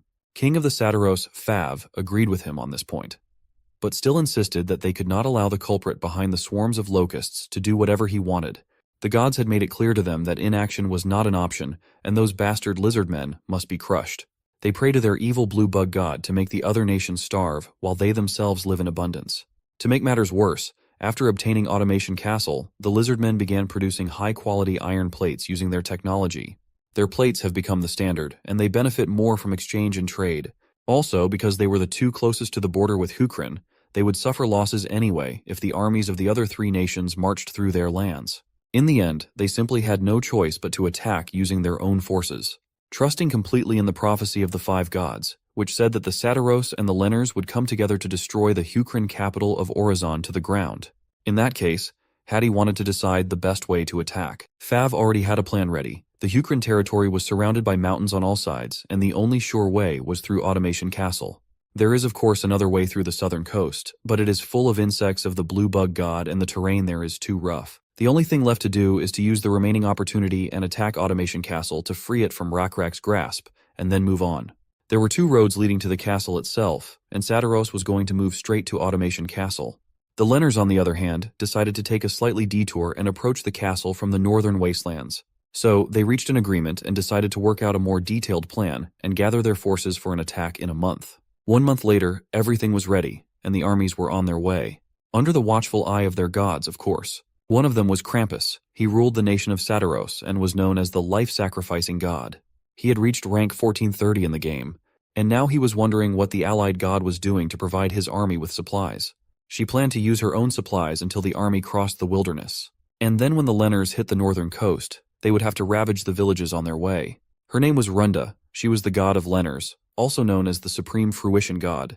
And no matter how hard she tried, she could not contact Nebula, as he had deliberately blocked her. Over a month passed, and he never unblocked her, nor did he unblock the rest of the 5 gods. Runda couldn't understand what he was thinking. Krampus didn't either. If they could have contacted Nebula, they could have easily negotiated compensation for the damage from the locust swarms. But Nebula blocked everyone and didn't even give them a chance to settle things peacefully. He also blatantly increased his military training and scouting parties, and at this point it was too late for negotiations. Krampus and Runda together had over 1,100 Lennars and 800 Sataros. Together, their army was the largest on the entire 3rd continent, and Runda was sure that it was only a matter of time before Nebula fell. By the way, Runda was a real girl, unlike Eldar, in case you were wondering. Suddenly, a notification sounded. It turned out to be a request to communicate. Krampus immediately assumed it might be Nebula, but he was wrong. It was Eldar. The Lennars' army was just passing by the elf colony, and they were just about to talk. Runda realized that he might want to both negotiate, and was up to something. As Krampus knew, Eldar and Nebula were in a loose alliance, which meant they could betray each other at any time. He advised Runda to speak as if she were the only one here and to listen carefully to Eldar, for they might be able to use the terms he offered. Eldar appeared in his trademark style of playing the role of the elf god, his RP stuff he couldn't get past. Perhaps even on purpose, there was a reason he got a small domain of the arts. Runda was meeting him for the first time and was shocked, to say the least, by this appearance. Not only did he look like an elven girl, but he was also behaving quite unusually. Eldar continued to play the role of innocent victim and wanted to ask for help. Runda was still recovering from the encounter and hesitantly asked what specifically he needed help with. He immediately began to tell his sad story of how the insidious Nebula had forced him to submit against his will, and then used him for his own purposes, humiliating him in every possible way. Eldar had no choice but to agree to everything after Nebula defeated Solongos and Lim Chunsik. Not only was Nebula much stronger, but his battle strategies were overwhelming. Runda was shocked when she found out that Eldar didn't help him defeat them. If you thought about it, it was incredible that he alone defeated such strong players. But to Eldar it was no surprise. Had they themselves never heard of Nebula's reputation? He had fought an infinite number of gods in countless worlds and had gotten the highest ranking position.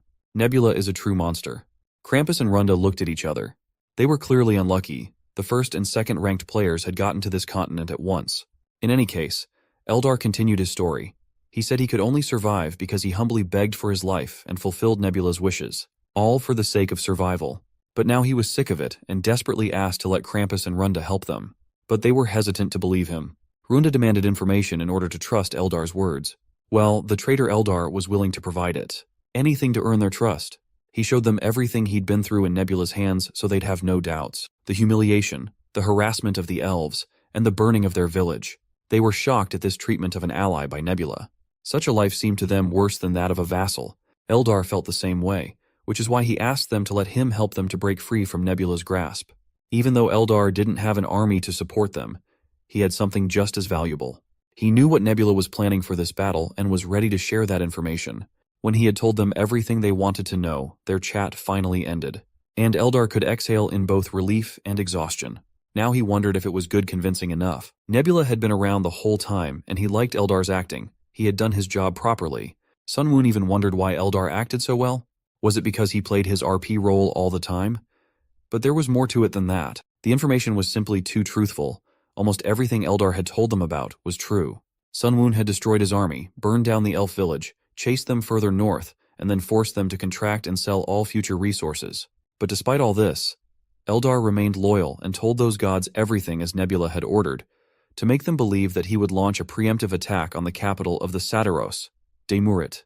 Even so, Eldar thought it would not be enough to change the situation. As far as he understood, Nebula's strategy was to attack the troops of the Lenners first. However, if the Lenners retreated to Demurit and Sataros attacked head-on successfully and captured Automation's castle, the Lizardmen troops pursuing the Lenners might find themselves surrounded and stuck between the two enemy forces. Nebula didn't think so. Eldar was wrong in his calculations. He was actually going to attack the Lenners troops a few days earlier before they could retreat and win them. By the way, Eldar was very helpful in this, even if he didn't realize it himself. He gave some of his supplies to the Lenners to show that he was surrendering completely. And that was part of Sun Moon's plan too. Those supplies were properly prepared. Meanwhile, the advance of the Lenners' army had slowed considerably, and there was a reason for that. The food of the soldiers was poisoned, and their leader Hattie was simply furious at such news. The food porter reported that the food had gone bad, and there was nothing he could do about it. In that case, Hattie was going to punish him on the spot, but his general asked him to wait and listen to him. It seemed suspicious to him that there had been no problem with the food until yesterday, and what they had eaten recently were supplies received from the elves. Hattie couldn't believe it. He had personally checked the elves' supplies, and there was nothing rotten among them. But according to the general, the supplies, although they looked fresh on the outside, were probably poisoned on the inside. Not for nothing did the god of Lizardmen rule over dirty insects. In that case, the information received from the elves couldn't be trusted either, even though the supreme fruition god had given them a prophecy with exactly the same information. General Yubei suggested that the god might have been mistaken, and the elves who were on the same side as the Lizardmen probably haven't betrayed them yet. And the spoiled supplies are clear proof of that. They're just trying to trick them. Suddenly a scout came running to them with urgent news. The scouts saw the approaching Lizardmen army, which is now only a few hours away from here. Yubei immediately asked how many Lizardmen there were and got a sad answer for them all. The Lizardmen were over 1,500. This was very bad news. After the food poisoning, they only had 900 combat-ready soldiers left. To make matters worse, even if the number of Lenners was the same as the Lizardmen, they would have a disadvantage because of their size. And now they were even less in numbers. Now they would definitely lose, and it was pointless to fight openly. So Hattie ordered everyone to retreat and sent a messenger to the king of Sataros to let him know that they were retreating because of the encounter with the main enemy forces. Yubei suggested to run back straight to the mountains and forest to start a guerrilla war there. That way they would have a chance to win. The entire army of Lennars hurriedly retreated. Hattie hoped that guerrilla warfare would help them realize their small size advantage and thus earn as much time as possible. And if the army of Sataros could capture Automation's castle in that time, the Lizardmen would have no choice but to retreat.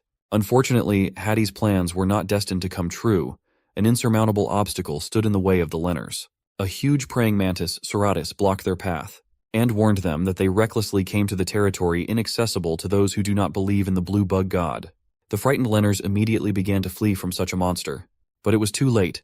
Shradus was going to make them pay for this sin with their deaths. Had he ordered his men to drop everything and scatter to the sides, even though Yubei wanted to stay and fight the monster, Hattie quickly assured him that it was not a simple monster, but a guardian of these evil lizardmen, obeying their god. Which means, this is not their battle. The supreme fruition god must send his guardian to save his army, the overgrown rat Neji. The two monsters converged in a desperate battle. Runda watched it all and couldn't believe how bad it was for her. That damn mantis had absurdly high stats. It was the first time she had ever seen so many essences put into one creature with trait monstrosity. Shradus had incredible stats for strength, speed, and intelligence.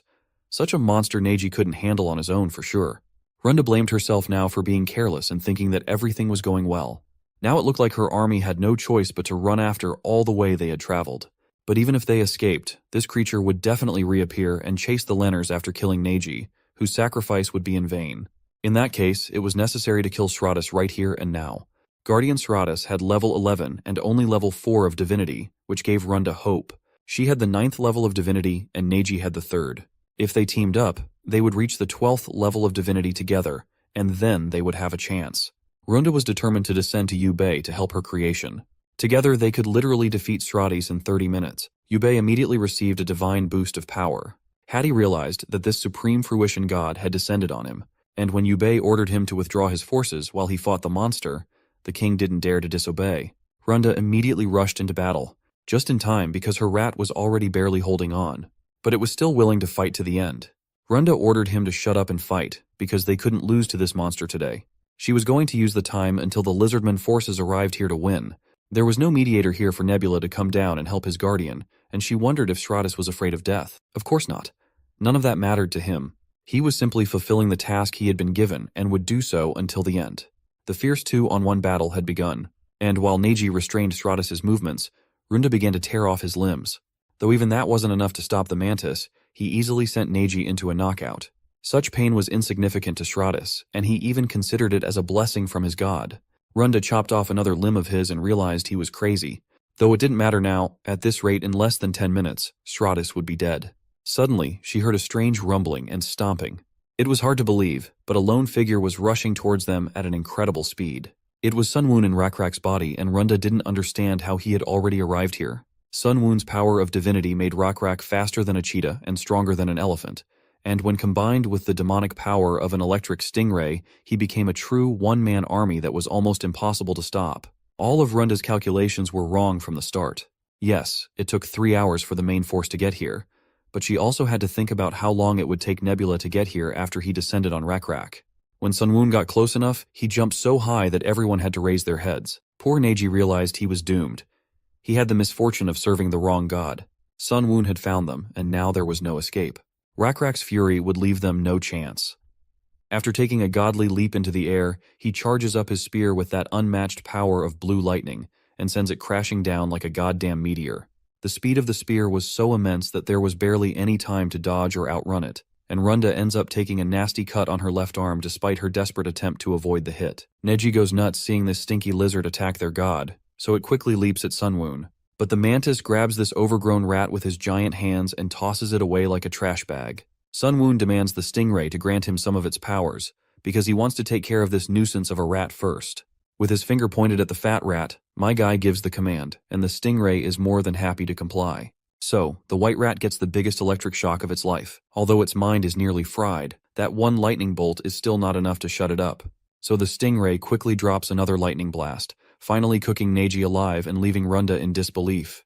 But she doesn't have much time to grieve about the loss of her creation, because the stingray immediately starts throwing zaps at her. Using Yubei's quick reflexes, Runda quickly jumps away in order to save himself. By now, she knows that she can't hold her ground any longer, so she decides to return. Unfortunately, even though she cancels her descent, there's a 9-second cooldown before she can go back, which is bad news for her. If she dies during this time, she'll receive an additional penalty. So, she starts putting some distance between herself and her opponent, just trying to survive these last few seconds. It's even harder for her to stay alive now because she's already dropped a level due to Neji's death, and she can't afford to let Yubei die either. Right at that moment, she spots a fruit and starts devouring it in order to recover some stamina. But her eyes widen as she spots a swarm of insects surrounding her. It doesn't take her long to realize that this isn't an actual attempt to attack, it's just a distraction meant to block her sight. So she steels herself and decides to hang on just a bit longer. There are only 2 seconds left, and when that giant mantis tries to crush her, Runda starts jumping away. But unfortunately for her, Sunwoon grabs her throat from behind. Before she can even try to escape, he crushes her throat like a tomato, leaving blood splattering everywhere. As an outcome of her foolishness, she has already lost Neji along with most of her forces.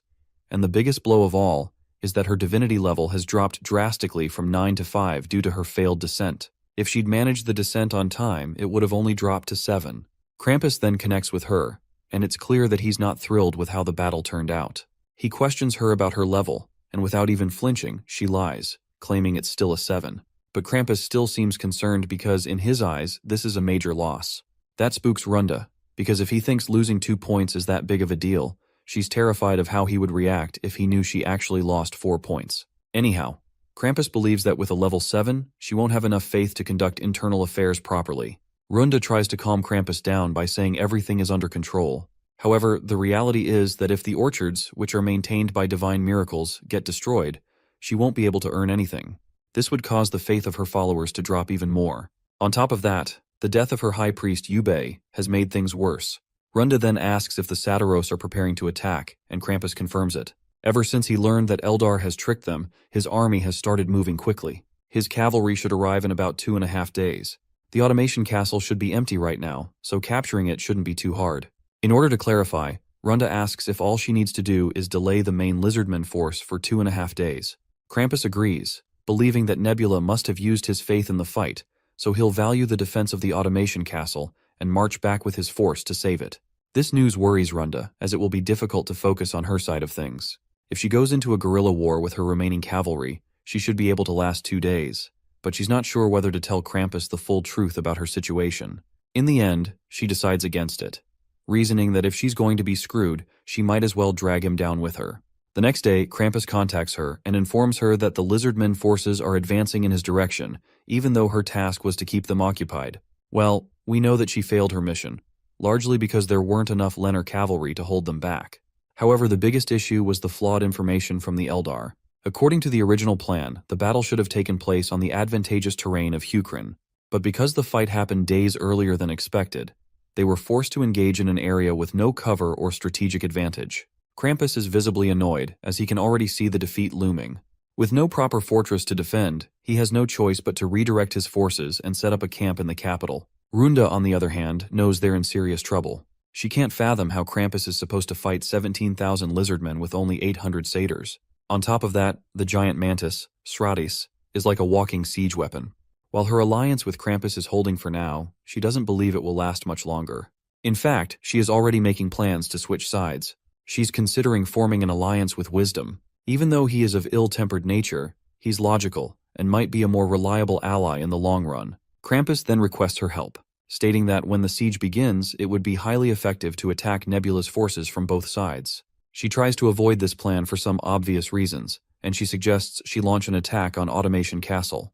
But Krampus points out that she won't make it there in time. Well, she reluctantly admits he's right. He then agrees her idea isn't totally off base, especially since the Automation Castle is empty. So he suggests a new plan. Her cavalry could head for the castle, while her foot soldiers support him. They'd split the forces, 200 cavalry and 300 foot soldiers. Since there are 400 fewer enemies, they'd only face 1,300 opponents. With his 800 Satiros and her 300 Lenars, Krampus believes they'll be able to hold their ground against the Lizardmen and even secure a victory. But by the looks of Runda's face, it's clear this plan isn't going to go as Krampus hopes.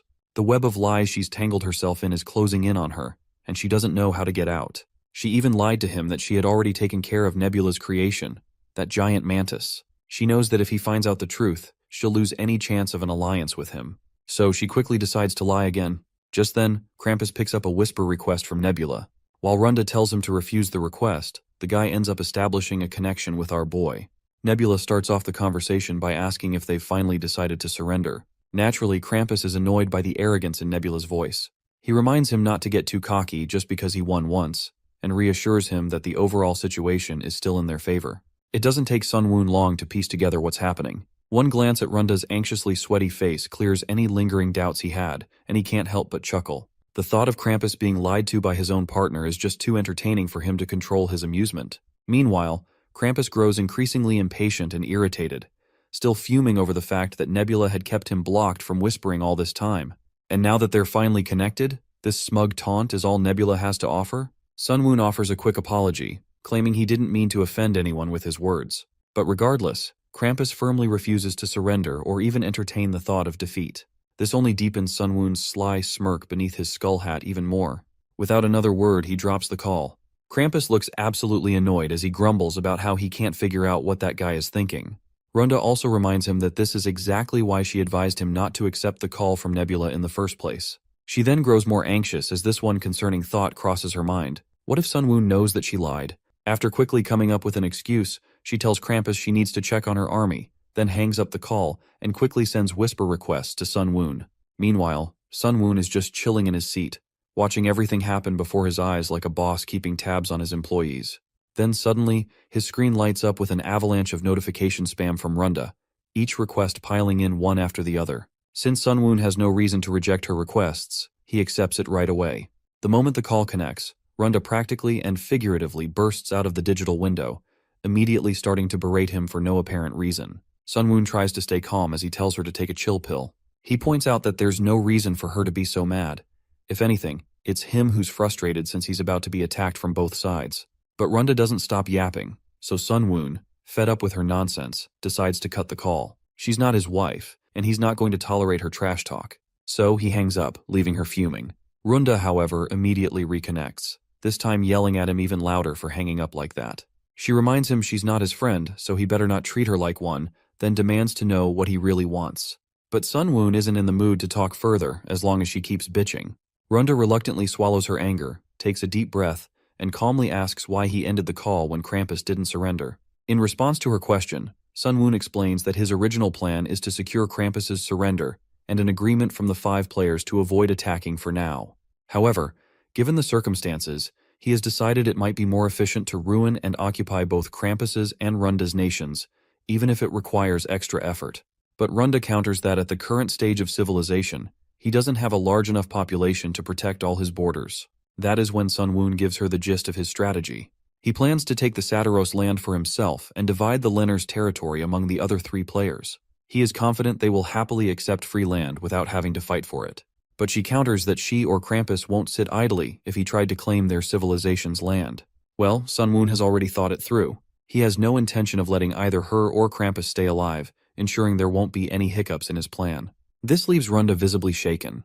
She asks him if this is some sort of threat. Sunwoon, however, remains calm, making it clear that eliminating them is simply one of the options available to him. Realizing she has no way to turn the situation in her favor, Runda surrenders. She asks what he wants in exchange for sparing her life. Without hesitation, Sunwoon demands detailed information about the Lenners, the Satiros, and the Trolls. Well, she can tell him about Satiros since she has an alliance with Krampus, but she's not sure she knows anything about Trolls because she doesn't have any alliance with Wisdom. My guy clears things up by telling her straight that she needs to form an alliance with Wisdom and get him the information. He doesn't care how she does it. Of course, the lady gets mad because she's not about to play double agent for anyone. Out of frustration, she starts punching the screen and ranting nonsense, but my guy just dismisses her.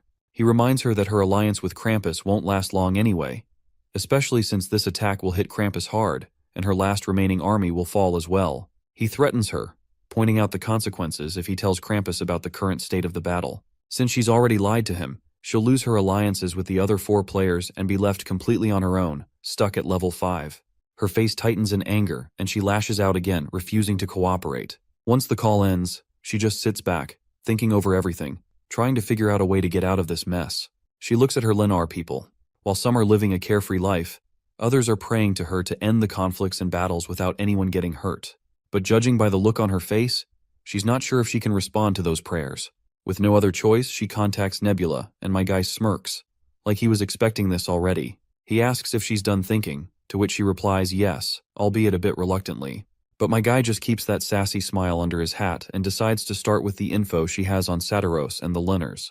Afterwards, the battle with the allied nations ends, and it seems Krampus had a hard time understanding Nebula's ceasefire offer, but Runda managed to convince him, and it ended with a truce. Meanwhile, at the automation castle, we meet Hui Kayung's cheerful face. She's apparently holding a conference where representatives from each race are present, and she proposes the idea of creating a merchant alliance. She reminds them that creating a 4-wheel required the help of several experienced merchants, and everyone involved earned profits through interchanges they had. So it would be a good idea for these meetings to continue. She believes that sharing information with each other, purchasing resources in advance before prices rise, and not taxing between the allies when trading with each other would benefit all of them.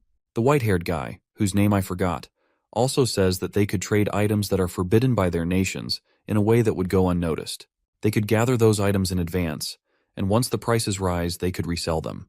It would even be nice to buy up all the stock of certain products and control the prices however they want. The troll representative raises a valid question. Since they're different species from different areas, how can they continue trusting each other in the long term?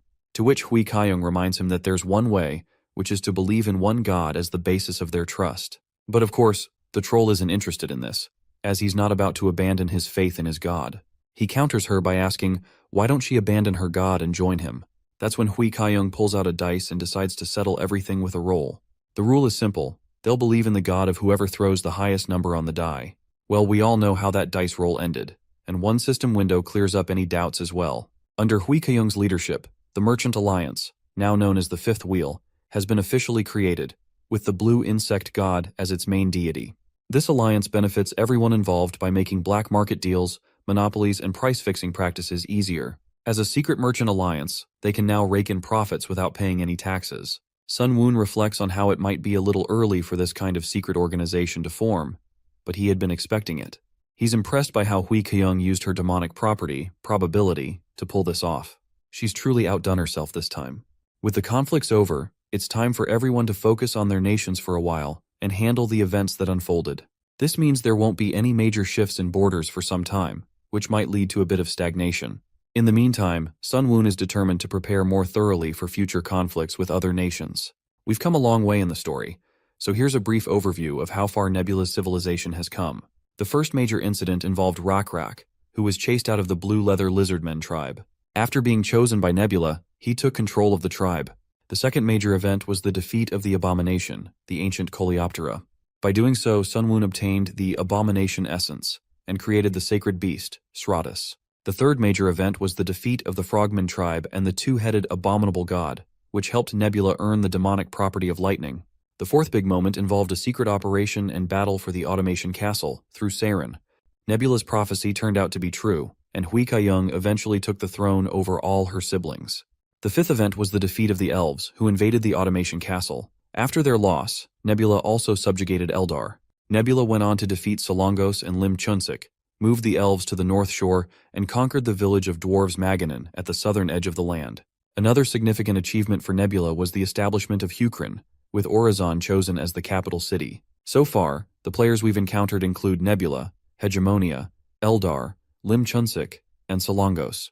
The second season opens with a lively camera shot zooming out over a bustling market of Orizon. In one of the booths, we meet Rak alongside another lizard wearing a red gown, Zyol, who proudly showcases a newly produced product to their leader, and the product in question is actually paper. Rak inquires further about it, and Zyol explains that one of the remaining Linars claimed to be a paper craftsman. Thanks to him, they learned how to make paper, which is lighter and cheaper than silk. Rak wonders if the production process is difficult, but Zyol reassures him that it's quite simple, especially since it was made using the wheels that were created in Orizon. Once the paper supply is steady, they'll be able to use letters more frequently and keep better records, marking a significant step forward in their civilization. You see, with these, recorded history will not be forgotten. It seems like Rak has something he wants to show Zyol as well. Although the paper is good, if someone ruins it, it can't be fixed. Rak continues by saying that he has gallant warriors and wise companions, including Zyol himself, by his side. As long as their god is with them, he believes they can defeat their enemies. However, if those enemies are divided into two, then not even their god can be everywhere at once. So, Rak has come up with a plan. He stretches a line across the map and reveals that they are going to create a barrier. Zyol acknowledges this idea, but reminds his leader that building a wall of this size will take a lot of time. It will need to be taller than the walls of the Automation Castle to act as a proper barrier, since they don't have the dolls of the Automation Castle, and it needs to be built from stone, which is not common. It will still take at least 100 years to complete, even if they gathered all the manpower available and spent all their money. Rak is surprised to hear this, not because it will take so long, but because he had originally thought it would take 200 years. However, Zayle's point still stands. It will be difficult to maintain work for 200 years, and they would need to complete it within 100 years. Since 100 years is still a long way off, Rakrak decides to think of a more efficient way to handle it. After some thought, Rakrak proposes using the steep river and 3 swamps as natural barriers. If they exclude those areas, it should only take around 80 or maybe even 70 years. But still, this amount of time would take an entire lifetime. So Rakrak decides to propose a different plan altogether. Instead of focusing on delaying the enemy, they could simply call their allies faster. He suggests using fire and smoke signals, a system with 5 chimneys. 1 chimney lit means everything is fine, 2 means an enemy has been discovered, 3 means the enemy is heading their way, 4 means the beacon has been intruded upon, and 5 means the battle has begun. This system would protect the wild without connecting all the walls. The mountains themselves act as natural barriers, and by setting up mountain fortresses in the valleys with beacons on the ridges, they would serve the same function as beacons in the wild. After outlining the entire plan, Rakrak asks Zael for an estimate of how long it would take. The junior quickly responds that it could be completed in 5 years. It's nice to see how they started with a 200-year plan and ended up with one that could be completed in just 5 years. 3 years pass like a breeze, and we find ourselves in Orizon. Inside a mansion, Rakrak sits alone, seemingly lost in thought. He reflects on how maintaining a nation is proving to be harder than creating one. He needs to unite his people internally as much as he needs to defend them from external enemies. Yet every species, aside from humans, fear the Lizardmen. While fear makes it easier to command obedience, relying on it alone makes ruling difficult. Without harmony, people will either submit reluctantly or rebel outright. Moreover, he cannot force everyone to place their faith in the blue insect god. If only there were a way to align everyone's hearts. He acknowledges himself as a good fighter but admits that he lacks the intellect to be a true king. Still, he is wise enough to understand that merely living on the same land and coexisting is not enough for true unity. A familiar voice agrees with Rakrak's thoughts, and to his surprise, it belongs to Stargazer, who miraculously walks into the mansion. Stargazer believes that although everyone may live on the same land, they do not live in the same time. Rakrak jumps to his feet in joy and asks his old friend how he's here, as he was supposed to be dead. Stargazer places a finger over Rakrak's mouth to keep his voice low, signaling him to be quiet. At that moment, Rakrak realizes that Stargazer's final words were true. Even if they die, the blue insect god will guide them. He desperately wants to ask Stargazer about the afterlife, but knows that death is a secretive matter, so he refrains from seeking answers. Instead, he asks what Stargazer meant when he said they are not living in the same time. Stargazer looks outside at the stars, then asks Rakrak if he remembers the stories he has told him. Pointing to the sky, he asks if the stars seen in Orizon and those seen in Maganin are the same. Rakrak isn't sure, but he can tell they are different, even if only slightly. Stargazer continues by asking about the lands of the Lenners and the Saturons. Rakrak responds that they are even more different. Stargazer agrees and reminds Rakrak that just as the skies differ, everyone lives in their own time. As a king, Rakrak must learn to live within everyone's time. You see, everyone lives their own lives in their own time. Even though they share the same land, their hearts are divided because of this difference. As a king, Rakrak must understand this. As far as Rakrak knows, from all the things he has learned from Stargazer, others read time in their own unique way. He realizes that their previous misunderstanding with the dwarves occurred because each species counts days differently. This realization feels overwhelming to Rakrak, and when Stargazer asks why it is difficult, Rakrak responds that teaching is challenging, especially to those who are hostile to the Lizardmen. Stargazer explains that this is exactly why he's here. He points to the blue shining star and tells Rakrak that this star represents him. If aligned with neighboring stars, it forms a constellation of Rakrak atop a cockatrice. This wandering star, which shines in the spring and dims in the winter, is named Owen. Stargazer believes that when the time comes, Owen will graze Rakrak as it passes by, and Rakrak will be able to hear all the stories Owen has collected so far. Rakrak enjoys the time with Stargazer, and as Stargazer shows him the frogment, Shunin, Owloy, and even the figures of Lord Hui Kayung, Siren, the ogre chief Kijin, and Tamaridu, Rakrak feels the warmth of their shared moment. Everyone is together, living in harmony, even if only for a short time. Eventually, Stargazer senses the god calling him back, and he knows it is time to leave. Rakrak, not wanting this moment to end, insists that Stargazer stay a little longer, saying he still has so much to share. But Stargazer dismisses this, telling him that such things are part of the business of living. Curious, Rakrak asks about the afterlife, hoping Stargazer will reveal more about it. Stargazer, with a somber tone, responds that the afterlife is the business of the dead. Hearing this, Rakrak feels sad. He wanted to know more about what happens after death, as it is something that has always frightened him. Stargazer acknowledges this fear, admitting that those who live should rightfully feel afraid of death. He goes on to explain that the dead cannot change anything. Even if their god allows them to watch, they can do nothing more, for that is their limit. Only the living can work to change things, and Rakrak should never forget this. As Rakrak sees the constellation of their god, he quickly falls to his knees in reverence. But suddenly he hears his name being called. He wakes up from his dreamlike state to see Zaol standing in front of him. It's a crucial time, and all his vassals have assembled to discuss matters of great importance. Rakrak orders Zaol to bring him a large piece of paper and some charcoal, and he wants enough paper to draw out the sky. Meanwhile, the system window announces a significant achievement: the creation of the Hunting Star Calendar, the first calendar in Green Cityac.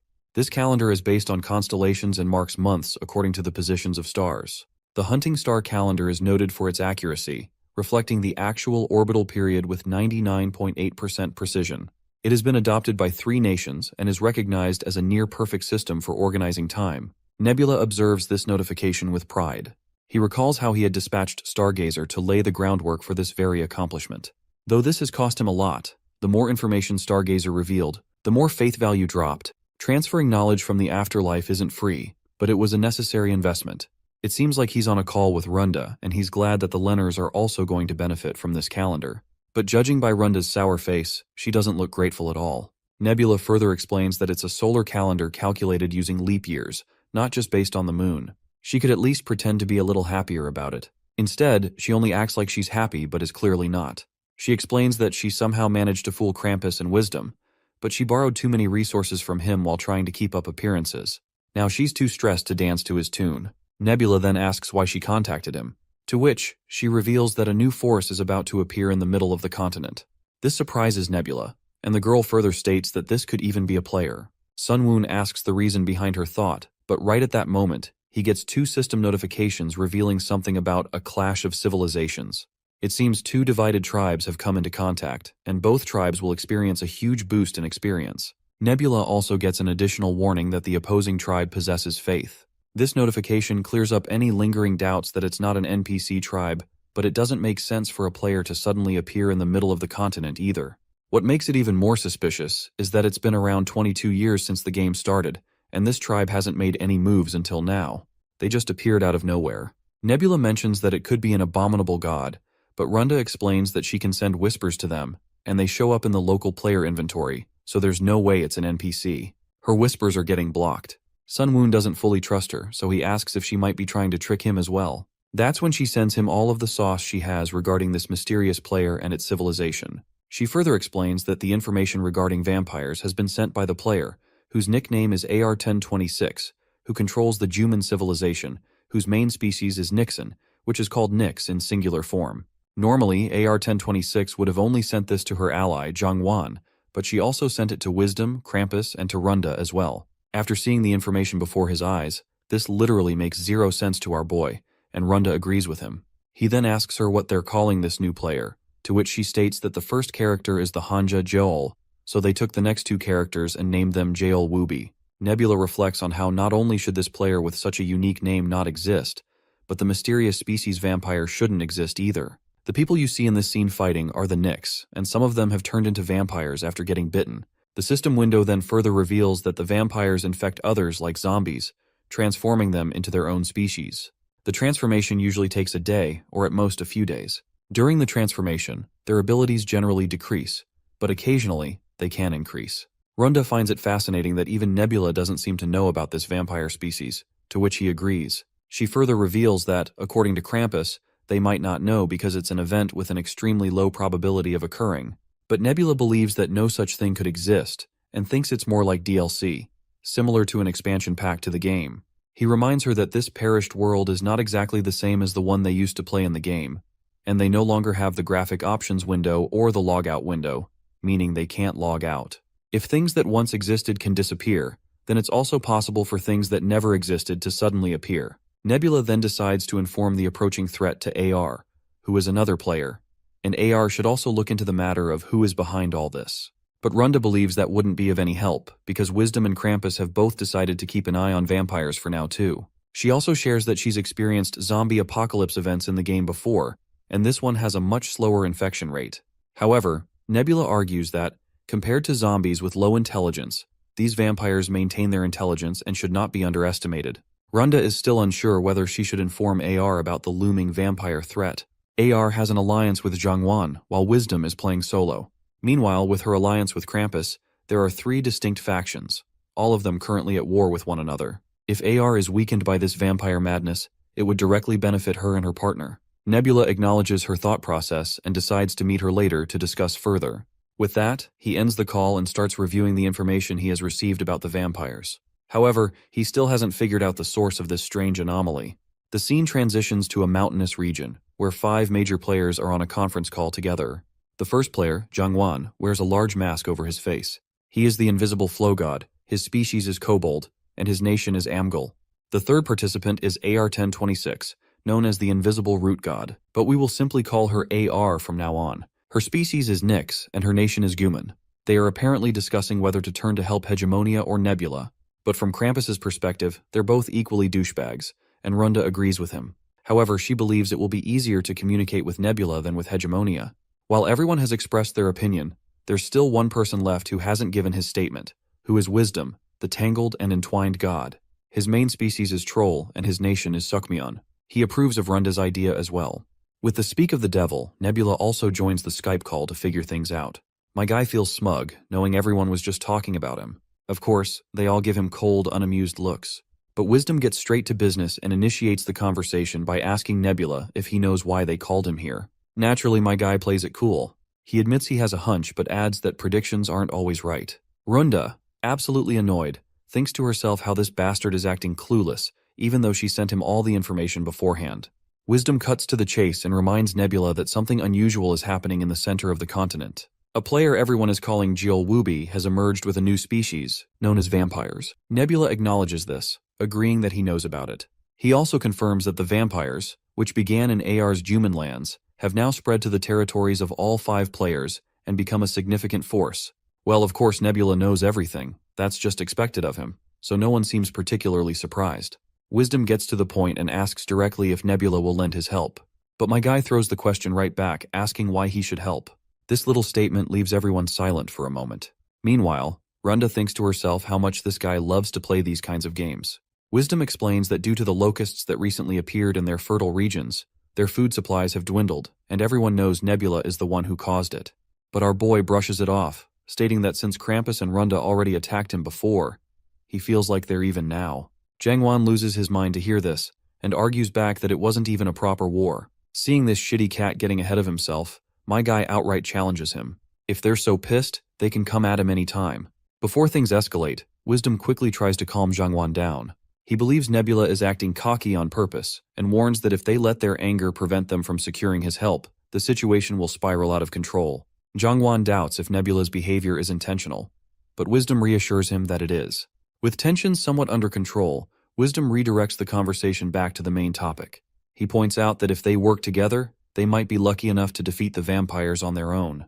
But if their luck runs out, the vampires will continue growing their forces, and everyone will eventually have to beg Nebula for help anyway. Our guy, of course, feels a smug satisfaction seeing just how well aware they all are of the importance of his existence. Since Nebula has no reason to help them, he can simply just sit back and watch them get screwed. But Wisdom counters, arguing that if they collapse, it will eventually bring trouble to Nebula as well. Facing 5 divided opponents is far easier than dealing with a united force of vampires. This remark leaves Nebula momentarily speechless because Wisdom's reasoning is solid. Nebula recalls seeing his name in the top 10 rankings back in the game. If this is the same person, Wisdom is one of the most talented players among them. Still, Nebula isn't about to agree just because of that. He fires back, saying that dealing with one united opponent is still easier for him. Runda then asks him if his refusal to help is simply because he lacks the motivation. But Nebula denies what she has assumed, and finally reveals that if they want his help, he expects to be appropriately rewarded. Wisdom, quick to follow up, asks what kind of reward Nebula wants. With his usual calm demeanor, Nebula lays out his conditions, stating that he wants 3 people each from the candle craftsman, glass craftsman, and brick craftsman categories. These both talents have been monopolized by individual civilizations, and he wants them as well. Additionally, he also wants 12 wagons of gold. Nebula's demand leaves everyone bewildered. Krampus practically boils with rage and starts calling out Nebula for taking advantage of their desperation. He goes as far as to accuse him of working with Jiolwubi, but our guy calmly responds to this angry red tomato that if they show him attitude, they're just asking to get screwed. Before the situation can escalate any further, Wisdom steps in once again. He suggests they take some time to think things over and promises to call Nebula back once everyone has made up their minds. With that, the call ends. Not long after, Nebula gets another video chat request. He returns promptly, and this time, Wisdom announces that they've accepted his conditions. Wisdom promises that they'll send the craftsmen tonight and will progressively deliver gold as they collect it. In return, they want Nebula to share his plan for defeating Jielwubi and the vampires. He is confident that Nebula must have a strategy in mind if he was bold enough to demand such a hefty reward.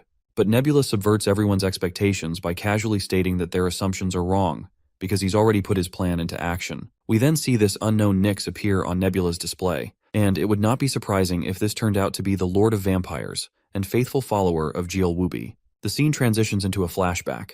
We see Juman engulfed in flames. Amidst the destruction, a lone woman escapes the gruesome scene alive, and this woman appears to be same lady we just saw.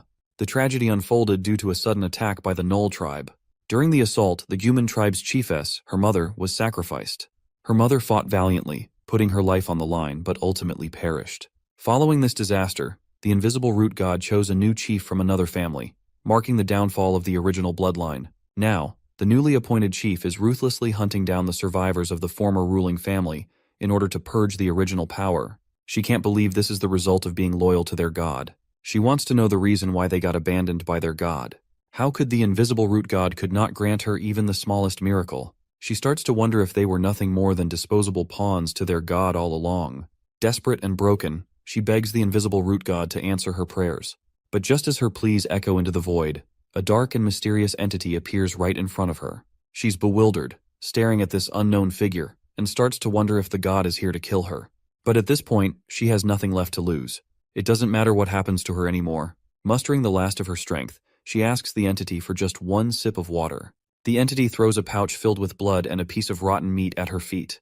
But to her eyes, that disgusting filth looked like sweet, cool water and freshly baked bread. She starts thanking the entity, tears streaming down her face as she takes a bite of the bread. After devouring the rotten meat and drinking the blood, she surrenders herself completely to the entity. She promises to do anything for it. At that moment, the entity offers her a sword. The moment she grabs it, her hand begins to move on its own, and before she knows it, the sword is pointed right at her. In desperation, she begs the entity to save her, and eventually her hand stops moving. After getting overwhelmed by the entity's apparent generosity, she decides to consider it her new god. She vows to serve it, whatever it desires, and she calls it the Blood and Rotten Meat God. A system notification flashes to reveal that the Blood and Rotten Meat God has chosen Chief Shaven, and with that, the first vampire is born. The scene transitions back to Nebula, who is observing the vampire's rapid growth. In just 6 months, their population has skyrocketed to 6,000. Within less than a year, the vampire forces have grown to 4,000 strong. With that army, they launched an attack and conquered Guman's capital. AR, one of the players, perished while using Descent, losing both her life and her creation. Her level has probably dropped to 4 now. If anyone had helped AR when the vampire force was still small and wiped them out back then, this wouldn't have happened. But instead, all of the players decided not to help her. And now, this is the result, the foundation of the vampire nation. The nation is called Baeka White Fang, and the leader of the vampires calls himself the Vampire King. The generals are mainly the vulnerable beings cast away by other nations, and their ultimate goal is to get revenge on the gods who abandoned them. Nebula promises to tell them how to defeat these vampires, but the question is whether they'll even be able to handle it now. You see, vampires have 3 weaknesses, but Krampus cuts our boy mid-sentence, because he is surprised to hear this, since he thought they only had 2 weaknesses. Nebula then asks him to share the 2 weaknesses he knows, so they can see if he's right. Krampus says it's common knowledge that vampires can't go near sunlight, and they're weak to silver. The 3rd weakness, he thinks, must be that they get weaker the more generations go by. But Nebula corrects him, saying that's actually a strength, not a weakness. Here's the thing. Higher-level vampires have outstanding physical abilities, but they're still weak to sunlight and silver. As generations pass, their physical abilities do get weaker, but so do the effects of sunlight and silver on them. Wisdom then asks about the plan Nebula had mentioned earlier. According to scouts Wisdom has spread around, it seems like the vampires haven't started moving yet. But Nebula clarifies that Baeka is already on the move. Just so you are not confused, Baeka is the vampire's civilization name. Nebula then finally reveals that being vampires is their own inherent weakness, which is the 3rd weakness he was talking about.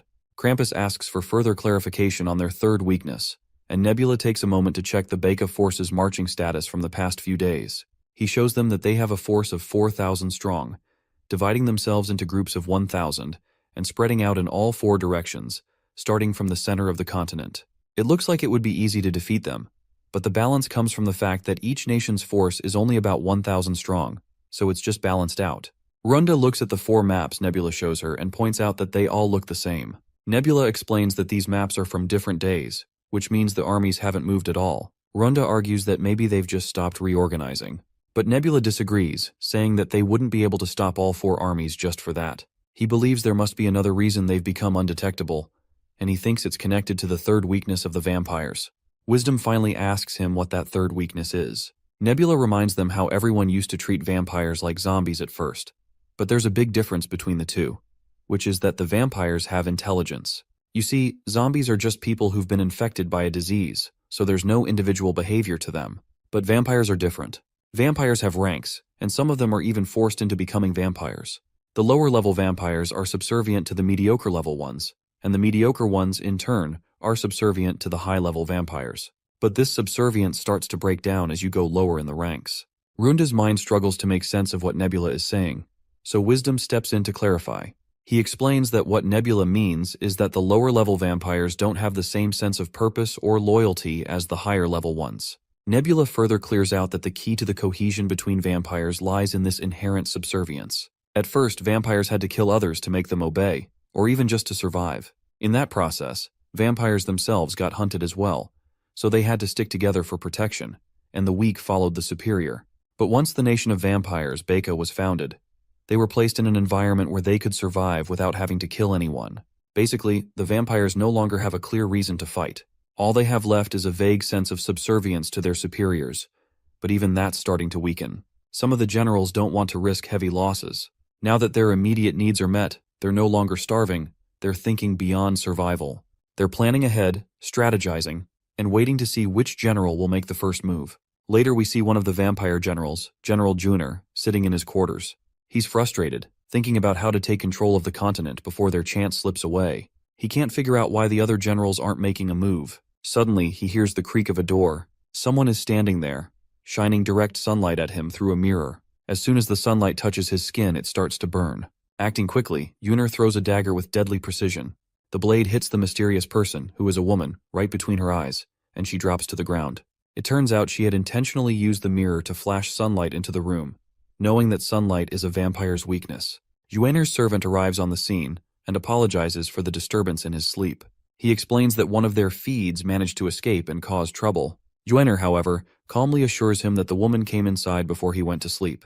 The servant asks why he hasn't gone to bed yet, to which Junior explains that he's still trying to figure out what the other generals are thinking. He then asks his servant if he has any ideas. The servant says it's because not everyone follows the blood and rotten meat god. Well, Junior already knows this, especially since Satiros follow the life-proving god. The servant goes on to say that there are some vampires who follow that same god as well. Junior is shocked and questions how such beings could even exist. He despises the gods who abandoned them.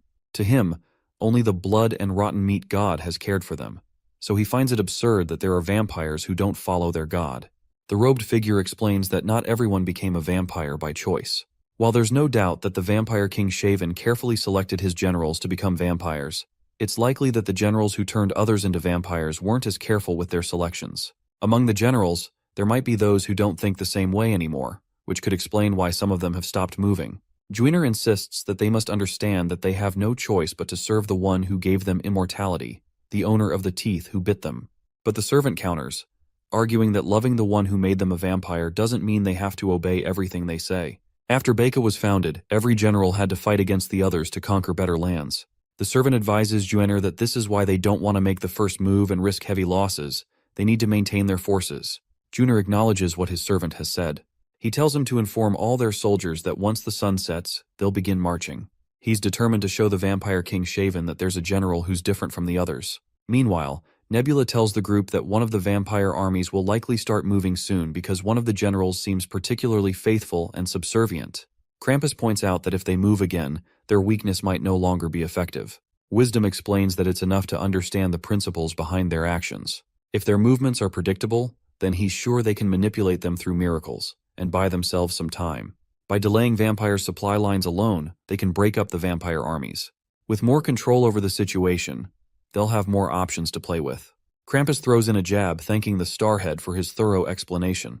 But Wisdom quickly responds annoyingly that this is not a star. Nebula then asks what it is then. Wisdom then proudly reveals that it's the great dodecahedron of the Kepler point polyhedra.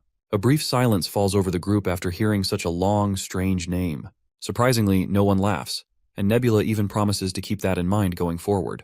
He also apologizes for mispronouncing his title previously. Wisdom then asks if Nebula is planning to create social division to break up the vampire army. Contrary to Wisdom's expectation, Nebula explains that while breaking them up could work, it would take too long, and the damage would be spread out. So instead, he's going to do the opposite, bring them back together.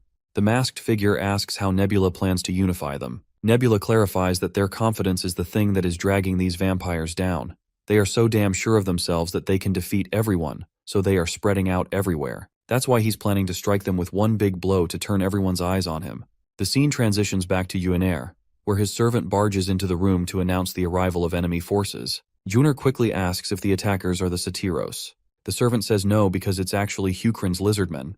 Meanwhile, the perspective shifts to our party. After riding on their cockatrices for what feels like an eternity, they finally reach their destination. Rockrak looks visibly excited as he asks Zael if he has heard of Tatar, a legendary warrior who once defeated 10 trolls by himself.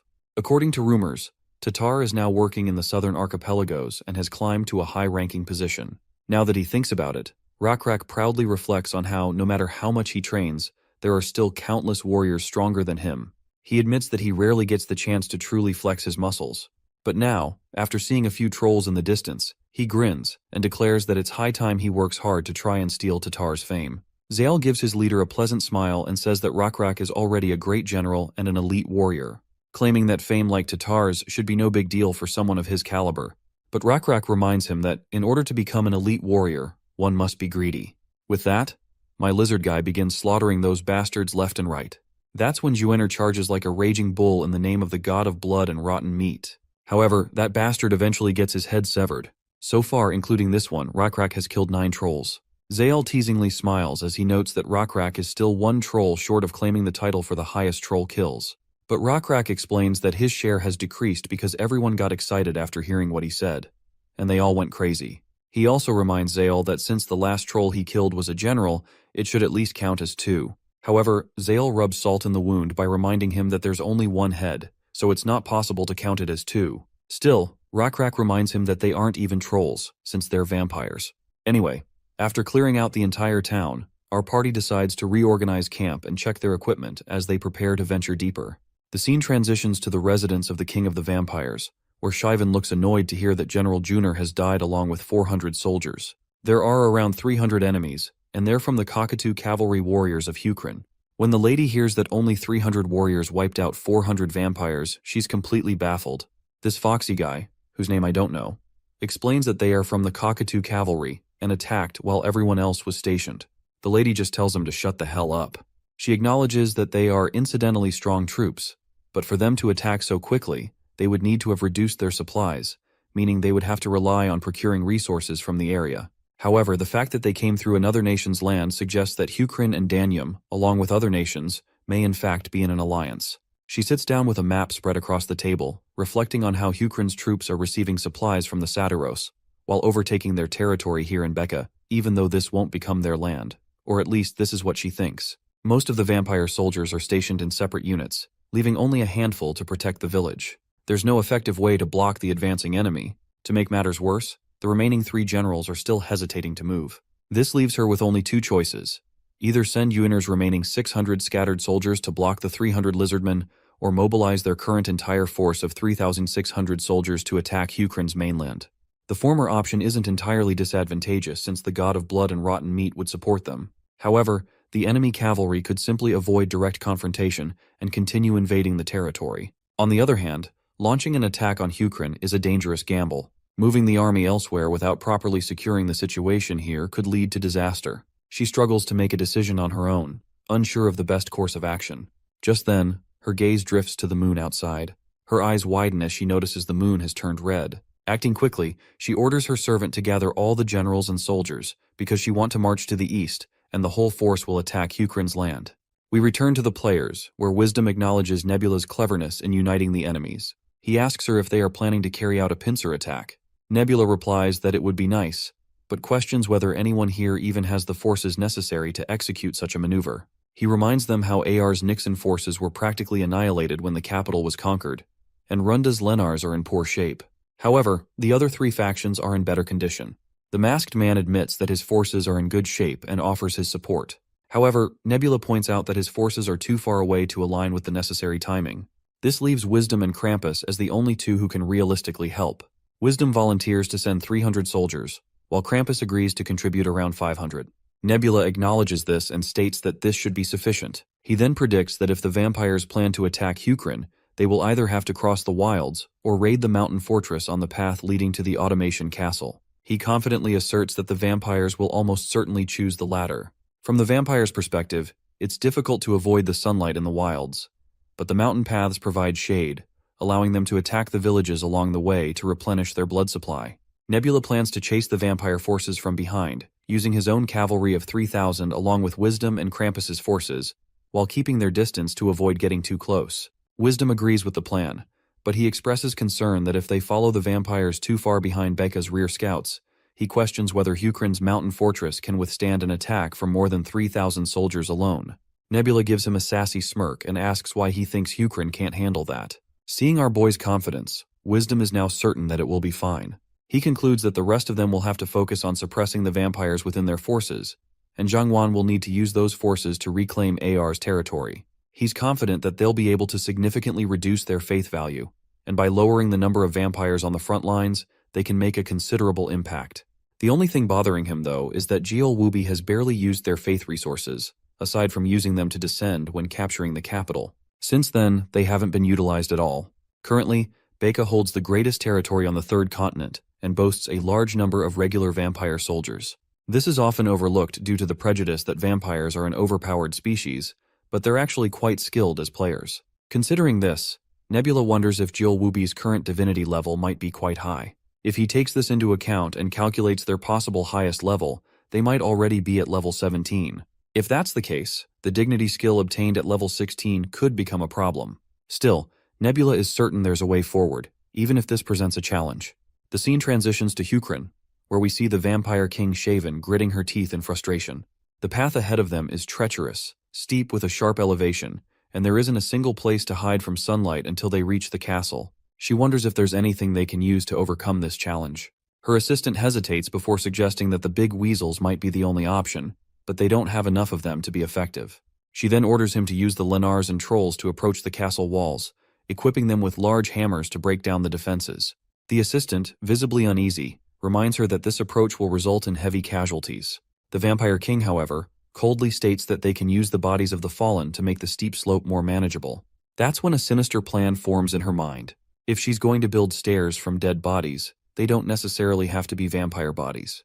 Her assistant quickly catches on to her plan, realizing that she intends to use the slaves as both a distraction and a means to diminish their supplies in the process. She then reveals that she's heard rumors about the slaves, how all the gods have forsaken them except for one, a single god who has yet to give up on them. Later, we see the vampires forcefully escorting all the slaves, demanding they march ahead.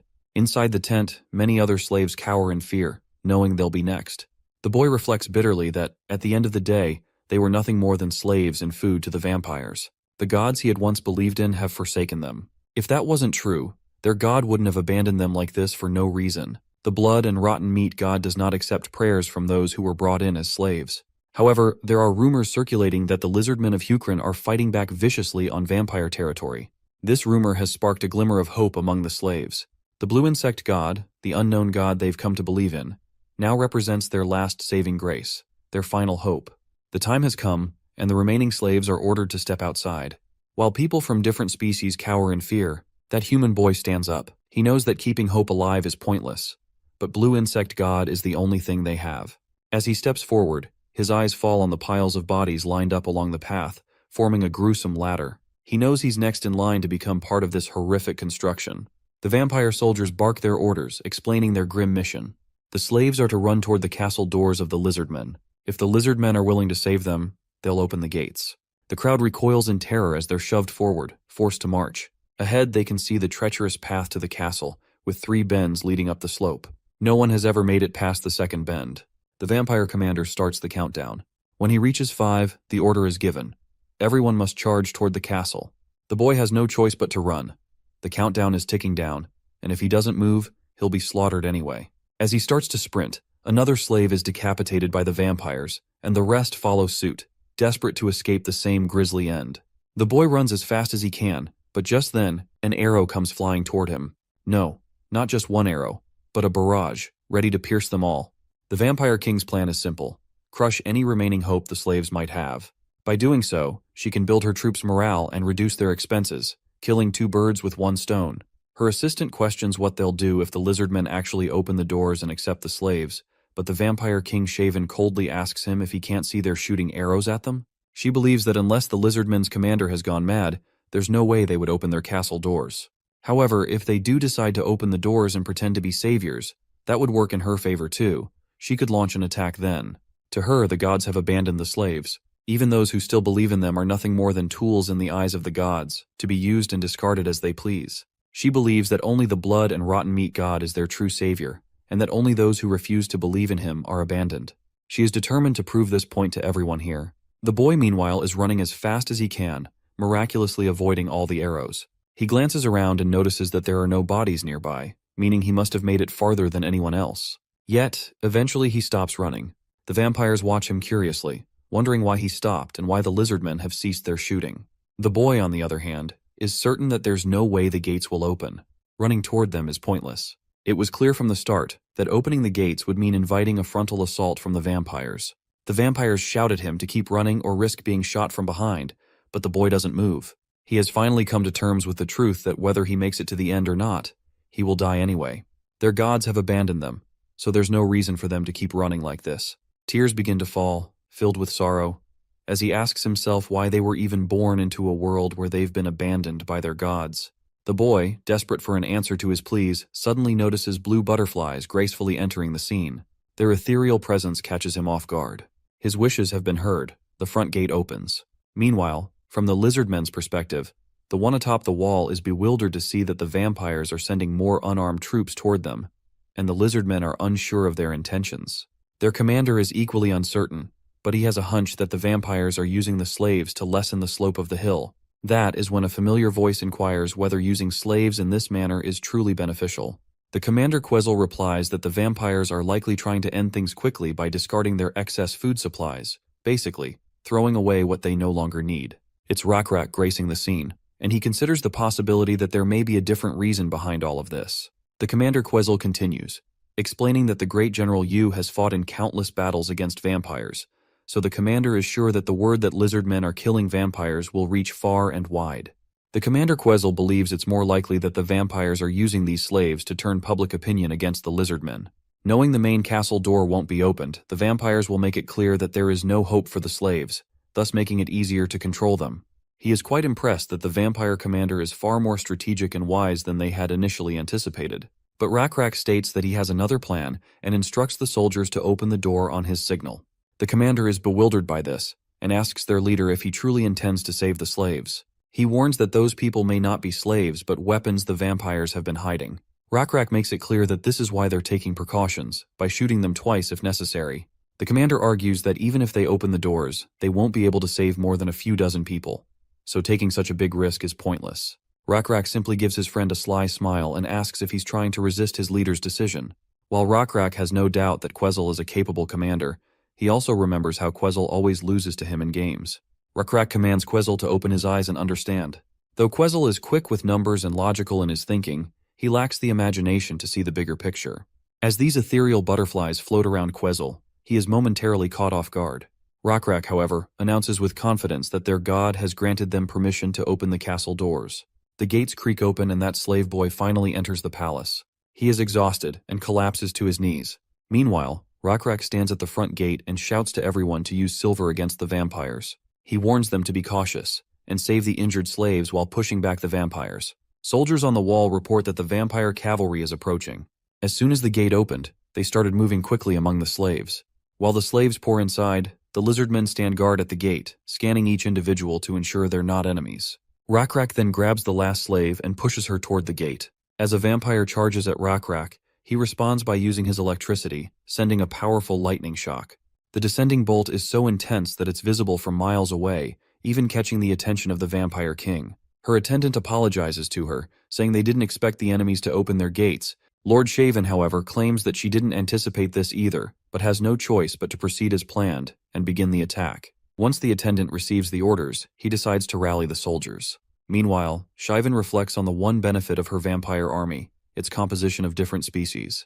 The Lenars are fast and skilled with most weaponry, while the Kobolds are small and nimble, making it easy for them to dodge arrows.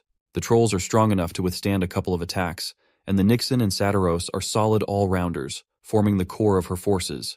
Being able to take full advantage of each species' strengths is her victory plan. On top of that, they have the power of being vampires, with the third-generation specialty. The captain of the Nixon is so strong that he can rival the strength of some trolls. A hill castle like the one ahead should be able to hold around 2,000 troops, and she has managed to win battles with the same number in the past.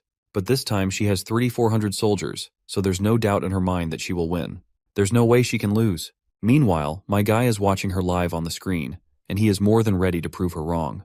He had already anticipated that Shaven has no idea how to take over a hill castle, and now his hunch has been proven correct. He expected this much because there isn't a single commander in this generation with the experience needed to conquer a hill castle. Most of them must think it's just like attacking any other castle. Only Rockrak and Zaol, who have designed these strategies and trained in simulations, would truly understand how to approach this. You see, a regular castle and a hill castle are two completely different challenges. Even if vampires are skilled archers, none of their bows can match the precision or power of Rakrak's Lizardmen archers. On top of that, his archers have the advantage of aiming from a higher elevation to the ground below, and even if the vampires manage to climb and reach the castle walls, the Lizardmen are already prepared to deal with them. Massive rocks are ready to be hurled down, sending any intruders crashing back to where they came from. Next comes the batch of the strongest second and third generation vampires. These elite warriors boast impressive stats, but even they are no match for Rakrak's godly lightning attacks. A single strike of his lightning is enough to decimate the entire group. Rakrak, pipe in hand, casually smokes while literally smoking these bastards off the battlefield. Moments later, the front of the hill castle is littered with the corpses of vampires who had foolishly believed that attacking such a fortified position was a wise decision. The attendant reports the grim news to Lord Shaven that they have lost 600 warriors in this last attack. Shaven, visibly annoyed, does not bother to think it over, and immediately orders preparations for another assault. She declares that she must conquer the castle at all costs. Shaven desperately tries to beg the blood and rotten meat god to lend her strength. Meanwhile, the hill castle continues to rain down arrows, while everyone scrambles to escape. One of the high-tier vampires quickly cuts down a coward trying to flee, and he shouts to the others not to give up, claiming they can still conquer the hill castle. Nebula watches from the sidelines, thinking to himself that these fools are marching straight to their deaths.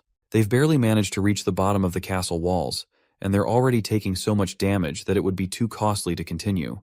The corpses are piling high, giving them a gradual incline, but if they retreat now, they'll have to start all over again. If Shaven were truly a good commander, she would recognize that a short-term attack like this is impossible. She should retreat, but Nebula is sure that her fanaticism blinding her to reality. For now, Jeolwubi is not aiding her in the battle, and Nebula wonders why. He has a hunch that Jeolwubi might be watching the battle from afar, but if that's the case, it seems he hasn't yet grasped the full situation down there. Shivan grows more desperate with each passing second. If they continue attacking like this, she'll only keep losing more soldiers. Then, one of her soldiers rushes in with urgent news. He tells her that, from behind, about half a day to a day's distance away, trolls, Satyros, and Lizardmen warriors have united and are heading toward her army. This revelation leaves Shivan stunned, and for a moment, she even considers retreating. But then she realizes it's too late for that. She has already lost too many soldiers, and if her soldiers are caught in between while retreating, it'll be impossible to block the enemy's advance.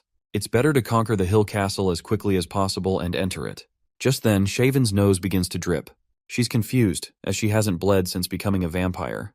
Before she can process this, another soldier rushes in with more troubling news, which is that the slaves have revolted.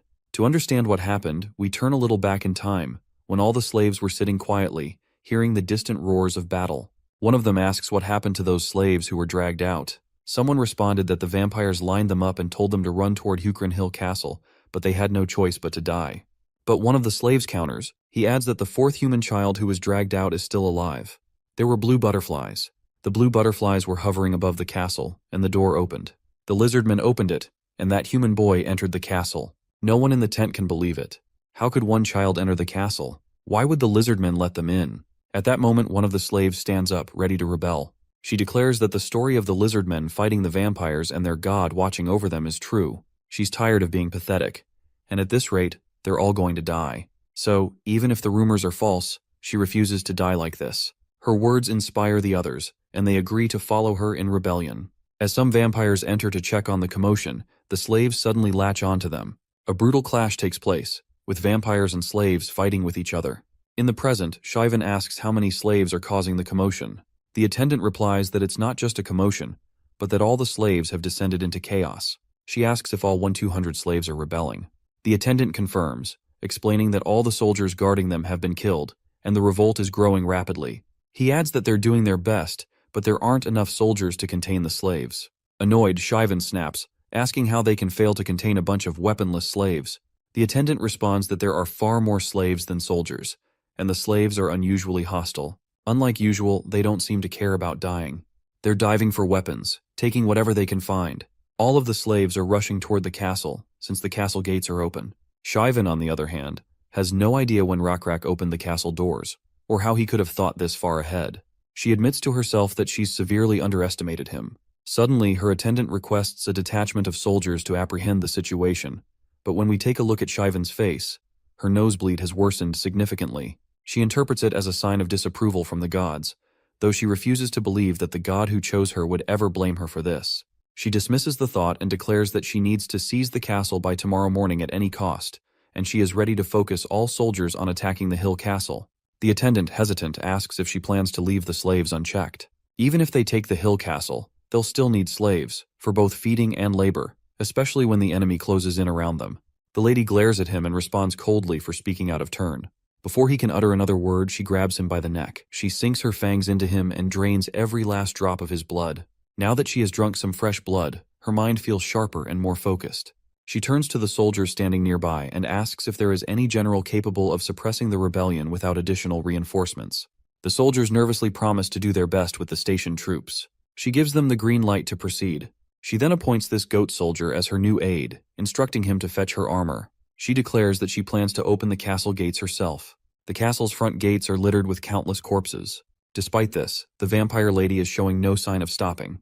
Meanwhile, parts of her camp are engulfed in flames due to the unexpected rebellion sparked by the slaves. Rakrak is in awe to witness this disorder.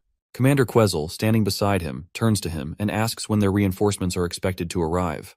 Rakrak calmly explains that it's far too early for reinforcements. Since the attackers are vampires, he is certain the rebellion is being caused by the slaves. Quezel questions why he believes this, so Rakrak merely smiles and responds that it would be wise to assemble the cockatoo warriors. But the commander does not think it's a good idea, because the vampires will stop their attack to gather their forces and apprehend the slaves. But Rakrak doesn't think that will happen. Quezel then asks how the vampires are going to conquer the castle gate if they are not going to use their armies. Rakrak turns Quezel's attention to the front, where Shaven herself is advancing in order to take down the castle gate. She calls out to Rakrak, daring him to come out and fight if he isn't afraid. Quezel curiously asks his leader if he's going to fight. Rakrak responds confidently, saying that if he doesn't face her now, she'll use her god's power to break the castle gates. She's so desperate that she's come out herself. Rakrak knows the slaves will soon appear behind the enemy lines, and when that happens, he orders Quezel to deploy the cockatoo warriors. His plan is to pin the enemies and eliminate them. While Rakrak's strategy is clear to us, let's take a look at what Shaven is thinking. She believes that the moment Rakrak opens the gate to fight her, she will send the big weasels toward it, and then the vampire soldiers will start biting the hell out of everyone with little to no regard. If she can break through the gates and take the high ground, she's confident she can target the hill castle and gain a strategic advantage. But suddenly, a massive silhouette casts a shadow over her face. Shaven looks up. It's Rakrak sitting atop his cockatoo. While she is standing in disbelief, my guy comes crashing down at her. Their weapons clash, and although she manages to save herself, the crushing weight of her opponent has left her in awe. She never had imagined that Rakrak is this powerful. After making some distance between each other, Rakrak comes at her, but once again, she manages to save herself from a direct hit. By now she can barely stand. Just 2 attacks were enough to make her knees buckle, but she hasn't given up and keeps fighting. Meanwhile, Nebula watches the battle happen in front of him, and he finds it funny how she underestimated Rakrak as just some regular cavalry soldier. This absolute gigachad of a man is actually a level 21 hero entity, and Anaxi is a cockatrice most hunters couldn't catch even with a group of 10. The situation is already stacked in Lacrak's favor. On top of that, the slaves have managed to take down the vampire general, so it wouldn't be a stretch to say victory is almost within their grasp. But then, Nebula's eyes catch something unexpected. And that unexpected thing is Jielwubi, who has a whisper request. What Nebula finds odd is that this guy chose to whisper him of all people, and at this exact time. This player's very existence is suspicious. Their nickname, appearance, timing, and even their species, one that didn't exist until now, are all weird. Normally Nebula wouldn't have accepted such a thing, but well, my guy ends up accepting anyway. As soon as the accept button is pressed, we see this dude who looks like a beat-up piñata, apparently wearing a human mask. Even his unusual appearance leaves our boy bewildered, but he eventually asks the man for an introduction. Since everyone's been calling him Jielwubi, he asks if that name is okay. But this creepy sucker doesn't respond. So, my guy asks why he's not speaking, since he's the one who sent the whisper. That's when this bastard finally opens his filthy mouth and asks Nebula if he really thinks he can win. My guy responds confidently with a yes, and that prompts this creepy sucker to claim he's going to win. But Nebula makes it clear that he is not letting any creepy sucker take the victory, and even claims that he would have won, even if it wasn't a battle for the hill castle. The creepy sucker then says he wasn't talking about the dull, lowly ones with 2 feet. But Nebula clarifies that if he's talking about a battle between Rakrak and Shaven, he's even less concerned. Because if this filthy mug descends, so can he. However, Jielwubi's reply remains the same. He's not talking about that either, and states that Nebula can't change anything in this world. Nebula has no clue what this clown is talking about. He is sure that if this person is a human who came from Earth, he would have said he's going to win the game. But Nebula can't make sense of what this filthy mug meant when he said, "You can't change anything." So, he decides to provoke him to get some answers. Nebula boldly claims again that he's going to win, develop his civilization, connect all the continents, and set up shrines in every city. But this beat-up piñata once again tells him to just stop, once again critically speaking, and stating that this kind of power isn't his, because it originally belonged to them. Nebula is intrigued by the mention of them, and wonders if there are others like this masked guy. Curiosity gets the better of him, and he asks about his identity, but the masked guy doesn't bother to answer. Instead, he confidently says he's here to take back the old debt. With that, the whisper call ends, leaving Nebula with a ton of unanswered questions. He doesn't dwell on it too much, though, since it's time to intervene in the battlefield. But right at that moment, something unexpected catches Nebula's attention. Some sort of red energy. Meanwhile, on the battlefield, Rakrak has severed Shivan's hand, but her anger is still clearly etched on her face. Rakrak, on the other hand, takes his stance in order to end this finally. His familiar charges at her with godlike speed, while Rakrak aims his spear directly at her. But just as he's about to blow her head off, his familiar suddenly slams the brakes out of nowhere. The red light Nebula saw earlier descends right in front of them, leaving Rakrak in complete awe. That red light wasn't some flashy stunt. It was a gigantic sword crashing down like a goddamn meteor. The one holding this colossal sword looks creepily similar to the masked guy, Jielwubi, but way bigger. So massive that Rakrak has to crane his neck just to look up at this bastard's face. This giant man has 4 arms and a body so enormous that Rakrak, for a moment, wonders if he's looking at a god. Not only does this guy wield a giant sword, but he's also carrying a bow, a hammer, and a spear in his other hands. It seems like Nebula knows exactly what's going on. He had hoped that Jielwubi wouldn't know how to use that skill, but it looks like he was wrong.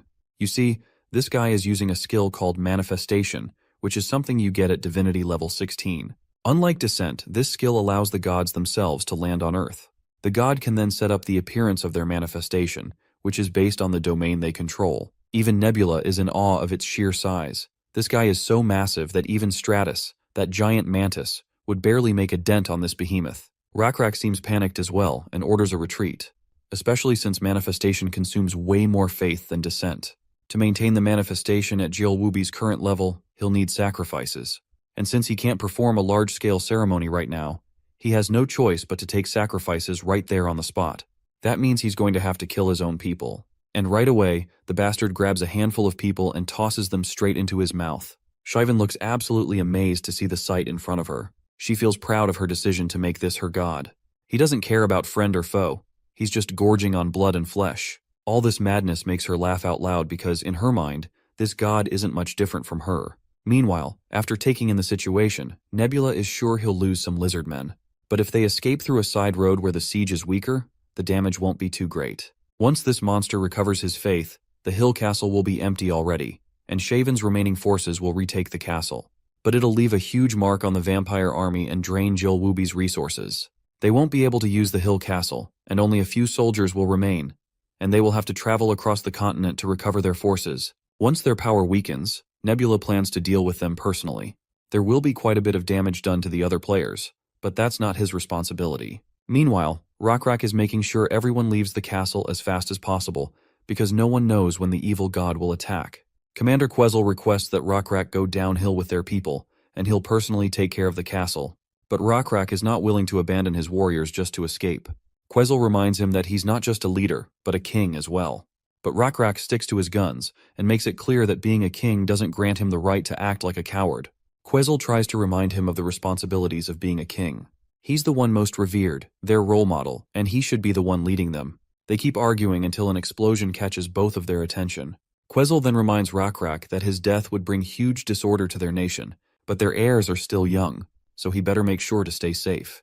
But for Rockrak, if abandoning his people is what it takes to be called a king, then he's not fit for the position. He looks at the monstrosity before him and can tell that it hasn't even filled half of its stomach yet. Not even half of the hill castle has been evacuated. Rockrak knows that the power of the gods does not last long, so if they leave them be, the Vampire King will stay alive, and after conquering the hill castle, he'll escape onto the continent. The battle will last several years, but not much longer than that, and the victory will be theirs win in the end.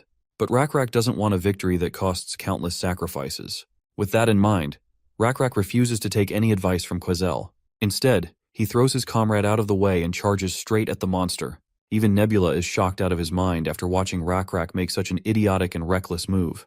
To stop him, Nebula decides to descend, but just as he activates the skill, he's hit with a notification that Rockrak is resisting the descent skill. Nebula has the option to force a descent, but surprisingly, he refuses to do it. If he forces the descent, Rockrak will freeze for a brief moment, and that moment is all it would take for the monster to kill him. Meanwhile, Rockrak finally comes face to face with the monstrosity. The giant quickly swings at him, but Rockrak dodges the blow effortlessly. Nebula, on the other hand, is growing impatient. He's wishing Rockrak would just retreat already.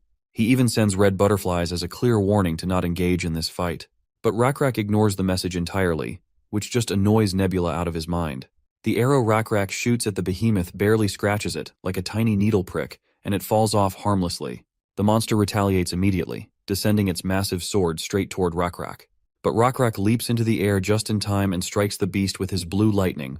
Unfortunately, that blue lightning is nothing more than a tiny tickle to this colossal monster. Since Nebula cannot descend right now, he opts for another option, which is to sponsor faith resources for the battle. Once he does, Rockrak manages to strike the giant monster with an equally massive bolt of light that cracks the hell out of the beast. All the while, Rockrak continues to resist the descent skill, and it's driving Nebula insane.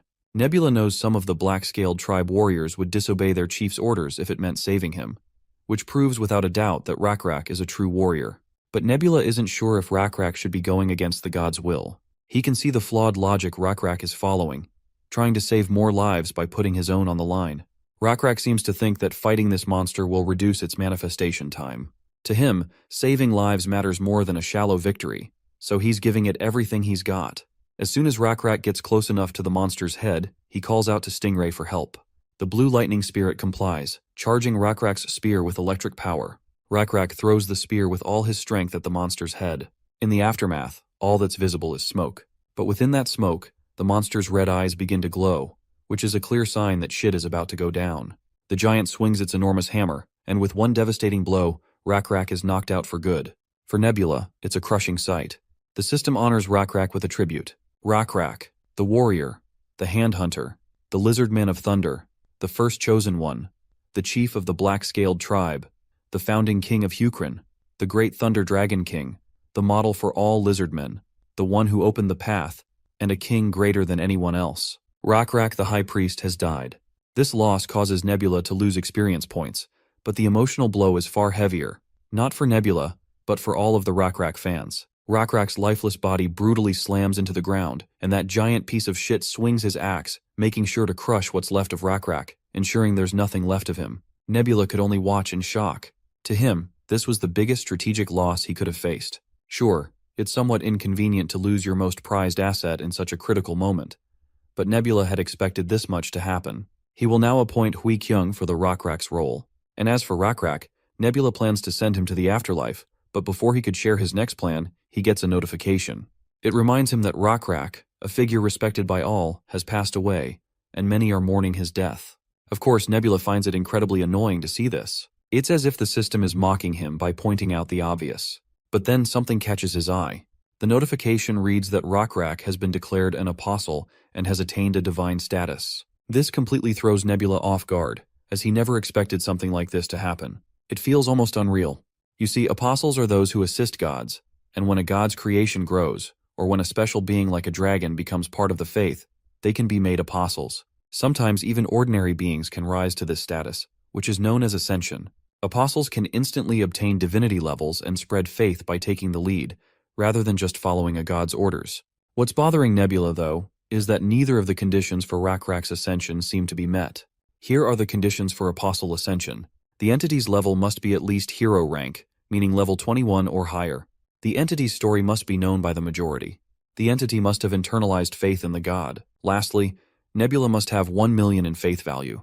Although the first condition is met, the others are unclear. Nebula isn't sure what it truly means for an entity to be known by the majority, or what internalized faith in God means. Above all, the last condition does not meet the criteria at all. With his divinity level at 11 and a faith value of just 100,000, this doesn't seem to fit the apostle criteria.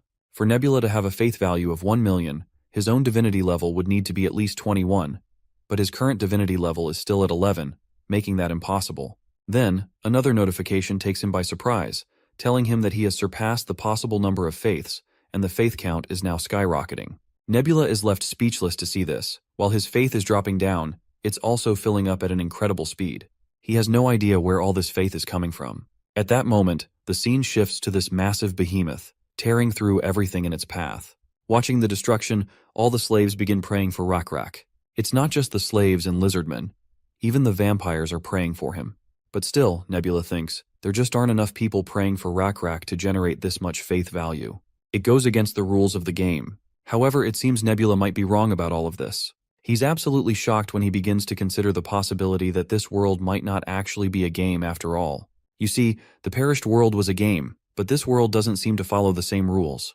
The system simply makes it appear like a game. If he is guessing it right, this means that the feelings, beliefs, and convictions of the people aren't something that can be easily quantified by the system. What Nebula is witnessing is something beyond the system's limits. It's a miracle, something that surpasses the numbers and constraints of the game. The collective beliefs and convictions of the people are so strong, they've triggered something extraordinary. The system then prompts Nebula, stating that Rockrak is requesting Advent. Nebula is quite fascinated to see this. Despite Rockrak just dying, he wants to fight as an apostle. At first, Nebula hesitates. He doesn't have the stats to support Rockrak in the battlefield. But then he remembers something important. Rockrak's fame and the titles he earned while alive will be reflected in Rockrak's abilities once he becomes a being of the story. With that in mind, Nebula presses yes and wishes Rockrak the best in his new journey. Meanwhile, on the ground, Commander Quazel is helping the other Lizardmen evacuate. Everyone feels numb after witnessing the death of their king. Though Commander Quazel would love nothing more than to drown in sorrow, there's no time for that. He knows he has to make the most of Rockrak's sacrifice. Thanks to their king, everyone can safely escape. But Quazel isn't sure how Zale will react when he learns their king is dead. Up until now, many within the continent have fought for their own greed, trying to claim precious things for themselves. But Quazel feels like Lord Rockrak's actions will change something. He's certain that Rockrak's death will have a profound effect, though he's unsure if they can ever completely defeat that evil god. Just as Quazel contemplates this, something incredible happens. Everyone suddenly hears a crackling thunder, and a bolt of lightning descends from the sky like a meteor. The sheer brilliance of the light causes everyone to freeze. The light is so blinding that even the massive monster is temporarily blinded. In a panic, the creature swings its colossal hammer toward the source of the light. But as soon as the hammer gets close, the monster's weapon is tossed aside like it was nothing more than a stuffed toy. Then, the monster senses a familiar presence, and it quickly starts losing its mind. This isn't just any ordinary being, it's Rockrak, who's just ascended. And you can tell that he's no longer the same. He looks like an absolute powerhouse, an absolute beast of a lizard, and it's clear he's now on a whole new level. All the lizardmen burst into joyous celebration upon seeing their king on the battlefield. Meanwhile, the vampires look absolutely boggled that Rockrak is still alive, or rather, returned in a new divine form. The colossal monster, however, is furious. The thought of a mere mortal challenging him is beyond insulting. Out of frustration, he hefts his massive hammer and prepares to bring it crashing down once more. But Rakrak isn't here to take any of that. He takes his stance and starts channeling his thunder power. Just as the hammer begins to descend, Rakrak launches himself like a bolt of lightning and strikes the monster directly on its right shoulder, leaving it groaning in pain and momentarily staggered. As Rakrak readies himself for another attack, we get a glimpse of his newly revised stats displayed on screen.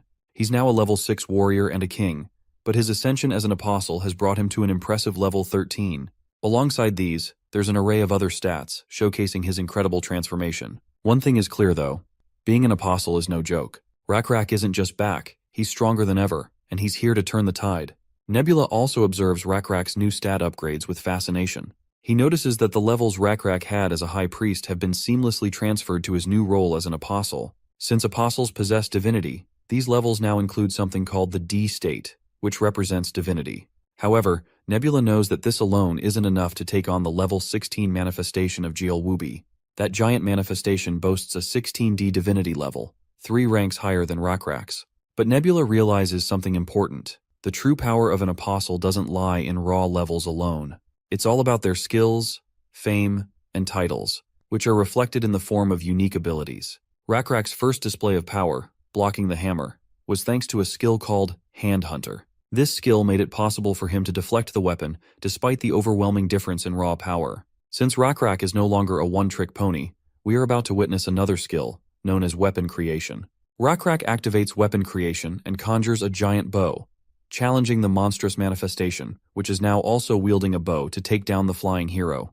The monster unleashes a massive arrow, but Rakrak is ready. He channels all his electricity into his own arrow, charging it with the power of thunder. This ability, known as Lizardmen of Thunder, is one of Rakrak's most potent skills. It consumes faith to fuel thunder-based attacks, turning Rakrak into a storm-bringing force of destruction. Once that giant thunderstrike is unleashed, it devours the incoming arrow and heads straight for the giant bastard, who gets the biggest shock of his life. But still, as massive as that thunder attack might be, this behemoth isn't ready to give up. The thought of losing to this apostle, who has just obtained divinity, doesn't sit well with him. So, the big guy throws his massive weapon at our lizard hero once again, but Rakrak quickly surfs over the spear. And after soaring higher into the sky, he prepares his own divine spear, ready to throw it down. The people of the Lizardmen tribe cheer, offering all their support and best wishes. Because of their positive attitude toward their king, the system announces a 4-point divinity increase in camaraderie, and another 4-point increase due to the relationship with the citizens of Hukrin. There's also an additional 4-point divinity boost in camaraderie due to the slaves Rakrak has helped, who now know his name and follow him. Currently, Rakrak is earning an apostle's faith based on his camaraderie and charisma. And once you add this another skill, the first chosen one, it increases his stats proportionally to the faith resources he has just obtained. To put it simply, the more people pray for Rakrak, the stronger he gets. With all the power Rakrak has managed to gather, he comes crashing down toward the monster, channeling all his electric energy. Quizzle feels absolutely proud and confident seeing his king back in action. He tells his king to exterminate the evil once and for all. From the people's perspective, they see a star so bright heading directly toward the monster. The light emanating from it is so intense that everyone has to cover their eyes. But one of the slave boys watches everything with his eyes wide open and sees how the giant monster's equally giant head is obliterated by the light. The light is almost like a beacon of hope, taking down the monster and leaving everyone in absolute awe. All of the lizard men and slaves are having the time of their lives, seeing the monster finally put to an end. Quezzle runs towards his king, promptly falls to his knees, lowers his head, and waits for his king to respond. Rakrak states that he has to leave now, but Quezzle isn't sure what the hell he's talking about. Rakrak then points out that he definitely had died, and this is the way of the heavens. But Quezzle argues, asking at least to return to the palace and say his final goodbyes to his loved ones. Rakrak humbly reminds him that the heavens are not something they should go against. Quizzle, of course, is in tears, devastated by the thought that his most beloved leader is going to leave him behind. But that's when Rakrak offers him the spear he holds and tells him to take the weapon that killed the evil god in Hukrin. It's a divine object, so he better handle it carefully. Quizzle extends both of his hands with the utmost respect, while Rakrak flashes a pleasant smile at him. He tells him to not feel sad about anything, as he is going to protect Hukrin as an apostle of God. Quizzle promises to his king that he will ensure Rakrak's name is never forgotten from this land.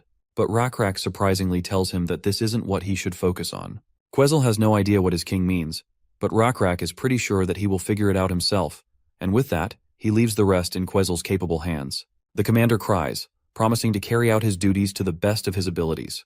And just like that, his king disappears before him. After the defeat of the evil god, some of the vampires surrendered, while others scattered into smaller troops. High Priest Shaven, having lost her god, was killed by her subordinates and offered to Hukrin. Time passed, and 137 years went by just like that.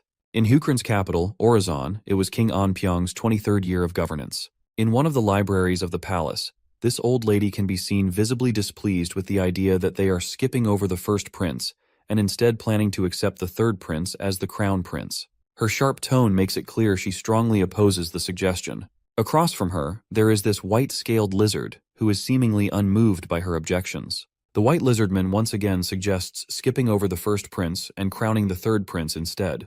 But once again, the old lady voices her opposition. After all, it's been a long-standing tradition that the first prince always inherits the imperial succession.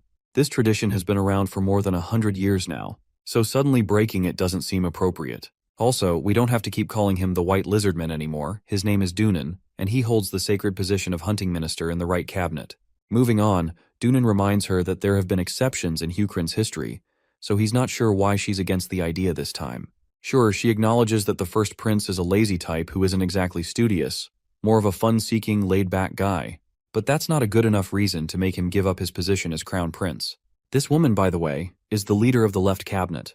Her name is Hui Moon. While she doesn't think the first prince's unserious behavior is anything to worry about, Dunan has the exact opposite opinion. Just look at the rumors that reveal how the first prince was out shooting with street thugs from Orazon right after learning how to hunt. If the kingdom's heirs are going to be that detached from their responsibilities, always partying and slacking off, then no minister would want to serve under such a ruler. But Hui Moon believes the first prince has been sick for a long time, and she doesn't want to put any pressure on him that might worsen his condition. She even suggests that Dunan be a little more sensitive with his words. The white lizard sincerely acknowledges the lack of empathy in how he's putting things. But that doesn't mean he wants to see the first prince on the throne. He suggests Hui Moon subtly hint his opinion to His Majesty ahead of time. He doesn't exactly want to shock the king the day he bluntly announces he's ousting the first prince.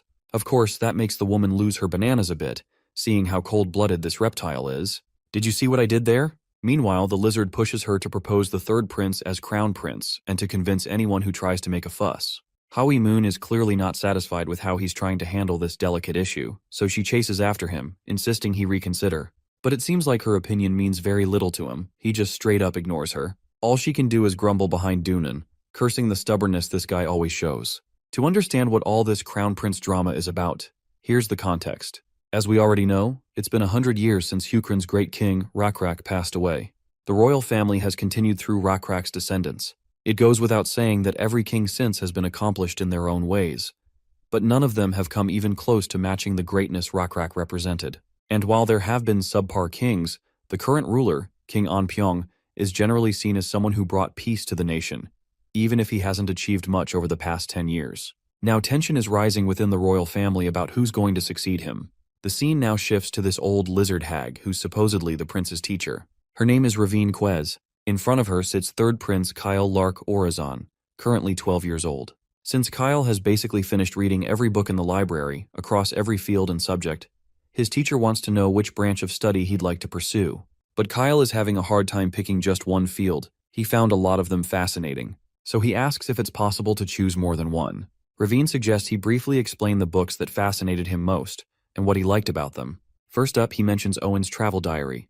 He claims to love it because of how it describes countless places and species he's never seen before.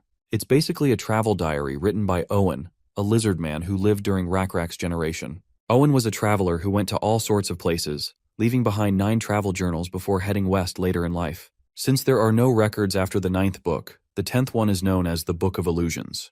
Ravine is pleased to hear about Kyle's first pick, as it just shows that he's like many kids who love adventure stories.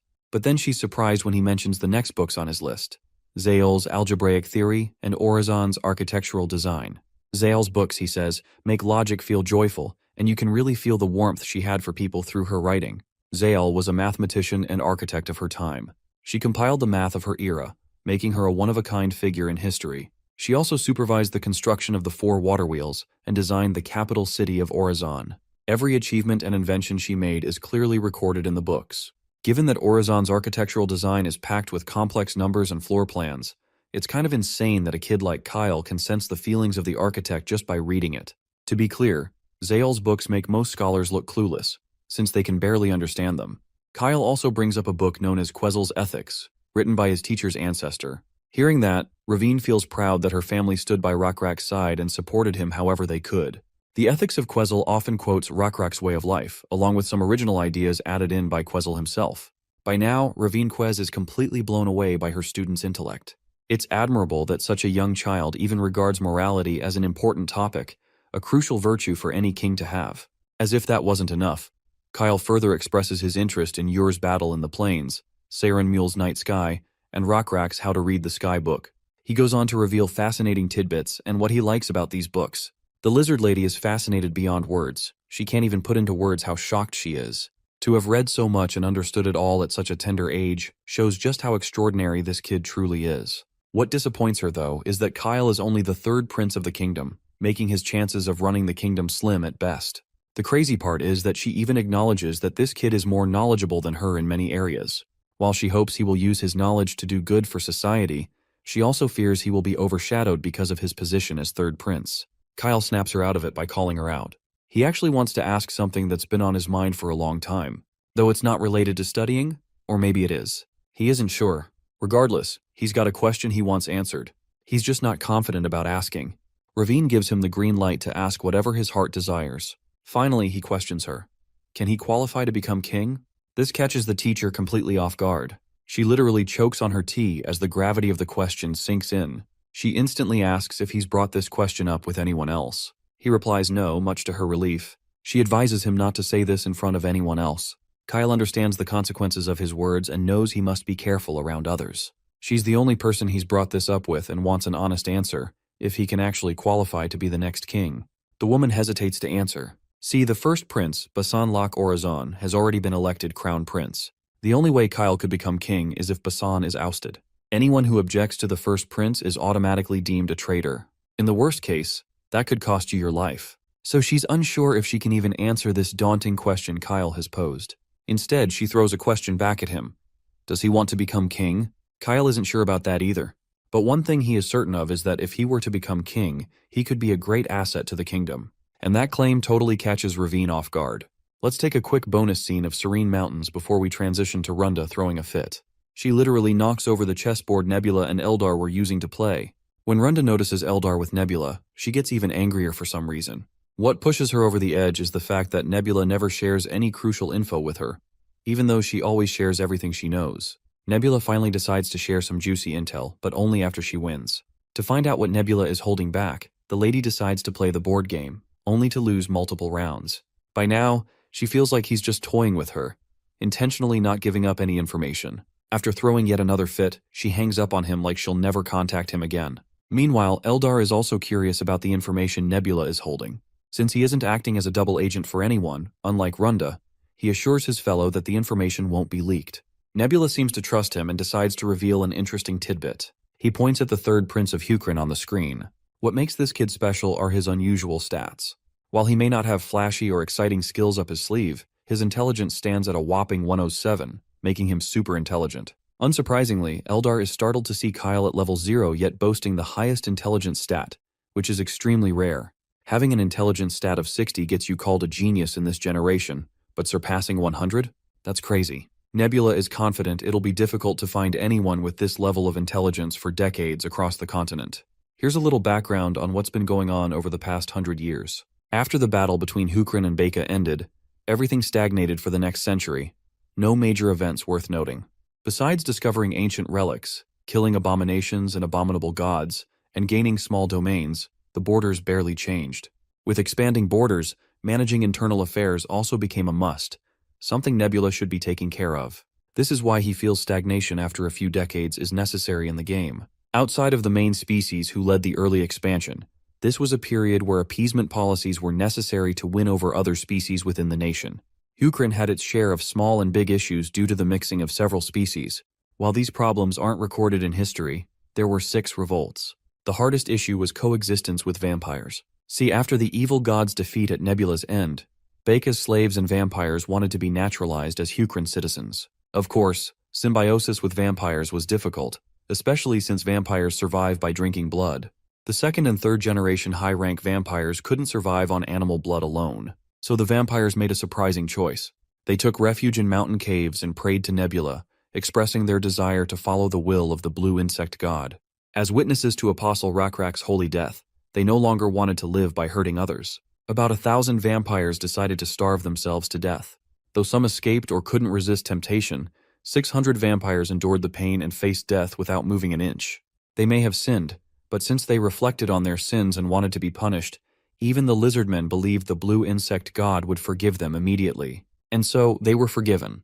The area where the vampires repented later became known as Digging Buddha Valley, a sanctuary of the Night Sky Order. This place became a symbol of repentance and atonement, proving that even if you weren't a lizard man, with true faith, the blue insect god would embrace you. After this incident, the blue insect god was later bestowed with another title, Night Sky.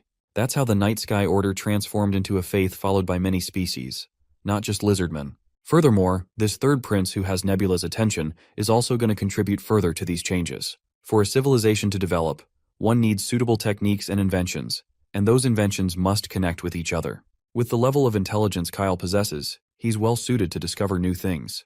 If he becomes the next king, he would have the influence to bring important inventions all across Hukrin. The current governance structure of Hukrin isn't ideal. The left cabinet is open to several species and handles the internal affairs of the palace, doing the kind of work eunuchs did on Earth.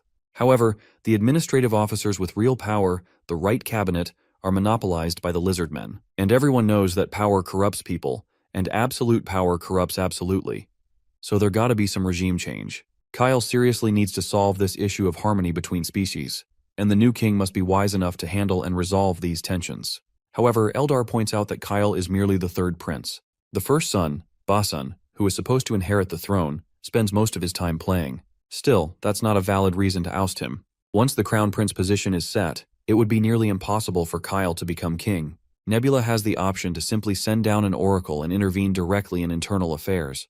But since this is an important period for sovereign power, divine intervention would be unwise. So he'll have to use a more indirect method. Eldar wants to know exactly what methods Nebula has in mind. In response, Nebula leans in and whispers every juicy detail into her ear, without letting any one of us know a single thing. The plan is so strange that Eldar has a hard time believing it will actually work. Perhaps he's just too overconfident in the third prince's unnatural intellect. Still, Nebula is so certain about his plan that he's willing to place a bet on it. In the palace garden, two ladies sneak around anxiously in the presence of a massive sleeping beast. This creature is actually Orizon's guardian dragon, known as Manun. Manun is a drake once handled by the great Thunder Dragon King, the founder of the nation. Like the stories say, drakes don't die of old age. Manun's growth period continued for decades, and he grew to gargantuan size. The beast is currently about 25 meters long and estimated to be 150 years old. With that hulking size, it goes without saying that his food consumption is equally stupendous. With a big diet comes a big dump too, which the palace must discard every day, making this high-maintenance animal quite a burden. People are also afraid the giant creature might go wild and destroy everything inside the palace. Some have suggested relocating Manhwa to a less populated town. Others even suggested offering him as a sacrificial animal. But since Manhwa's existence represents the sovereignty that has continued since the Thunder Dragon King, they have no choice but to keep him, even if it's just a burden to resources. Luckily, Manhwa has been eating and sleeping peacefully. However, that's about to change. Suddenly, the beast noticed familiar celestial blue butterflies. This causes it to perk up in happiness. After all, these butterflies represent his long-dead friend Rakrak coming to meet him. When your favorite comes down all the way from the heavens, leaving behind comfort just to meet you, it means you're the luckiest person alive. Apparently, Manhwa has recently been experiencing vague emotions and longing bubbling inside him, but the beast doesn't know what they were, or what to do about them. He often sees these blue butterflies that always remind him of his second owner, Rakrak. As much as he wants to chase those blue butterflies, Manhwa knows he's prohibited from going beyond the boundary wall. In a similar incident before, when he tried to go past the wall, the guards pushed him back in. But still, this fellow desperately wants to cross that wall and hug his friend. Rakrak also feels very grateful for the generous effort his god bestowed on him by giving him a chance to catch a glimpse of his old friend. The Lizard King was calling for his good old friend to come here, and that loyal fellow gives up on his urges and crashes right through the walls just to meet him. Somewhere in the palace, Dunan and his fellows catch the sudden sound of the crash Manhwa caused. By the time the guards went to inspect the place of the commotion, they realized Manhwa had escaped to the ancestral mountains, and that definitely got Dunan to perk up.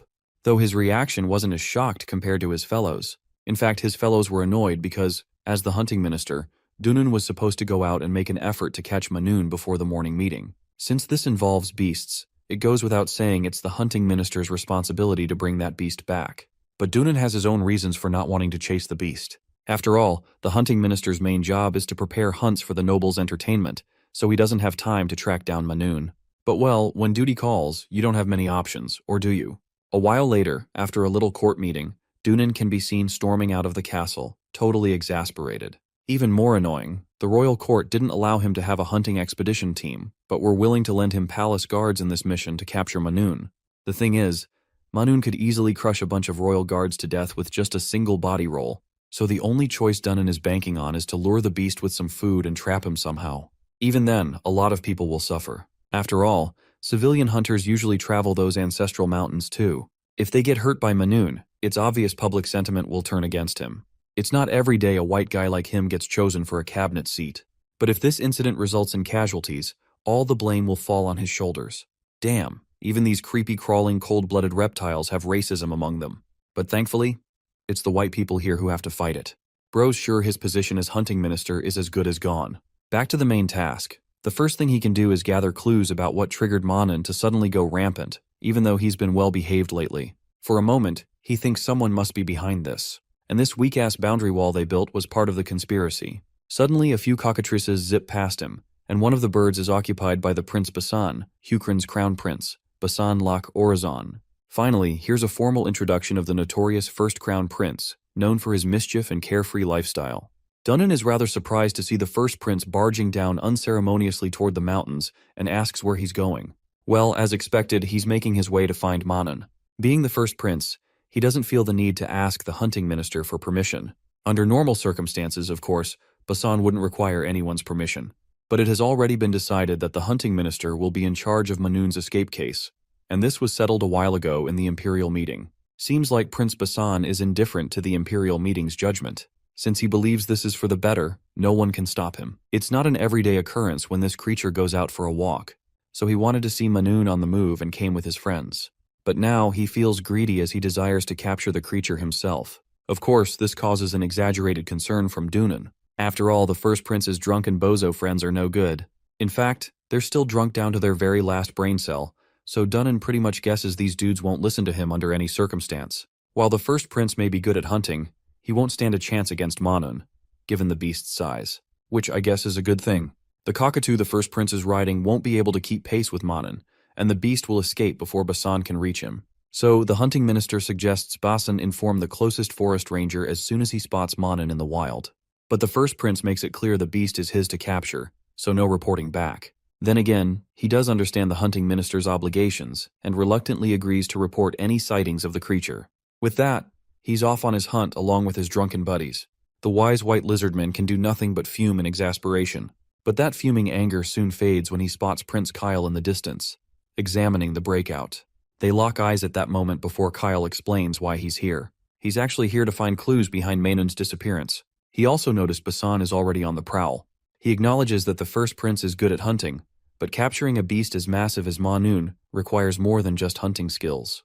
Regardless, Dunun is more interested in what bits Kyle has managed to gather regarding the case. The first thing Kyle notices is how strange the wooden bar is. Anyone can tell from its appearance that it's difficult to break cleanly. If force had been applied, it would have shattered into pieces. Given this, it likely means insects have eaten away at it, though it doesn't make sense. After all, these wooden boards are attached to stone columns.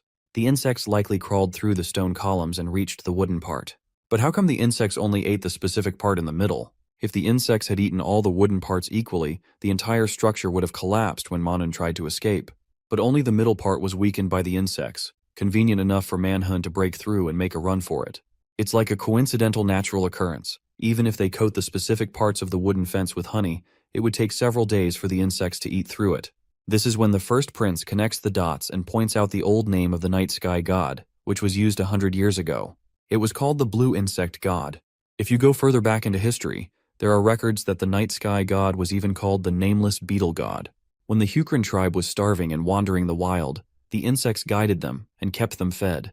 Basically, what Kyle is implying is that the blue insect god, aka the night sky, caused this to happen, though Dunun finds it unconvincing. Kyle also admits it's just a hypothesis he came up with. He's ready to confirm it by checking if the other wooden bars have been eaten by insects too. Even if the night sky is behind this, Dinan seriously wants to know the motivation. But right now, he's more worried about the consequences than who caused it. While there are hunters and rangers on the ancestral mountains, Manan is big enough to be seen from afar. So it will be easier for people to avoid direct confrontation with Manun, making it difficult for them or civilians to become casualties.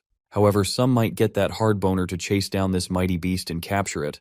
Now that Dunnan mentions it, Kyle points out that the person who chases down the beast might be the ultimate target for the night sky god. And speaking of which, that person just so happens to be Prince Basan.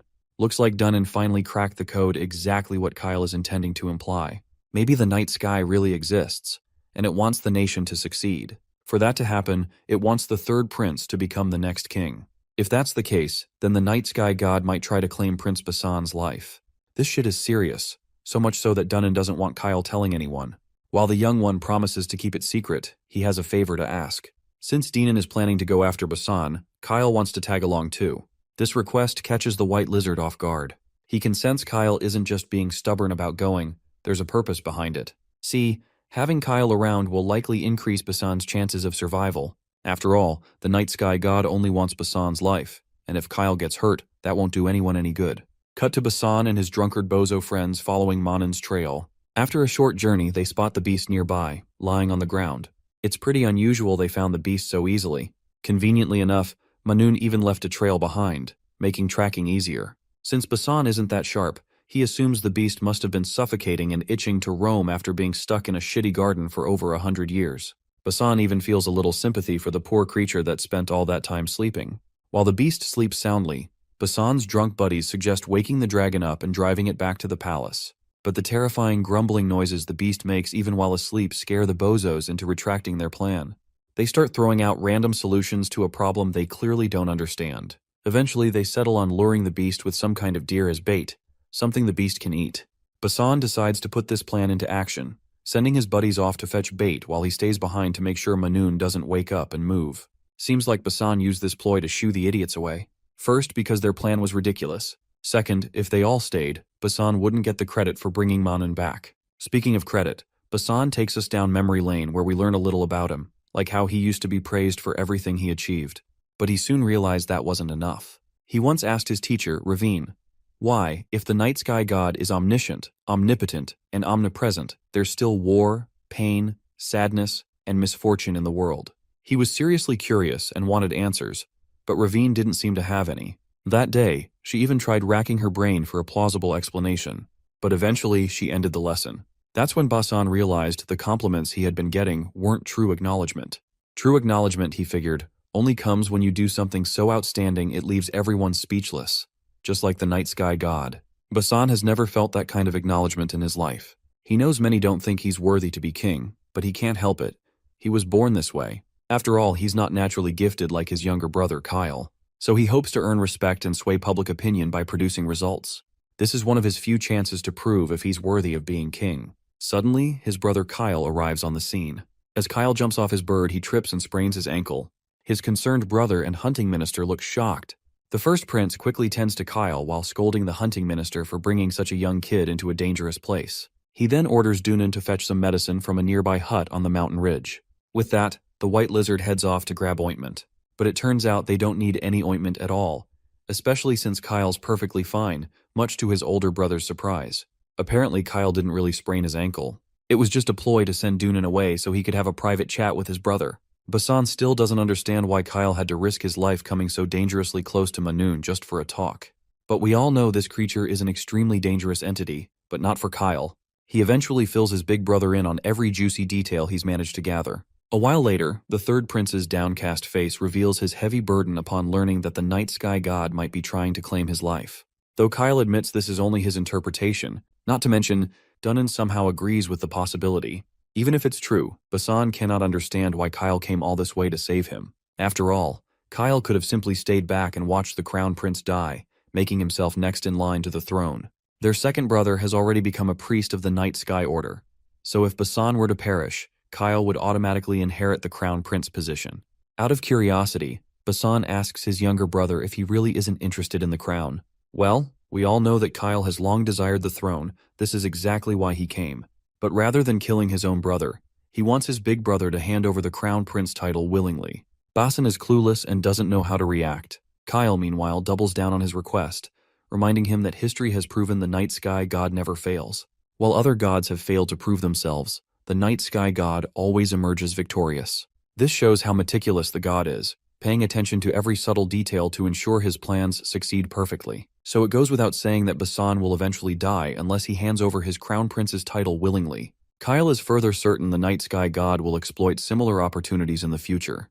Though he can't foresee every move the god has planned, he promises to keep Basan informed whenever he uncovers such signs. This will help protect the kingdom and everyone's safety. Hearing this, Basan warns that opposing a god's will means going against divine will itself. They must be cautious and fearful, not defiant. Kyle, however, claims he understands the god well and is not afraid. At the very least, he will ensure no harm comes to anyone. The current path the night sky god has laid out jeopardizes Basan's safety. To avoid disaster, Kyle wants to guide events down a different path, one that the god has willingly offered as an alternative, ensuring Basan's security. Finally steeling himself, Kyle boldly demands again that Basan give up the crown prince position, ensuring that they adhere to God's will without any losses. Kyle's straightforwardness and intense gaze cause the big brother to burst out laughing, as if hearing the joke of the century. Eventually he calms down and admits he feels strangely relieved. He acknowledges Kyle's words instead of dismissing them. He also reminds his brother that even if he willingly gives up his position, it doesn't guarantee the future will unfold smoothly as they hope. Kyle is ready to face whatever comes, so long as he gets the title. Basan then asks about Manhwa, how they will deal with the mighty beast. They're unsure how to explain Manhwa's escape to the ministers. Kyle, however, says he has already figured it all out, so there is nothing to worry about. Later, back at the palace, Kyle is seen making deals with the hunting minister, looking forward to working closely in the future. After shaking hands, he joins his elder brother, leaving Dunin standing there, deep in thought. Since Kyle says he'll be more involved going forward, this likely signals that he has finally acquired the throne. Nearby, we also meet Nebula and Eldar watching everything happen. Eldar isn't sure about how things are going. Sure, the third prince is smart, but it could get messy if he makes every move based on his own reading of divine messages. Even though his interpretation was basically right this time, it's uncertain whether it'll be the same next time. Plus, a king who's so independent is a bit unusual. As for Nebula, he's not worried at all. Back when he used to play this game in the real world, he'd always faced this kind of problem where NPCs just didn't seem to act. He was still a good player, of course, and always found a way around it. But now the people he's dealing with aren't just random NPCs anymore. They're real people with desires driving them toward a goal. They might even have different ideas, but as long as they help Nebula get what he wants, it's all doable. Eldar has a different opinion on this. He believes that this very awareness can make it harder to guess what the characters will do, and their unexpected actions might ruin the whole plan. But Nebula thinks this works in his favor too. Just take a look at Rakrak's sacrifice as an example. He went against Nebula's wishes and fought on his own, which actually turned out to be a perfect outcome. Similarly, this situation with Kyle also went smoothly, simply because he chose to make his own decision instead of following God's hints. Even if things go bad one day, Nebula will simply be extra careful, treading lightly. It's just good that he was able to save Basan, who can be a big help while the third prince still becomes the next king. The scene then shifts to the royal court, where it's clear the important people are present, discussing Manhwa's escape. Administration Minister Salusin is pretty frustrated that the Minister of Hunting hasn't caught Manhwa yet. He worries that it might hurt the public if the capture takes too long. Dunin assures his senior that Manhwa's location has already been found, and luckily the beast is currently asleep, so there's nothing to worry about. The senior takes the good news well and calms down. Still, he can't help but point out how worried His Majesty has been about this, so much so that he couldn't even attend the meeting. The senior further wants him to speed up the capture now that they know exactly where he is. Well, Dunin wanted to do the same, but several things stopped him. Earlier today, when he went to the garden to chase Manhwa, he noticed that the wooden bars had been eaten by insects a long time ago. While you could argue that the insects eating the wood is just a coincidence, and Manhwa can definitely break through wooden bars himself, the third prince pointed out something interesting. He believed that the night sky god caused the insects to bite the wood to let the beast escape. The fact that only a certain part of the wood was weakened by the insects only proves the night sky god's involvement more. In the afternoon, Dunin went back to Manhwa's home with a few high priests, and after checking the area, they also came to the same conclusion. The man in question comes himself, the Night Sky Order's priest, second prince, Sean Lack Orazon. He's here to personally confirm that this is indeed a miracle caused by the night sky. With the confirmation coming straight from the high priest, Dunun couldn't possibly go against his will and bring Manhwa back. Everyone started discussing the matter disquietly. Eventually, they had no choice but to accept the truth, since the priest himself confirmed it. With that settled, Dunun fears that they can't leave Manhwa outside like this. Nor can they just leave him and wait for him to cause a serious accident one day. This is exactly why he'd like them to expand the hunting expedition team. Everyone in the court is surprised by this unusual request. Even the senior can't hide his annoyance as he asks how many people are actually needed. First, Denon wants a cow and a wagon to make sure they can move enough food for Manhwa. Second, they need more money for repairs because of the rough mountain paths. There's also a chance Manhwa might go wild, so Dunun also wants the right to control civilians, manpower, and to move the palace guards in an emergency. Well, at this point, looking at the senior's face, I can tell the hunting minister is asking for too much at this point. But then again, if all these things aren't given, they'll have no choice but to go against the night sky's miracle and bring Manhwa back. Dunun is also happy to hand over this job to anyone who thinks they can handle their current tough situation better. That said, he also makes it very clear that he won't be held responsible for any damage Manhwa causes, even though he's the hunting minister. Later that night, we cut to Denon standing alone in the palace corridor, lost in his thoughts. His mind is busy with the recent development about Kyle being the new chosen king. Kyle even suggested a detailed plan to Dunun that could really bolster the hunting team's strength and power within the royal court. Dunun actually wants to follow his plan to make himself strong in the royal court, making sure he has enough authority to push Kyle as the next king. This man doesn't care what it takes. In fact, he's even willing to face off against the other ministers if needed.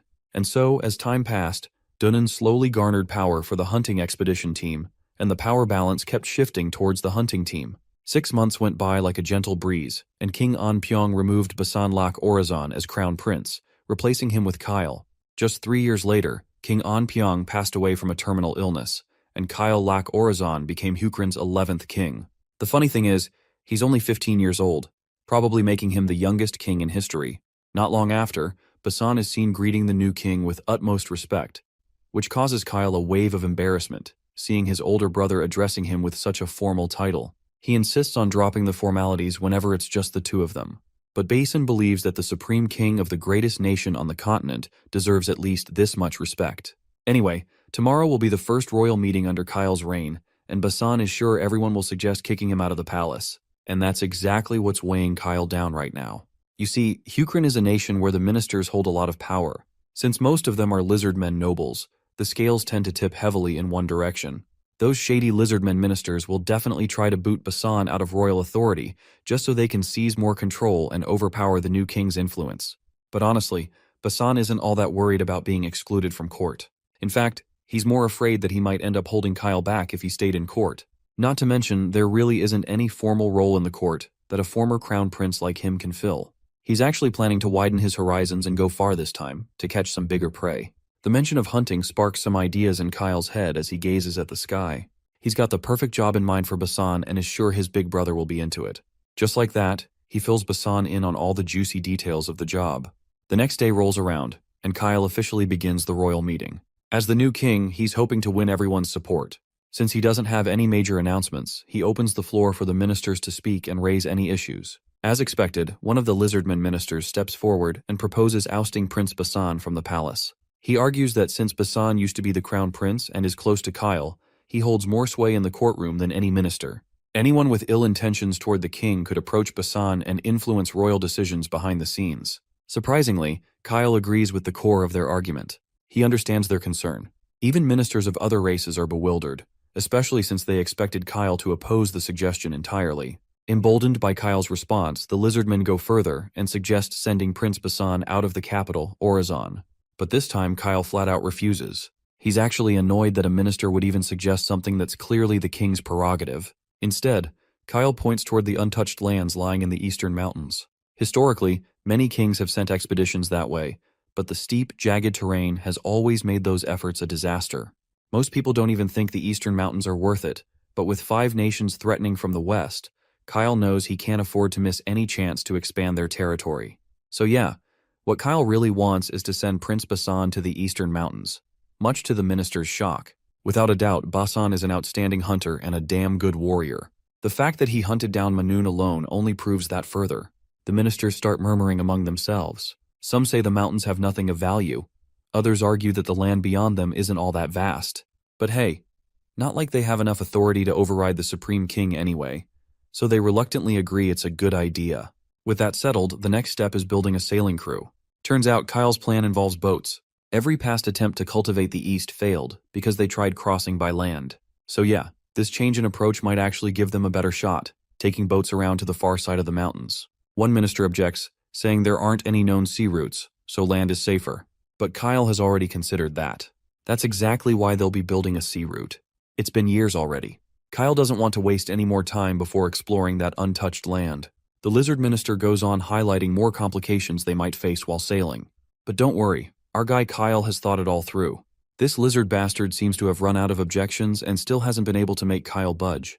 Meanwhile, Kyle is clearly getting exasperated at how this dude keeps whining before things have even started. Since exploring uncharted territory involves threats like monsters and wild beasts, it makes sense to assign the hunting minister some responsibilities too. Dunnan has no objections to his new task. But then there's that one lizard. What was his name again? Oh yeah, Minister Salusin. This zesty-ass bastard just has to complain about everything. With all that settled, Kyle moves on to the next topic of the meeting. This one involves someone who's been waiting outside all this time, and they're finally granted entry. A dwarf, clearly down on his luck, walks in, and just his presence makes every minister lose their damn minds. They're practically fuming as if a clown just walked in to make diplomatic decisions. Salusin, as usual, has a problem and questions the king about it. Kyle introduces the man. His name is Lump, and he's from the technician team. The king understands if everyone's confused about seeing this random dwarf here, especially since he was a slave until recently. But since the technique minister position is currently vacant, Kyle brought him in to fill it. Of course, every bald-headed lizard bastard is shocked out of their scales. They're all reacting like Kyle just committed blasphemy by letting a short dude walk in. Honestly, these black lizards are seriously racist. First, they're bigoted toward their own kind just for being white, and now they've got a hate boner for a dwarf. Kyle expected this exact reaction. In fact, it's part of his plan. He used this whole scene as a distraction to draw attention away from Basan. Minister Salusin argues that the technique minister role has always been held by a lizardman, so it makes no sense to let a dwarf suddenly take it. Kyle claps back and calls him out for being blatantly racist. There's no law stating that only lizardmen can be the technique minister. The position is for someone skilled with their hands and knowledgeable in mechanics. Up until now, lizardmen happen to be the best at that stuff. But not this time. Kyle had personally witnessed Lump's skills. To prove his point, he asks every minister if they know the altitude of Orizon's Arctic region. The astronomy minister steps up and claims it's about 32.5 degrees. As a follow-up, Kyle asks if anyone knows the altitude of the northern tip, Jaren, and the southern tip, Maganin. Of course, silence follows. Then Lump speaks up. He claims that Jaren is 37.5 and Maganin is 30. He further explains that the altitude in the Arctic changes by 1 degree every 250 Ri. Jaren, being 1250 Ri further north, is 5 degrees higher. Maganin, on the other hand, lies 625 Ri further south, making it 2.5 degrees lower. Kyle is thoroughly satisfied with the answer, and more than a little proud that Lump gave the correct response where the lizardmen failed. But of course, that still isn't enough for Minister Salusin, the bastard. He gets so pressed that he starts ranting about why Kyle even became king in the first place. According to him, it's because Kyle possesses the blood of the great Thunder Dragon King, and all the ministers here are descendants of the warriors who once fought alongside the Dragon King. That, he claims, is why dwarves were enslaved. They were enemies of the Lizardmen until the end of Hukrin. Even after the nation was formed, they were still considered likely to revolt. Kyle shuts that down quickly. He reminds them that the legendary warrior Tatar once fought 10 trolls to save halflings, and the Dragon King himself once opened the castle gates to rescue slaves. If the Dragon King could show that kind of mercy, then what's so wrong with us making one exception? Well, turns out it's still a problem. Salusin is now fuming, yelling about how allowing even one non-lizardman in the council would upset the entire power dynamic. If they start endorsing this idea that anyone, regardless of race, can become a minister, the lizardmen might feel pushed out. They might even stop supporting Kyle as king. He kind of has a point, to be fair. The whole system was built on the foundation laid by lizardmen ancestors. So having someone from another race rise up the ranks is bound to shake things up. The ministers plead with Kyle to reconsider before finalizing his decision. Kyle decides to take a moment to think it over before making it official. But right now, he really wants to appoint Lump as the technique official, and expects the council to back him. Seeing Lump's undeniable talent, Salusin begrudgingly agrees, to make one exception. With that, Lump is officially designated as the technique official. Now comes the third topic, the upcoming solar eclipse. But before diving deep into it, let's talk about why it matters. The solar eclipse, when the sun disappears or gets covered, has long been considered a divine sign or revelation from the gods. Because of that, predicting it accurately has always been crucial for national safety and ceremony. The date of the eclipse is calculated by 3 sources: the high priest who reads the order of the night sky, the king, who makes his own estimate, and the astronomy ministry, who uses ancient calculation methods. This time, something weird happens. Minister Seleucin is stunned when he realizes that the 3 sets of predictions don't match up. The astronomy minister says he's double-checked his numbers using traditional methods, and he's confident. But Kyle's prediction is 4 hours ahead of what the calendar priests and astronomy ministry predicted. Seleucin demands a recheck. He hasn't forgotten how the dwarf made them look bad in front of everyone last time. Another blunder like that, and Kyle might grow even more favorable toward non-lizard races. For a second, the astronomy minister even entertains the possibility that maybe Kyle miscalculated. After all, their method has never failed in history, so they decide to wait for the eclipse. Minister Seleucin is convinced. No way is Kyle right. There's no chance that all the scholars could be wrong. If Kyle is wrong, Seleucin plans to use that moment to slam his decisions and publicly embarrass him. But when the predicted time by the scholars arrives, nothing happens. The solar eclipse does not occur. Lizardmen all around are sweating bullets in shock. Kyle then calmly explains that the priests and astronomy ministry were using outdated methods. It was Lump, the same dwarf they looked down on, who discovered the discrepancy and warned Kyle. That's why Kyle's calculation was different and correct. Seleucin and the astronomy minister are left dumbfounded, yelling about how the great Dragon King wrote in the historical records that the skies never change. But Kyle fires back. Those books are relics. It's time we accept that even our ancestors might have been wrong. Back then, the ancients had no books to study from. They discovered and recorded knowledge by themselves, and that knowledge still holds up. But today's ministers have made 0 new discoveries. They've just been parroting history for decades. Kyle then references a calendar book from the nation of Mangul. It clearly states that the movement of the skies changes over time, a clear hint that the current method is flawed. Kyle doesn't argue further. The priest in charge is told to prepare the solar eclipse ceremony again, which will certainly take place 4 hours later. Sure enough, the eclipse happens exactly when Kyle predicted. A few months later, Basan boards a ship for the first great journey of his life, a mission to explore the uncharted eastern territories. Beyond the eastern mountains lies a region that must be developed, and Basan leaving the palace is essential for Kyle's reign to expand. Basan has no complaints. In fact, he feels light, free, like the world is finally open to him. The ship he boards is called Pirate's Humiliation. 3 ships carry the 150 soldiers assigned to this expedition. Basan is the designated leader of the Eastern Exploration Team, but he's not allowed to board just any ship. Kyle made it clear that there will be select people tasked with watching over him at all times. The first potential candidate to keep an eye on Basan would be that woman from the merchant family who's traded with the royal family for a long time. Speaking of which, she comes running to him, and after he introduces her as Tiona Itimo, she greets him warmly. Basan returns the greeting and extends his hand for a handshake. By her looks, he can tell she's an elf. She reciprocates enthusiastically while pointing out that it's rare for people to actually recognize her race, since mostly lizardmen don't see much difference between humans, elves, and Nixon. To their eyes, they're all the same. Moving on, Basan decides to get along well since they'll be seeing each other for a while now. There's also something very important she wants to clear up before they continue with this relationship. No matter how noble Basan may be aboard her ship, he must follow her orders. If he doesn't like that, he's free to find another ship. Basan doesn't seem to have any problem with this rule, as long as her commands are reasonable. Honestly, Tion wasn't expecting him to agree so quickly. Anyhow, she promises to be considerate since he is her guest, as well as the leader of the exploration team. Looking around, Basan notices his belongings aren't here. Tioni assures him mate will bring his stuff soon enough. It seems Basan doesn't know this mate guy, though he finds the name rather adorable.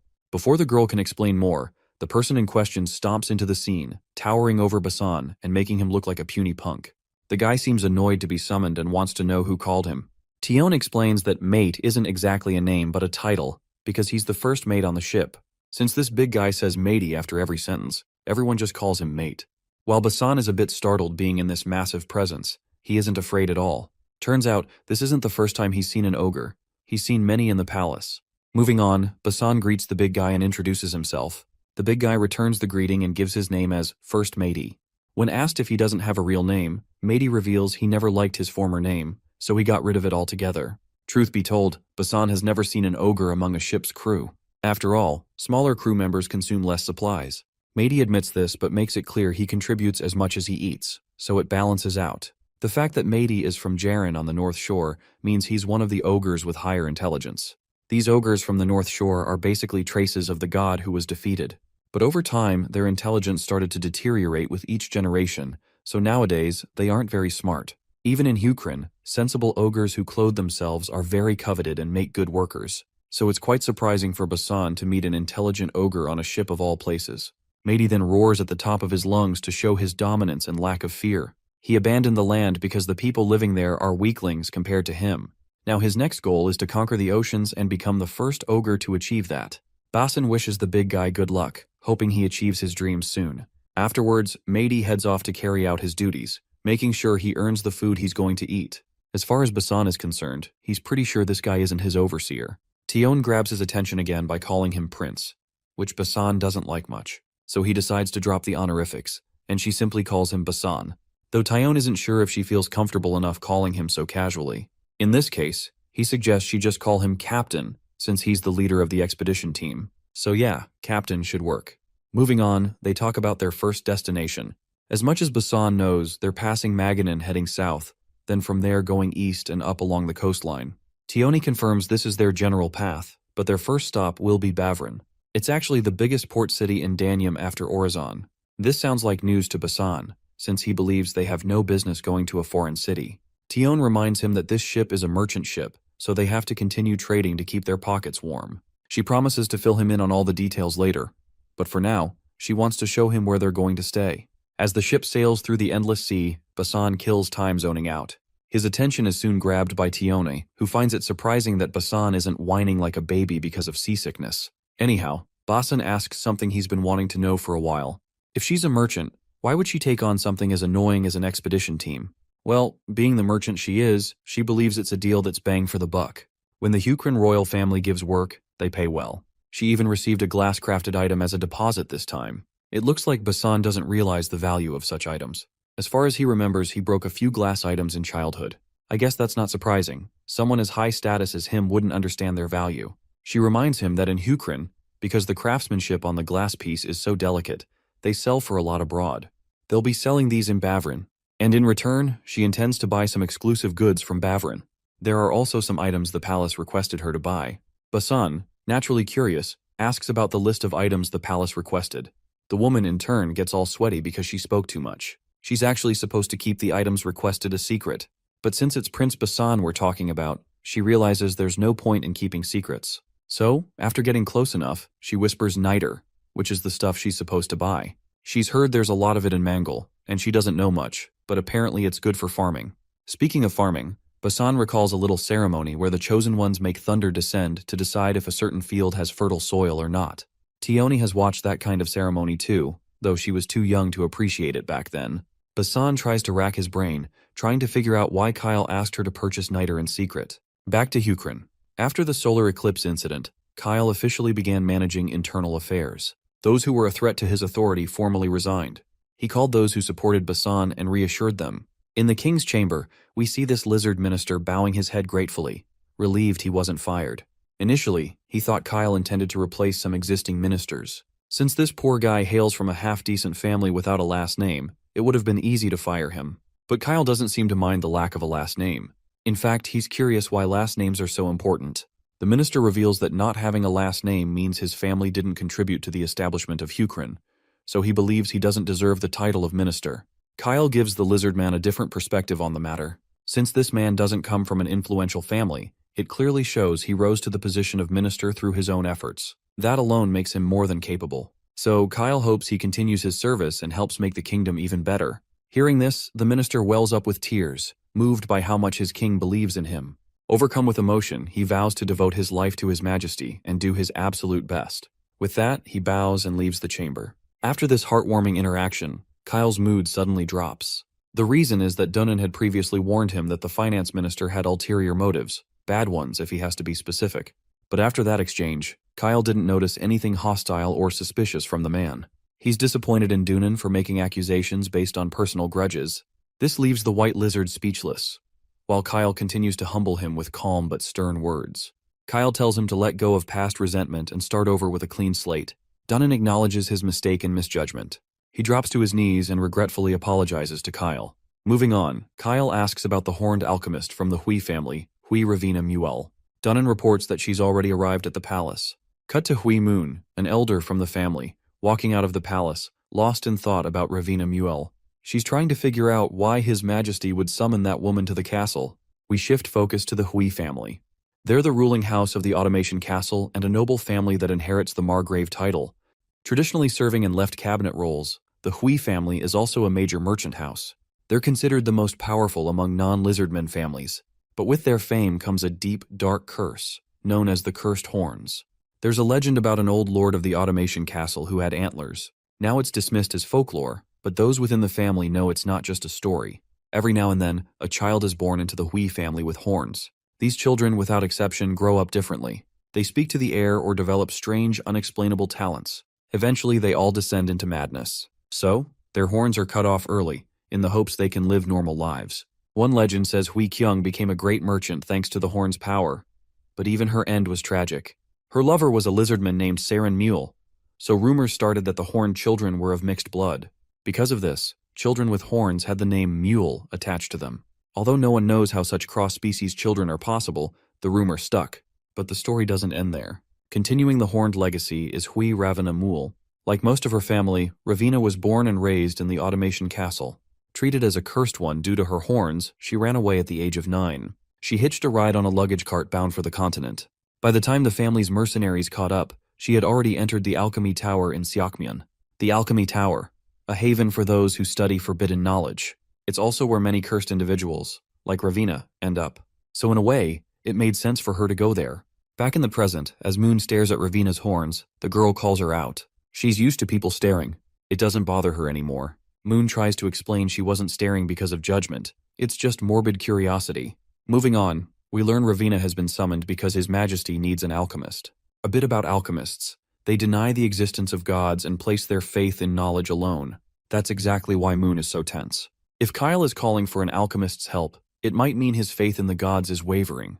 And Kyle's rise to power was backed by the night sky god. She eventually asks Ravina why she even left the Alchemy Tower if she'd abandoned her family. Ravina reminds her that His Majesty summoned her, and Kyle is not someone you want to cross. Which, let's be honest, is true. But what really shocks Moon is, how the hell does this girl, living in faraway Seokmyeon, even know what Kyle is like? Even if she heard a bit of gossip, it's not like Kyle would travel all the way to the Alchemy Tower just to drag her out. Ravina responds plainly, he probably would have come if she refused. So to avoid that whole drama, she answered his call without a fuss. Moon isn't making it easy on the poor girl. But Ravina calmly reminds her that she's here because of her expertise in forbidden studies, knowledge very few people possess. Not even Moon. Moon insists it's better to be ignorant of such dangerous knowledge. But Ravina points out that King Kyle clearly doesn't agree. She pulls out a fat stack of letters she received last year. Each was filled with questions about ancient knowledge. The questions were extremely advanced, and the letters came from constantly changing addresses, so the tower assumed they were from rogue alchemists. But recently, they discovered the truth. All those letters were sent from Orizon, and in all of Hukrin, there's only one person who could send letters like that while tricking the correspondence system. Moon loses it, realizing Ravina is suggesting Kyle wrote them. But the Horn Lady doesn't flinch from the truth. His Majesty Kyle is an exceptional alchemist, and that's a fact, no matter how upsetting it might be. No one in Hukrin compares to him. Moon, on the brink of explosion, feels like Ravina's mocking Kyle, making him look like an atheist. Their argument is interrupted when the man himself enters the room. He silences Moon on the spot. The woman, meanwhile, wants Kyle to confirm whether what Ravina said is true. Kyle responds subtly, saying that just reading a few alchemy books doesn't mean his faith has wavered. Before she can press further, he orders them both to sit down. Moon reflects on the situation. Technically, being an atheist is illegal, and in other nations, you could even be beaten to death for it. But even if Kyle were a non-believer, no one could punish him. Still, it's obvious his political position would take a serious hit. Back to the main topic, Kyle apologizes to Moon for keeping this a secret from her. She can be too serious and inflexible sometimes, so he thought she would worry needlessly, which is why he didn't tell her. Though she has simmered down, she's still against the idea of him studying alchemy, which basically goes against the traditions of their ancestors. Alchemy's main fields of study are making gold and immortality pills, some of the most morbid and discouraged stuff anyone could do. But Kyle believes a person should always diversify their skills, even if it means going balls deep into some forbidden knowledge to learn. After all, it depends on the individual how they plan to use that knowledge. Moon reminds him about the law prohibiting the study of alchemy. She's not sure if the knowledge he's pursuing is worth breaking laws and traditions. To Kyle, this knowledge holds a lot of value. He gives Ravina the chance to explain everything. Apparently, there was an alchemist who lived alone deep in the northern mountains. The tower communicated with him and shared knowledge. However, one day, news from that alchemist suddenly stopped, so the tower sent someone to investigate. The tower's errand boy broke down the door of the alchemist's locked house and went inside. Sadly, the alchemist was already pushing up daisies. That death was caused by forbidden knowledge. Moon expected this much, since using forbidden knowledge is like selling one's soul to some ancient evil. But Ravina reveals the alchemist's death was a pure accident. Before he died, he thoroughly recorded what experiments and ingredients he used, which helped narrow down the cause. He had been trying to make gold, and when his experiment overheated, there was a massive explosion. That failure actually resulted in another discovery, one greater than any research the alchemist had done so far. Although the experiment was done on a minimal scale, the powder created caused an incredible explosion when ignited. He'd stored it in a lead box for safety, but the box didn't hold, it was ripped apart, and shards pierced his throat. If you think about it, what the alchemist made was basically a weapon. The unfortunate thing is, this knowledge isn't some great secret, and Kyle isn't the first to realize it. The alchemists in the tower are the cursed ones who fled from various places. Like Ravina, some are still under the influence of their nations, and those nations want them to bring the tower's knowledge back. Other nations want to prevent the spread of alchemy. In fact, Ravina has been ambushed more than 10 times on her way here. In Seokmyeon, where the alchemy tower is, she's sure their army has already conquered it completely. On paper, it seems like the current age is peaceful, but if you look closer, it's not. The prices of certain ingredients have soared, and each nation has secret facilities conducting experiments to produce a weapon called gunpowder. Kyle emphasizes the significance of such a weapon. It can destroy enemies with little to no effort. It can literally sink boats and destroy castle walls. Even a common soldier wielding it can turn the tide of war. If they succeed, there's no way they'd lose. The woman thinks for a moment, then responds. While still against the idea, she's willing to follow whatever Kyle intends, since his judgment seems to be heading in the right direction. If he needs help, she's more than willing to lend a hand. Kyle does indeed require help. The case has been financed through the hunting expedition team, but that's not enough. He also wants to use the king's personal funds. Being the finance manager, she controls those funds, but since they're his funds, she can make an exception and let him use them, especially since he asked nicely. Though she wants to know how and what he's planning to use the money for. A system notification flashes in front of Nebula. Black gunpowders. It lists all the ingredients required to make this black gunpowder. Seems like everything is going just as Nebula intended. You see, the process of alchemy and advancing skills in elixir making is tricky. The stronger the faith in society, the more scientific methods are looked down upon. The alchemy tower in Seokmyeon is the farthest known nation from Hukrin, so if you're unlucky, you might not be able to obtain this knowledge. Hui Ravina Mule, who possesses the demonic property of probability, may have a high survival rate, but there's no certainty she can properly learn the techniques. But Nebula was lucky this time. Eldar sneaks up on him to highlight an interesting tidbit. While they're talking about alchemy and gunpowder, they're not talking about another source of power. By that power, she means magic. Alchemy and elixir making are types of science. Alchemists are scientists, and their experiments are scientific. But there's a secret that alchemists work even harder to hide, and that's demonic property. About demonic property. It's based on the game, an ancient evil discovered in relics passed down through bloodlines. Demonic properties like thunder, flames, probability, or gravity relate to powers of different attributes. The power transferred through demonic spirits is basically superpowers. When such superpowers and the knowledge of ancient relics mix, a method of manufacturing that uses even higher dimensional power emerges, and that's called magic. Magic, unlike science, can only be used by a small fraction of people. People like Ravina, who possess demonic properties, has potential to become a mage. Since the alchemy tower is home to cursed individuals, it's likely that those alchemists also have demonic properties. Currently, there are no mages yet. Eldar agrees. Normally, they appear around 100 years after the game begins. The power of magic is definitely strong, but since players prefer stable gameplay, they likely keep their distance from demonic properties. Since the alchemy tower is in Seokmyeon, Eldar guesses Wisdom will get a mage. Nebula shares the same thoughts, given the probability of a mage appearing is highest there. But Nebula is sure Wisdom probably wouldn't want a mage to appear on his land. Cut to Basan and his expedition party. They've finally docked at Bavrin. The place is lively, with many boats already docked, much to Basan's amazement. But this much is expected since it's the closest port to Orazon. Ships leaving here continue westward, passing by Amgul to Danri. Some may even go further toward the western continent. Speaking of which, Basan remembers this is the same continent Owen is said to have gone to, but he's not sure if it even exists. Tion fills him in that many ships head that way and don't return, but the place definitely exists. Basan wonders why merchants don't cross to that continent and start trade there. There might be dangers, but it could also be profitable, though he isn't sure if merchants would risk it. Tioni believes merchants will go anywhere if the danger is worth facing. There are pirate-infested rocks, areas with no wind or high waves, not to mention the threat of sea monsters and storms too. So that definitely doesn't sound enticing to anyone at all. Since she's got some trades to do, she suggests Basan rest here while she's off on business. He also has the option to explore the place, but he must return by the promised time. Sounds like good news to Basan. After all, they had been cooped up on that boat forever. So a little walk to revitalize his spirit won't hurt, or will it? And so he sets off to stroll around. He sees different people doing various things and meets some peddlers trying to sell their goods. While doing this, he's also keeping an eye out for any surveillors. At one point, he finds a peddler selling goods from Hukrin. The merchant happily highlights how they receive a lot of items from there. Noticing Basan just arrived on the ship that docked at the port, the peddler warns that if they plan to return to Hukrin after trading, they should pray to their god they don't meet any pirates. There's a group controlling the Bavran area, usually targeting ships ready to leave. They're known as the Deep Night Pirates.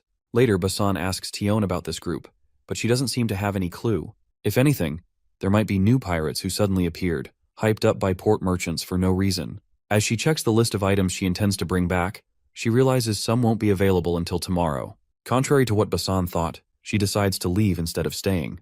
The rest of the warships will bring the rest of the supplies. If the warships stayed behind, Basan fears they wouldn't have their protection. But she reminds him there's a lot of cargo to unload and provisions to load at Sasin. Time spent on the boat is all money, especially for water, food, and crew salaries. At this point, Basan is praying they just don't run into pirates, which causes Tion to burst into hearty laughter seeing him so fearful. She assures him they've never once met pirates during their voyages. Or so it was until now. The moment they sail out, they spot pirates heading their way. Of course, she's exasperated. To outmaneuver the pirates, she orders the crew to lighten the ship. They start dumping sandbags, food, and water into the sea, while everyone arms themselves with any weapons they can find. Basan doubts they can outrun these guys.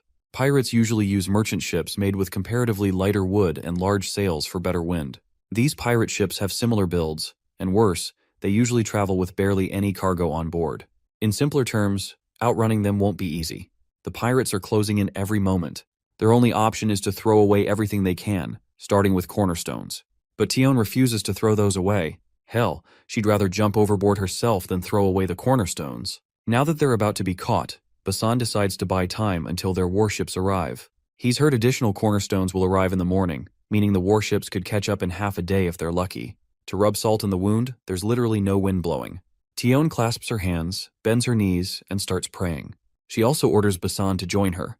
The enemy is almost on their necks. The pirates are rejoicing that the targeted ship is moving slowly, meaning it's stacked with treasure to loot. They're about to snag a big haul, thanks to their prayers to the White Spider God. Our team is ready to unleash a barrage of arrows to keep the enemy from getting closer. Meanwhile, Basan realizes these guys follow the White Spider God, a name he's heard before. With one precise arrow, he takes down a foe right in front of him, then another. Basan notices their ship has a strategic advantage. It's quite a bit bigger than the enemy's ships. That makes it difficult for the pirates to aim and lock on targets. Not to mention, they still have one ace up their sleeve. The hobos don't realize the doom awaiting them and throw grappling hooks to board the ship. As soon as they advance, they're met by a towering presence ready to strike the first pirate and take down the others. This towering figure is Matey, of course, more than ready to strike the heck out of those guys.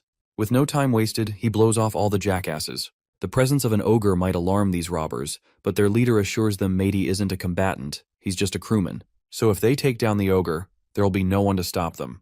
Everyone directs their barrage of arrows toward the big guy. As tough as Matey is, he starts crying like a scared little kid, even though he's sturdy enough to bounce off those arrows like he's made of steel. Even Basan has no clue what kind of nonsense this is. He turns to Tion, asking why this dude is acting like a whiny baby. She reminds him Matey just got hurt, so his reaction is expected. But of course, everyone saw those arrows bounce off. Ogres are just built different, so how come? Tion reminds him again that ogres are people too. While Matey might be whining more than necessary, with the size he's got, why would he be on this ship if he was truly free-spirited? He would have been a general somewhere instead. Guess there's no helping it. Basan equips himself with bow and arrows and decides to fight these bastards as much as he can. Meanwhile, he suggests Tion comfort Matey and buy some time. But Tion has problems with this plan for obvious reasons. If Bassan gets injured, it'll be on her head.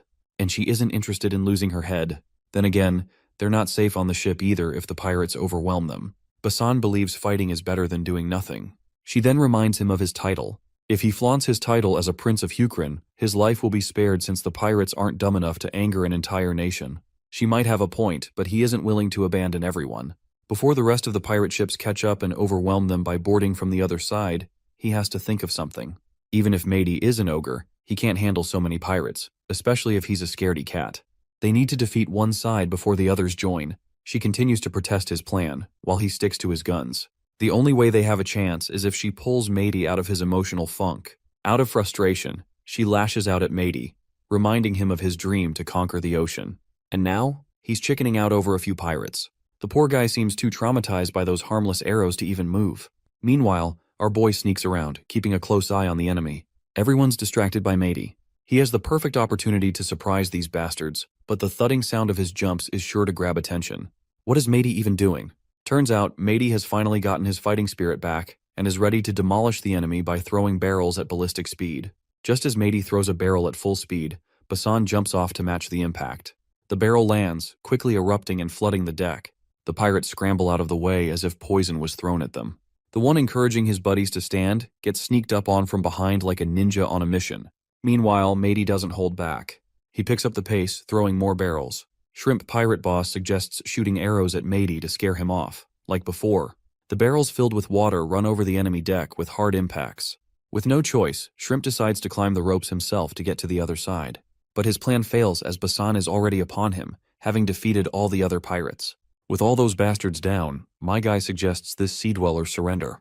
The crabby guy is surprised and blown away that a normal merchant ship has a warrior like Bassan. But then again, Bassan had the advantage of sneaking up from behind. Otherwise, in a 1v1 fight, he wouldn't stand a chance. He's pretty sure he can fight Bassan, since Bassan probably hasn't fought anyone of his species before. This bastard seems to forget the biggest variable of the equation. Of course, it's Matey throwing barrels without fear. In no time, Matey overwhelms the crabby pirate, crushing him under another barrel punch.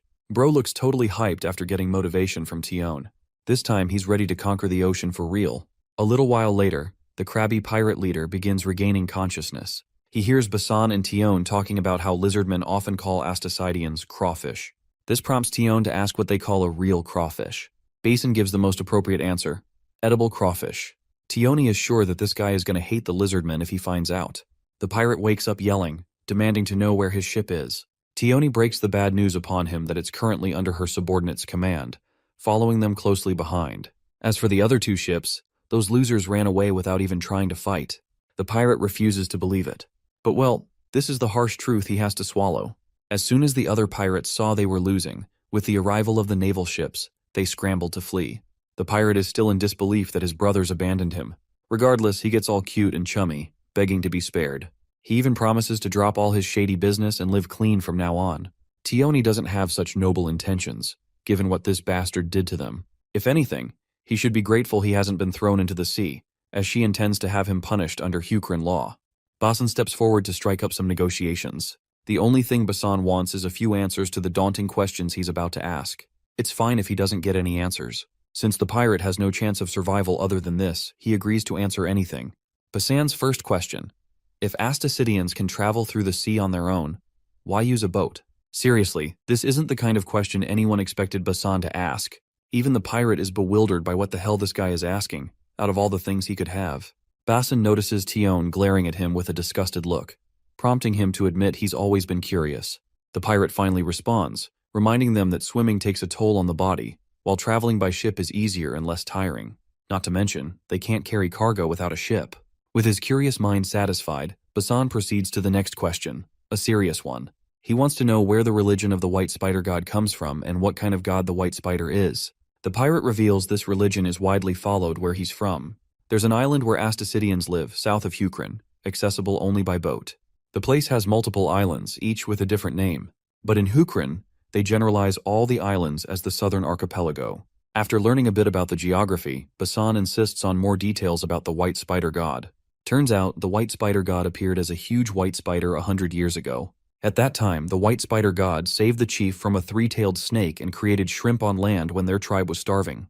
These miracles appeared throughout the islands, and some islands call the white spider god by different names. For example, at the northernmost island closest to Hukrin, some call him the blue insect god.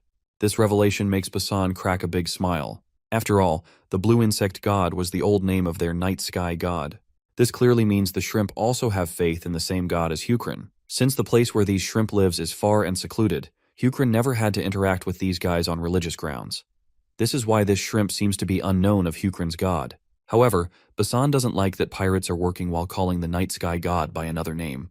It's an offense Rakrak wouldn't forgive. He seriously wants to know if the entire tribe of this shrimp is acting as pirates. The scared shrimp quickly scrambles to say no. As far as he knows, the other Astacidians are living normally in the southern archipelago. He got captured by some pirates when he was young, and those pirates were abandoned by the Deep Night pirates. In short, the one named Deep Night from the Deep Night pirates isn't from the southern archipelago. They completely belong to some other continent. Basan guesses it's probably from the western continent, actually, the only other continent they're aware of. Shrimp responds with a no to that assumption. He's heard that the Deep Night pirates are from the southern continent. The mention of the southern continent perks our duo up for obvious reasons, and we promptly cut to the southern archipelago. There, in one of the tunnels, we see Nebula. He's actually holding a meeting with other gods. Wisdom is rather surprised to be contacted for the first time by Nebula. What's more, it's an emergency call from a southern island in Hukrin. Rather interesting choice of location. Nebula finally reveals the reason he made this call. A fourth continent has been discovered. Of course, this shocks the hell out of everyone. The only person who isn't very surprised is Krampus, which likely means this dude already had some sort of intel on the matter. Well, he doesn't hesitate before confirming it. As far as he knows, a group called Deep Night Pirates has been active in the south lately.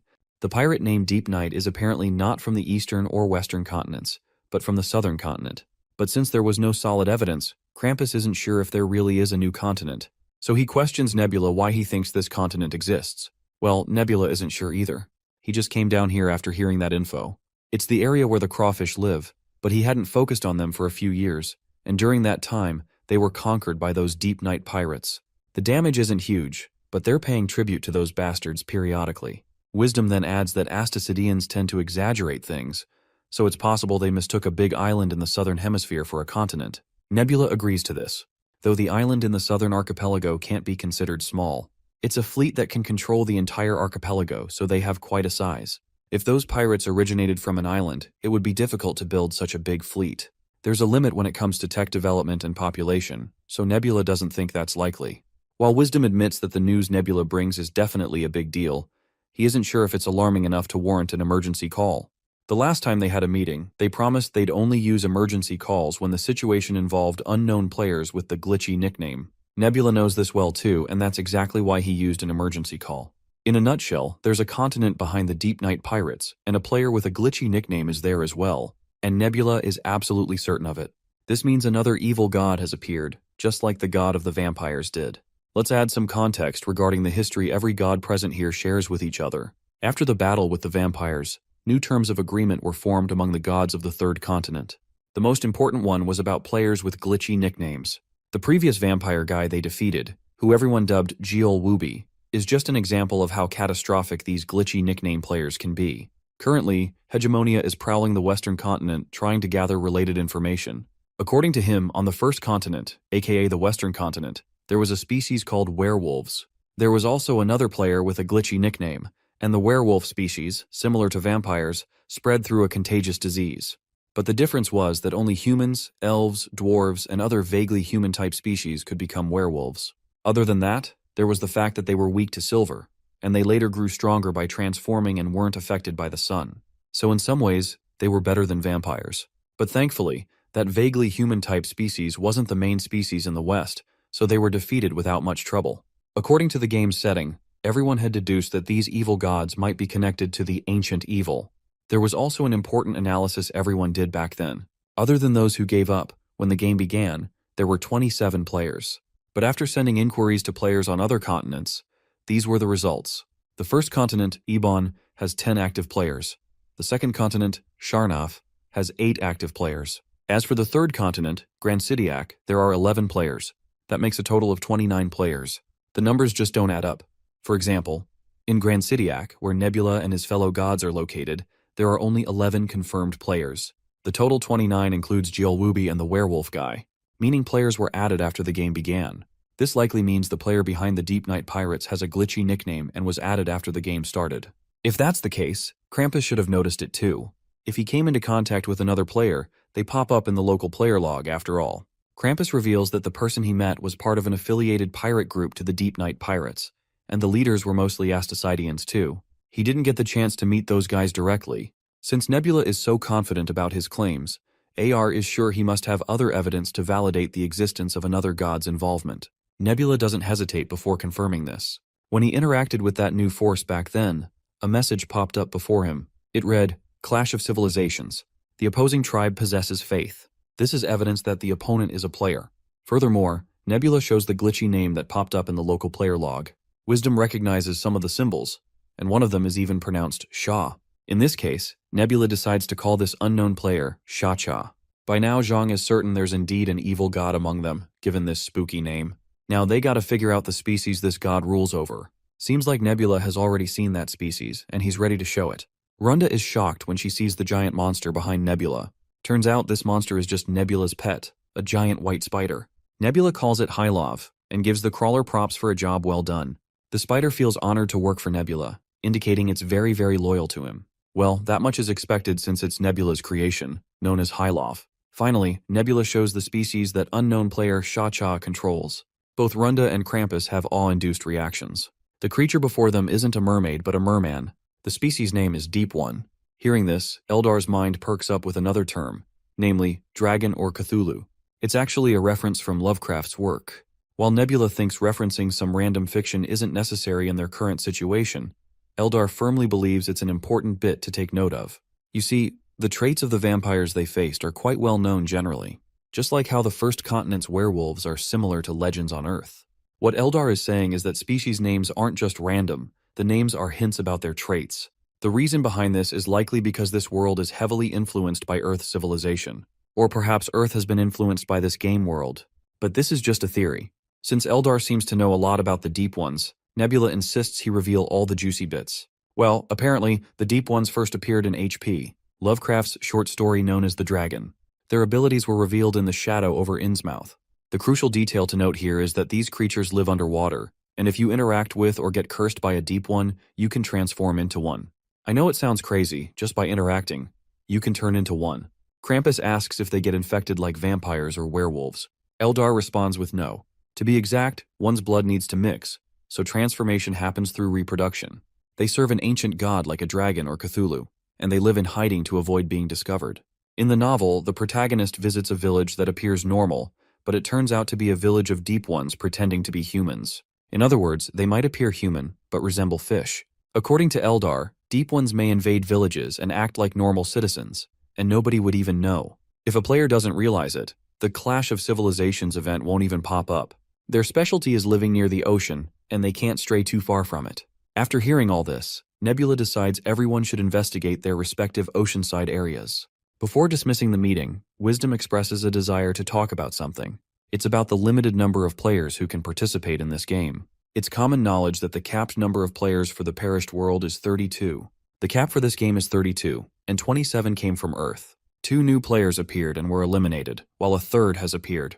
This means that other than Sha-Cha, 2 more are yet to appear. Or perhaps they've already appeared, and nobody is aware of it. There's a possibility they exist in the new 4th continent they just discovered. If it's truly a continent, it must be quite big. But right now they can't tell. The continent might already have gathered some power, or maybe an alliance has formed. If so, it would be good to have a temporary alliance among everyone present at the meeting. Well, Nebula clearly isn't vibing with this idea. Although no one knows the exact location of the southern continent, it's probably closest to Hukrin. Who knows what kind of chaotic and messy actions others might take in the name of alliance. This internal conflict could cause everyone's downfall. Krampus accuses Nebula of harboring intentions to defeat Sha-Cha alone and manipulate and develop the new continent, however he sees fit. While this isn't exactly Nebula's ulterior motive, he agrees that his decision against forming an alliance is biased. Since there's no changing Nebula's mind, Zhang decides to let Nebula stand on the front lines alone and deal with the mess. AR shares the same thought but is willing to help whenever Nebula needs it. Since Krampus is closer to Hukrin, and damage caused by pirates might reach his territory, he too requires help from others along the way. With that, the meeting concludes. Nebula will be fighting this unknown species alone, Since Hegemonia is in a full-scale battle on another continent, Nebula tasks Zhang with delivering the contents of this meeting, since Zhang lives closer to Hegemonia. With that, everyone disperses. Nebula then reflects on everyone's tone, how they were ready to let him fight alone, though no one explicitly said they wouldn't intervene. This clearly indicates everyone will try their best to claim this new continent for themselves. Nebula reveals this to Runda, who finds it hard to believe. From what she's heard, she thinks no one really cares about it. But our boy doesn't think that's the case. He highlights everyone's words. No one said they would refrain from intervening. Krampus even said he wants help from others, which clearly means he wants to collaborate to intervene. They're basically warning Nebula politely, and Nebula is sure the others are weighing the profitability and planning right now. Additionally, Krampus is probably already talking to those players. Eldar isn't sure how Nebula will handle this unknown enemy with unknown strength. It was brutal fighting those vampires as it was. Nebula claims the situation is different from back then with Jiel Wubi. The players are ready this time so they won't be tricked as easily. And the enemy forces are currently just at the level of pirates. It's an enemy he can likely handle, although no one knows how many there are. But then again, it's not like he had been fooling around for 100 years. In addition, Nebula points out the top 2 weapons they can now use. They'll be appearing soon enough in the game. Of course, it's mages and gunpowder. If he can acquire gunpowder and the enemy can't, victory is within grasp. This is exactly why Nebula intends to handle the enemy himself. From other players' perspectives, Hukrin's southern islands are bridgeheads to the 4th continent, and the same applies to Shacha and the Deep Night pirates. Other players will try to fight to ensure he can't monopolize it. Runda finds it absurd that other players would attack him without evidence. Nebula reminds her they can forge evidence. For example, they might attack under the excuse of needing to recover the southern archipelago from the Deep Night pirates. If that happens, it would lead to a result similar to an alliance. Basically, everyone will end up fighting each other, and Nebula is too well aware of it. The land has merely changed to sea, and there's the added variable named Shacha. Either way, fights will break out since gunpowder has been invented. The fight against this evil god will include Krampus, another player, Shacha, while Nebula, Runda, and Eldar are on one side. It will be a 3-way fight. With this formation, there will definitely be naval warfare. We then cut to Hukrin, where a minister rushes to meet Kyle. It's actually Priest Su-Hang. He's here to deliver a revelation from the Revelation Priest. The revelation was supposed to be delivered immediately, so this guy came rushing here. Since it's the Revelation Priest who sent the message, it clearly means their god has given his word. When Kyle reads it, he immediately wants to meet the administration minister. When the man arrives, Kyle expresses his desire to issue a royal command. He wants the minister to inform all government offices near the coast that if there are villages, groups, or people who communicate with pirates, as well as any species resembling fish, they should block or detain them. The priest knew a battle would occur in the distant future, but to think it would be like this. A new demonic king is on the horizon, even though this era was supposed to be one of peace. While Kyle is a little wary of the chaos, he believes they shouldn't worry excessively. Back to the main point. Currently, Hukrin's soldiers are no longer the same warriors from 100 years ago. Most believed Hukrin being a great nation was a given and looked down on other nations. A part of the long peace has now poisoned Hukrin. Just because there's poison doesn't mean everyone drank from the same cup. At least, that's what Kyle believes. Although the new demonic king who appeared in the south is definitely worrisome, there were already several signs pointing to a potential war. This might actually be good. If it weren't for the demonic king, Kyle wouldn't know where the war would break out or what to watch for. However, the focus is now clear. The problem is they've only made preparations to fight up north, and a battle in the Southern Ocean is something they haven't prepared for. While it's true that Hukrin's ships are still better than Danyam's or Amgul's, they aren't as good as Danry's. Luckily, Danry is on the way to the western continent, so Kyle doesn't think they'll intervene here. But other than Danry, if the other 5 nations all try to go to war with Hukrin, Hukrin will be at a numerical disadvantage. Kyle has already thought of a solution. By now, Ravina should have reached Sajan. The priest isn't sure if that alchemist's wicked knowledge can help save the world, though he makes one thing clear. He doesn't despise alchemists. After all, everything is according to the night sky's will. Even if an alchemist is part of it, he has no objections. This is when Kyle drops something very interesting, something only he knows. Turns out, Ravina is the closest person to a mage on this continent. The fact that she survived the journey here from the Alchemy Tower is living proof. There will definitely be an order regarding when each nation obtains gunpowder, but it will eventually reach everyone. However, as for mages, the results of this war will largely depend on which nation they belong to and what they do. In the thick woods of the Snowy Mountains, we meet an eagle-like humanoid creature. Tagging along with him is a weird, creepy monster who claims to be a spirit. It seems this eagle guy and the spirit aren't exactly on friendly terms. According to his studies, this spirit-like monster is a mere pawn who served an ancient evil. The spirit constantly brags about his own prowess, suggesting that this eagle is no good without his powers. He also mocks how the eagle dude got a pair of wings, which are practically useless. Turns out this eagle-like guy is a rare species known as Garudas. As far as the spirit is concerned, this is why Seokmien's god chose trolls as rulers and utilized this eagle-like species as mere pawns. After placing them as a meat shield at the front in war, the Garduas lost their numbers and the god heartlessly abandoned them. The spirit further rubs salt in the wound by reminding this eagle that if Garudas had been chosen by any god, their fate would have been completely different. But this eagle fella tells the spirit to shut the hell up. He doesn't need a god to begin with. According to stories about Garudas, in the distant past, they were called the species of emperors and could soar the skies. Even during the ancient evil, the Garudas were an honorable species and did their best to fight as was natural. However, when the battle became unfavorable, the gods ran away. After that, for some reason, Garudas could no longer fly. There was an ancient story like that. What this guy is sure about, both in reality and legends, is that gods cannot be trusted. Neither does he need gods nor their help. He will fly the skies using his own abilities, or at least that's how this guy thinks. Once he gets out of this forest, he'll reach a river, and he's almost there. Soon enough, he finds the frozen river. Since elk knights can cross this river and continue to chase him down, the eagle decides to melt the river so no one can follow him. Though that spirit thinks this eagle doesn't have enough power to pull off something like that. Suddenly, his path is blocked by big, tusked guys. Trolls, of course. They immediately notice his rotten left hand, a dead giveaway that this bastard is Mazdari. Mazdari, however, is surprised to see them here because the people chasing him were supposed to come from behind. Everyone seems to be after him because of the knowledge he's carrying. So Mazdari feigns ignorance and pretends to panic, acting like he has no clue who Mazdari even is. He introduces himself as Yehuran, someone who grew up in a Garuda clan village. He claims his left arm looks like that because he caught fire when he was younger, not because it's rotten. The trolls can clearly see there's no burn scar. The eagle guy argues that burn scars and rotten flesh look different, just like trolls and Garudas look different. He then tries to divert their attention by asking if they're looking for a Garuda named Mazdari. They respond yes. They're sure even a lowly runt like him must know about the alchemy tower. The eagle guy admits he knows every detail about the alchemy tower beyond the Sky Mountains. It's the place of those frauds called alchemists who live there. The troll claims that his knights have completely cornered the tower, but some alchemists have disappeared. Now, under His Majesty's orders, he's trying to track down those escaped alchemists to stop them from spreading their evil knowledge. The eagle guy assures them they'll be able to find that Garuda alchemist, especially since there aren't many Garudas around here. He even promises to inform them if he finds any Garuda alchemist nearby. But the Tusk guys tell him to come closer, as they won't let him go until they confirm he's not an alchemist. With no options, the guy raises his hand in surrender, ready to be searched. Next, they ask him to pass over his bag. That's the turning point. Mazdari snaps since his identity will be out anyway. The Tusk guys retaliate after sensing his hostility. Mazdari grabs one of the potions and throws it right into a bastard's eyes, causing his entire face to burn and melt like candle wax. Word quickly spreads that the guy with the rotten hand is here, and soon the trackers following him catch up. Mazdari has only 1 sulfuric acid, 1 smoke screen, and 2 gas bombs left. If he uses them now, there will be nothing left to melt the river, but there's no helping it.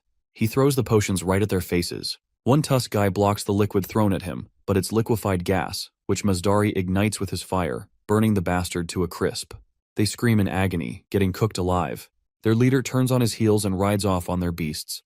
Mazdari doesn't want these guys to escape like that.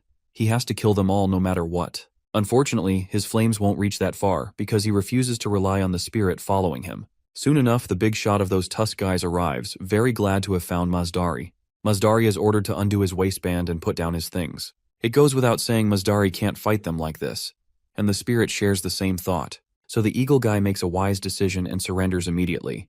He's forced to strip his bag off, and the Tusks chain his hands behind his back. Mazdari makes it clear that even without his alchemy gear, he's still a dangerous guy. But the big guy isn't fazed. After all, he's Seokmien's king, Dermalin Busa, the one their god, Twisted Tai, has chosen. Dermalin has heard that alchemists always want to compete against gods. He's torn whether Mazdari should be burned to a crisp or punished by the god's will. If Mazdari wants to witness the troll god's might, Dermalin is ready to show him. The spirit is hyped up about challenging God's might and supports Dermalin's suggestion, but Mazdari knows their God is watching this place. If the God is watching, his judgment would be swift. If Mazdari receives the judgment of Twisted Tai, the tangled and entwined god, he'd be split into a dozen pieces instantly. Mazdari has no clue why, out of all the alchemists, he's being personally pursued by a king. After all, Dermalin had neglected the alchemy tower until now. Well, Dermalin has a clear idea of how the alchemists have been trying to hide their knowledge. The only reason they neglected the tower was because the god never wanted to interrupt their research until now. He was waiting for this knowledge to mature all along. Alchemists might be non-believers, but that doesn't change the fact that they make absolutely mind-boggling stuff. Cutting to the chase, Mazdari is willing to teach the king how to create gunpowder, if they let him go in return. However, it doesn't seem like gunpowder is the only thing the king wants from him. Mazdari might not be aware, but there was an alchemist inside the tower who was communicating with Dermalin. So Dermalin already knows the method to create gunpowder. By now, Mazdari has no clue what exactly these guys want from him. Finally, the king breaks it down. His god wants magic. The brave eagle tries to smack some sense into this overgrown animal. They can't just obtain magic because they want it. The bastard claims it's not about obtaining magic, nor is he curious about Mazdari's identity. He just needs power. According to his insider, magic is a power that can alter the order of this world, just like a god can. Mazdari argues it's nothing more than myth, ancient stories buried deep in history. But the big bastard remains persistent. It's then that the eagle finally recognizes these guys don't want magic, they want a mage. A mage who will submit to their orders. Dermalin is glad Mazdari is smart enough to understand this, which spares him the explanation. The other alchemist, meanwhile, wasn't so smart. That boy didn't reveal anything except that the best alchemist there is Mazdari. Finally, the eagle guy understands these bastards want him to become a mage. The king is willing to give Mazdari all the knowledge collected from mages so far. If Mazdari absorbs all that lore, he can become a mage with that power. With that indomitable power, the king wants Mazdari to spread the greatness of Seokmyon far and wide. Even if it weren't for their request, Mazdari had planned on completing his knowledge by finding alchemists throughout the continent to become a mage. He was almost there, just one piece away. But with the knowledge Seokmyon's kingdom has gathered, things will be much easier, though this knowledge was solely gathered after torturing alchemists. Dermalin promises to give Mazdari the highest treatment he deserves. After all, Garuda's helped the trolls a lot in founding this nation. Mazdari, though, isn't welcomed within his species because he is supposedly cursed, so it would be refreshing if Mazdari can recover the honor of his species. While the deal sounds enticing, Mazdari still wants time to think. Dermalin is willing to give him that time but fears he can't wait long, especially since a mage candidate, just like him, has just left their country. The mention of a mage candidate surprises Mazdari.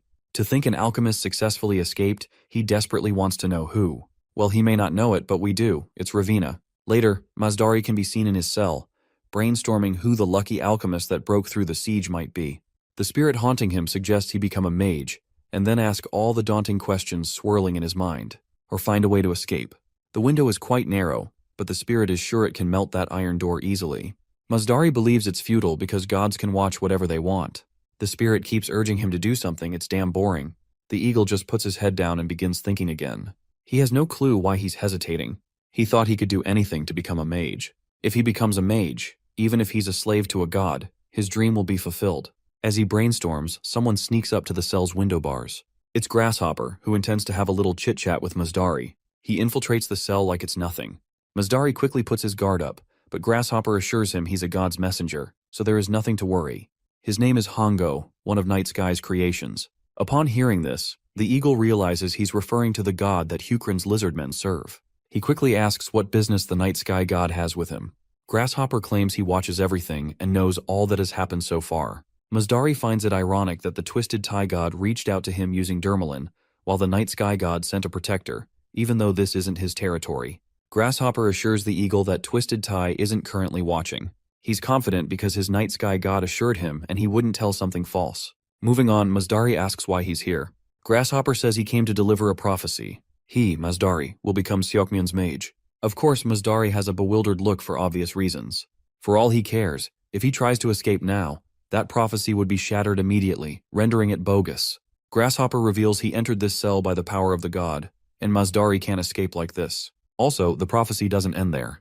The rest of the prophecy, Mazdari, who will become a mage, will betray Seokmyon. The eagle chuckles, because that sounds more like Night Sky's order than a prophecy. But Grasshopper makes it clear this is indeed a simple prophecy. With all said, Mazdari is free to do as he pleases. Poor Mazdari clicks his tongue. To think a god's protector came just to deliver this message. If he becomes a mage with Seokmyon's resources, Seokmyon will have a great mage. Then Seokmyon will become strong enough that no one can ignore their power. Judging by their size alone, Seokmyeon is the biggest nation on the continent, and if they have a mage, there's a big chance they'll become stronger than Hukrin. So Night Sky must keep his guard up against Twisted Tie God at all costs. One thing Masdari doesn't understand. Why all this bullshit and formalities when they can just order him what to do, like gods always have? To which Grasshopper reveals that Night Sky God doesn't give out orders for petty reasons so easily. More than anything, he respects the free will of those underneath him. After all, he can still achieve whatever he wants without intruding directly. This doesn't make sense to Masdari at all. Like, if he happens to do something against the prophecy, what will happen then? He's sure Night Sky wouldn't like it. But Grasshopper reminds him they can't be sure. He believes Night Sky would neither be overjoyed nor depressed whether the prophecy comes true or not. Since Grasshopper's mission is over, he decides to leave. His sole task was delivering the prophecy. Before leaving, he suggests Masdari hide his thoughts deep inside, since the Twisted Tie God might hear them. If the Twisted Tie God hears his thoughts, his plan to betray would be impossible. With that, Grasshopper vanishes, leaving Masdari reflecting on his situation. The spirit recommends escaping since the Twisted Tie God isn't watching him, but Masdari has already changed plans. He may have hated gods before, but for now he's willing to act like the prophecy says. Masdari is looking at the bigger picture. He really wants to exact revenge and destroy those who locked him up and tortured him. He also wants to avenge all the alchemists, those bastards killed along the way. He's finally chosen the route of betrayal, and it'd be perfect if he betrays after becoming a mage. One thing to note, the Night Sky God seems to have already predicted Masdari would follow this path after hearing the prophecy. Even so, Masdari isn't sweating it. Eventually, he sharply stands up, declaring he's done thinking and that he, Masdari, will work for Seokmyeon. The scene transitions to a lone ship cruising the vast sea. The ship has finally reached Sashin, where Lump and Ravina are both on board. About Sashin, it's a small port located between Hukrin's Orizon and Maganon. Because of its large plains and high-quality soil, this port is known for good farming. Apart from that, it's an ordinary place no different from other port villages, which is precisely why no one has taken particular interest until now. This is where Hukrin's secret ordnance factory actually is, constructed beside the ocean to easily meet the supply and demand of materials from vessels. Lump reveals it's not just a weapon manufacturing site. It's basically a place where the knowledge of non-believers gathers. And that thing on the ship they're bringing along is also the result of the same knowledge. Lump suggests Ravina not mention that thing blatantly, but Ravina reminds him it was the Night Sky God who commanded it, so there shouldn't be anything wrong. Still, Lump warns that the base is an unholy object, so before checking if it activates well, he doesn't want to risk any bad luck. He hopes the Night Sky God looks after them. By the way, the thing they are talking about is actually a weapon, and they are here to test some of the newly produced ones. This is precisely why they are at this particular location. Ravina is rather astonished by how much faith Lump has in God, especially since he belongs to the species persecuted the most. Also, this dude is one heck of a crafter. She only told him the theory of gunpowder, and he already made a trial product from that alone. By now, she's sure that Lump is the next in line with the ability to pull off their next plan. Even if something goes wrong, she can simply use her powers of demonic property. The alchemy tower might be gone, but the knowledge remains, and it will change the entire scene of this world. While staring at the blue sky, she calls out to the Night Sky God, wanting to ask something. She actually wants to find out where this world is headed, and what he's really planning. The next day arrives. In the bustling marketplace, we find Basan drinking and having the time of his life. He's already had so much that he's thinking about stopping now before he gets completely wasted. The guys serving him all the booze are having the time of their lives, thrilled that a prince is visiting their humble village. They really want him to mention their hospitality to His Majesty Kyle. As the governor of this small place, they'd love to be recognized by the king. Moving on, Basan questions the man about the Astasidian. He wants to know if this governor can actually handle that shrimp. The governor assures Basan not to worry about that small fry, all the while pouring even more liquor as if Basan hasn't had enough already. Basan can clearly tell that this dude isn't being sincere with his assigned duty, and he really wants to punish this irresponsible government official. But as the king's older brother, no matter what he does, he'd be accused of abusing his power. Suddenly a guy comes running and whispers some juicy yet shocking details in the governor's ear. Seeing their worried faces, Basan asks about the situation. The governor is clearly sweating but acts like nothing serious is going on. This dude is definitely acting way too suspicious. Anyhow, Basan gets up from his seat and heads to the outhouse. As soon as he's off the house's premises, a lizardman swings down from the wall and pays his respects to Basan. He's here to deliver unpleasant news. The Astasidian pirate has escaped. What's worse, that shrimp has taken a hostage and is causing a fuss. Of course, this news only fuels Basan's hate boner toward the governor, whose lack of seriousness caused this mess.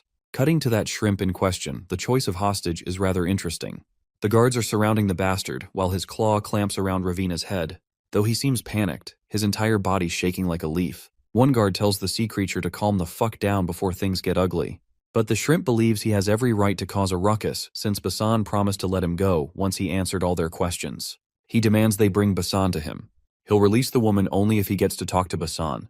The Lizardmen can't help but crack up hearing this pirate talk about morality and promises. The disoriented shrimp then turns to Ravina, threatening her not to move, or else she might lose her head. But the lady, rather disappointingly, reminds him she didn't even flinch. He's the one doing all the freaking shit.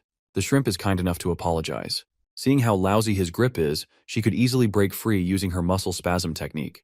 Eventually, Basan finally arrives on the scene. It's then we learn the shrimp's name is Godan. Basan doesn't hesitate to claim that Godan went against his promise. But he also doesn't shy away from reminding him that he broke the law. This time, Basan is willing to make a promise he can keep. If Godan kills the hostage, he'll lose his life on the spot. If Godan gives up, he'll be granted a chance to talk. He's got to decide quickly. Well, it's no brainer what the shrimp is going to choose. And as expected, he lets go of the girl. With the hostage free, the other lizardmen charge toward the bastard to apprehend him. Ravina is rather surprised at how well Basan negotiated. After all, she had this perception that lizardmen are all brawn, no brains. Basin believes he did nothing other than follow the wisdom of his ancestor Rock. First, one should always try to achieve goals through talks. But if that doesn't work, then you can get your hands dirty. The woman is surprised to see such resolve in Basan's eyes. For someone who was once the crown prince, that response of his is quite clear. By now, Basan is left wondering who this woman even is. At that same time, the dwarf also arrives. Seeing the shorty, it doesn't take Basan long to recognize who he is. Ravina is curious if Basan and Lump already know each other. Well, it's a long story, so they take their time explaining everything, how they three ended up here. Judging from the situation, Basan recognizes that it was all part of the king's plan for each of them to come to Sashin. Similarly, it's no coincidence they all arrived around the same time. He then asks Lump about the thing he's holding. Turns out, it's a weapon Lump brought, thinking it might be helpful. It really is a weapon. The next scene takes us to Hukrin's ordnance factory. It's a secret area, unknown to the world. There are more of these similar weapons. These barrels are heavy and pretty big. Having no clue how these weapons operate, Basan thinks maybe the hole in the middle is to lighten the weight. With all his might, he grabs the weapon and throws it hard on the ground to see how effective it is. Lump tells this gullible lizard that's not how the weapon works. He takes the barrel back to show how it operates. He points at a wooden plank with a red circle. That's the target. He then pulls out a bag of gunpowder, explaining what this black stuff does.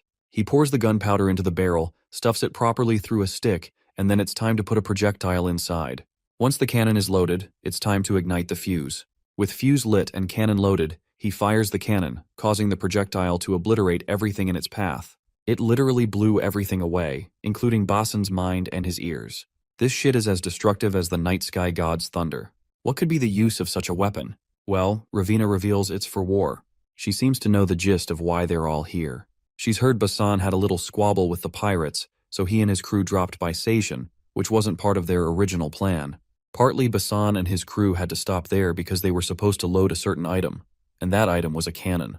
Basan is still in awe at the sheer power he has just witnessed.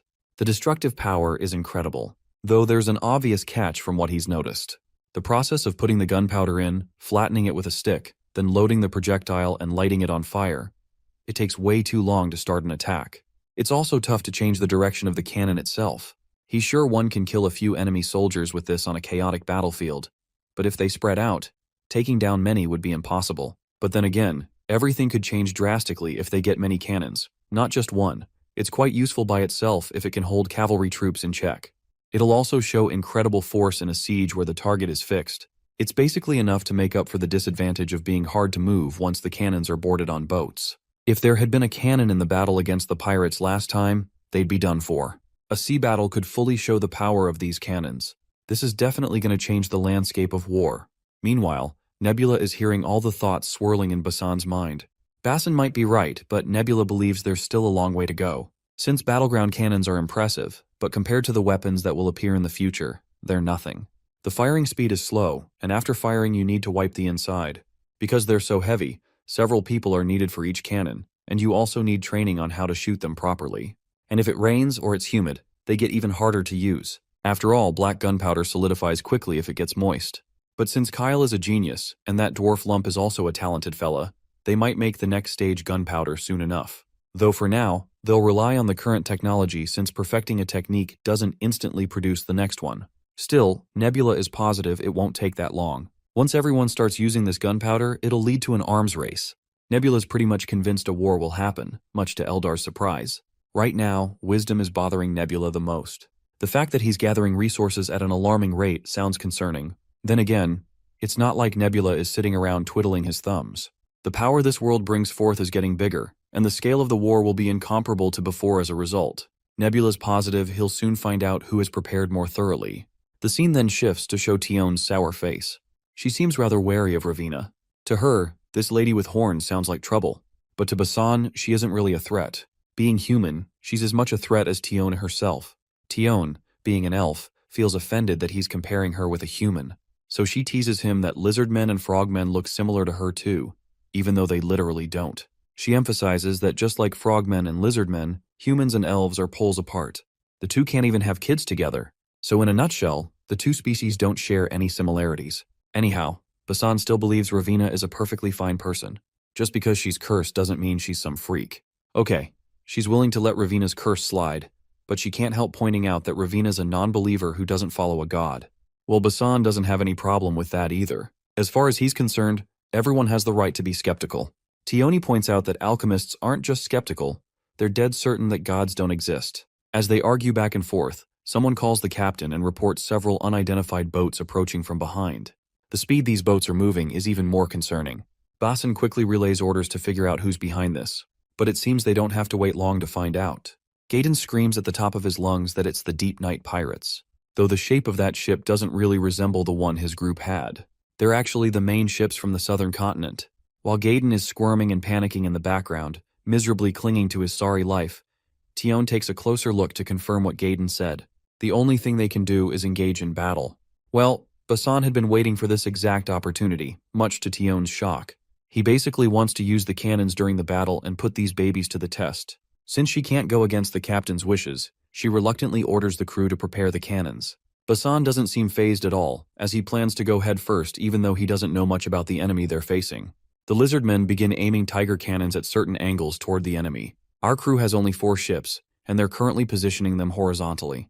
The enemy on the ship seems to be the deep ones, and they're laughing their asses off seeing just 4 ships. The pirate master is so confident about victory that he's sure he'll get recognition from the Deep Night God. Our boats are finally in horizontal position and have stopped moving, much to the enemy's bewilderment. For a moment, they think maybe the opponent is willing to surrender because they got scared. But we all know that's far from true. Once the enemy is within range, Basan orders his crew to attack, and thus, the Lizardmen begin bombing the hell out of the enemy with cannons. A cannon directly strikes one of those fish freaks, obliterating his face on the spot. The relentless barrage continues, hitting the freaks on the ship, causing them to scramble and dodge. But it seems all too futile. They're being ripped apart left and right as if they're nothing more than veggies. The enemy finally stops pushing forward, but that halt is just temporary. The pirate captain yells at the top of his lungs, ordering his men to march ahead. He's confident the enemy can't sustain firing a weapon like this repeatedly. Seeing this, Basan also orders his men to prepare for another round. By now, one thing is sure, these sea creatures aren't dumb animals. The fish leader, on the other hand, feels glad his hunch was right, given how the barrage of bullets has stopped. He commands his platoon to get even closer. But little does this bastard know, Basan is ready for the second round already. As soon as he lowers the flag, his companions start the barrage of cannons. Since the weakness is the long loading time, there's a gap between firing rounds one after another. So, of course, Basan already considered that and prepared the second platoon accordingly. He then instructs Tion to put some distance and buy them time to reload. Basan's main objective is the safe delivery of the cannons and gunpowder, and there's no need to purposely annihilate the pirates. However, Basan might just do so if they insist on following him.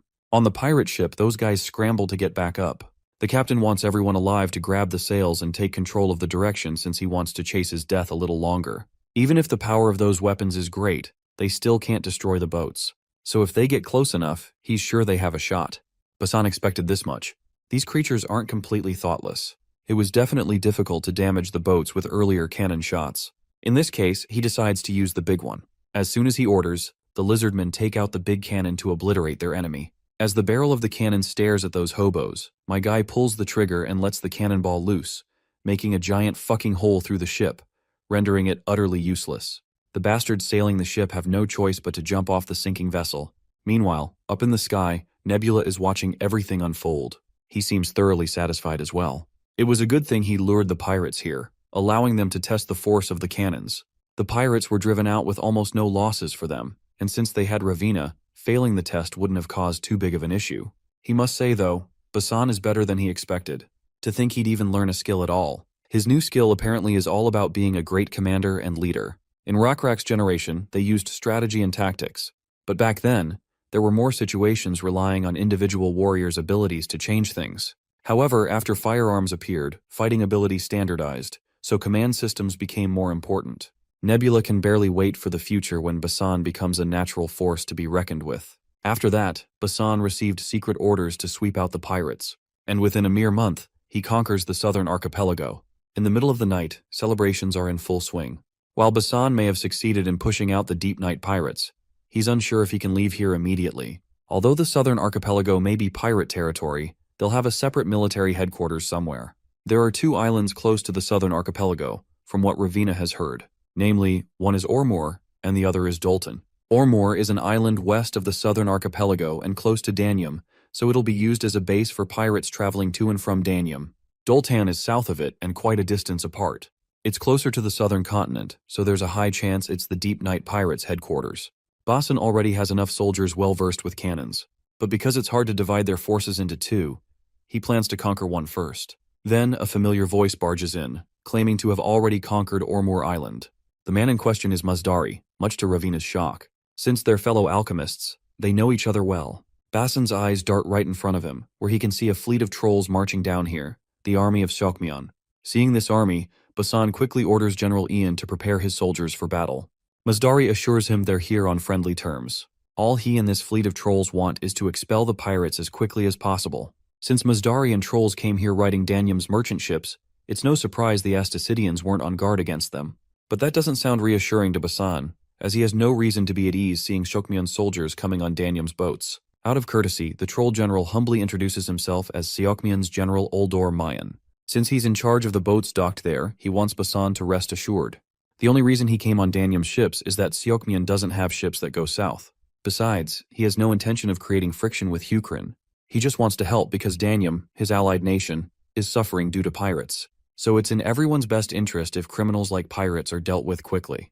Basan understands the sentiment. Since the pirates recently extended their influence onto Hukrin's southern archipelago, Basan had to drive them out, so there's nothing left for General Uldor to do. Seems like Uldor has an entirely different piece of information. As far as he knows, Hukrin never took over the southern archipelago territory. Only uncivilized people live there. Basan reminds him that he simply respected the autonomy of the Asasideans, since he has continuously received tributes and respect from them. After all, the god the Asasideans believe in is also the night sky god. But if the general recalls correctly, the name of the god the Asasidians believed in was different from Hukrin's. Their god's name was something like White Spider God. Basan clears up the misunderstanding by confirming that the White Spider God is the same god as the night sky. Furthermore, a priest from the main temple is already on the way to confirm this fact as soon as possible. Internally, Basan can't help but highlight the main agenda this general is here for. If only Basan had been a little late, Uldor would have been planning to claim the southern archipelago as part of their territory, including Ormor.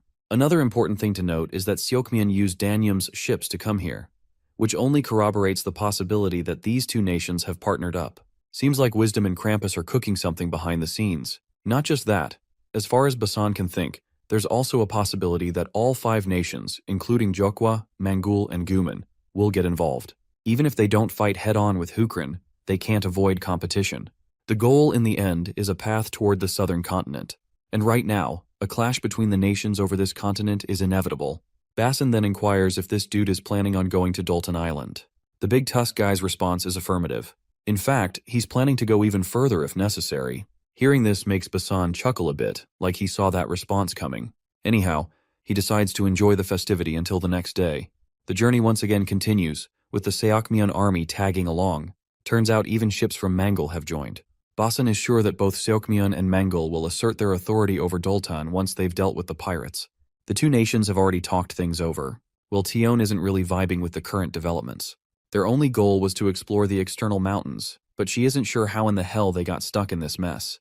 Besides, this shit is way over her pay grade. She never signed up for this to begin with. But then again, there's no helping it.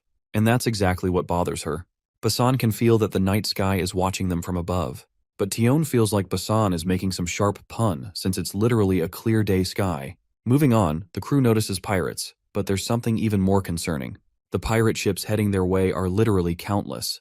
So many that even Nebula is left speechless. He's got no freaking clue how these looters managed to gather those numbers. Also, what's with that divine restriction that isn't allowing him to reconnoiter the enemy? This is only possible if the enemy's level is at least 19. Furthermore, Nebula has noticed the pirates' movements are awkward too. Just take a look. This bird's eye view shows how the pirates are keeping a large distance between them and their enemy.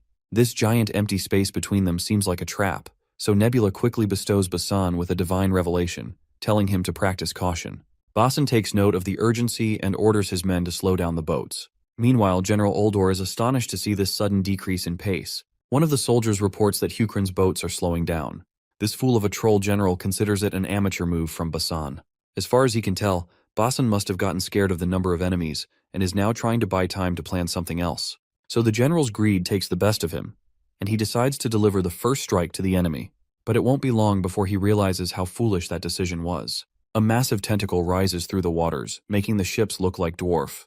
It's a fucking kraken. One whip of its tentacle takes down a bunch of troll soldiers, along with devastating damage. Not long after, an entire ship is wrapped up by the tentacles and is being strangled and smashed with these massive whips. Nebula had anticipated this, which is why he sent the revelation abruptly. Looking deep into the waters, we see this giant tentacle beast. It's so massive that Nebula estimates it to be at least 500 meters long. The dude is half a fucking kilometer long. Thankfully, Nebula's quick thinking saved his crew from getting demolished unnecessarily. Krampus, of course, isn't thrilled with this development, since he's taking all the brunt with troll ships getting destroyed. He blames Nebula for not warning him earlier, but our guy clears the air by apologizing. He only found out on short notice himself, so couldn't warn in time. Krampus, however, isn't buying it. He's dead serious it was all part of Nebula's plan. Once again, our guy's response stays the same. Turns out, the Kraken is just an individual creature outside the control of any civilization, meaning the Kraken wouldn't spare the Deep Ones either if it came to that. It's likely tamed by the Deep Ones. Nebula has another theory. Since the Kraken is also part of this ancient evil or whatever, perhaps the Deep Ones have a sort of symbiotic relationship with it. While Nebula wasn't quick enough to warn Krampus about the first sneaky attack of the Deep Ones, this time he warns them in advance that the second attack is coming, with Deep Ones rising to the surface. The Deep Ones will attack from between the Kraken's tentacles. With this kind gesture, Krampus also decides to be generous enough to warn Nebula about the third attack these creatures are about to launch. Turns out the third pirate fleet is already on the move, and it seems they're trying to trap their ships so no one escapes the Kraken's wrath. Krampus seeks Nebula's advice to counter this attack. Our guy just teases his fellow back, wondering if Krampus even needs advice at all. After all, Krampus can simply use what he's been hiding. But before we find out what that is, we get a moment to witness a sinking ship, courtesy of the Kraken. While the Kraken is disintegrating the ship into pieces, Mazdari is also in action, trying his best. He's in the middle of drawing a circle when a giant boulder falls on him. After pushing the boulder away, he completes this weird enchantment-like circle, though he fears it won't be very helpful in his work. Just as he finishes drawing the circle, General Oldor also arrives, as if summoned by fate. He will be the one to witness the miracle of what Mazdari has been cooking up lately. Having no clue what Mazdari is up to, the clueless general asks for clarification about the glowing circle. Mazdari reveals that what he is about to do is the reason Sokmyun's king, Dermalin, hired him. It's also why the king sent him to the southern seas, and the reason General Oldor had been looking for him in the first place. And that reason, of course, is magic. Before doing something miraculous, Mazdari asks about the ships within 300 paces of their own. Well, that's around 10 ships. Most of them consist of trolls, but there are also elves, lenners, hobgoblins, and satyros. The slaves are a mixed bunch, so it's hard to quote exact numbers. Of course, among them is a Garuda too, Mazdari himself. From what I can tell, it seems Mazdari is about to pull some sort of teleportation jutsu. We'll find out soon enough. Right now, he needs some time to focus. He starts chanting these scribbles, and this weird mojo begins to take effect. Once he finishes reciting whatever it was, a miracle happens. The tentacle of the octopus has been frozen solid. When it cracks, chunks begin to rain down. Everyone on the ship is baffled as the reality of the situation sinks in. The ocean around them has been frozen solid. Even the enemies are frozen solid. The only ones still standing unfrozen are those the Garuda remembered before chanting the spell. The extra slave orcs the general didn't mention are frozen. The general is sweating down to his balls even though it's cold out there. He finally understands why His Majesty was so hell-bent on having this guy under their command. With the successful casting, the eagle feels very satisfied. He looks into the sky as if sensing that God is watching him from above. Well, his hunch isn't all off either. Our guy is also very fascinated watching this spell, Frozen Time, in action. Seems like this is the trump card Krampus was holding. Though Nebula is curious why the eagle chose this particular magic spell out of all the options. Seems we'll find out soon enough. A while later, we see our party starting their journey again. Basin is still glazing over the magic he just witnessed. The pirates, excluding the Kraken, were incredibly strong in their own regard. If it weren't for Garuda's magic, this would have been a tough fight to win. Thanks to the magic, the Kraken was dealt with easily, and Danium and Mangal's ships could join to push the bastards out. Without it, the fleets would have been disassembled, causing great damage. Since Seokmyun has revealed the power of the mage they'd been hiding, they'll try to maintain a dominant position with that power backing them as they enter the new continent. Though Basan is also sure the Deep Night pirates won't give up just after one defeat. And if the person behind them has forces on the scale of a nation, it goes without saying they still have a lot of manpower. The lookout then reports sightings of Dolton Island nearby. But there's also something quickly approaching from under the water. Basin wants a clear description of the kind of threat they're dealing with. What the lookout sees next leaves him speechless. His reaction is like he's seen something totally unexpected, like flying fish. Well, quite literally, what he's seeing is flying fish, with fishmen riding them. As soon as the fish come out of the water, the fishmen attack General Oldor's soldiers. In the first wave, every fishman manages to snag a kill using their pointy spears. Meanwhile, the general is freaking out, seeing fish flying in the sky. Literally ridiculous. What's next to see? Flying dicks? Poor trolls are being drowned while stabbed to death.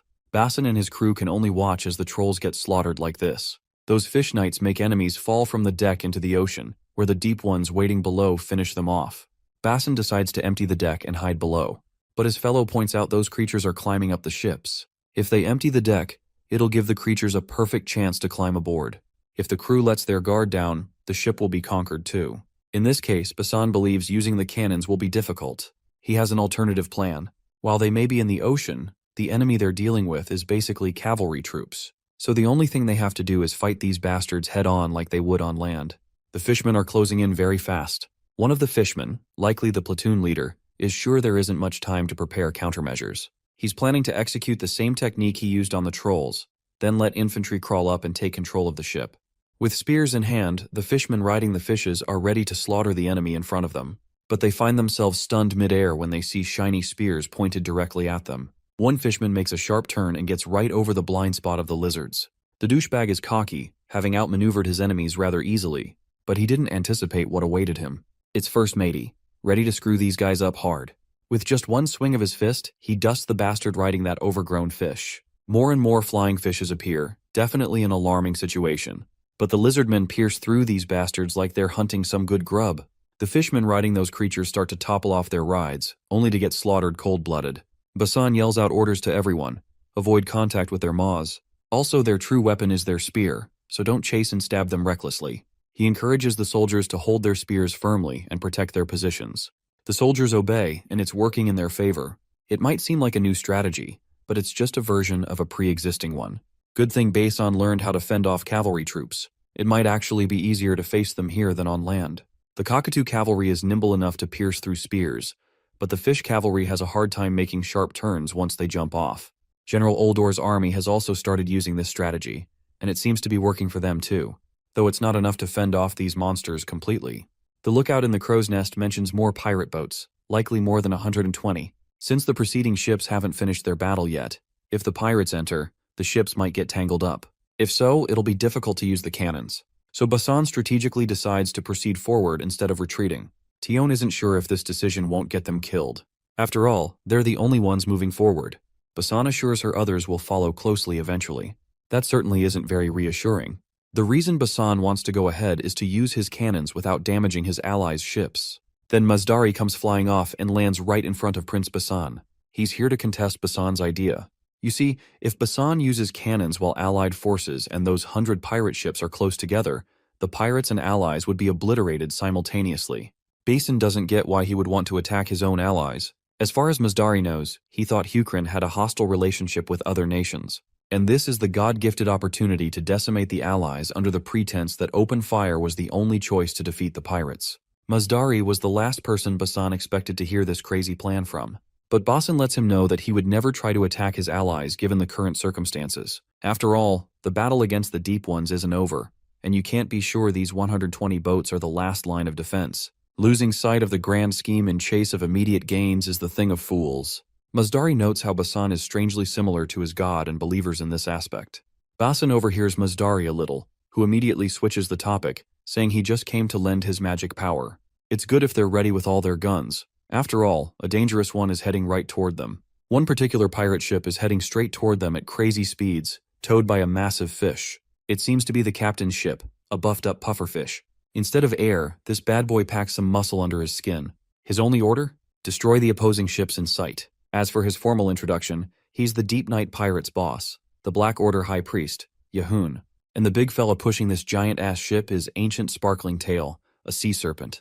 Yahun is screaming his fat ass off on his ship, confident in his prowess. He envisions destroying everyone, taking control of the entire continent, and becoming the top person of the order. This crazy-ass serpent is actually an abominable god. It's likely the Deep Ones tamed the abominable god, and now they're cracking the whip. It's a mystery to Nebula how these guys even tame these sea creatures. A little about abominable gods. Abominable gods and abominations are enemies that players need to defeat. They are treated as monsters that players must defeat to receive domain trophies. The only reason abominable gods follow the evil god Shacha is likely because Shacha has a unique domain that allows him to control these abominations. You see, after defeating Geol Wubi, Nebula obtained a unique domain as well, namely, the Domain of Corpses. That was a completely new, unique domain, so maybe Shacha also has a unique domain as well. The pirate ships have already gotten dangerously close. Everyone will bump into each other at this rate. Eldar worries if he isn't going to do anything about it. Well, Nebula has a policy against butting in unnecessarily. There's still hope here, and that hope is Mazdari. Finally, the cannons are put into action. Sadly, the cannonball just bounces off after hitting the abominable god, as if the cannonball were made of plastic. Since regular cannons are ineffective against this behemoth, Basan orders the soldiers to prepare the king cannon. They're supposed to lower the arc and aim it right in front. The chance of success is low. There's no guarantee the monster will stand still and get hit by the cannon. Forget hitting. They can't even be sure if the cannon will do any real damage. Basan doesn't exactly applaud his fellow for such pessimism. According to Hukran military law, saying things that lower morale during war must be paid with one's life. Mazdari is ready to help, though he makes it clear he can't use magic whenever he pleases, as there are certain conditions involved. First, he needs to be able to touch the monster's body, then tie it down so it can't move. Furthermore, he needs enough time to drink a cup of tea. Well, these requirements don't sound that hard to fulfill, or at least that's how Basan thinks. Anyhow, Mazdari plans to go around the monster's surroundings and draw a magic circle atop the boat. Someone needs to stand guard and protect the magic circle so it doesn't get ruined. Furthermore, while casting magic, he needs to maintain focus during the enchantment, so he needs someone to protect him throughout. His terms may sound simple and easy on paper, but it's a long shot before they actually execute the plan and take the creature down. Though one thing's for sure, if all conditions are met seamlessly, killing that monster isn't far-fetched. In this case, Basan raises a red flag, signaling his fellows to get ready for the chaos ahead. Tioni catches on to the urgency, as Basan wasn't supposed to flutter that crimson flag lightly. Well, that red flag signals his fellows to ram the boats together, with the main ship in the middle. The plan is as crazy as it gets, and Tioni is losing her mind. Even Mazdari, who's been weathered through and through, admits Basan is one hell of a crazy guy. Then comes the next order by Basan, directed at Mady, who is supposed to announce to everyone to prepare for impact. The big fella takes a massive breath and lets his booming voice crack through the area. Lump is also told to prepare to execute the next part of the plan. The abominable god is right in their faces, ready to tear everyone apart. But so is their king cannon. The first cannonball is out, hitting the giant beast square on its chest. But the beast is still alive and about to make a snack out of everyone on deck. Basin quickly orders all gunners to retreat. The beast looks annoyed and traps one of the lizardmen in its maw. Basin then orders the others to raise their bows and trap the monster so it can't move freely. At the same time, Mazdari finishes drawing the magic circle on the boat. Only 3 more circles left to draw at different locations.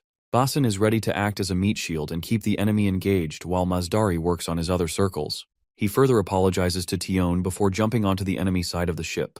Well, right now, there's no point in complaining about anything given their situation, so Tion understands why it's necessary to risk it all.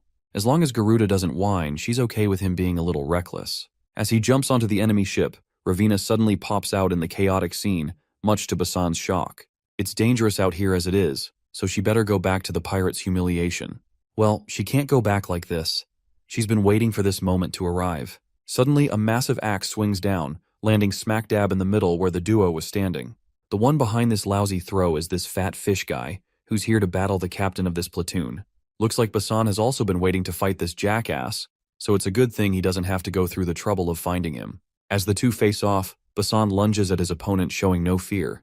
Their weapons clash, leaving blinding sparks filling the scene from the steel collision. It seems like this fat fuck already knows Basan's true intentions. He's basically buying time so that his fellow can use magic.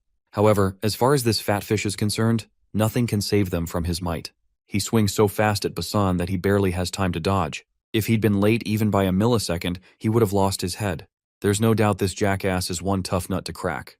What's more concerning is that his opponent also knows about magic. Not only does this fat fish know a lot about magic, he also knows how mages use others as sacrificial lambs just to buy enough time to draw some weird images on the floor. It's something this big fish strongly contests. Basan, however, refuses to empathize with this bastard, since he isn't on the same emotional level as this fish. Regardless, Yahun the fat fuck claims he won't let their mage succeed. And just as he says this, the abominable god is set free by the fishman, much to our boy's annoyance. If things keep going like this, the sea serpent will escape, and they'll be screwed for sure. But this is when Mazdari makes his comeback, having already done his part of the project.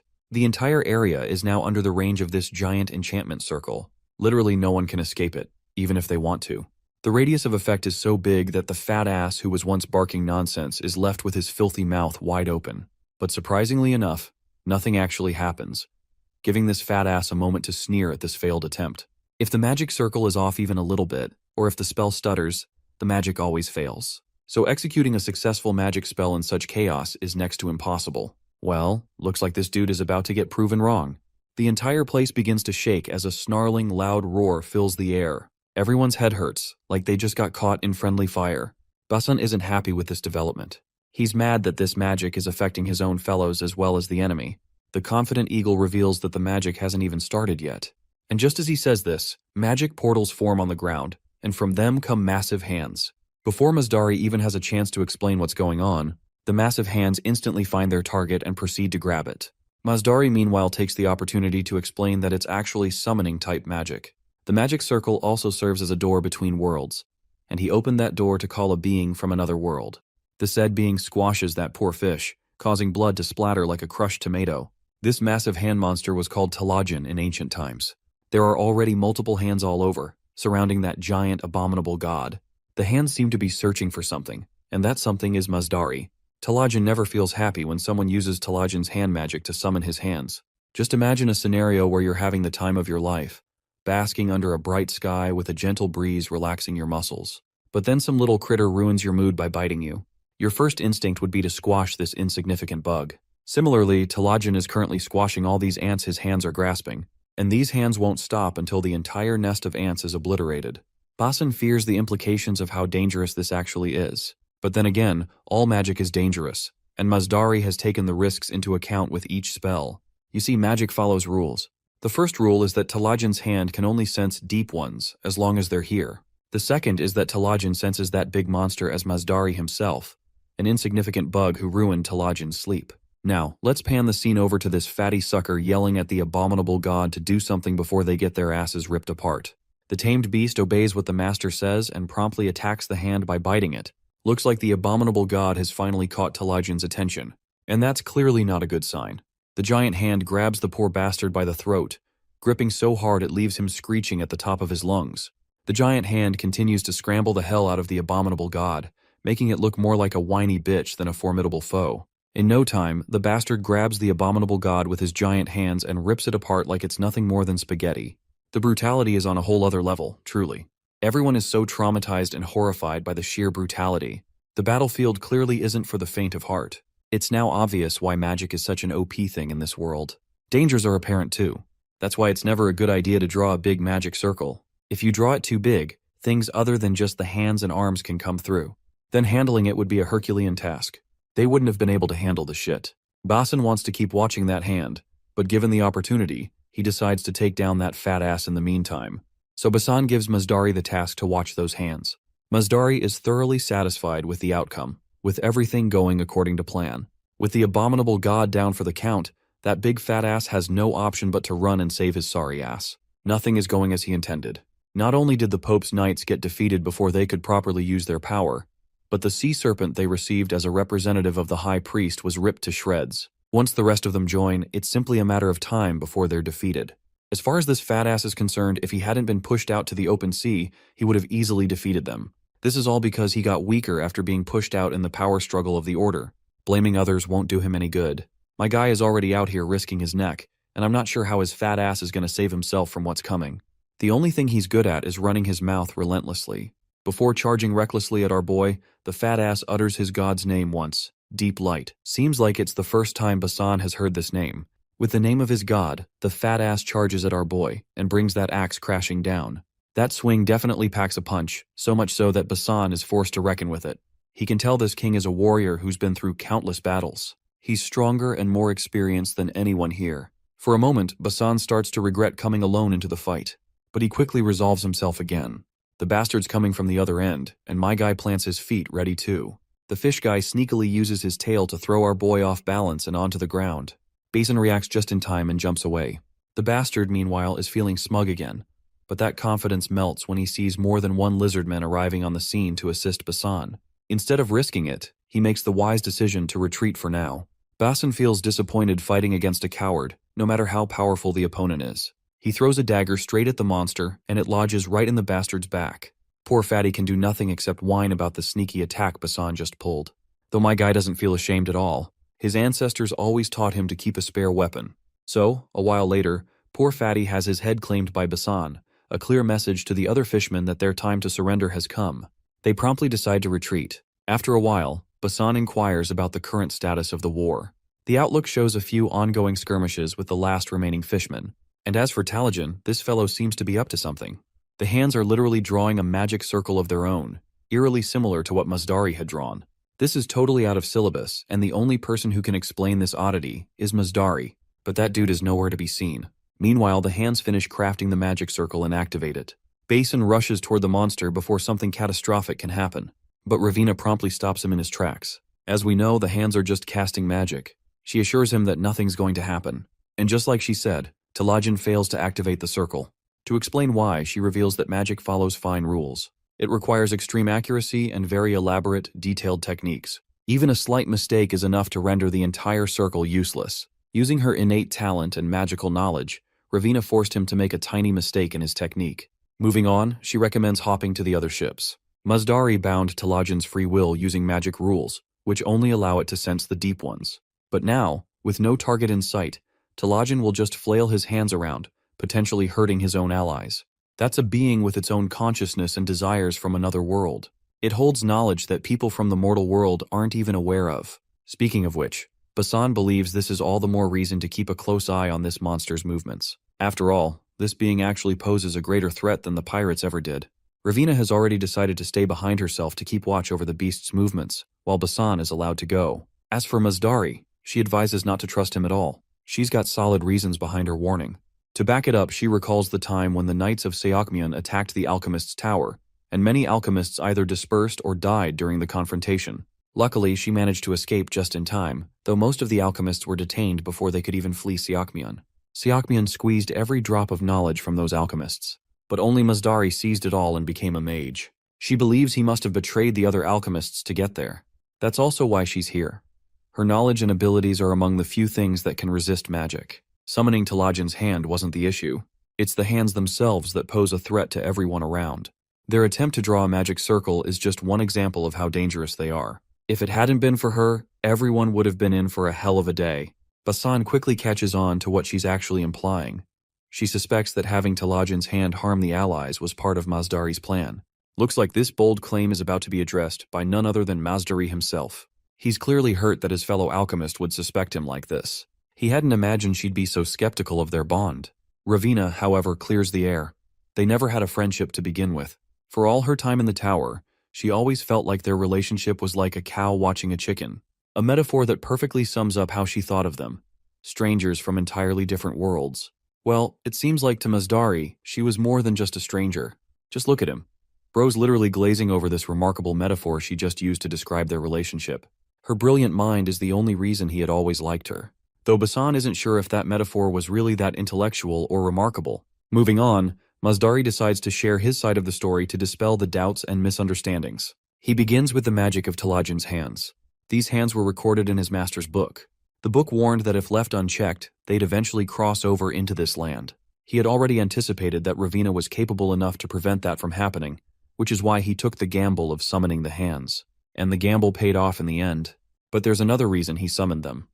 Mazdari is certain there are multiple spies who've already infiltrated Hukrin's ships and are secretly working for other nations. Basan confirms it. In fact, he suspects there are likely more than 10. Continuing, Mazdari explains that those spies likely witnessed him defeat the water monster with magic. They also probably saw the moment when Talajin's hands attempted to cross over, and that's exactly what he wanted. Now those spies will report back that Mazdari tried to trick Hukrin and cause massive damage. It all fits now. Mazdari plotted everything to mislead the spies into believing he's still loyal to Sokmyon. Now those spies think Mazdari boarded Hukrin's ship to attack it, and he tried to achieve that by not deactivating Talajin's hand magic. When Talajin tried casting a spell of his own, it was Ravina who blocked it. If that's how the story gets reported back to the other nations, it will reinforce the idea that Mazdari is loyal to Sokmyon. Basan finally understands they gotta throw down a bit to make Mazdari's betrayal more convincing. So, the two of them start pretending to be enemies. They toss out some dramatic, cheesy, theatrical lines just to stall for effect. And with the cheesy monologues done, they both rush at each other, engaging in a final do-or-die battle. A while later, Sukmyon's and Hukrin's forces finally reach their designated island. On dry land, an intense round of negotiations is going on between General Oldor and Basan. Basan tries to negotiate further, but this big-tusked old coot is adamant about his final decision. He believes the current terms are fair enough for both sides. Since Basan can't gain more ground, he eventually hands Mazdari over to Sukmyon under the settled stipulations. Apparently, Hukrin receives a ceasefire for several days and dominion over Doltan Island. Basan had been trying to negotiate for a longer ceasefire, maybe months, but it didn't work out. Peeking into General Oldor's thoughts, the only reason he agreed to the ceasefire is because he got Mazdari. As long as he has a mage in his arsenal, he can reclaim Doltan Island anytime he wants. There's no battle he can't win. With that, the conquest of the Deep Night Pirates comes to a close. Sukmyon's armies return for the time being. That night, we shift back to Oldor. They'll be arriving in Bavrin tomorrow, where they plan to stockpile supplies during the ceasefire.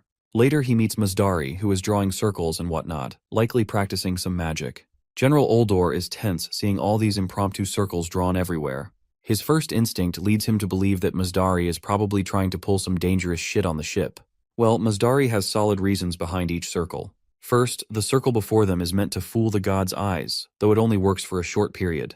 If he hadn't used this circle back when fighting Basan, the Twisted Tie god would have intervened and ruined the plan. Or maybe the Night Sky god would have interfered too. Regardless, since Mazdari's still alive, it means his magic worked wonders. He stopped the gods from interfering, making things easier for everyone. General Oldor, clueless as a lamb about to be sacrificed, asks for clarification. Looks like his time is up. The circle he's standing on is natural ignition magic. Mazdari activates it while sinisterly revealing the spell's name, burning the poor general to a crisp. Meanwhile, the anti-god's eye magic ensures the Twisted Tie god isn't interfering. As Oldor disintegrates into nothingness, Mazdari assures the dying troll that magic fire can't spread beyond the circle radius, so the ship won't catch fire. In no time, the once general is reduced to ashes. Really awe-inspiring, if you ask me. Now it's time to execute the next task. He activates another spell. Nearby lies a dead rat, which begins mutating as soon as it touches the crimson of the circle, turning the mouse into a literal zombie. The spell that resurrects the mouse is Magic Zombie Epidemic. The critter crawls toward the other troll soldiers, who are sleeping without a care. It starts biting them one by one, and we all know the outcome. A zombie apocalypse breaks out on the ship. By the next day, everyone aboard becomes walking dead corpses, with no purpose in life. The mastermind behind this masterpiece takes a rowboat and abandons the zombie-infested ship to wander the sea. Nebula is thoroughly watching everything unfold. It's just as my guy expected. The prophecy that Mage Mazdari will betray Sukmyon has been fulfilled. It's all fun and games to Nebula, an omnipotent god pulling strings from the background. Right now, Nebula and Wisdom are playing this board game to kill boredom. Nothing notable has happened lately since it's a ceasefire period. Though the ceasefire was never part of Wisdom's grand plan. Wisdom also decides to invite Eldar for a game. Nebula isn't interested in playing with anyone he thinks isn't a challenge. He's played against almost every player by now, and no one has come close to beating him, so playing Eldar would be boring.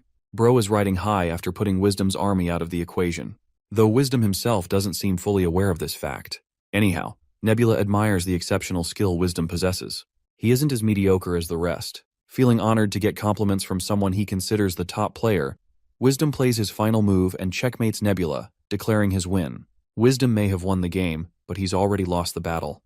With the game over, Wisdom heads off, leaving Nebula basking in his victory. A while later, Nebula shows a status window to his fellows, confirming that the prophecy has been accomplished. Runda isn't sure how prophecy stuff even works. From what she understood from Nebula's antics, it was like saying, "I want to eat an apple." Then he ate an apple, ultimately fulfilling the prophecy. Runda is spot on, and Eldar further explains that when a prophecy is used as an element to fulfill another prophecy, it's called a self-fulfilling prophecy. Runda admits Nebula played it badly with poor Wisdom. It's rather commendable what Nebula achieved through sheer wits. When the stage was set, Nebula purposely asked for a game of Go to divert Wisdom's attention, so Wisdom didn't realize Mazdari's betrayal. Though by now, Wisdom might realize he got played. Runda again compliments Nebula for what he achieved, but it's not over yet. Mazdari isn't the only mage in existence right now. Sukmion might have been fastest to produce the first mage, but Guman and Danyam also caught alchemists and extracted info. Not to mention, they used some cursed alchemists to make mages, hinting at potential dangers Nebula must prepare for. Seems like we're underestimating Nebula here. He never said he was only going to make Mazdari betray his nation. Of course, the femboy and the girl both are in disbelief at what Nebula is trying to say. Just in time, everything becomes clear when two more notification panels pop up revealing the prophecy of Mage Tali betraying Juman, and Mage Yan betraying Juman as well. Bro has basically monopolized all the mages that exist on the third continent. Somewhere in the mountains, Wisdom's foreboding face greets us. Yes, he's been bested by Nebula. Now he understands how big a mistake it was trusting Nebula at any point. He feels ashamed that he was enjoying winning a lousy board game, all while getting played by Nebula behind the scenes. He never realized Nebula was playing real chess while he was busy winning checkers. Jang's lid seriously flips. They've lost all the mages they've been cultivating. Basically, they lost their only weapon that could have given them an edge against Hukrin. This is when Runda butts in with her 2 cents. As far as she knows, Nebula doesn't have authority over any mages either. This perhaps makes his and their situation pretty similar. He has Ravina, that human with horns, but she isn't a mage. And judging by her past, she doesn't plan on becoming one either. Above all, Nebula's strategy is anti-magic.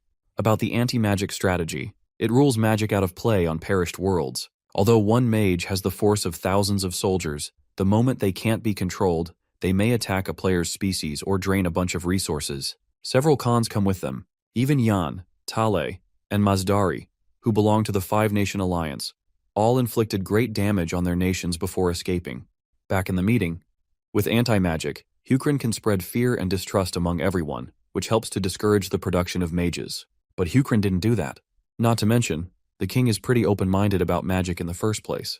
With all that said, even though Hukrin has means to gather magic info, they didn't create any mages. Even Ravina isn't looking for info from other alchemists. Jang shares the same thoughts as Krampus, while AR has something important to add. She asks if they've found the missing mages yet. The only response she gets is silence from all 4 of them. Speaking from experience, finding lost mages will be hard, especially the way everyone lost them. Since there's no search function in the game, they have to find them manually, one by one. But mages have deception magic, which makes the task even harder. However, deception magic only works on gods if gods try to look for them. So, she plans to use her creation for this task. It's a pig, much to Krampus's surprise. He expected her to use her dog like she always does. AR reveals that pigs have a better sense of smell than dogs. She originally used pigs to find truffles, if she has to be honest. His name is Dasamu. What makes this pig perfect for the job is his outstanding sense of smell. This finally gives Wisdom some hope he's been desperately craving. If they locate the mages who escaped, they can eliminate as many variables as possible. Even if they don't have to worry too much, like Runda said. Looking at the big picture, Nebula has a similar strategy and is playing against everyone, but he reminds them that they have got 5 times the power. Plus, the forces they can mobilize right now are 8 times greater. Zhang suggests being more cautious. If they only look at national power, there's no reason to form an alliance. Wisdom highlights that both sides lack magic, and in terms of firearms tech, they're similar to what Nebula has. So if they combine forces and manpower, a victory against Nebula is inevitable. Though that doesn't mean they should let their guard down. He just means they shouldn't feel apprehensive for no reason. Being united is their best weapon against Nebula. They can look at history, but Nebula always believed in divide and conquer. So the only way to beat him is consistent alliance. Wisdom would bet his life Nebula's still planning the same thing this time. Nebula wants division among everyone so his enemies fight each other, and he's actively trying to make it happen. So as long as the alliance stays firm, victory is within reach. Or at least that's what Wisdom believes. All the relevant parties start discussing among themselves, while a mole in the party just sits quietly, listening. The scene shifts to Sitting Buddha Valley. In one of the tunnels sit all three wizards. Since everyone relevant is already here, Mazdari initiates the dialogue. The demon-eared woman Yan finds it depressing that only 3 alchemists manage to reunite.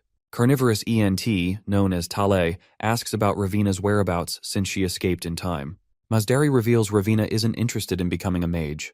There's no reason to want more pain after being born into a cursed life. So he hopes she finds her own path and something to live for. Now that they've gathered as mages, Yan suggests rebuilding the tower that collapsed because of the gods. She wants to build a magic tower instead of an alchemy tower to give the cursed a chance to learn magic. As they're planning, Tale's sharp senses pick up an alarming sound. Yan only hears rain, but Mazdari hears something else, something growing louder and closer. Everyone tenses. Whoever it is, they're dragging a dead animal body. Eventually, the figure comes into view. The hue surrounding this mysterious figure indicates it's some celestial being. The person begins counting the mages in a familiar voice, seeming to know each by name. The figure seems to have business with Mazdari. Since his figure has never seen a Garuda before, poor Mazdari is mistaken for a chicken. When Mazdari clarifies he's a Garuda, the familiar Lizardman apologizes for the racial misclassification. After all, he's never seen a Garuda in his lifetime. By now, Mazdari is basically curious who this dude is. But the Lizardman says his introduction is unnecessary. All they should know is that he's the night sky's messenger. Yan questions how he found them, to which he claims he never tried to look for anything. He merely followed this pig. Of course, the pig seems to be AR's familiar, which the Lizardman has hunted down already. He reveals the pig is a god's creation, sent solely to find them. If it hadn't been for the messenger's interference, they would have been exposed already. Mazdari finally realizes who this person is. The one with the power to easily kill God's creations, an apostle of the night sky with a Lizardman's appearance. If he's not mistaken, it's Rakrak. As far as Mazdari can tell, Rakrak is here to claim every mage's life. Unsurprisingly, Rakrak denies having such motivations. Besides, everyone would have been dead long ago without his interference. Tali is grateful but highlights that the pig's death will likely lead to their location being exposed. Rakrak assures them the night sky himself is working to prevent that. After temporarily severing the connection between the creation and the god, Rakrak killed it, and Night Sky created a new one identical to this. Right now, the god of that creation is looking down at the wrong pig. If Rakrak isn't here with ill intentions, then why is he here at all? It's a question Mazdari desperately wants answered. Well, Rakrak is willing to explain everything, only after they eat something to satisfy their appetite. Funnily enough, that creation eventually becomes the perfect snack for their late-night gossip. Though the 3 mages stare down that sizzling meat with apprehension, unsure if it's a good idea. Rakrak, however, looks totally chill, actually seems buoyant about eating it. The others are so scared they want this crazy guy out of their den, but they're not sure if they have what it takes to defeat a god's apostle. Even if they use their best abilities, it would be in vain. They're too cramped in this cave to move freely. And if legends are true, they'll be next on Rakrak's menu once he's done with that pork. Since the meat is cooked already, Rakrak insists they eat before it loses flavor. Eventually, the 3 reluctantly eat, despondency etched across their faces. Rakrak suddenly realizes Tale is actually a tree, wondering if he can consume meat without repercussions. Tale admits ENTs aren't usually carnivorous. Moisture and sunlight are mostly enough, but the cursed part inside him thrives on nutrition from meat. Rather assuring to hear this, Rakrak is glad for a fellow who can enjoy every kind of delight this world offers. Though he isn't sure if they'll live long enough to enjoy all the delicacies. The trio of cursed mages is lucky this time, but there's no guarantee their luck will hold every time. Mazdari believes surviving itself is a gamble. Compared to immortal gods, mortals like them are vulnerable. To gods, mages are simply chess pieces on a board to manipulate for personal gain. The trio doesn't want to be pawns for the rest of their lives. If they die because of the gods, it'll be proof the gods are afraid of mages. Regardless, magic will continue endlessly. Rakrak understands the implications, but he has a different perspective. Everyone should embrace the fact that gods exist. And yes, gods are using them too. He reminds them that the only reason they're aware they're being manipulated is because the gods want them to be aware of it. Sounds fallacious, but Rakrak believes true freedom from gods is impossible. If a person's free will and the god's will are the same, then there's no point in proving anything. Masdari responds with confusion, thinking Rakrak has become a slave to flawed logic. Even if it's flawed, Rakrak is happy to be entitled to it. Moving on, Masdari suspects Rakrak wants to protect the mages from other gods on the condition they place their faith in the night sky god. But he makes it clear that they won't believe in any god, no matter what. Rakrak admits he can't protect them if they don't believe in the night sky. Besides, the night sky god doesn't even want them to believe in him. He has only one request, though it's highly unlikely they'll follow it. He just wants the mages to survive. And that's all he asks. Upon hearing this unusual request, the three mages go silent. From what Masdari has managed to gather, this Lizardman wants the mages to stay alive just so they can act as a threat, a deterrent for the other gods. Rakrak doesn't really elaborate on this, though he does admit that Masdari's assumption isn't far off. When Masdari pushes for clarification, Rakrak points toward the magic tower that's already been destroyed. It used to be a place where all the cursed had gathered, but now that everything is in flames, the three survivors are currently hiding in the caves, starving and soaking wet, while debating their dark futures. The night sky god is benevolent and wants to express his pity for the three, wishing for them to survive for their own sake. Masdari recognizes that his two fellows are almost willing to accept Rakrak's terms, leaving him as the only one who can tip the scale. But Masdari also can't seem to bring himself to refuse Rakrak. After all, that cunning lizard fed them properly, making them feel indebted under his kindness. With no choice, the hawk accepts Rakrak's terms. The night sky will assist in protecting the mages, while the mages must ensure their own survival. In unison, they promise to survive. The scene then cuts back to Runda, who's being quizzed with a million-dollar question: can they even win the war that's about to unfold? Also, did you notice that Runda is wearing glasses just to appear more intelligent than she already is? Even Eldar points that out. Anyway, back to the question. Eldar doesn't have a simple answer. The Alliance's forces have already crossed well beyond the 100,000 mark, while Hukrin stands with just 20,000 troops under its command. This massive gap isn't surprising, since the Alliance consists of 5 nations, and other than Danri, it's basically the scale of the entire continent. Not to mention, they still haven't gathered all their forces across the continent yet. But Eldar believes that numbers alone can't decide the outcome of a battle. After all, 2/5 of the Allied forces consist of species less than 150 centimeters tall. Kobold Amgul's average around 110 centimeters, while Lenar are about 150 centimeters. As for Troll Siokmians, they're the only taller species, boasting an average height of 230 centimeters. But when it comes to Hukrin, we have Lizardmen whose battle capabilities far exceed any of the mentioned species. Let's not forget that the Lizardmen are also chosen ones, giving them a major edge in defensive matches. Though their defensive advantage hits rock bottom when you consider that firearms will be involved in the upcoming battles. Still, Hukrin remains formidable due to Nebula's high divinity level. He currently stands at level 20, while Wisdom, the highest among the Alliance, is only level 19. The higher your divinity level, the more creations you can command, giving Nebula a strong advantage. Even with all the odds in Nebula's favor, Runda reminds her fellow that they're up against 5 gods. The mention of 5 gods surprises Eldar, who thought the Alliance only had 4 members. Plot twist time, the 5th member of the Alliance is Runda herself. Now Eldar doesn't object to this woman joining whatever side she wants, but what puzzles him is the fact that she was literally cooperating with Nebula up until this point. Runda throws a tantrum in response, reminding him that Nebula knows about her weaknesses and uses them as leverage against her. Then she pulls an Uno reverse card and starts patronizing Eldar instead, questioning for what purpose he's supporting Nebula. Runda only cooperated with Nebula because it benefited both sides. But now that it's no longer the case with a massive war approaching, she won't cooperate with him anymore. But let's be real here. The only reason she's cutting ties with Nebula is because she fears Nebula might end up losing, and the others would never accept her for acting as a double agent. That's when Eldar makes Runda aware of another cruel reality. If Nebula actually wins against the Alliance, it'll be just as devastating for her. Nebula would devour her for siding with the enemy. Well, Runda has already taken that into account. She's sure that Nebula will punish her for the betrayal, only to forgive her later on. Eldar thinks the same. The chances of Nebula forgiving her are very high. This makes him realize just how cunning Runda truly is. Runda further explains why she chose to side with the Alliance. Having 5 forces aligned to defeat a single opponent will likely bring desirable results. Similarly, if she shakes hands with Nebula, it would become 4 versus 2, and the outcome would be completely unpredictable, and she must choose the winning side. In the end, Eldar has no objections to whatever Runda does. Hell, he isn't even sure why she's telling him all this. That's when Runda reminds him of a crucial detail he's overlooking. If Eldar allies with the other 4 nations, the odds of winning against Nebula will rise exponentially, making her a key member of the Alliance. While Eldar understands the implications, he doesn't feel the desire to betray Nebula. After all, our boy's the kind of guy who's dedicated his entire life to playing this one game alone, even in the real world. Eldar can tell that there's more to Nebula's thought process than just the desire to win. Right now, Eldar can't exactly predict what Nebula's true endgame is. Anyway, Runda decides to end the meeting since she's got to rack her brain once again.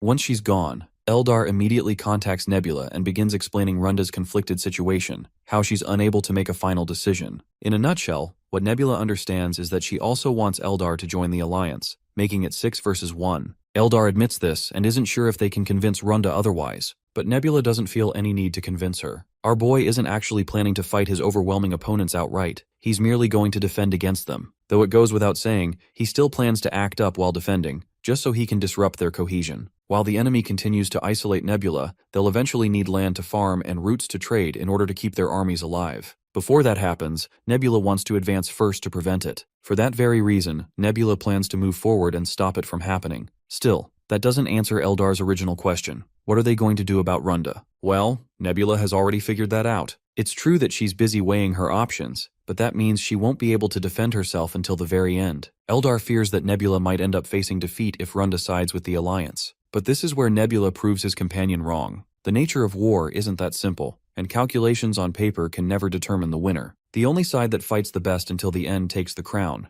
or at least, that's how Nebula likes to put it. With the video call ending, our boy begins contemplating his situation. He had already expected Runda to betray him, but he's still not sure why Eldar has decided to stick with him. A month passes, and the first battle between the Alliance and Hukrin has already begun. A modest force of 10,000 Hukrin soldiers ventured out into the wilderness to defend their territory, and returned after completely obliterating Danyum's 30,000 troops. We then cut back to 1 month earlier, inside Hukrin's Orizon Great Meeting Hall. As Kyle Lack Orizon enters the Grand Chamber, the prince cuts straight to the chase and dives into business. He inquires about the most recent, unexpected event that took place. Turns out, a mage from Sokmyon betrayed his nation and went as far as burning their ship before escaping. The strange thing about this news is that Sokmyon now holds Hukrin accountable for the incident. The council members further reveal that there were questions about why Prince Basan, who was supposed to have gone east, was found in the southern archipelago. However, the council addressed these questions by simply stating that it was His Majesty's will for Basan to be there. Now, the Sokmyon envoys are demanding solid compensation and an official apology for the arsenal incident. And if they don't receive their so-called reimbursement, there will be consequences. From what the council understands, this whole talk of compensation and apologies seems like a pretext to initiate war. First of all, the council wants to fact-check whether what Seokmyon is even claiming is true. Secondly, even if it is true, there's no reason for Hukrin to meet their demands. Well, it seems Kyle had already predicted that war was inevitable, and he grimly addresses his council members to start preparing for it. Of course, the council members aren't thrilled about the prospect of catastrophe, but Kyle believes they have no choice but to fight the Five-Nation Alliance. Kyle wants to uphold the ancestral belief that even Raycrack honored, if you fight, you must fight to win. One of the council members objects, insisting they avoid war at any cost to ensure Hukrin's prosperity. Once again, Kyle reminds them that war is inevitable. After all, if the gods overseeing them want these unpleasant scenarios to unfold, there's no way mere mortals can resist their will. We then cut to our boy, watching the live broadcast of Kyle declaring war. He reflects on his civilization's current power level, roughly equivalent to that of ancient Rome. Nobles identify themselves as soldiers, meaning they carry the duty to fight when war breaks out. The quality of training and equipment is ensured. They form the backbone protecting the capital and the borders as Hukrin's regular army. Their numbers stand at 10,000, but Nebula doesn't want to deploy all of them at once. He also wants to ensure the safety of the internal front. If the regular army gets exhausted, its quality drops, which would force the need for new recruitments. Our boy isn't fretting about what's about to happen at all. He's surprisingly chill about the war, because Kyle, being the smartest of the bunch, is handling things brilliantly. King Kyle divided the regular army into the Central Army and the Local Army. The Central Army consisted of elites who would attack external enemies, while the Local Army would protect individual regions. New recruits were also gathered and similarly divided between central and local units. The central forces were to face the enemy directly, while the local forces acted as reserves, helping with farming and maintaining resource production even during wartime. With this, the central forces consisted of 4,000 regulars and 8,000 recruits. Of course, the longer the war drags on, the more they gotta recruit. This can prove harmful in the long term. They just can't recruit all the manpower like that. Nebula can already tell that this war is going to be a long one. Back to Kyle. He selects 10,000 troops from the Central Army and dubs them the Land Army. This newly designated division of 10,000 troops is assigned to march north of Arizon for war. The scene then transitions to a land stretched far out in the west. a place nobody really knows about, where Wisdom and Zhang are having their personal meeting. Zhang is out here calling Wisdom out, exposing him for faking confidence during the alliance meeting, acting all sure about winning the upcoming war. The Crystal Head clearly knows that reality is far from that. The truth is, he can't determine the actual chances of victory. Even if the alliance has superior numbers, there are weaknesses they can't afford to overlook. Wisdom doesn't want to sound this pessimistic either. He's just as hungry for victory as the others. If they end up losing despite giving it everything, then so be it. There's no point wasting time feeling dejected over something inevitable. Zhang shares similar thoughts, though his massive hate boner for Nebula makes him even less willing to let him conquer this continent. Zhang also drops an interesting tidbit. There's a possible rat within the alliance, so he suggests they prepare some countermeasures just in case things go sideways. Lastly, there's something that sets Nebula apart from the rest of them, an apostle. No matter how well prepared the alliance is, victory or defeat will ultimately depend on the apostle's actions. Wisdom claims he already possesses an entity that he can turn into an apostle. He also knows the conditions required to create one. The entity must be above level 21, its legends must be widely known and revered among the population, and lastly, it must have internalized faith in its god. Since Wisdom already knows the requirements, Zhang feels relieved. He doesn't need to explain a thing. Wisdom then reveals the entity he plans to make his apostle, a mutated troll named Ledin Bial Osur, the son of current king of Seokmyeon, Dermaldin's 21st child. Here's a little about this king. In order to strengthen his royal authority, he once set his first and third sons on fire while they were alive, earning him the title of a man of pure cruelty. And Wisdom has no intention of stopping the king's cruelty. After all, he believes fear and cruelty are two factors that make manipulating others far easier. Being the god he is, Wisdom intends to make full use of this, turning it into a strategy that's both effective and efficient. At the end of the day, he admits that cruelty alone doesn't make a nation strong. Hukrin is living proof of that, the strongest nation on the continent without relying on such methods. But in Wisdom's eyes, the only thing he lacked before was cruelty, and this time, he won't hesitate to use it to his advantage. Since he doesn't fully understand what Nebula is planning, Wisdom wants his own strategies to be as sharp and efficient as possible. With the war approaching, Wisdom plans to create a war machine he can personally control, one that will eventually replace Seokmyeon's cruel king. The only difficult part about this game-perished world is that controlling individuals is tough due to their individuality and strong sense of identity. But now, Wisdom has found the means to control them, cruelty itself. The entity he currently wants to manipulate is Ledin Bial Osur, a mutant troll with red skin, the 21st child of the king. Born from a concubine, Ledin was cast out of the palace because of his red skin. But when it comes to raw attributes like strength, intelligence, and camaraderie, Ledin Bial Osur easily ranks among the top 1% of the population. However, since Ledin lives a fulfilling life in his humble circumstances, Wisdom wants to motivate him to take more drastic steps, and killing Ledin's mother will serve as the first step. One day, when Ledin returns home, he finds his mother dead, along with the weapon used to massacre her. In that moment, Ledin swears to avenge her death. The owner of that weapon turns out to be the 6th prince, and Wisdom ensures that man's death as well. Since Ledin was already searching for the weapon's owner, he ends up being discovered at the murder scene and arrested as the prime suspect. In an attempt to clear his name, Ledin reveals his abilities to the king, which earns him the king's trust. It's then that Ledin realizes something. The endless infighting among royal siblings isn't natural.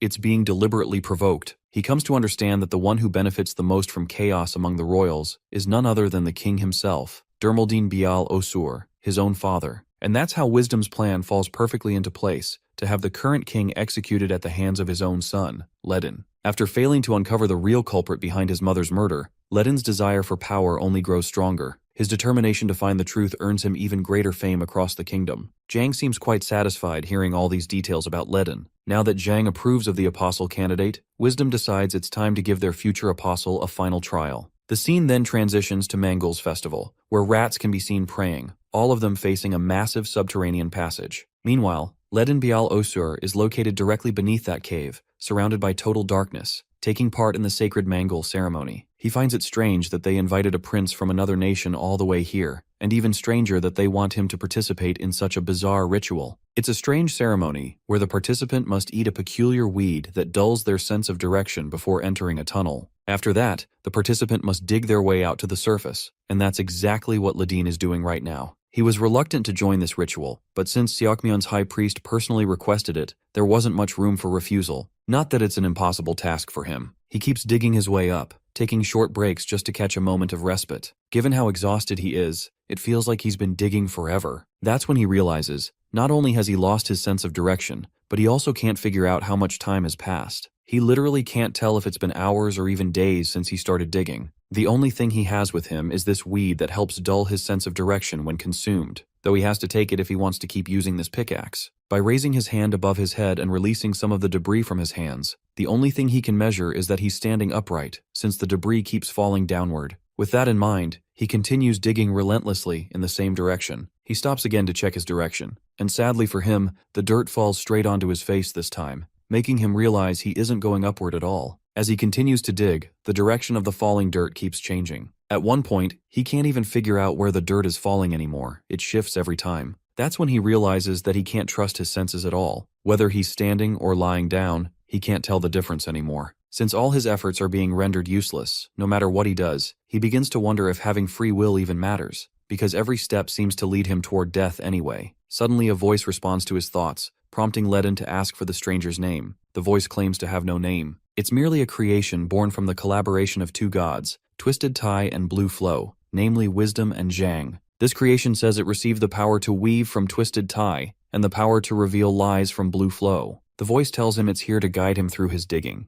If Ledin follows its instructions, he'll be free in no time. With no hope left, Ledin complies with the mysterious voice and begins digging again. He follows every direction given to him, and after a relentless digging session, he's told to kneel and press his hands against the ground. As soon as he does, the ground beneath him cracks, finally getting him out of that treacherous cave. Upon reaching the surface, Ledin begins to cry uncontrollably. That perilous experience in the cave gives him an epiphany. His revenge for his mother, his fury toward the king, and his fear of death, all of it was an illusion born from losing his sense of direction. His emotions and senses were all illusions. The only true path he must follow is the one told by the gods. The rat priest also cries out, seeing the ritual finally succeed. Meanwhile, the gods themselves hover in the air, watching everything unfold. Zhang seems quite satisfied with the choice of apostle. Ledin is a well-rounded individual. Wisdom is also pleased, now that they've acquired an easy-to-control pawn. Zhang then moves on to the next obstacle in their path. He knows he won't be of much help from here on out, after all. A player needs to be at least level 21 to acquire an apostle. They must do whatever it takes to make their plan succeed. With that in mind, both gods descend into their chosen vessels. Zhang orders his followers not to resist what's about to happen, while Wisdom commands Ledin to begin the massacre, and the mutated troll starts obliterating the rat people. Once he piles up all the corpses, Wisdom finally reaches divinity level 21, making Ledin officially his apostle.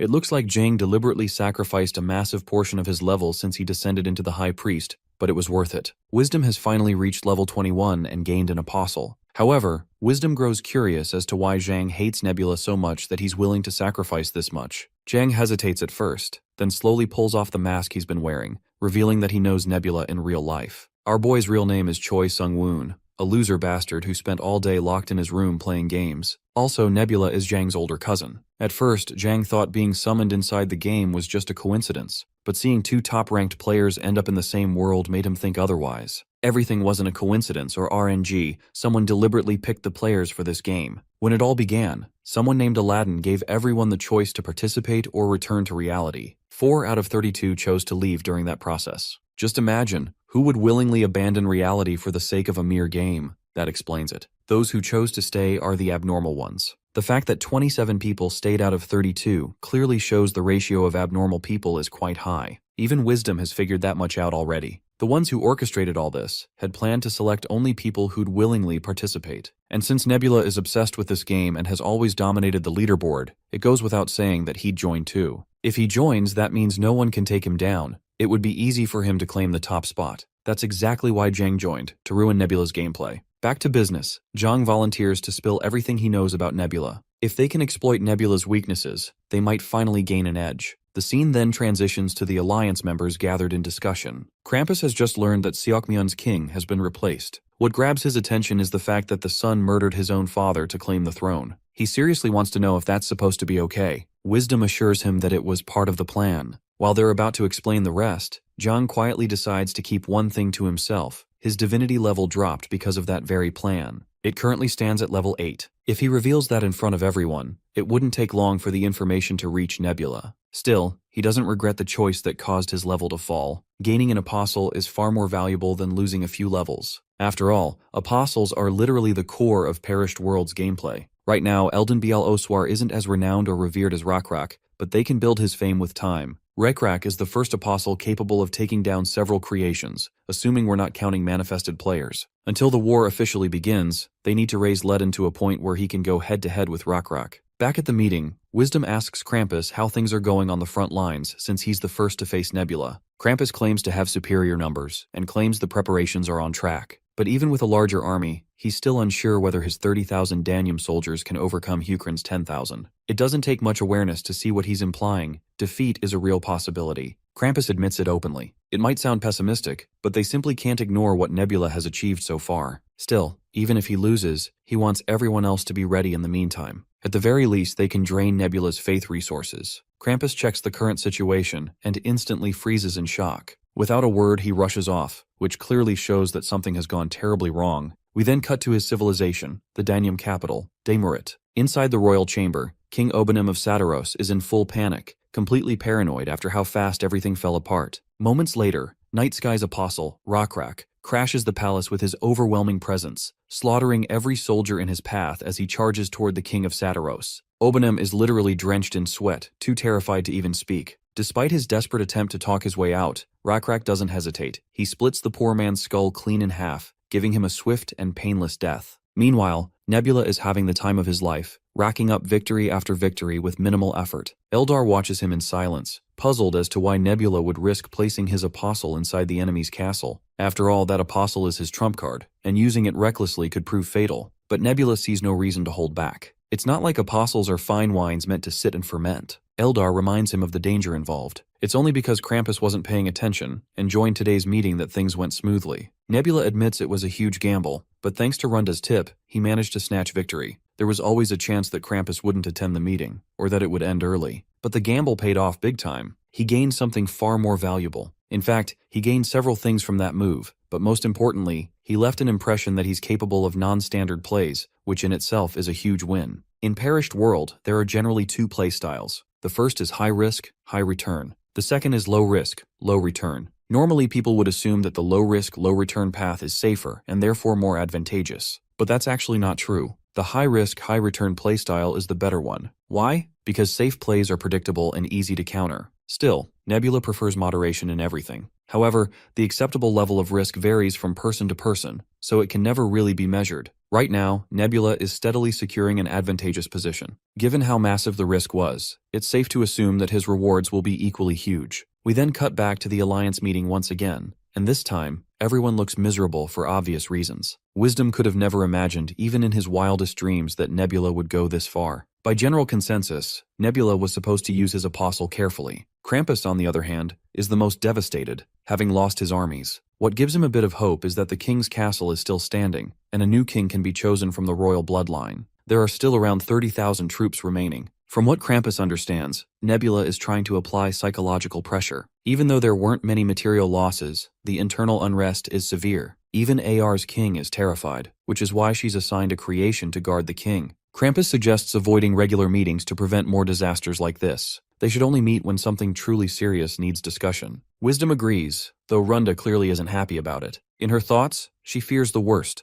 that fewer meetings will weaken the Alliance's unity. The entire reason for holding frequent meetings was to keep everyone close and the Alliance strong. But now, with meetings happening less often, there's a real risk of gradual drift and eventual division. Still, at the end of the day, Runda figures it might be for the best. Less interaction means less stress to worry about. We once again cut back to Danium gathering its forces. Danium's general, Ubium Dolan, inquires about the current enemy status. The underling reports that all 10,000 enemy troops are moving upstream along the river and will arrive in 2 days at the earliest, and 3 days at the latest. Since the enemy is clearly trying to defeat the Alliance one by one, they won't leave them alone. To defeat Danium, the enemy will have to enter the canyon. Danium's forces will block the Hukrin forces from inside the canyon and rain attacks on them from both the left and right sides. The question now is who the enemy commander actually is. The room falls silent, since nobody seems to have any clue. The general then dismisses the meeting, declaring that the only things that decide victory in battle are numbers and supplies. And since their god is also watching over them, victory is certain. Or at least that's what the general would like his subordinates to believe. Around 3 days later, when both forces are about to clash, We cut to Basan asking his underling if there's anything they should know about the enemy before diving balls deep into the battle. His underling doesn't think there's anything particular they need to take into account. With that assurance, Basan is ready to march forward once the resting period is over. The underling reminds the commander that their revelation priest hasn't contacted them yet.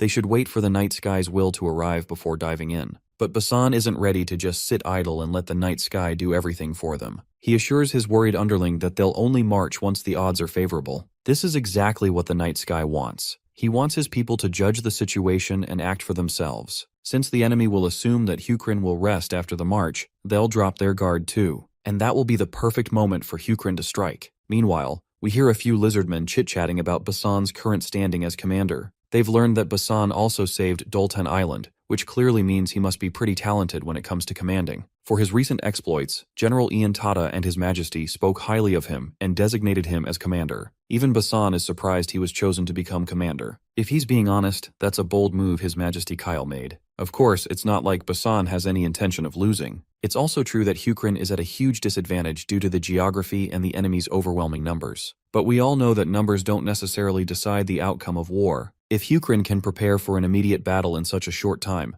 Danyam's army will be shaken. The final nail in the coffin is Rak, who descends from the skies like a goddamn meteor, grabbing everyone's attention. The Chad of the lizard race makes such a dramatic entrance that even the enemy is startled. In retaliation against Rak, Krampus sends all his creations at once to deal with the one and only Rak. Krampus is certain his creations won't allow Nebula's apostle to interfere in the coming battle. Feeling confident, his creations lunge at Rak in unison. A clash erupts, one visible across the entire forest. Rak is currently running and jumping, trying to outpace those wild beasts. The enemy commander is over the moon seeing Rak getting pushed out of the front lines. The soldiers also burst into joyful celebration, thinking victory is practically guaranteed. But to their dismay, this is exactly what Commander Basan wanted. He's glad Rak is doing exactly what he expected him to do. Even though the enemy has more numbers and terrain advantage, Basan is confident he won't lose. After all, the enemy he's facing is still just a number of people, and Basan has never lost to an army of people before. Meanwhile, Krampus's creations are still chasing Rak, who has even sustained a nasty cut across his face.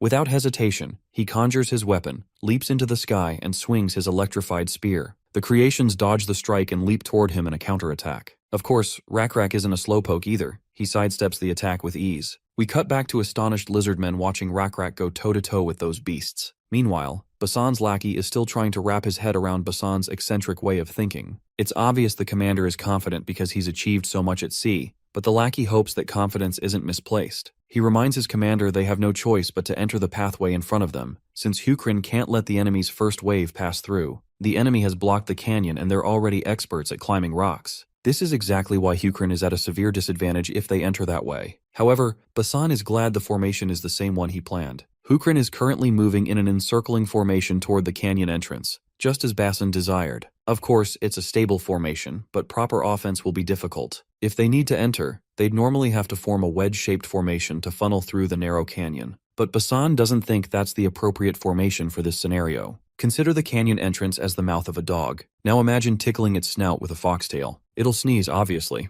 Basan assures his henchmen to just watch everything fall into place. Even though the enemy has bodies specialized for mountain terrain and are equipped with new weapons, they're still stubbornly using traditional fighting techniques of the past, and their formation is likely the same. With all that in mind, Basan commands his troops to aim at the canyon walls and unleash fire. The soldiers promptly bombard the canyon walls with cannonballs, smashing everything left and right, causing debris to rain down on the enemy. Before they're buried entirely, the enemy commander orders his men to respond in kind. But the soldiers report that the foot soldiers are densely packed, which is delaying the carrying of cannons. In that case, the commander orders them to simply raise the cannons to the top of the canyon. Once again, the soldiers report the consequences. Either the cannons or the people will get damaged. Not to mention, it'll still take a lot of time. With no choice left, the commander orders a retreat for one of the squads on the west. But again, the henchmen report that unrest has already spread, and retreat orders will only worsen morale. On the other hand, Basan orders his army to move the cannons forward, as they must occupy the intersection. Finally, Basan's henchman understands why their current formation is the advantageous one. You see, a surrounding formation is always great for focusing firepower. In addition, it's difficult for those inside the narrow canyon entrance to shoot cannons outward. If they fire a cannon from within such a cramped space, their own forces will get hurt, and it's also hard to shoot downward from atop the canyon since the cannonballs will just roll down. so the enemy can't even use the weapon they invested in. Danium shouldn't have taken position there in the first place. The henchman fears what might happen if the enemy somehow manages to bring the cannons to the front, but Basan claims that if they do, it'll actually be even more beneficial for Hukrin. Cutting back to the enemy soldiers getting bombarded with cannon fire, the enemy somehow manages to scramble their cannon unit and push those bad boys to the front. As soon as the cannon team reaches the front lines, Basan orders the cavalry to charge. Right away, Hukrin soldiers trample over the enemy, throwing them into distress yet again. The enemy commander yells at his soldiers to protect the artillery team. Shield soldiers and spear soldiers are ordered to take formation, but Basan is pretty sure their efforts are useless now. Even if spear soldiers can block cavalry, that's only possible when their formation isn't already falling apart. The enemy grows more and more desperate, and the general suggests forcefully advancing even if it kills them. The henchmen, however, argue that they can't give up the advantage of their terrain, even if they lose most of their forces. Even though they have massive numbers, they can't really put them to good use at all. On the other hand, Hukrin forces have already completed their formation, and if the enemy goes all out, they'll just be marching straight into certain doom. Even if they try to retreat now, the path to the capital will be wide open for Hukrin. By now, the enemy commander has no fucking clue how this Uno reverse even happened. In the end, the enemy soldiers have no choice but to march forward. Even considering the huge losses, the commander believes their numbers can still make up for it. He strictly orders his troops to advance in wedge formation, convinced that superior numbers will overpower the enemy. Suddenly they notice Hukrin forces retreating for some reason. The commander assumes it's because of the enormous numbers on their side and decides to capitalize on it. But we already know it's far from the truth. Basan's sassy smile shows he isn't done yet. Basin commands his army to charge, riding on his bird and personally joining the attack. As expected, Hukrin's army overwhelms the enemy, stabbing and killing them left and right. Hukrin's cavalry tears into the enemy formation from the middle, splitting them into two. The enemy soon realizes the cavalry attacking them is a completely different one. With their front forces already isolated, maintaining the front line becomes impossible. Now all the soldiers can do is wait for orders from their commander, who has absolutely no clue what to say. He eventually orders his men to open a path so the allied cavalry can move forward, insisting that saving the front forces should be the priority. One henchman argues that sending cavalry forward is meaningless.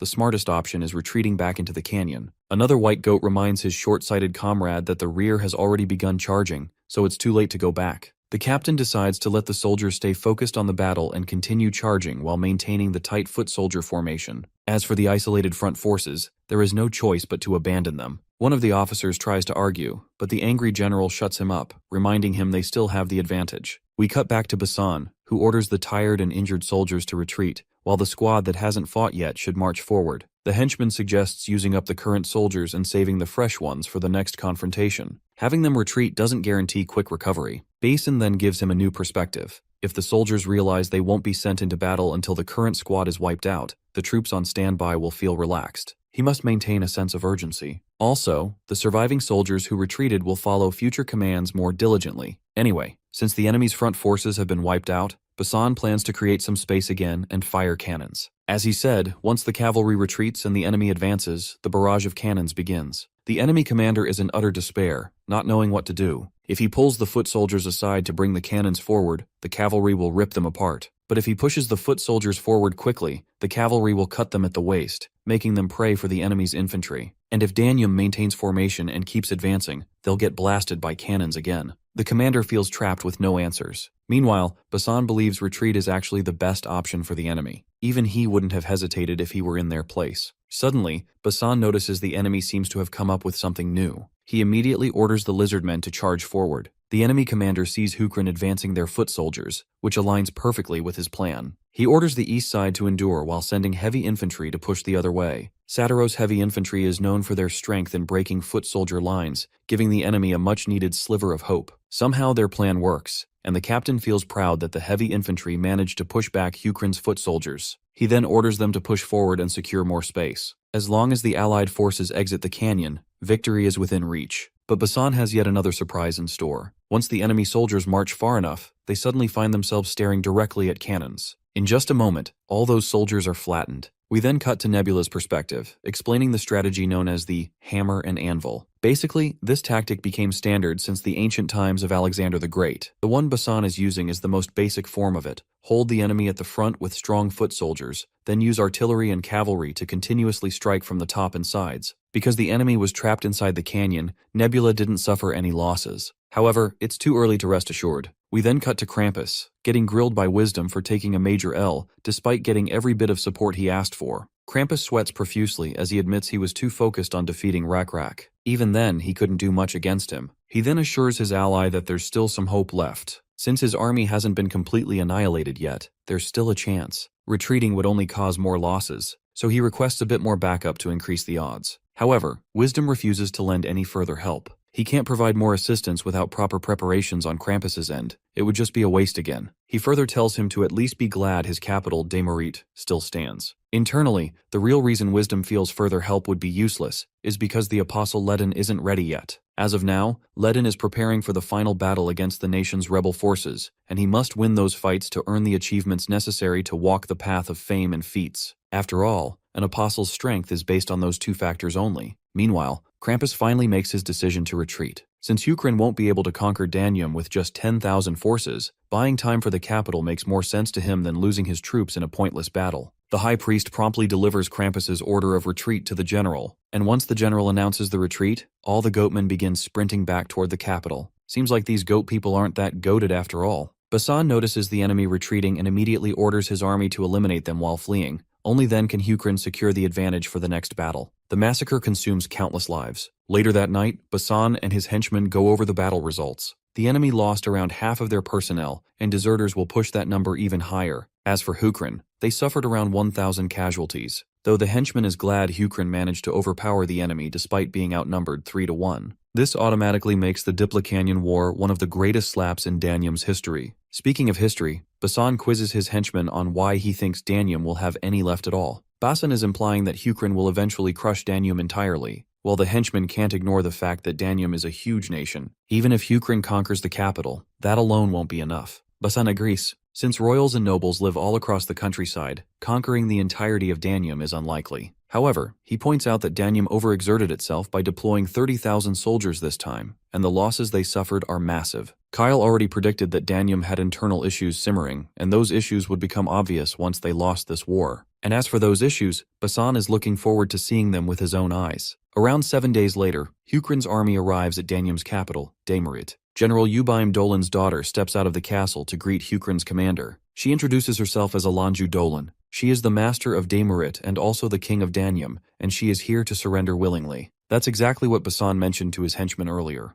We then cut to a devastated Krampus, who has no clue where everything went wrong. While the other alliance members were preparing, Krampus was supposed to buy time, but everything collapsed in the blink of an eye. He is currently in talks with Nebula, who wants to know Krampus's thoughts on whether he intends to surrender. Of course, the poor guy can't even bring himself to face his fellow god. He weakly asks Nebula if he's really that bad at this game. Nebula acknowledges that Krampus isn't a bad player at all. This prompts the red guy to ask a follow-up. If he isn't bad, then how did he end up losing? Nebula answers by pointing out that Krampus's main goal was to let the Chancellor gain power after the king died. Krampus admits this, explaining that he thought the Chancellor was the most talented one. Since that guy had a bottomless hunger for power, Krampus believed he could rally the chaotic nation and unify everyone. This is exactly why Krampus framed General Ubaim, who had returned after losing, and then had him charged with treason and executed. With Ubaim alive, the Chancellor wouldn't have gained absolute power. Krampus thought it was the obvious move, though he never imagined that Ubaim's daughter, Aranju, would revolt out of revenge. After all, she wasn't someone particularly capable. Krampus genuinely wants Nebula's insight into whether he made the right choices. First, Nebula points out that Krampus overlooked the fact that an individual can grow when given the right opportunity. But he also says the play wasn't bad. It was actually the best choice at that moment. However, what Nebula understands is this.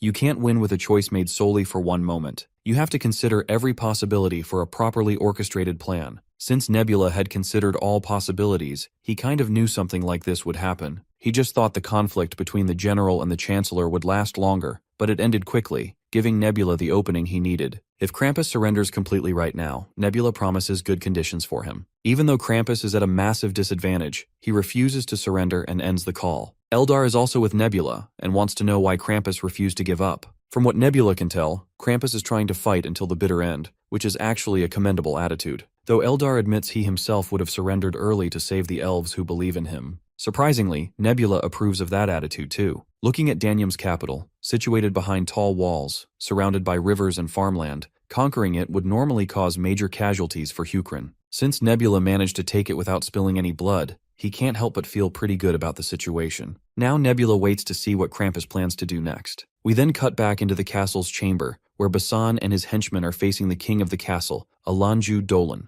To gain a little ground in the negotiations, Alanju first points out the massive army under her command. If Hukrin had tried to take the capital by force, there would have been a lot of casualties for Hukrin. With that in mind, she wants a middle ground that serves her as well. But Basan counters, mentioning that it was Danyam who helped them get inside the castle, and if they start right here and now, Hukrin can easily take it down. Alanju Dolan makes it abundantly clear that excessive requests from Hukrin's side won't be tolerated. If rumors spread that Hukrin is cruel, very few nations will surrender in the future. This means way harder battles ahead for Hukrin. Cutting to Nebula, he finds her way of handling negotiations quite cunning and bold. He likes the approach she's taking. Eldar is surprised Nebula isn't simply interested in claiming the capital outright without restrictions. Nebula explains that Damaret is still a palace where the religion rules with heavy influence. If Hukrin directly acquires the capital, there will be repercussions. For now, he wants to figure out what Krampus is plotting, which option he plans to choose. A few days pass. With Hukrin's support, Alanju Dolan's coronation ceremony begins. This ceremony would officially crown the king of Danyam, who has an amicable relationship with Hukrin.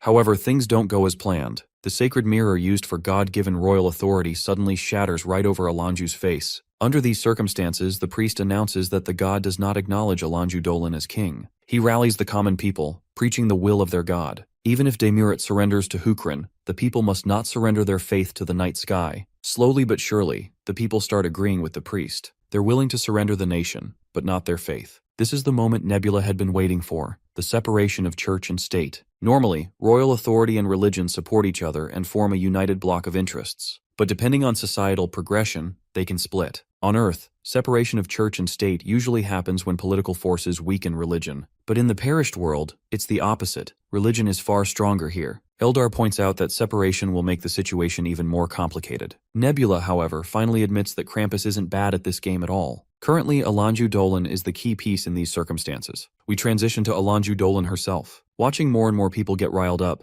she realizes she has no choice left but to rely on her final card, which is her faith. She prays, asking the Lord why he isn't responding, and why she was rejected. She insists the chancellor she killed had dark greed, that she had no choice but to act for the sake of the nation. Nebula notices her patience stat increasing after the mirror broke, meaning she's a strong individual. Eldar questions why Krampus is trying to kill her now. He could have just killed her before denying her royal authority. Nebula explains that Krampus wants him to intervene and help her in this perilous situation. If Nebula helps her, she will begin believing in the night sky god, officially making her a renegade, easy to expel later. Nebula can tell that Krampus has finally taken his advice, which was to always plan for multiple outcomes. Right now, Krampus has prepared 4 scenarios. Option A, Alanju retracts her surrender. Option B, Alanju dies. Option C, Alanju converts to the night sky religion. And lastly, Option D, Night Sky protects Alanju while she stays loyal to her god. Options A, B, and C all put Hukrin at a disadvantage. Option D is the most profitable scenario for Nebula, and exactly what Krampus wants. If Nebula protects her, he'll get dragged into Demiret's politics and waste resources in a place already conquered. Curious, Eldar asks if Nebula has any countermeasures. Judging by Nebula's smug smile, it's clear he already has everything figured out. There is another lesson he wants to teach Krampus, which is, always have more plans than your opponent. One cold night, as Alanju sleeps quietly,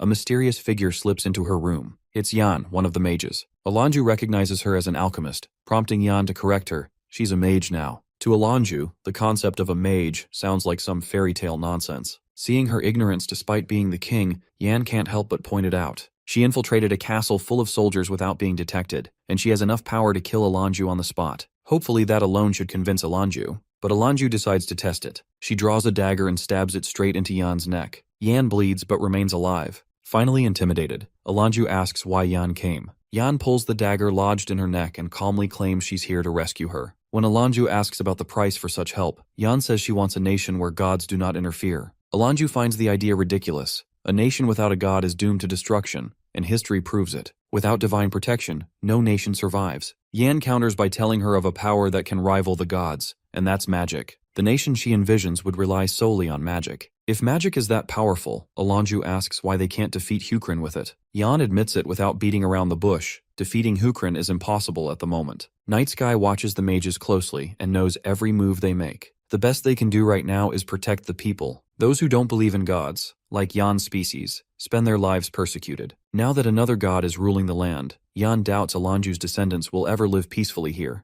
Under Hukran's rule, keeping the name Danyum will already be a struggle, and freedom of faith is not guaranteed. Yan wants to protect the people, not nations or divine interests. They don't need gods if they gain enough strength themselves. If Alanju accepts the offer, Yan promises to give her the power needed to ensure her people's safety. Time is short. Alanju has until sunrise to make her decision. A few moments later, dawn begins to crack, and it seems Alanju has finally made her decision. She is all in on creating a nation that exists without the name of a god. In the following days, we see the hunting minister of Hukran arriving at Danyum's capital to meet Basan. The two men shake hands in good faith, meeting after a long while. Since there were no banquets or hunts during the war, the hunting minister had plenty of time and decided to pay Basan a visit. He has drafted around 5,000 soldiers and brought them along. He hopes Basan is already aware of Hukran's current military situation, and it seems Basan is, so here's a moment to explain it to you guys as well. After Danyum's capital was overtaken by Hukran soldiers, every alliance nation began moving quickly. 20,000 troops from Jeokwa were sent to Danyum, 24,000 came from Mangul, and 18,000 marched in from Guman, even though those nations are far away. All in all, 62,000 alliance soldiers are marching toward Danyum's capital, Demurit. They're expected to arrive within a month. Meanwhile, Seokmyeon is still in a civil war. The depraved son who killed his own father will probably win. He's sweeping everything as if he's been blessed by a god. He even goes around calling himself Twisted Tie's disciple. The hunting minister has also brought weapons that might help, along with the extra 5,000 soldiers. To Basin's surprise, these aren't the usual cannons, they're new prototypes. One of them is an improved model with a larger barrel, making it heavier, but that extra weight adds 50 paces to the cannonball's range. Basin is impressed and eager to hear about the second cannon, except the second one is drastically different in size and shape. Turns out it's just a flintlock gun, but they don't call it that. They think it's a smaller cannon that a single soldier can operate. The technicians call it a hand cannon. Basin takes aim and fires at a target right in front of him, leaving him speechless at how useful this weapon is. He's certain that with enough of these bad boys, they can change the tide of war easily. About a month later, we find Runda sulking quietly in a corner, while the alliance meeting takes place. As you'd imagine, she's in a tough spot right now. Nebula's direct threats are weighing heavily on her. To understand what's eating her, we cut back to her previous conversation with Nebula. Nebula wanted her to betray the Alliance, an idea she found extremely unsettling.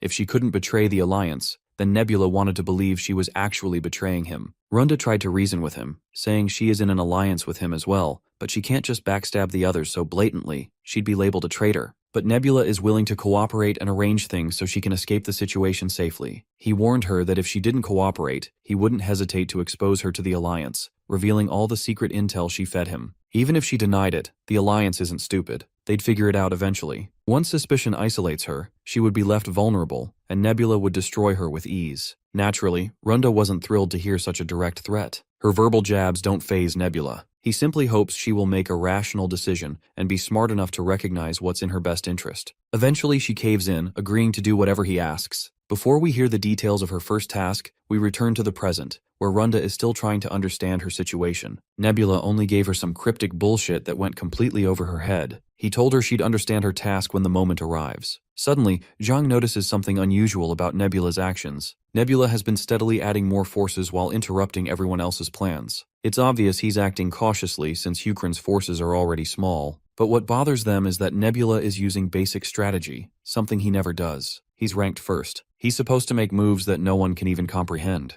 Zhang adds that the first fight with Hukran was just a miscalculation, but the next battle will be a siege or a turf war. Sieges have fixed strategies. Whoever has the bigger army holds the advantage. Following that logic, the Alliance has an 80–95% chance of winning. Their collective divinity level is also higher than Nebula's. Since this isn't a 1v1 fight, if everyone combines their faith resources, defeating Rakrak wouldn't be far-fetched. From these simple calculations, the Alliance believes they have a strong chance of winning, but they still can't understand why a player of Nebula's caliber is making predictable moves. He's probably up to something bigger that they're failing to see. Zhang agrees, something else is bothering him. It's the mages. Of the three mages, Yan's location is confirmed. They still have no idea where Tale or Mazdari are. Nebula has already used the mages to cause an incident. He planted a mage on the Danyum's king's right-hand side, resulting in Danyum declaring religious neutrality. There are still 2 more mages left, meaning Nebula can use them later to pull off similar situations. Keeping that in mind, the simple-minded Krampus thinks that just staying cautious of the mages in the future will be enough to avoid trouble. But Zhang doesn't feel it's that simple.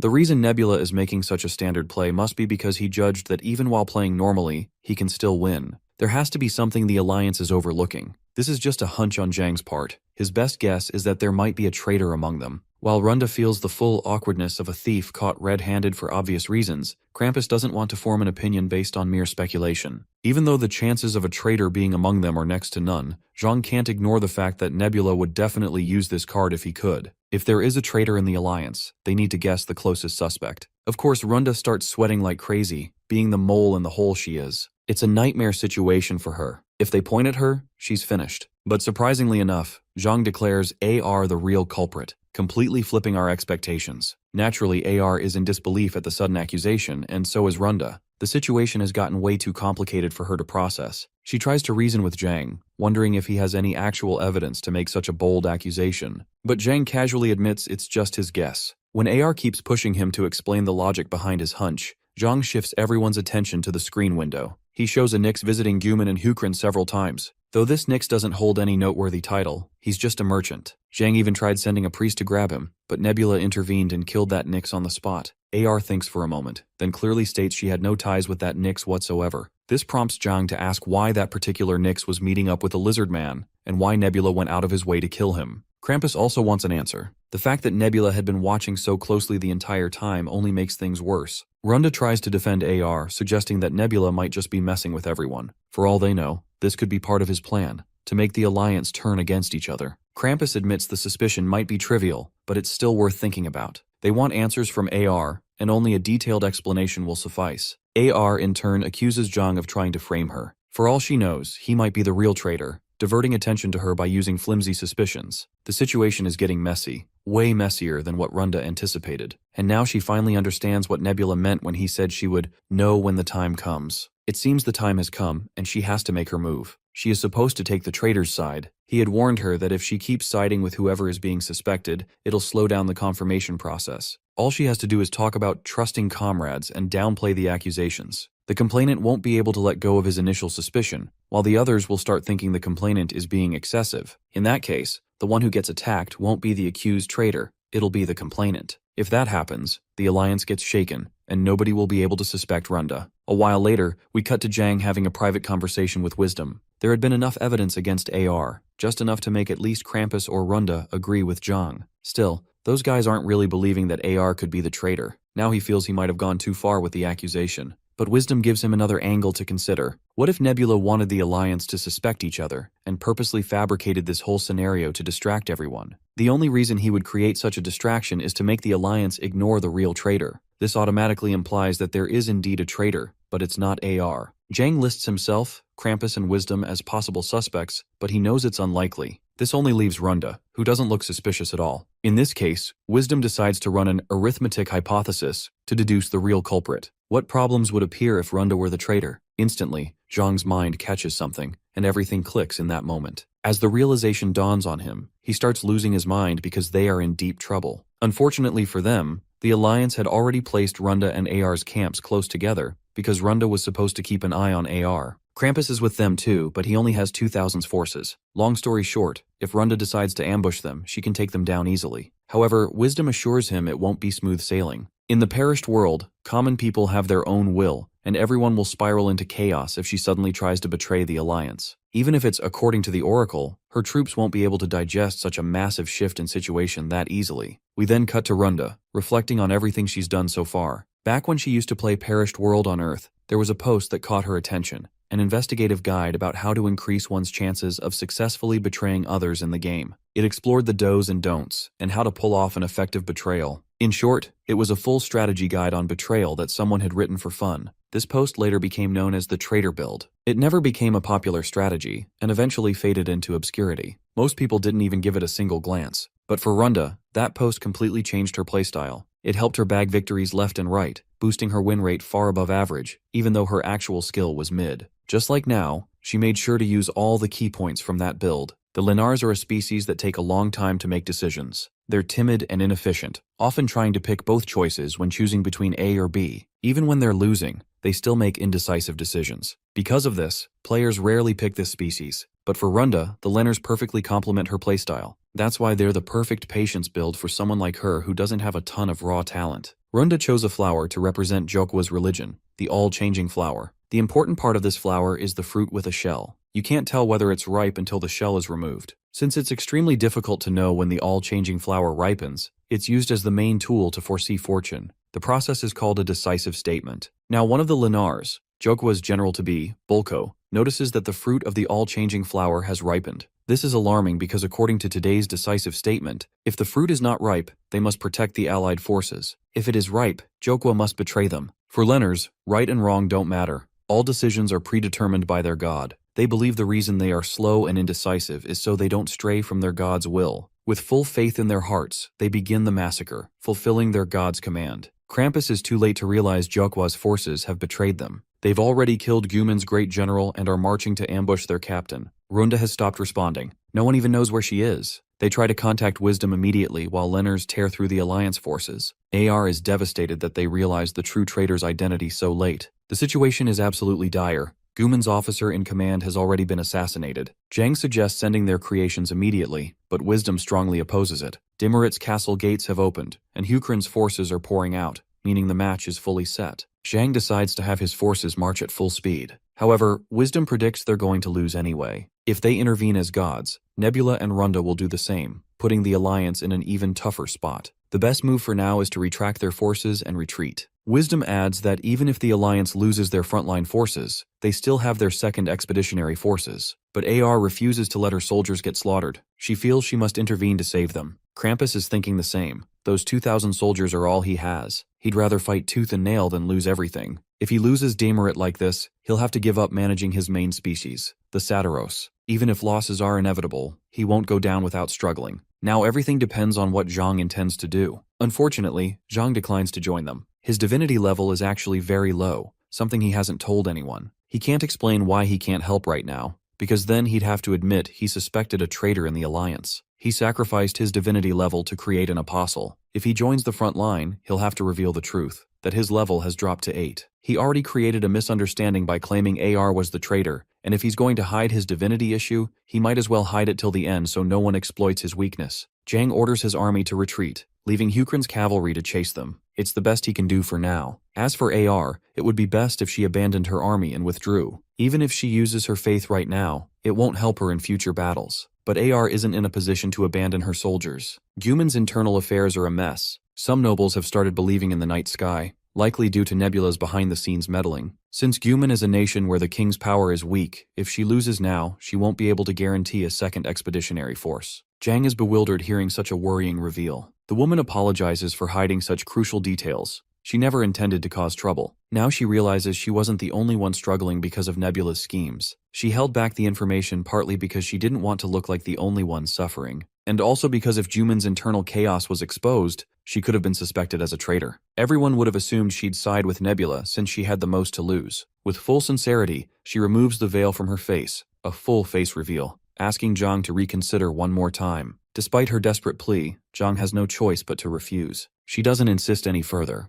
That's when Zhang realizes something profound. The foundation of the Alliance is extremely shallow. Even though they look fine on the surface, everyone has their own hidden problems they can't openly share. This hidden instability is what has been plaguing the Alliance and causing its downfall. AR bids them farewell on a good note and wishes them luck, before doing the unthinkable. The others don't understand why she's acting like it's her final moment, until she manifests. They are shocked at her suicidal decision. She has manifested herself. If she dies during manifestation while Guman's army is annihilated, she might become a vassal. This is her final desperate option after being pushed into a corner. Instead of making similar desperate moves, Krampus chooses to clear their minds before acting. He promptly orders Zhang to retreat his forces. Before Krampus can elaborate on his plan, that familiar crackling sound of thunder catches their attention, making them shudder. We all know it's Rak about to descend. While Krampus doesn't plan on manifesting, he still wants to support AR with the best of his abilities. He has to pull some crazy shit to screw over Nebula. We then cut to Runda absolutely losing her bananas after seeing AR manifest. Nebula tells this crazy, frantic chick to calm the heck down, since they're still on the winning side.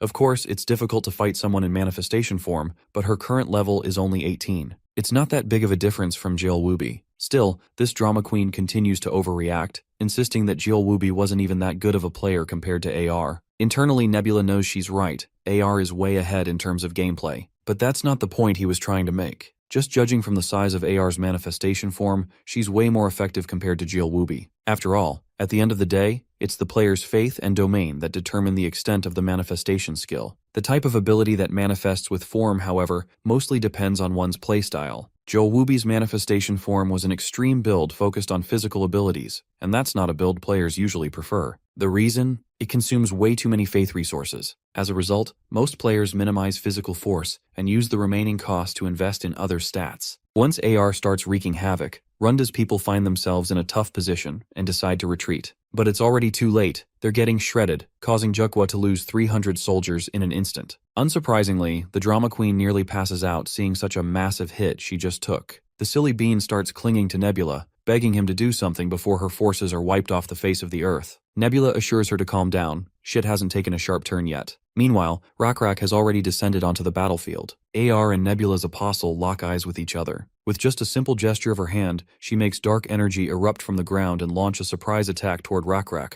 which the Lizardman dodges immediately. He keeps dodging left and right with his godlike speed. Nebula and the drama queen are watching the fight unfold. Runda is certain Rakrak can't possibly handle AR alone. Nebula agrees, admitting Rakrak does need some assistance. And by assistance, he means Runda's involvement. He bluntly orders her to get into any of the priests and divert AR's attention. Once again, Miss Toddler Supreme refuses to take such a risky role. Why does she have to go down and risk herself? Well, the problem is that Nebula is far more wanted by the Alliance than Runda. If he risks himself, everything could fall apart. Back to AR, she continues to wreak havoc over Lenar's forces, while giving Rakrak a tough time. The Great Lizardman notes that the thorns AR is using aren't just ordinary pointy projectiles, they actually absorb the vitality of the target on contact. From this alone, he can tell she's planning to turn the entire ground into a thorn field. Realizing this, Rakrak changes tactics and summons Anicap. As soon as the afterlife summoning happens, Rakrak's cockatrice arrives to give him the piggyback ride he needs. The two of them immediately take flight toward AR in an attempt to strike her down. But the woman disappears the moment Rakrak's weapon comes dangerously close. Before he can even process what's happening, a thorn comes flying toward him at full speed, which he barely dodges. At this point, this woman is seriously getting under Rakrak's skin.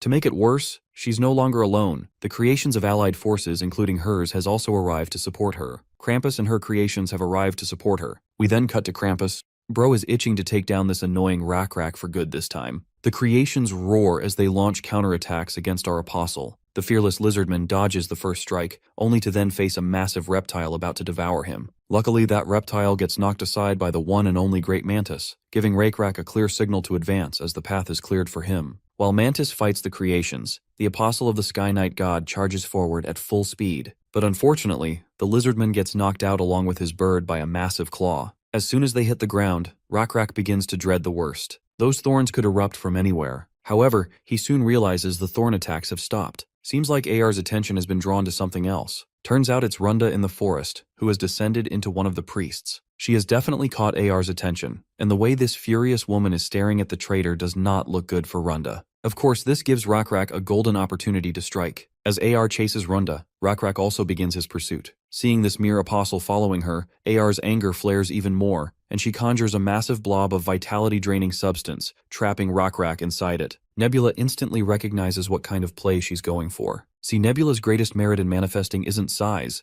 it's the skillification of his domains. If an apostle obtains skills through notoriety, the player or the god can form their possessed territory into the manifestation form's skills. These skills can be set by the players themselves, and the form, range, and power can all be adjusted to maximize efficiency and resource consumption. The thorns from earlier were probably made by combining the small domains of metal roots. She set teleportation as her movement skill, but this kind of play is too standard. AR is forgetting one crucial thing. Rakrak killed an evil god. And you know what kind of title an apostle earns with such a massive feat? A god killer. When the attack target is a god, any negative effects that occur while fighting them are resisted. Apostles gain skills according to their fame. There is no way a mental control technique meant to shake his psyche would work on Rakrak. As Rakrak launches another attack, it squarely connects and injures her deeply. The woman vanishes from sight again. That's when he notices she has abandoned her assault, likely buying time to recover from her injuries. By the way, AR is pronounced Dark Book as her god title, while Runda is called All Decisions by mortals. Rakrak has a hunch that Dark Book is furious at all decisions for the betrayal, so she must be trying to attack the apostle Runda has descended into. However, if she uses her black thorns to attack all decisions,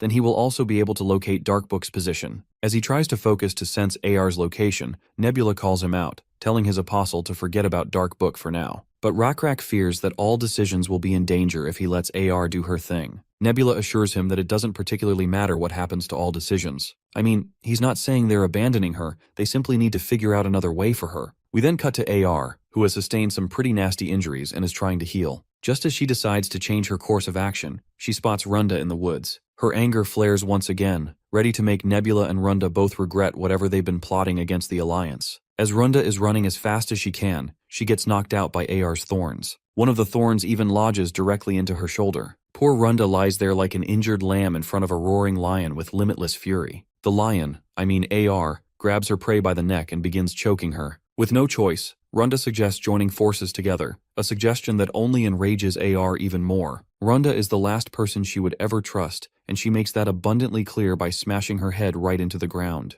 The poor Lennar screams in utter pain after getting slammed down. AR further humiliates the traitor by stepping on her and making her scream even louder. Instead of inflicting more pain over a defenseless Lennar, Runda suggests she go take care of Rakrak first. In fact, she claims that AR is making a mistake by neglecting the Nebula's apostle. She points out how Rakrak isn't chasing AR at all. Hearing this, Darkbook suspects the reason Rakrak isn't chasing is because he must be occupied by Krampus's and her creations blocking his path. Or at least that's what she thought. But she is proven wrong when thunder strikes, its majestic light blinding everyone in the vicinity for a split second. It's Rakrak, bruised and injured, and these injuries came at the cost of Krampus and AR losing all of their creations at once. Did you know how big AR has messed up? Just listen to this. For a player to use a skill, they need a certain divinity level, and to maintain that level, they must not lose their creations. If the creations are killed, the very summons they relied on end up becoming their weakness. Promptly, AR receives a notification that she's lost all her creations and lost XP, causing her level to drop from 19 to 13. With her level dropped, her manifestation skill becomes useless, leaving her completely exposed for Rakrak to strike. As he dashes toward her with his weapon, she tries to cast her last bit of mojo,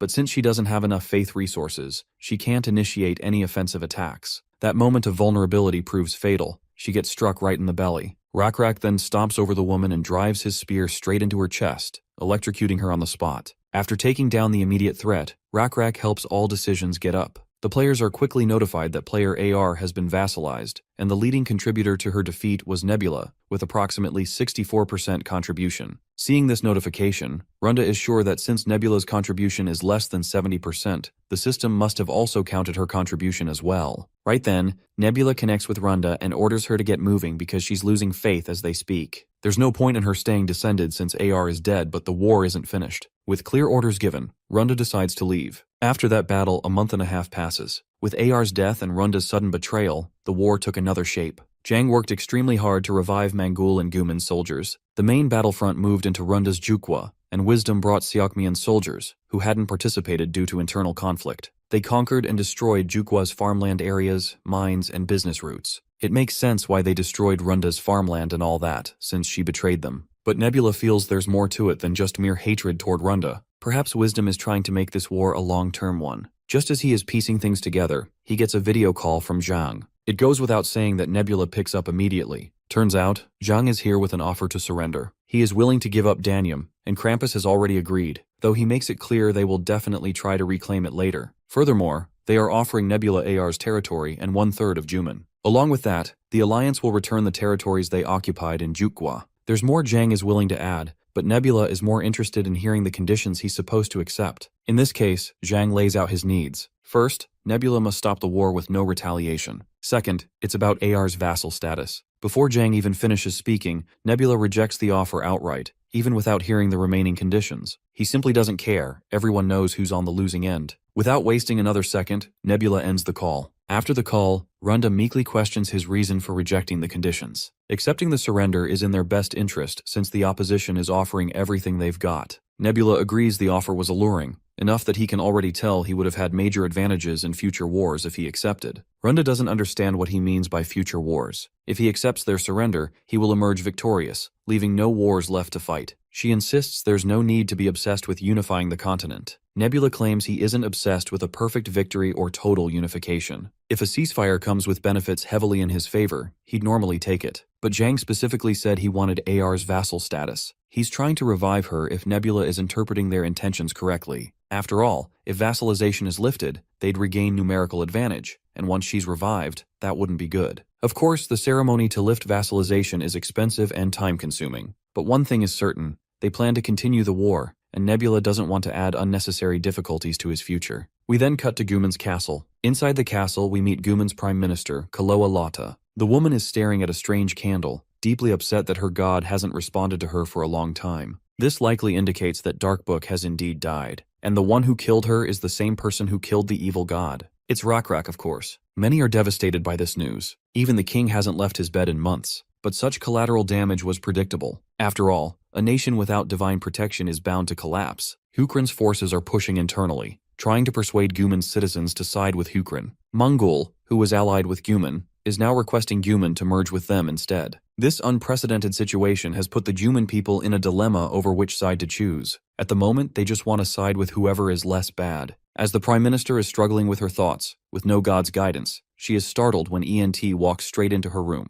He is here to assist, and perhaps give her a solution to her worries. As darkness gradually descended, the surroundings grew noticeably calmer. Inside the mansion, discussions were still lively. Some voiced their frustration, remarking that it was not the time to act recklessly given the current state of the nation, and even questioned whether the Prime Minister had lost his senses just like His Majesty. Helen spoke in a harsh tone, asserting that, considering Guman's present condition, they had no choice but to rely on other powers such as Mongol, Hoikrin, or Seokmian.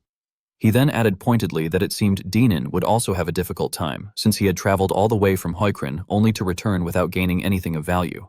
Dinan responded calmly, stating that this was simply how things went and that he was not particularly disappointed. After finishing his words, he turned his back, waved casually in farewell, and left. He walked outside at an unhurried pace, his demeanor composed and untroubled. Suddenly, from behind a wall, a voice called out to him, asking whether he was Dinan of Hukrin. A mage then stepped forward and informed him that everything had gone as promised, asking whether he had confirmed it. Hearing this, Dinan smiled faintly in apparent satisfaction and nodded, replying that it was correct. He then added in a serious tone that everything had proceeded smoothly according to their plan. Afterward, he gazed distantly out the window, lost in thought, reflecting that conquest was not necessarily the only answer. Since Guman was far removed from Hukrin, he believed that it was enough for it not to belong to anyone else. Turning back, Dinan firmly declared that they would no longer oppose Guman from that point onward, and that Guman's Hukrin faction would not cause any disturbances either. Hearing this, the mage was visibly swayed and responded positively, saying that it was great and that he would trust Dinan's word. He then asked whether Dinan was satisfied, noting that events were unfolding exactly as the night sky had planned. The sudden question caused Dinan to hesitate slightly. He reflected aloud that satisfaction was perhaps the right word. He admitted that there had been a time when he hated being born different from others, which had led him to resent everyone and everything. However, he now felt a great sense of relief in simply being a member of Hukrin, and in that regard, he believed he was indeed very satisfied. Meanwhile, Seokmion sat solemnly with his hands clasped together before speaking. In a firm voice, he announced that they should now review the current situation. He explained that Danyum's main nation and its capital had declared independence through the power of the mage Yan. Other territories had followed suit, with minority species forming the core of the rebel forces and separating completely. Within that chaos, Krampus had gathered loyal believers and established a separate independent nation. As for Guman, just like Danyum, they had joined forces with the mage Tale, and as a result, Guman's national power could no longer be utilized. He added that he was certain Nebula had been involved to ensure that no one could obtain Guman's power, though he found something about the situation suspicious. Aniel calmly expressed his agreement, stating that they had taken countermeasures as well. He explained that Krampus could demonstrate his strength using Danyum's creations, and that they were far closer to Guman than Hoikrin was. In order to sever commerce with Hoikrin, they had applied pressure to both Danyum and Guman, effectively isolating Hoikrin as a result. Seokmion continued, adding that since niter, the main ingredient for gunpowder, was not found in Hoikrin, they must have encountered a major problem with gunpowder production. Someone immediately responded in agreement, affirming his conclusion. Seokmion then raised another question, wondering why, despite all this, Hukrin was not making any requests. However, the room suddenly fell completely silent, with no one offering an answer. Seokmion continued his explanation, questioning whether Nebula had already surpassed the current level of technology and somehow found a way to create niter. Krampus offered his judgment, saying that he did not think so, and warned that overcomplicating things would only lead wisdom to fall for Nebula's plans. As the circumstances were logically pieced together, it was noted that before the war, Hoikrin had purchased a large amount of niter from Mangul, and if that fact was taken into account, Seokmyeon seemed to realize that Huikrin must still have remaining supplies of niter, and that Nebula was therefore aiming for a short-term battle. Krampus agreed, stating that this must have been Nebula's plan all along, which was why he remained calm even after the supply of niter was cut off. Seokmyeon lightly placed his hand on the table and remarked that the reasoning made sense. However, he added that a short-term battle would not occur simply because Nebula desired it, since the alliance would not agree to such terms. Still, he said that this information made him think of something. When Krampus asked whether he was referring to Mangul's coastal area, Seokmyeon pointed and confirmed that the place was called Alchem. He firmly asserted that Alchem contained Mangul's niter mines, and that Nebula's next target must be Alchem. He reasoned that Nebula would likely attack by ship to steal niter, and emphasized that they needed to prepare for this by strengthening their seaside defenses. 2 months later, just as the Alliance had expected, Huikrin's 150 ships headed toward Alchem's coast, launching an incredible attack. The scene aboard the ships was chaotic, yet what awaited Huikrin was the 260 ships that the Alliance had already prepared. In the end, the Alliance emerged victorious. Resting his chin on his hand, Anil commented that although they had won, considering how forcefully they had increased their battleships for this fight, their opponents' losses were actually fewer than their own, making it a wasteful victory. Krampus responded that regardless of the circumstances, a win was still a win. He stated that Huikrin must have consumed a large amount of high-quality gunpowder during the battle, and that in the future they would struggle to use weapons that required such resources. He concluded that although the victory was shameful in terms of tactics, it was a huge strategic success. Anil then asked whether Huikrin would attack Alchem again to obtain gunpowder. Seokmyeon disagreed, saying that he did not think so, and suggested that Nebula might instead focus on defense, as he only had low-quality gunpowder left. He added that the alliance would have the advantage if the conflict turned into a long-term fight. However, Seokmyeon continued by explaining that this was precisely why Nebula would attack somewhere else, either by merging with Donyum, which had declared neutrality, or by targeting another place. When he pointed directly at Krampus, causing him to freeze in surprise, Krampus questioned whether Seokmyeon meant him. Seokmyeon stood up, placed his hand on the table, and affirmed that geographically speaking, there was a high possibility that Nebula would strike one of Danyum's newly founded independent nations under Krampus's control. He stated that if they intercepted this move, they would win. Once again, Wisdom's predictions proved accurate. New Danyum, an independent nation of Krampus, was located within a part of Seokmyeon's territory that Wisdom had previously abandoned, and it lay close to the land of Huikrin's allied state, Jokwa. As predicted, Huikrin passed through Jokwa's territory with 20,000 soldiers and launched an attack on Ashian Castle, where the independent nation was stationed. However, this time the alliance failed to achieve the results they desired, as Ashian Castle remained standing 5 days into the battle. The atmosphere on the battlefield was fiercer than ever. Massive cannons roared continuously, firing relentlessly toward the castle ahead. From above, Nebula stood watching everything unfold. Suddenly, a screen appeared from below. Krampus shouted angrily, demanding to know where Nebula had obtained it. Nebula calmly asked what he meant, which prompted Krampus to impatiently clarify that he was referring to the gunpowder. Nebula smiled slyly and replied that he had anticipated this reaction, explaining that it seemed Krampus had miscalculated and assumed he had no gunpowder left, though that assumption was incorrect. Grinding his teeth in rage, Krampus questioned what Nebula meant. Nebula then raised his hand, created a beam of light, and told him to look at the map, saying the answer would become clear. Krampus initially scoffed, stating that it was merely a map of the third continent and accusing Nebula of spouting nonsense, but he suddenly stopped and glanced to the side. Utterly confused, Krampus muttered for him to wait. As the surroundings fell into an eerie silence once more, Krampus pointed with a shocked expression and asked whether Nebula was trading with the fourth continent. Nebula responded cheerfully that it was not as if they were the only ones in the game. Krampus then elaborated on the situation, explaining that because everyone had been so far apart before, no one had considered trading, but the fourth continent was different. It was closer than the others, with islands in between which made trade possible. However, he voiced his suspicion, noting that the player they had analyzed on the fourth continent was Sha-Cha, who used the Deep Ones as his main species. Nebula narrowed his eyes slightly and questioned whether Krampus was implying that Sha-Cha was an evil god, just like Jolwubi had been. Krampus shouted in frustration, insisting that this was exactly the case and questioning how it could be possible to trade with such a being. Nebula, however, remained calm and said that he was more curious about why Krampus had thought trading was impossible in the first place. He reasoned that the Deep Ones could communicate and were intelligent, and that the Deep Night pirates had only engaged in piracy because they had been driven out of their homeland. There had been a high possibility that they were originally a proper civilization on the continent. As for Jolwubi, although his actions had been cruel, Nebula believed that, when examined carefully, Jolwubi had simply made the best strategic choices for his vampire species. Even if the true identities of the evil gods were unknown, as long as their actions were reasonable, Nebula had judged that there was a high chance they would not refuse trade. Meanwhile, at the harbor, Sungwoon's prediction proved correct. Hukrin's ship encountered the ship of the Deep Ones, and the two sides successfully carried out a legitimate trade. A notification appeared before Nebula, confirming his expectations. Shortly afterward, the system displayed a message stating that an unknown player had requested a whisper and asking whether he would accept it. Nebula did not hesitate and chose to accept. On Kai's screen, a small figure appeared.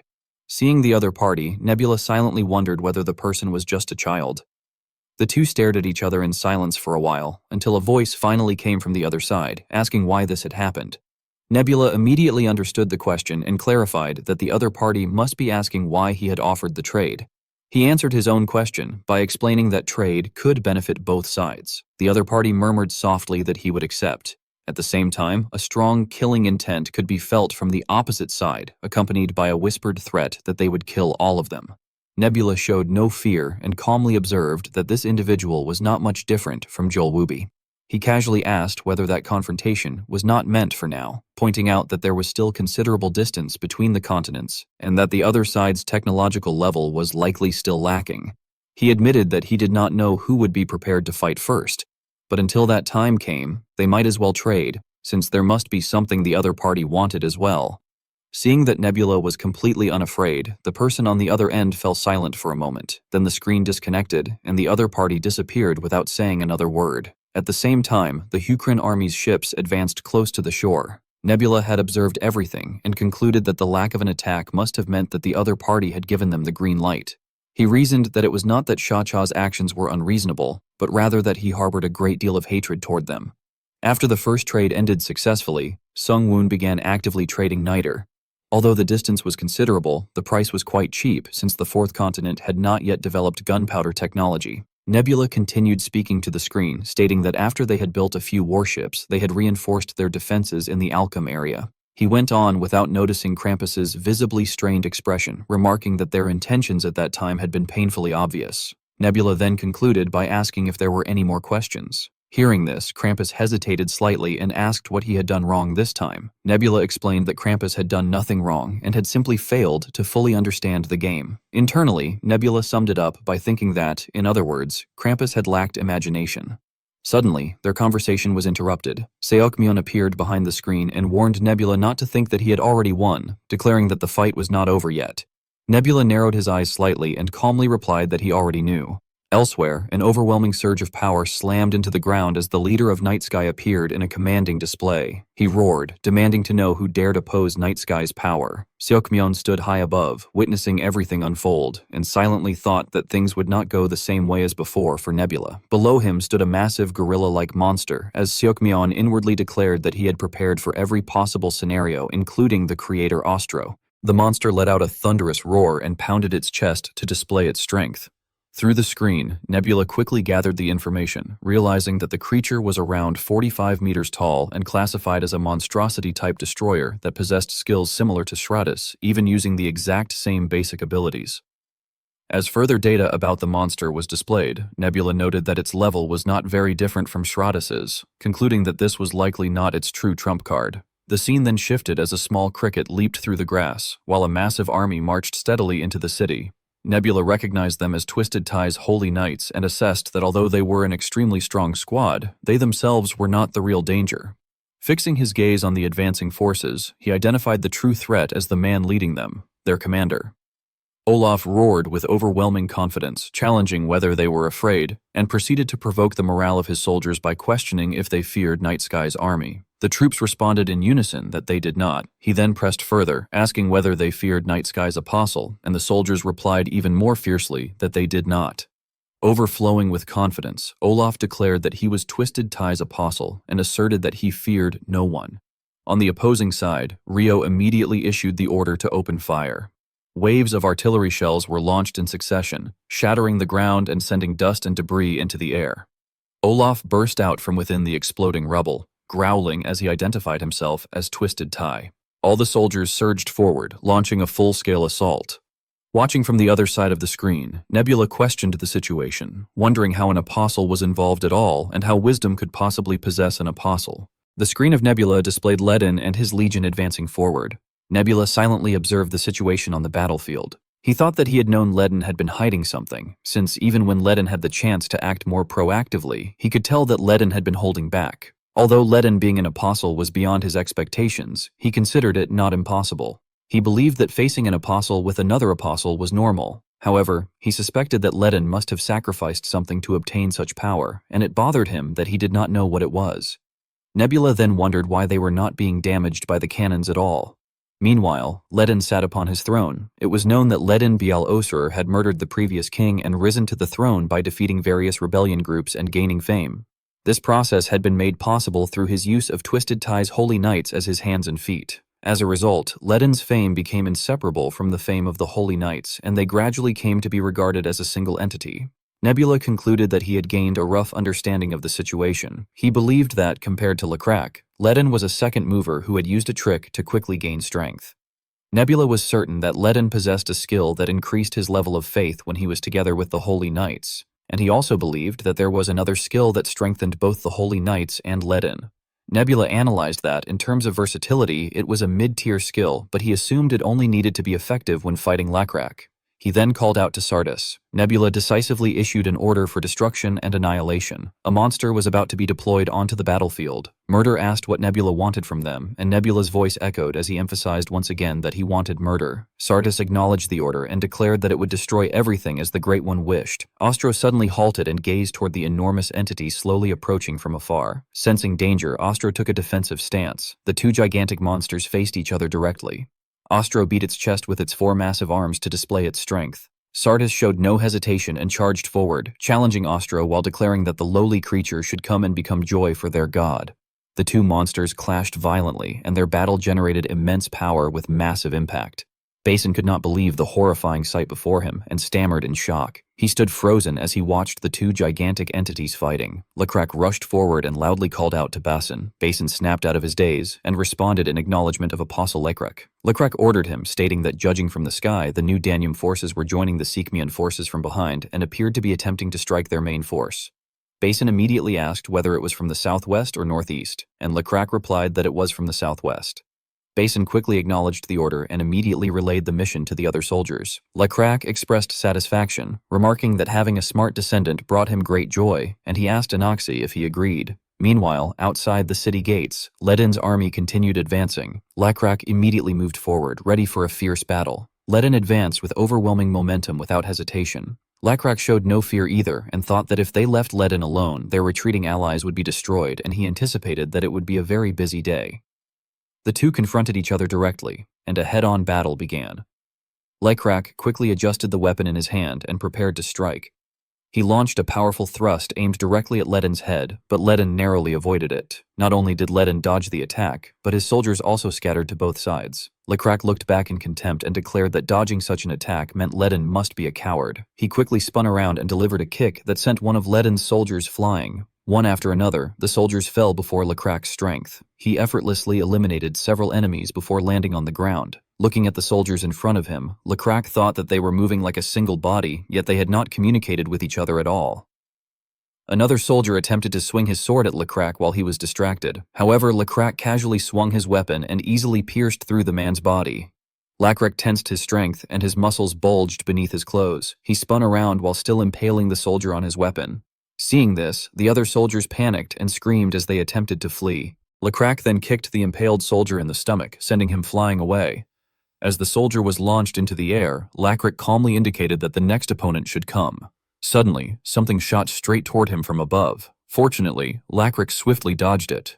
Looking down at the ground, he observed that it was an arrow and concluded that it was not an ordinary one. He mounted his beast again and reasoned that if it was an arrow, then he could respond in kind. A brilliant golden light appeared in Lecrac's hand, and he smirked as a bow materialized. He remarked that he was quite talented with it as well. Lecrac then fired the bow, aiming directly at Ledin. Ledin barely managed to duck and avoid a fatal strike from Lecrac. As an arrow flew into the enemy formation behind him, it triggered a massive explosion. Horrified, Ledin acknowledged that the Apostle Lecrac did not possess a false reputation. He looked at the enemy before him and admitted that he had never doubted his own strength, but he recognized that Lacrac was a monster capable of killing even a god and that he himself was not on the same level. He reminded himself that he had only walked an easy path under his god's protection, yet he resolved that he still had to win the fight.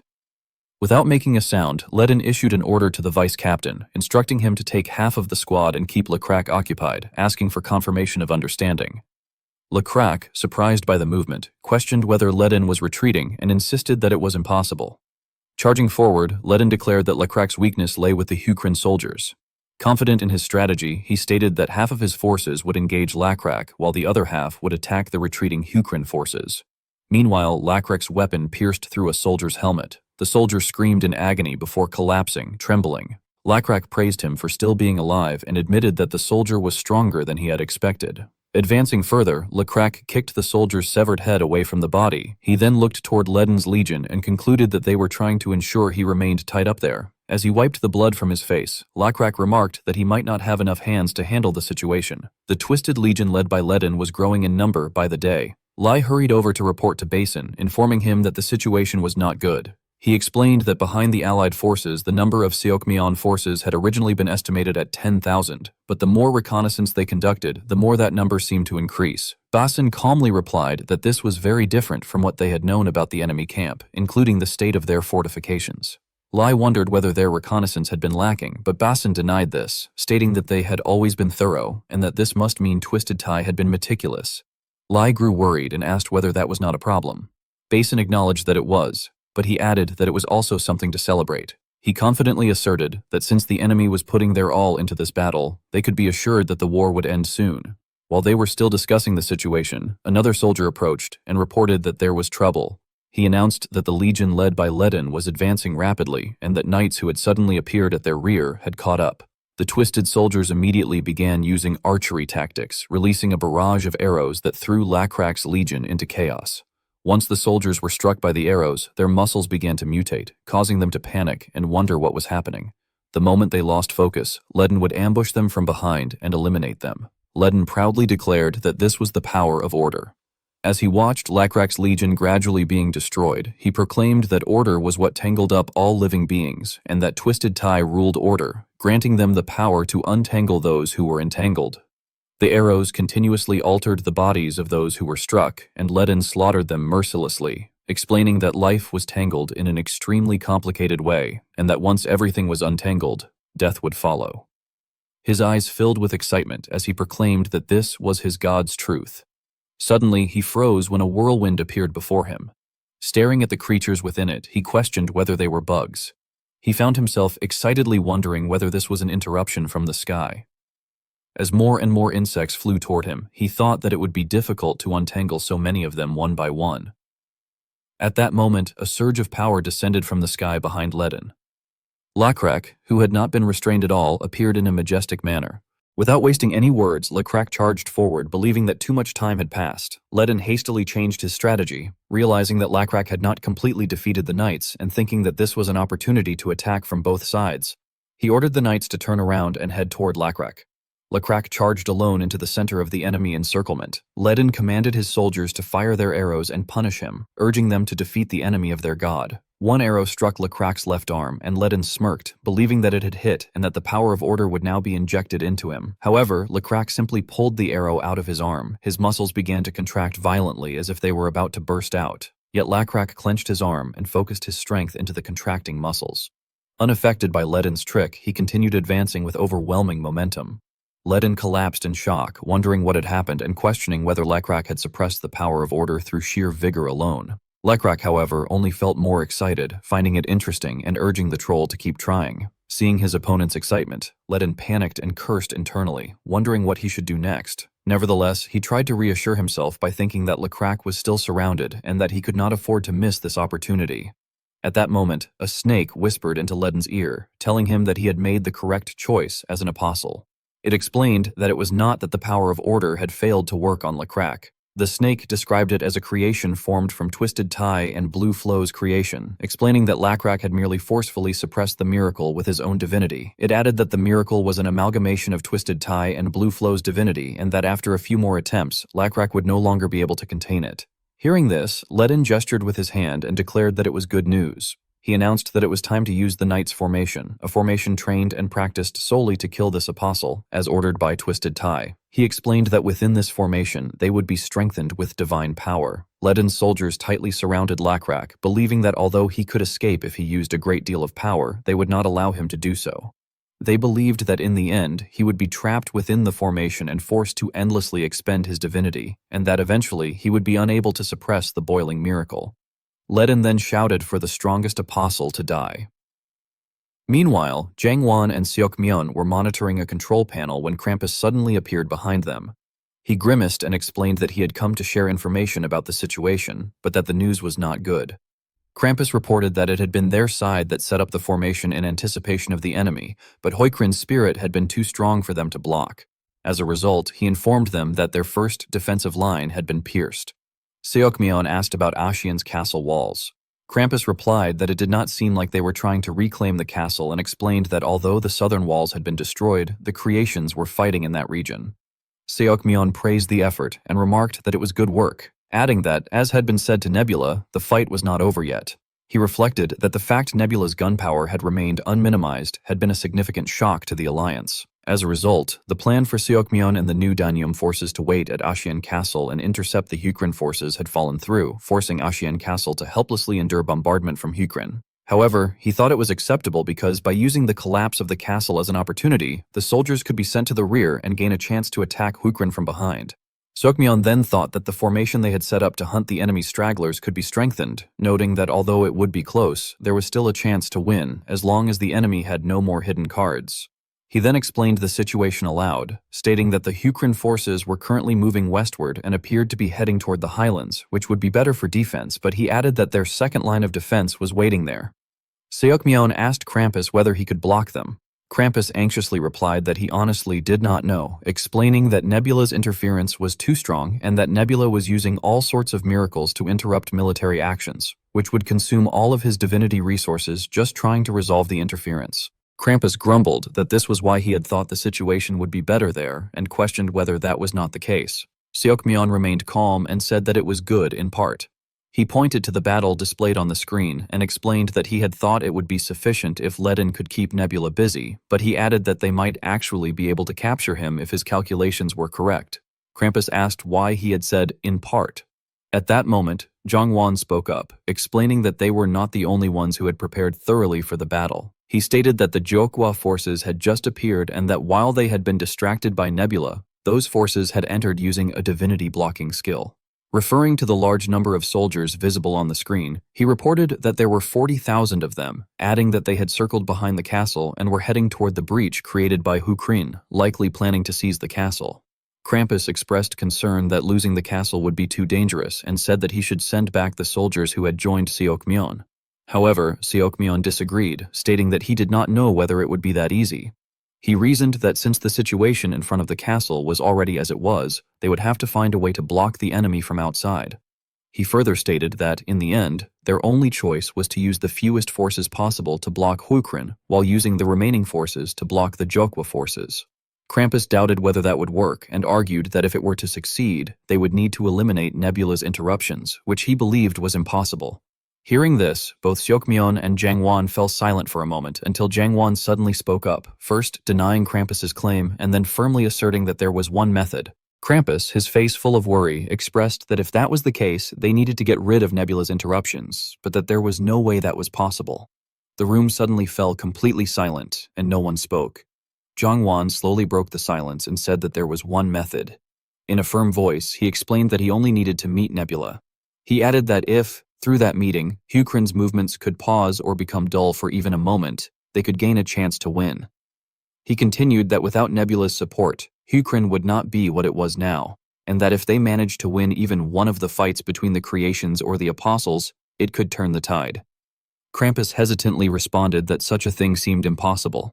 Seokmyeon also added that he was not sure whether that would be possible. He mentioned that he had heard Jangwon was Nebula's younger cousin, and questioned how he intended to make Nebula stop fighting through that. However, Jangwon shook his head and dismissed their concerns, saying that he did not need to stop the fighting and that Nebula would never stop anyway. He clarified that he only wanted to shock him enough to make him briefly halt operations. He explained that he would do so by using a story about Nebula's sister, whom both Nebula and he had known very well. Both Krampus and Seomyeon asked in confusion about Nebula's sister. Jang Won then explained that Nebula had been a professional gamer even before starting Perished World. He said that Nebula had had a younger sister who was frail due to illness, and that she had eventually passed away. The problem, he explained, was that Nebula had been away competing and had not been able to witness her final moments. Jang Won recounted that at the end, she had told him that she wanted to see her brother. He added that after her death, Nebula had completely retired from professional gaming and had become an ordinary gamer. Krampus, still bewildered, remarked that it must certainly have been Nebula's trauma, but questioned how it was related to Jang Won, since he was only a relative. Jang Won closed his eyes sincerely and replied that he had known her very well. They had not just been cousins, but had been close. He said he knew what she looked like, her preferences, and the way she spoke. He concluded with determination that this was what he would do. At that very moment, Nebula was busy with numerous small screens, operating them continuously with a serious expression. All the screens were lit as if displaying various data.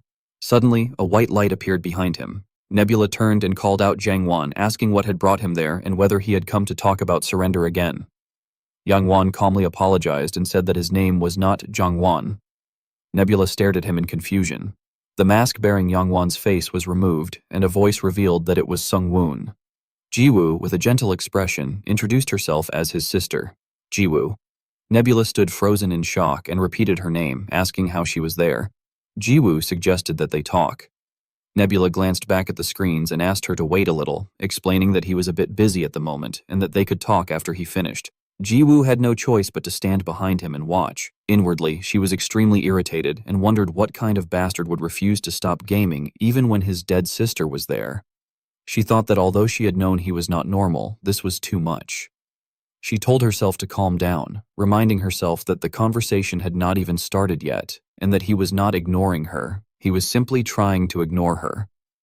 Suddenly, Nebula stopped moving and stood silently for a while before resuming his operations. Memories from the past resurfaced, of him sitting beside Jiwoo as she lay in a hospital bed, calling her name. She had gripped his hand weakly and addressed him as Sung Woon. With sorrowful eyes, she had once said that she was cursing him. Sometime later, Jiwoo had seemed to recover somewhat, and Nebula had felt relieved. He had entered her room looking radiant, surprising her. She had smiled brighter than usual, but when she noticed his outfit, she had suddenly stiffened and stared at him in shock. Returning to the present, Jiwoo, wearing the same expression, asked whether he was gaming again. Nebula's hands paused at her words. He turned and apologized, explaining that he had merely been taken aback and had needed time to think because he had been so surprised. He then addressed her formally and asked how this had happened. Jiwoo's eyes grew serious as she thought that it had worked. He had stopped supporting his army. She hoped the other two would now do their best. Aloud, she replied that she did not know either. She said that she had thought she had died, but when she opened her eyes, she had been there. She explained that the closest player to her had been AR, who had told her it was a game, so she had tried her best to adjust. Nebula asked about the lion mask. Jiwoo replied that she had been looking for something to hide her face. He then asked whether she had not known he was Nebula, mentioning that it was the nickname he had used. Jiwoo said that she had suspected it, but had not been certain. When Nebula began to question her further, she interrupted him and said that if he interrogated her like that, it was a bit scary. Nebula slightly lifted his mask, revealing his sharp nose, and said that he would ask just one thing. Jiwoo looked up at him, prompting him to continue. He then seriously asked why she had only appeared now. Although extremely irritated, Jiwoo remained calm. She reminded herself to be careful with her answer, knowing that he had been obsessed with gaming even at the moment of his sister's death. She frowned and asked whether gaming was that important. Nebula stood stunned. Jiwoo continued that she had come because she had been happy at the thought of meeting him. She said she had only just found out that he was her brother and that there had been no other meaning. She had simply wanted to meet him and talk. Nebula indifferently turned his face away. Jiwoo thought that it had worked and that she just needed to buy more time. Soon, the allies would gain the upper hand, and she would guide him toward his loss. She remembered seeing his sister cry because of her illness and because she missed him, yet even when he had not been busy, he had never called her once. She thought angrily that he had to pay this price and that it was a rather cheap one. Nebula calmly stated that they would talk later. Jiwoo called out to Sungwoon in surprise. Nebula turned his back and said that it would not take long.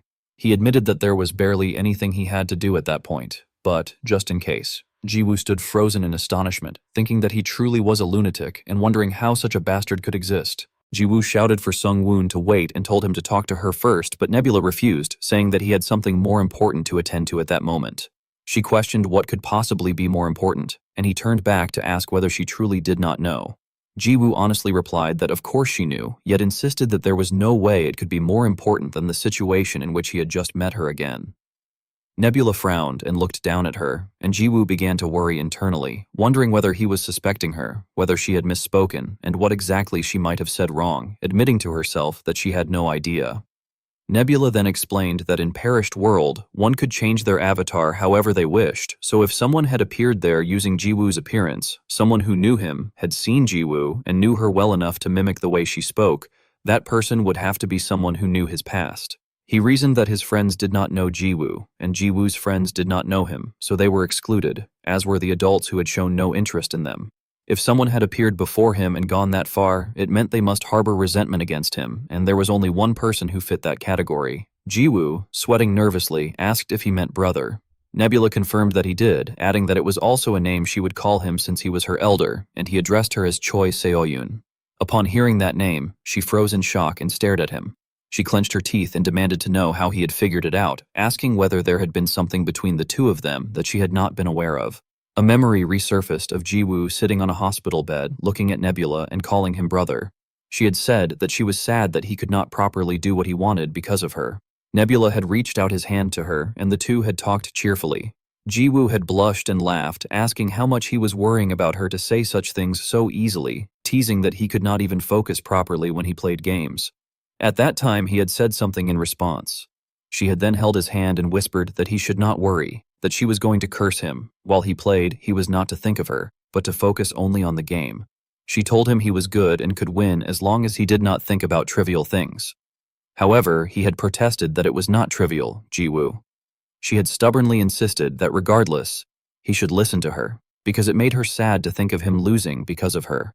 And that hurt her more than her illness or the pain of her treatment. She told him that when he played, he had to forget about her completely and think as if she did not even exist in this world. If he lost using her as an excuse, she said she would hate him even in the afterworld. She smiled confidently and firmly told him to make sure he won, that he absolutely could not lose. On the day Jiwoo died, Sung-woon lost his game. Because he could not focus, he failed to keep his promise to his sister and also lost the opportunity to have a final conversation with her. Her curse seemed to trap him. After experiencing loss after loss, he was demoted multiple ranks and eventually left the game association. After retiring, he began playing a completely different genre of game called Perished World. Once he immersed himself in it, he remembered Jiwoo's words telling him not to think of her while gaming, but to focus only on the game. Sung-woon muttered that he understood Jiwoo. Choi Sung-woon then began to rise quickly in rank, which became both a recovery and a fight against his past, as well as a belated act of keeping his promise to his sister. Returning to the present in the game, he thought that if it were truly Jiwoo, she would never ask whether this was important. He then stated bluntly that he had no reason to explain anything to her. Jiwoo trembled in anger and began to retort that he might think he had won. But they were still not finished when suddenly a voice called out for Jangwon to stop. Seokmyeon appeared and said that everyone had worked hard, but it was truly over now. Jiwoo turned in confusion and asked what he meant by it being over. He replied that they had lost and that the alliance had been defeated. Soldiers everywhere fell silent. Lai excitedly announced that they had conquered the highlands.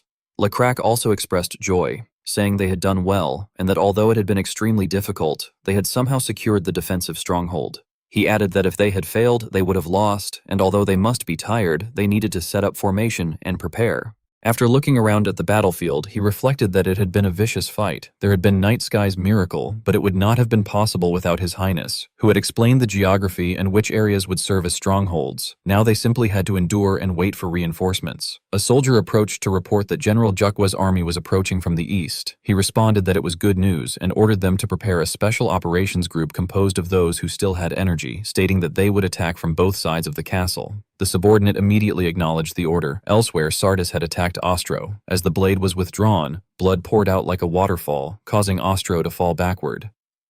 Victorious, Sardis stood tall over him. His fury had not subsided, and he demanded how Ostro had dared to injure the body he had received from his god. He continued stabbing repeatedly, angrily repeating how Ostro had dared to do such a thing.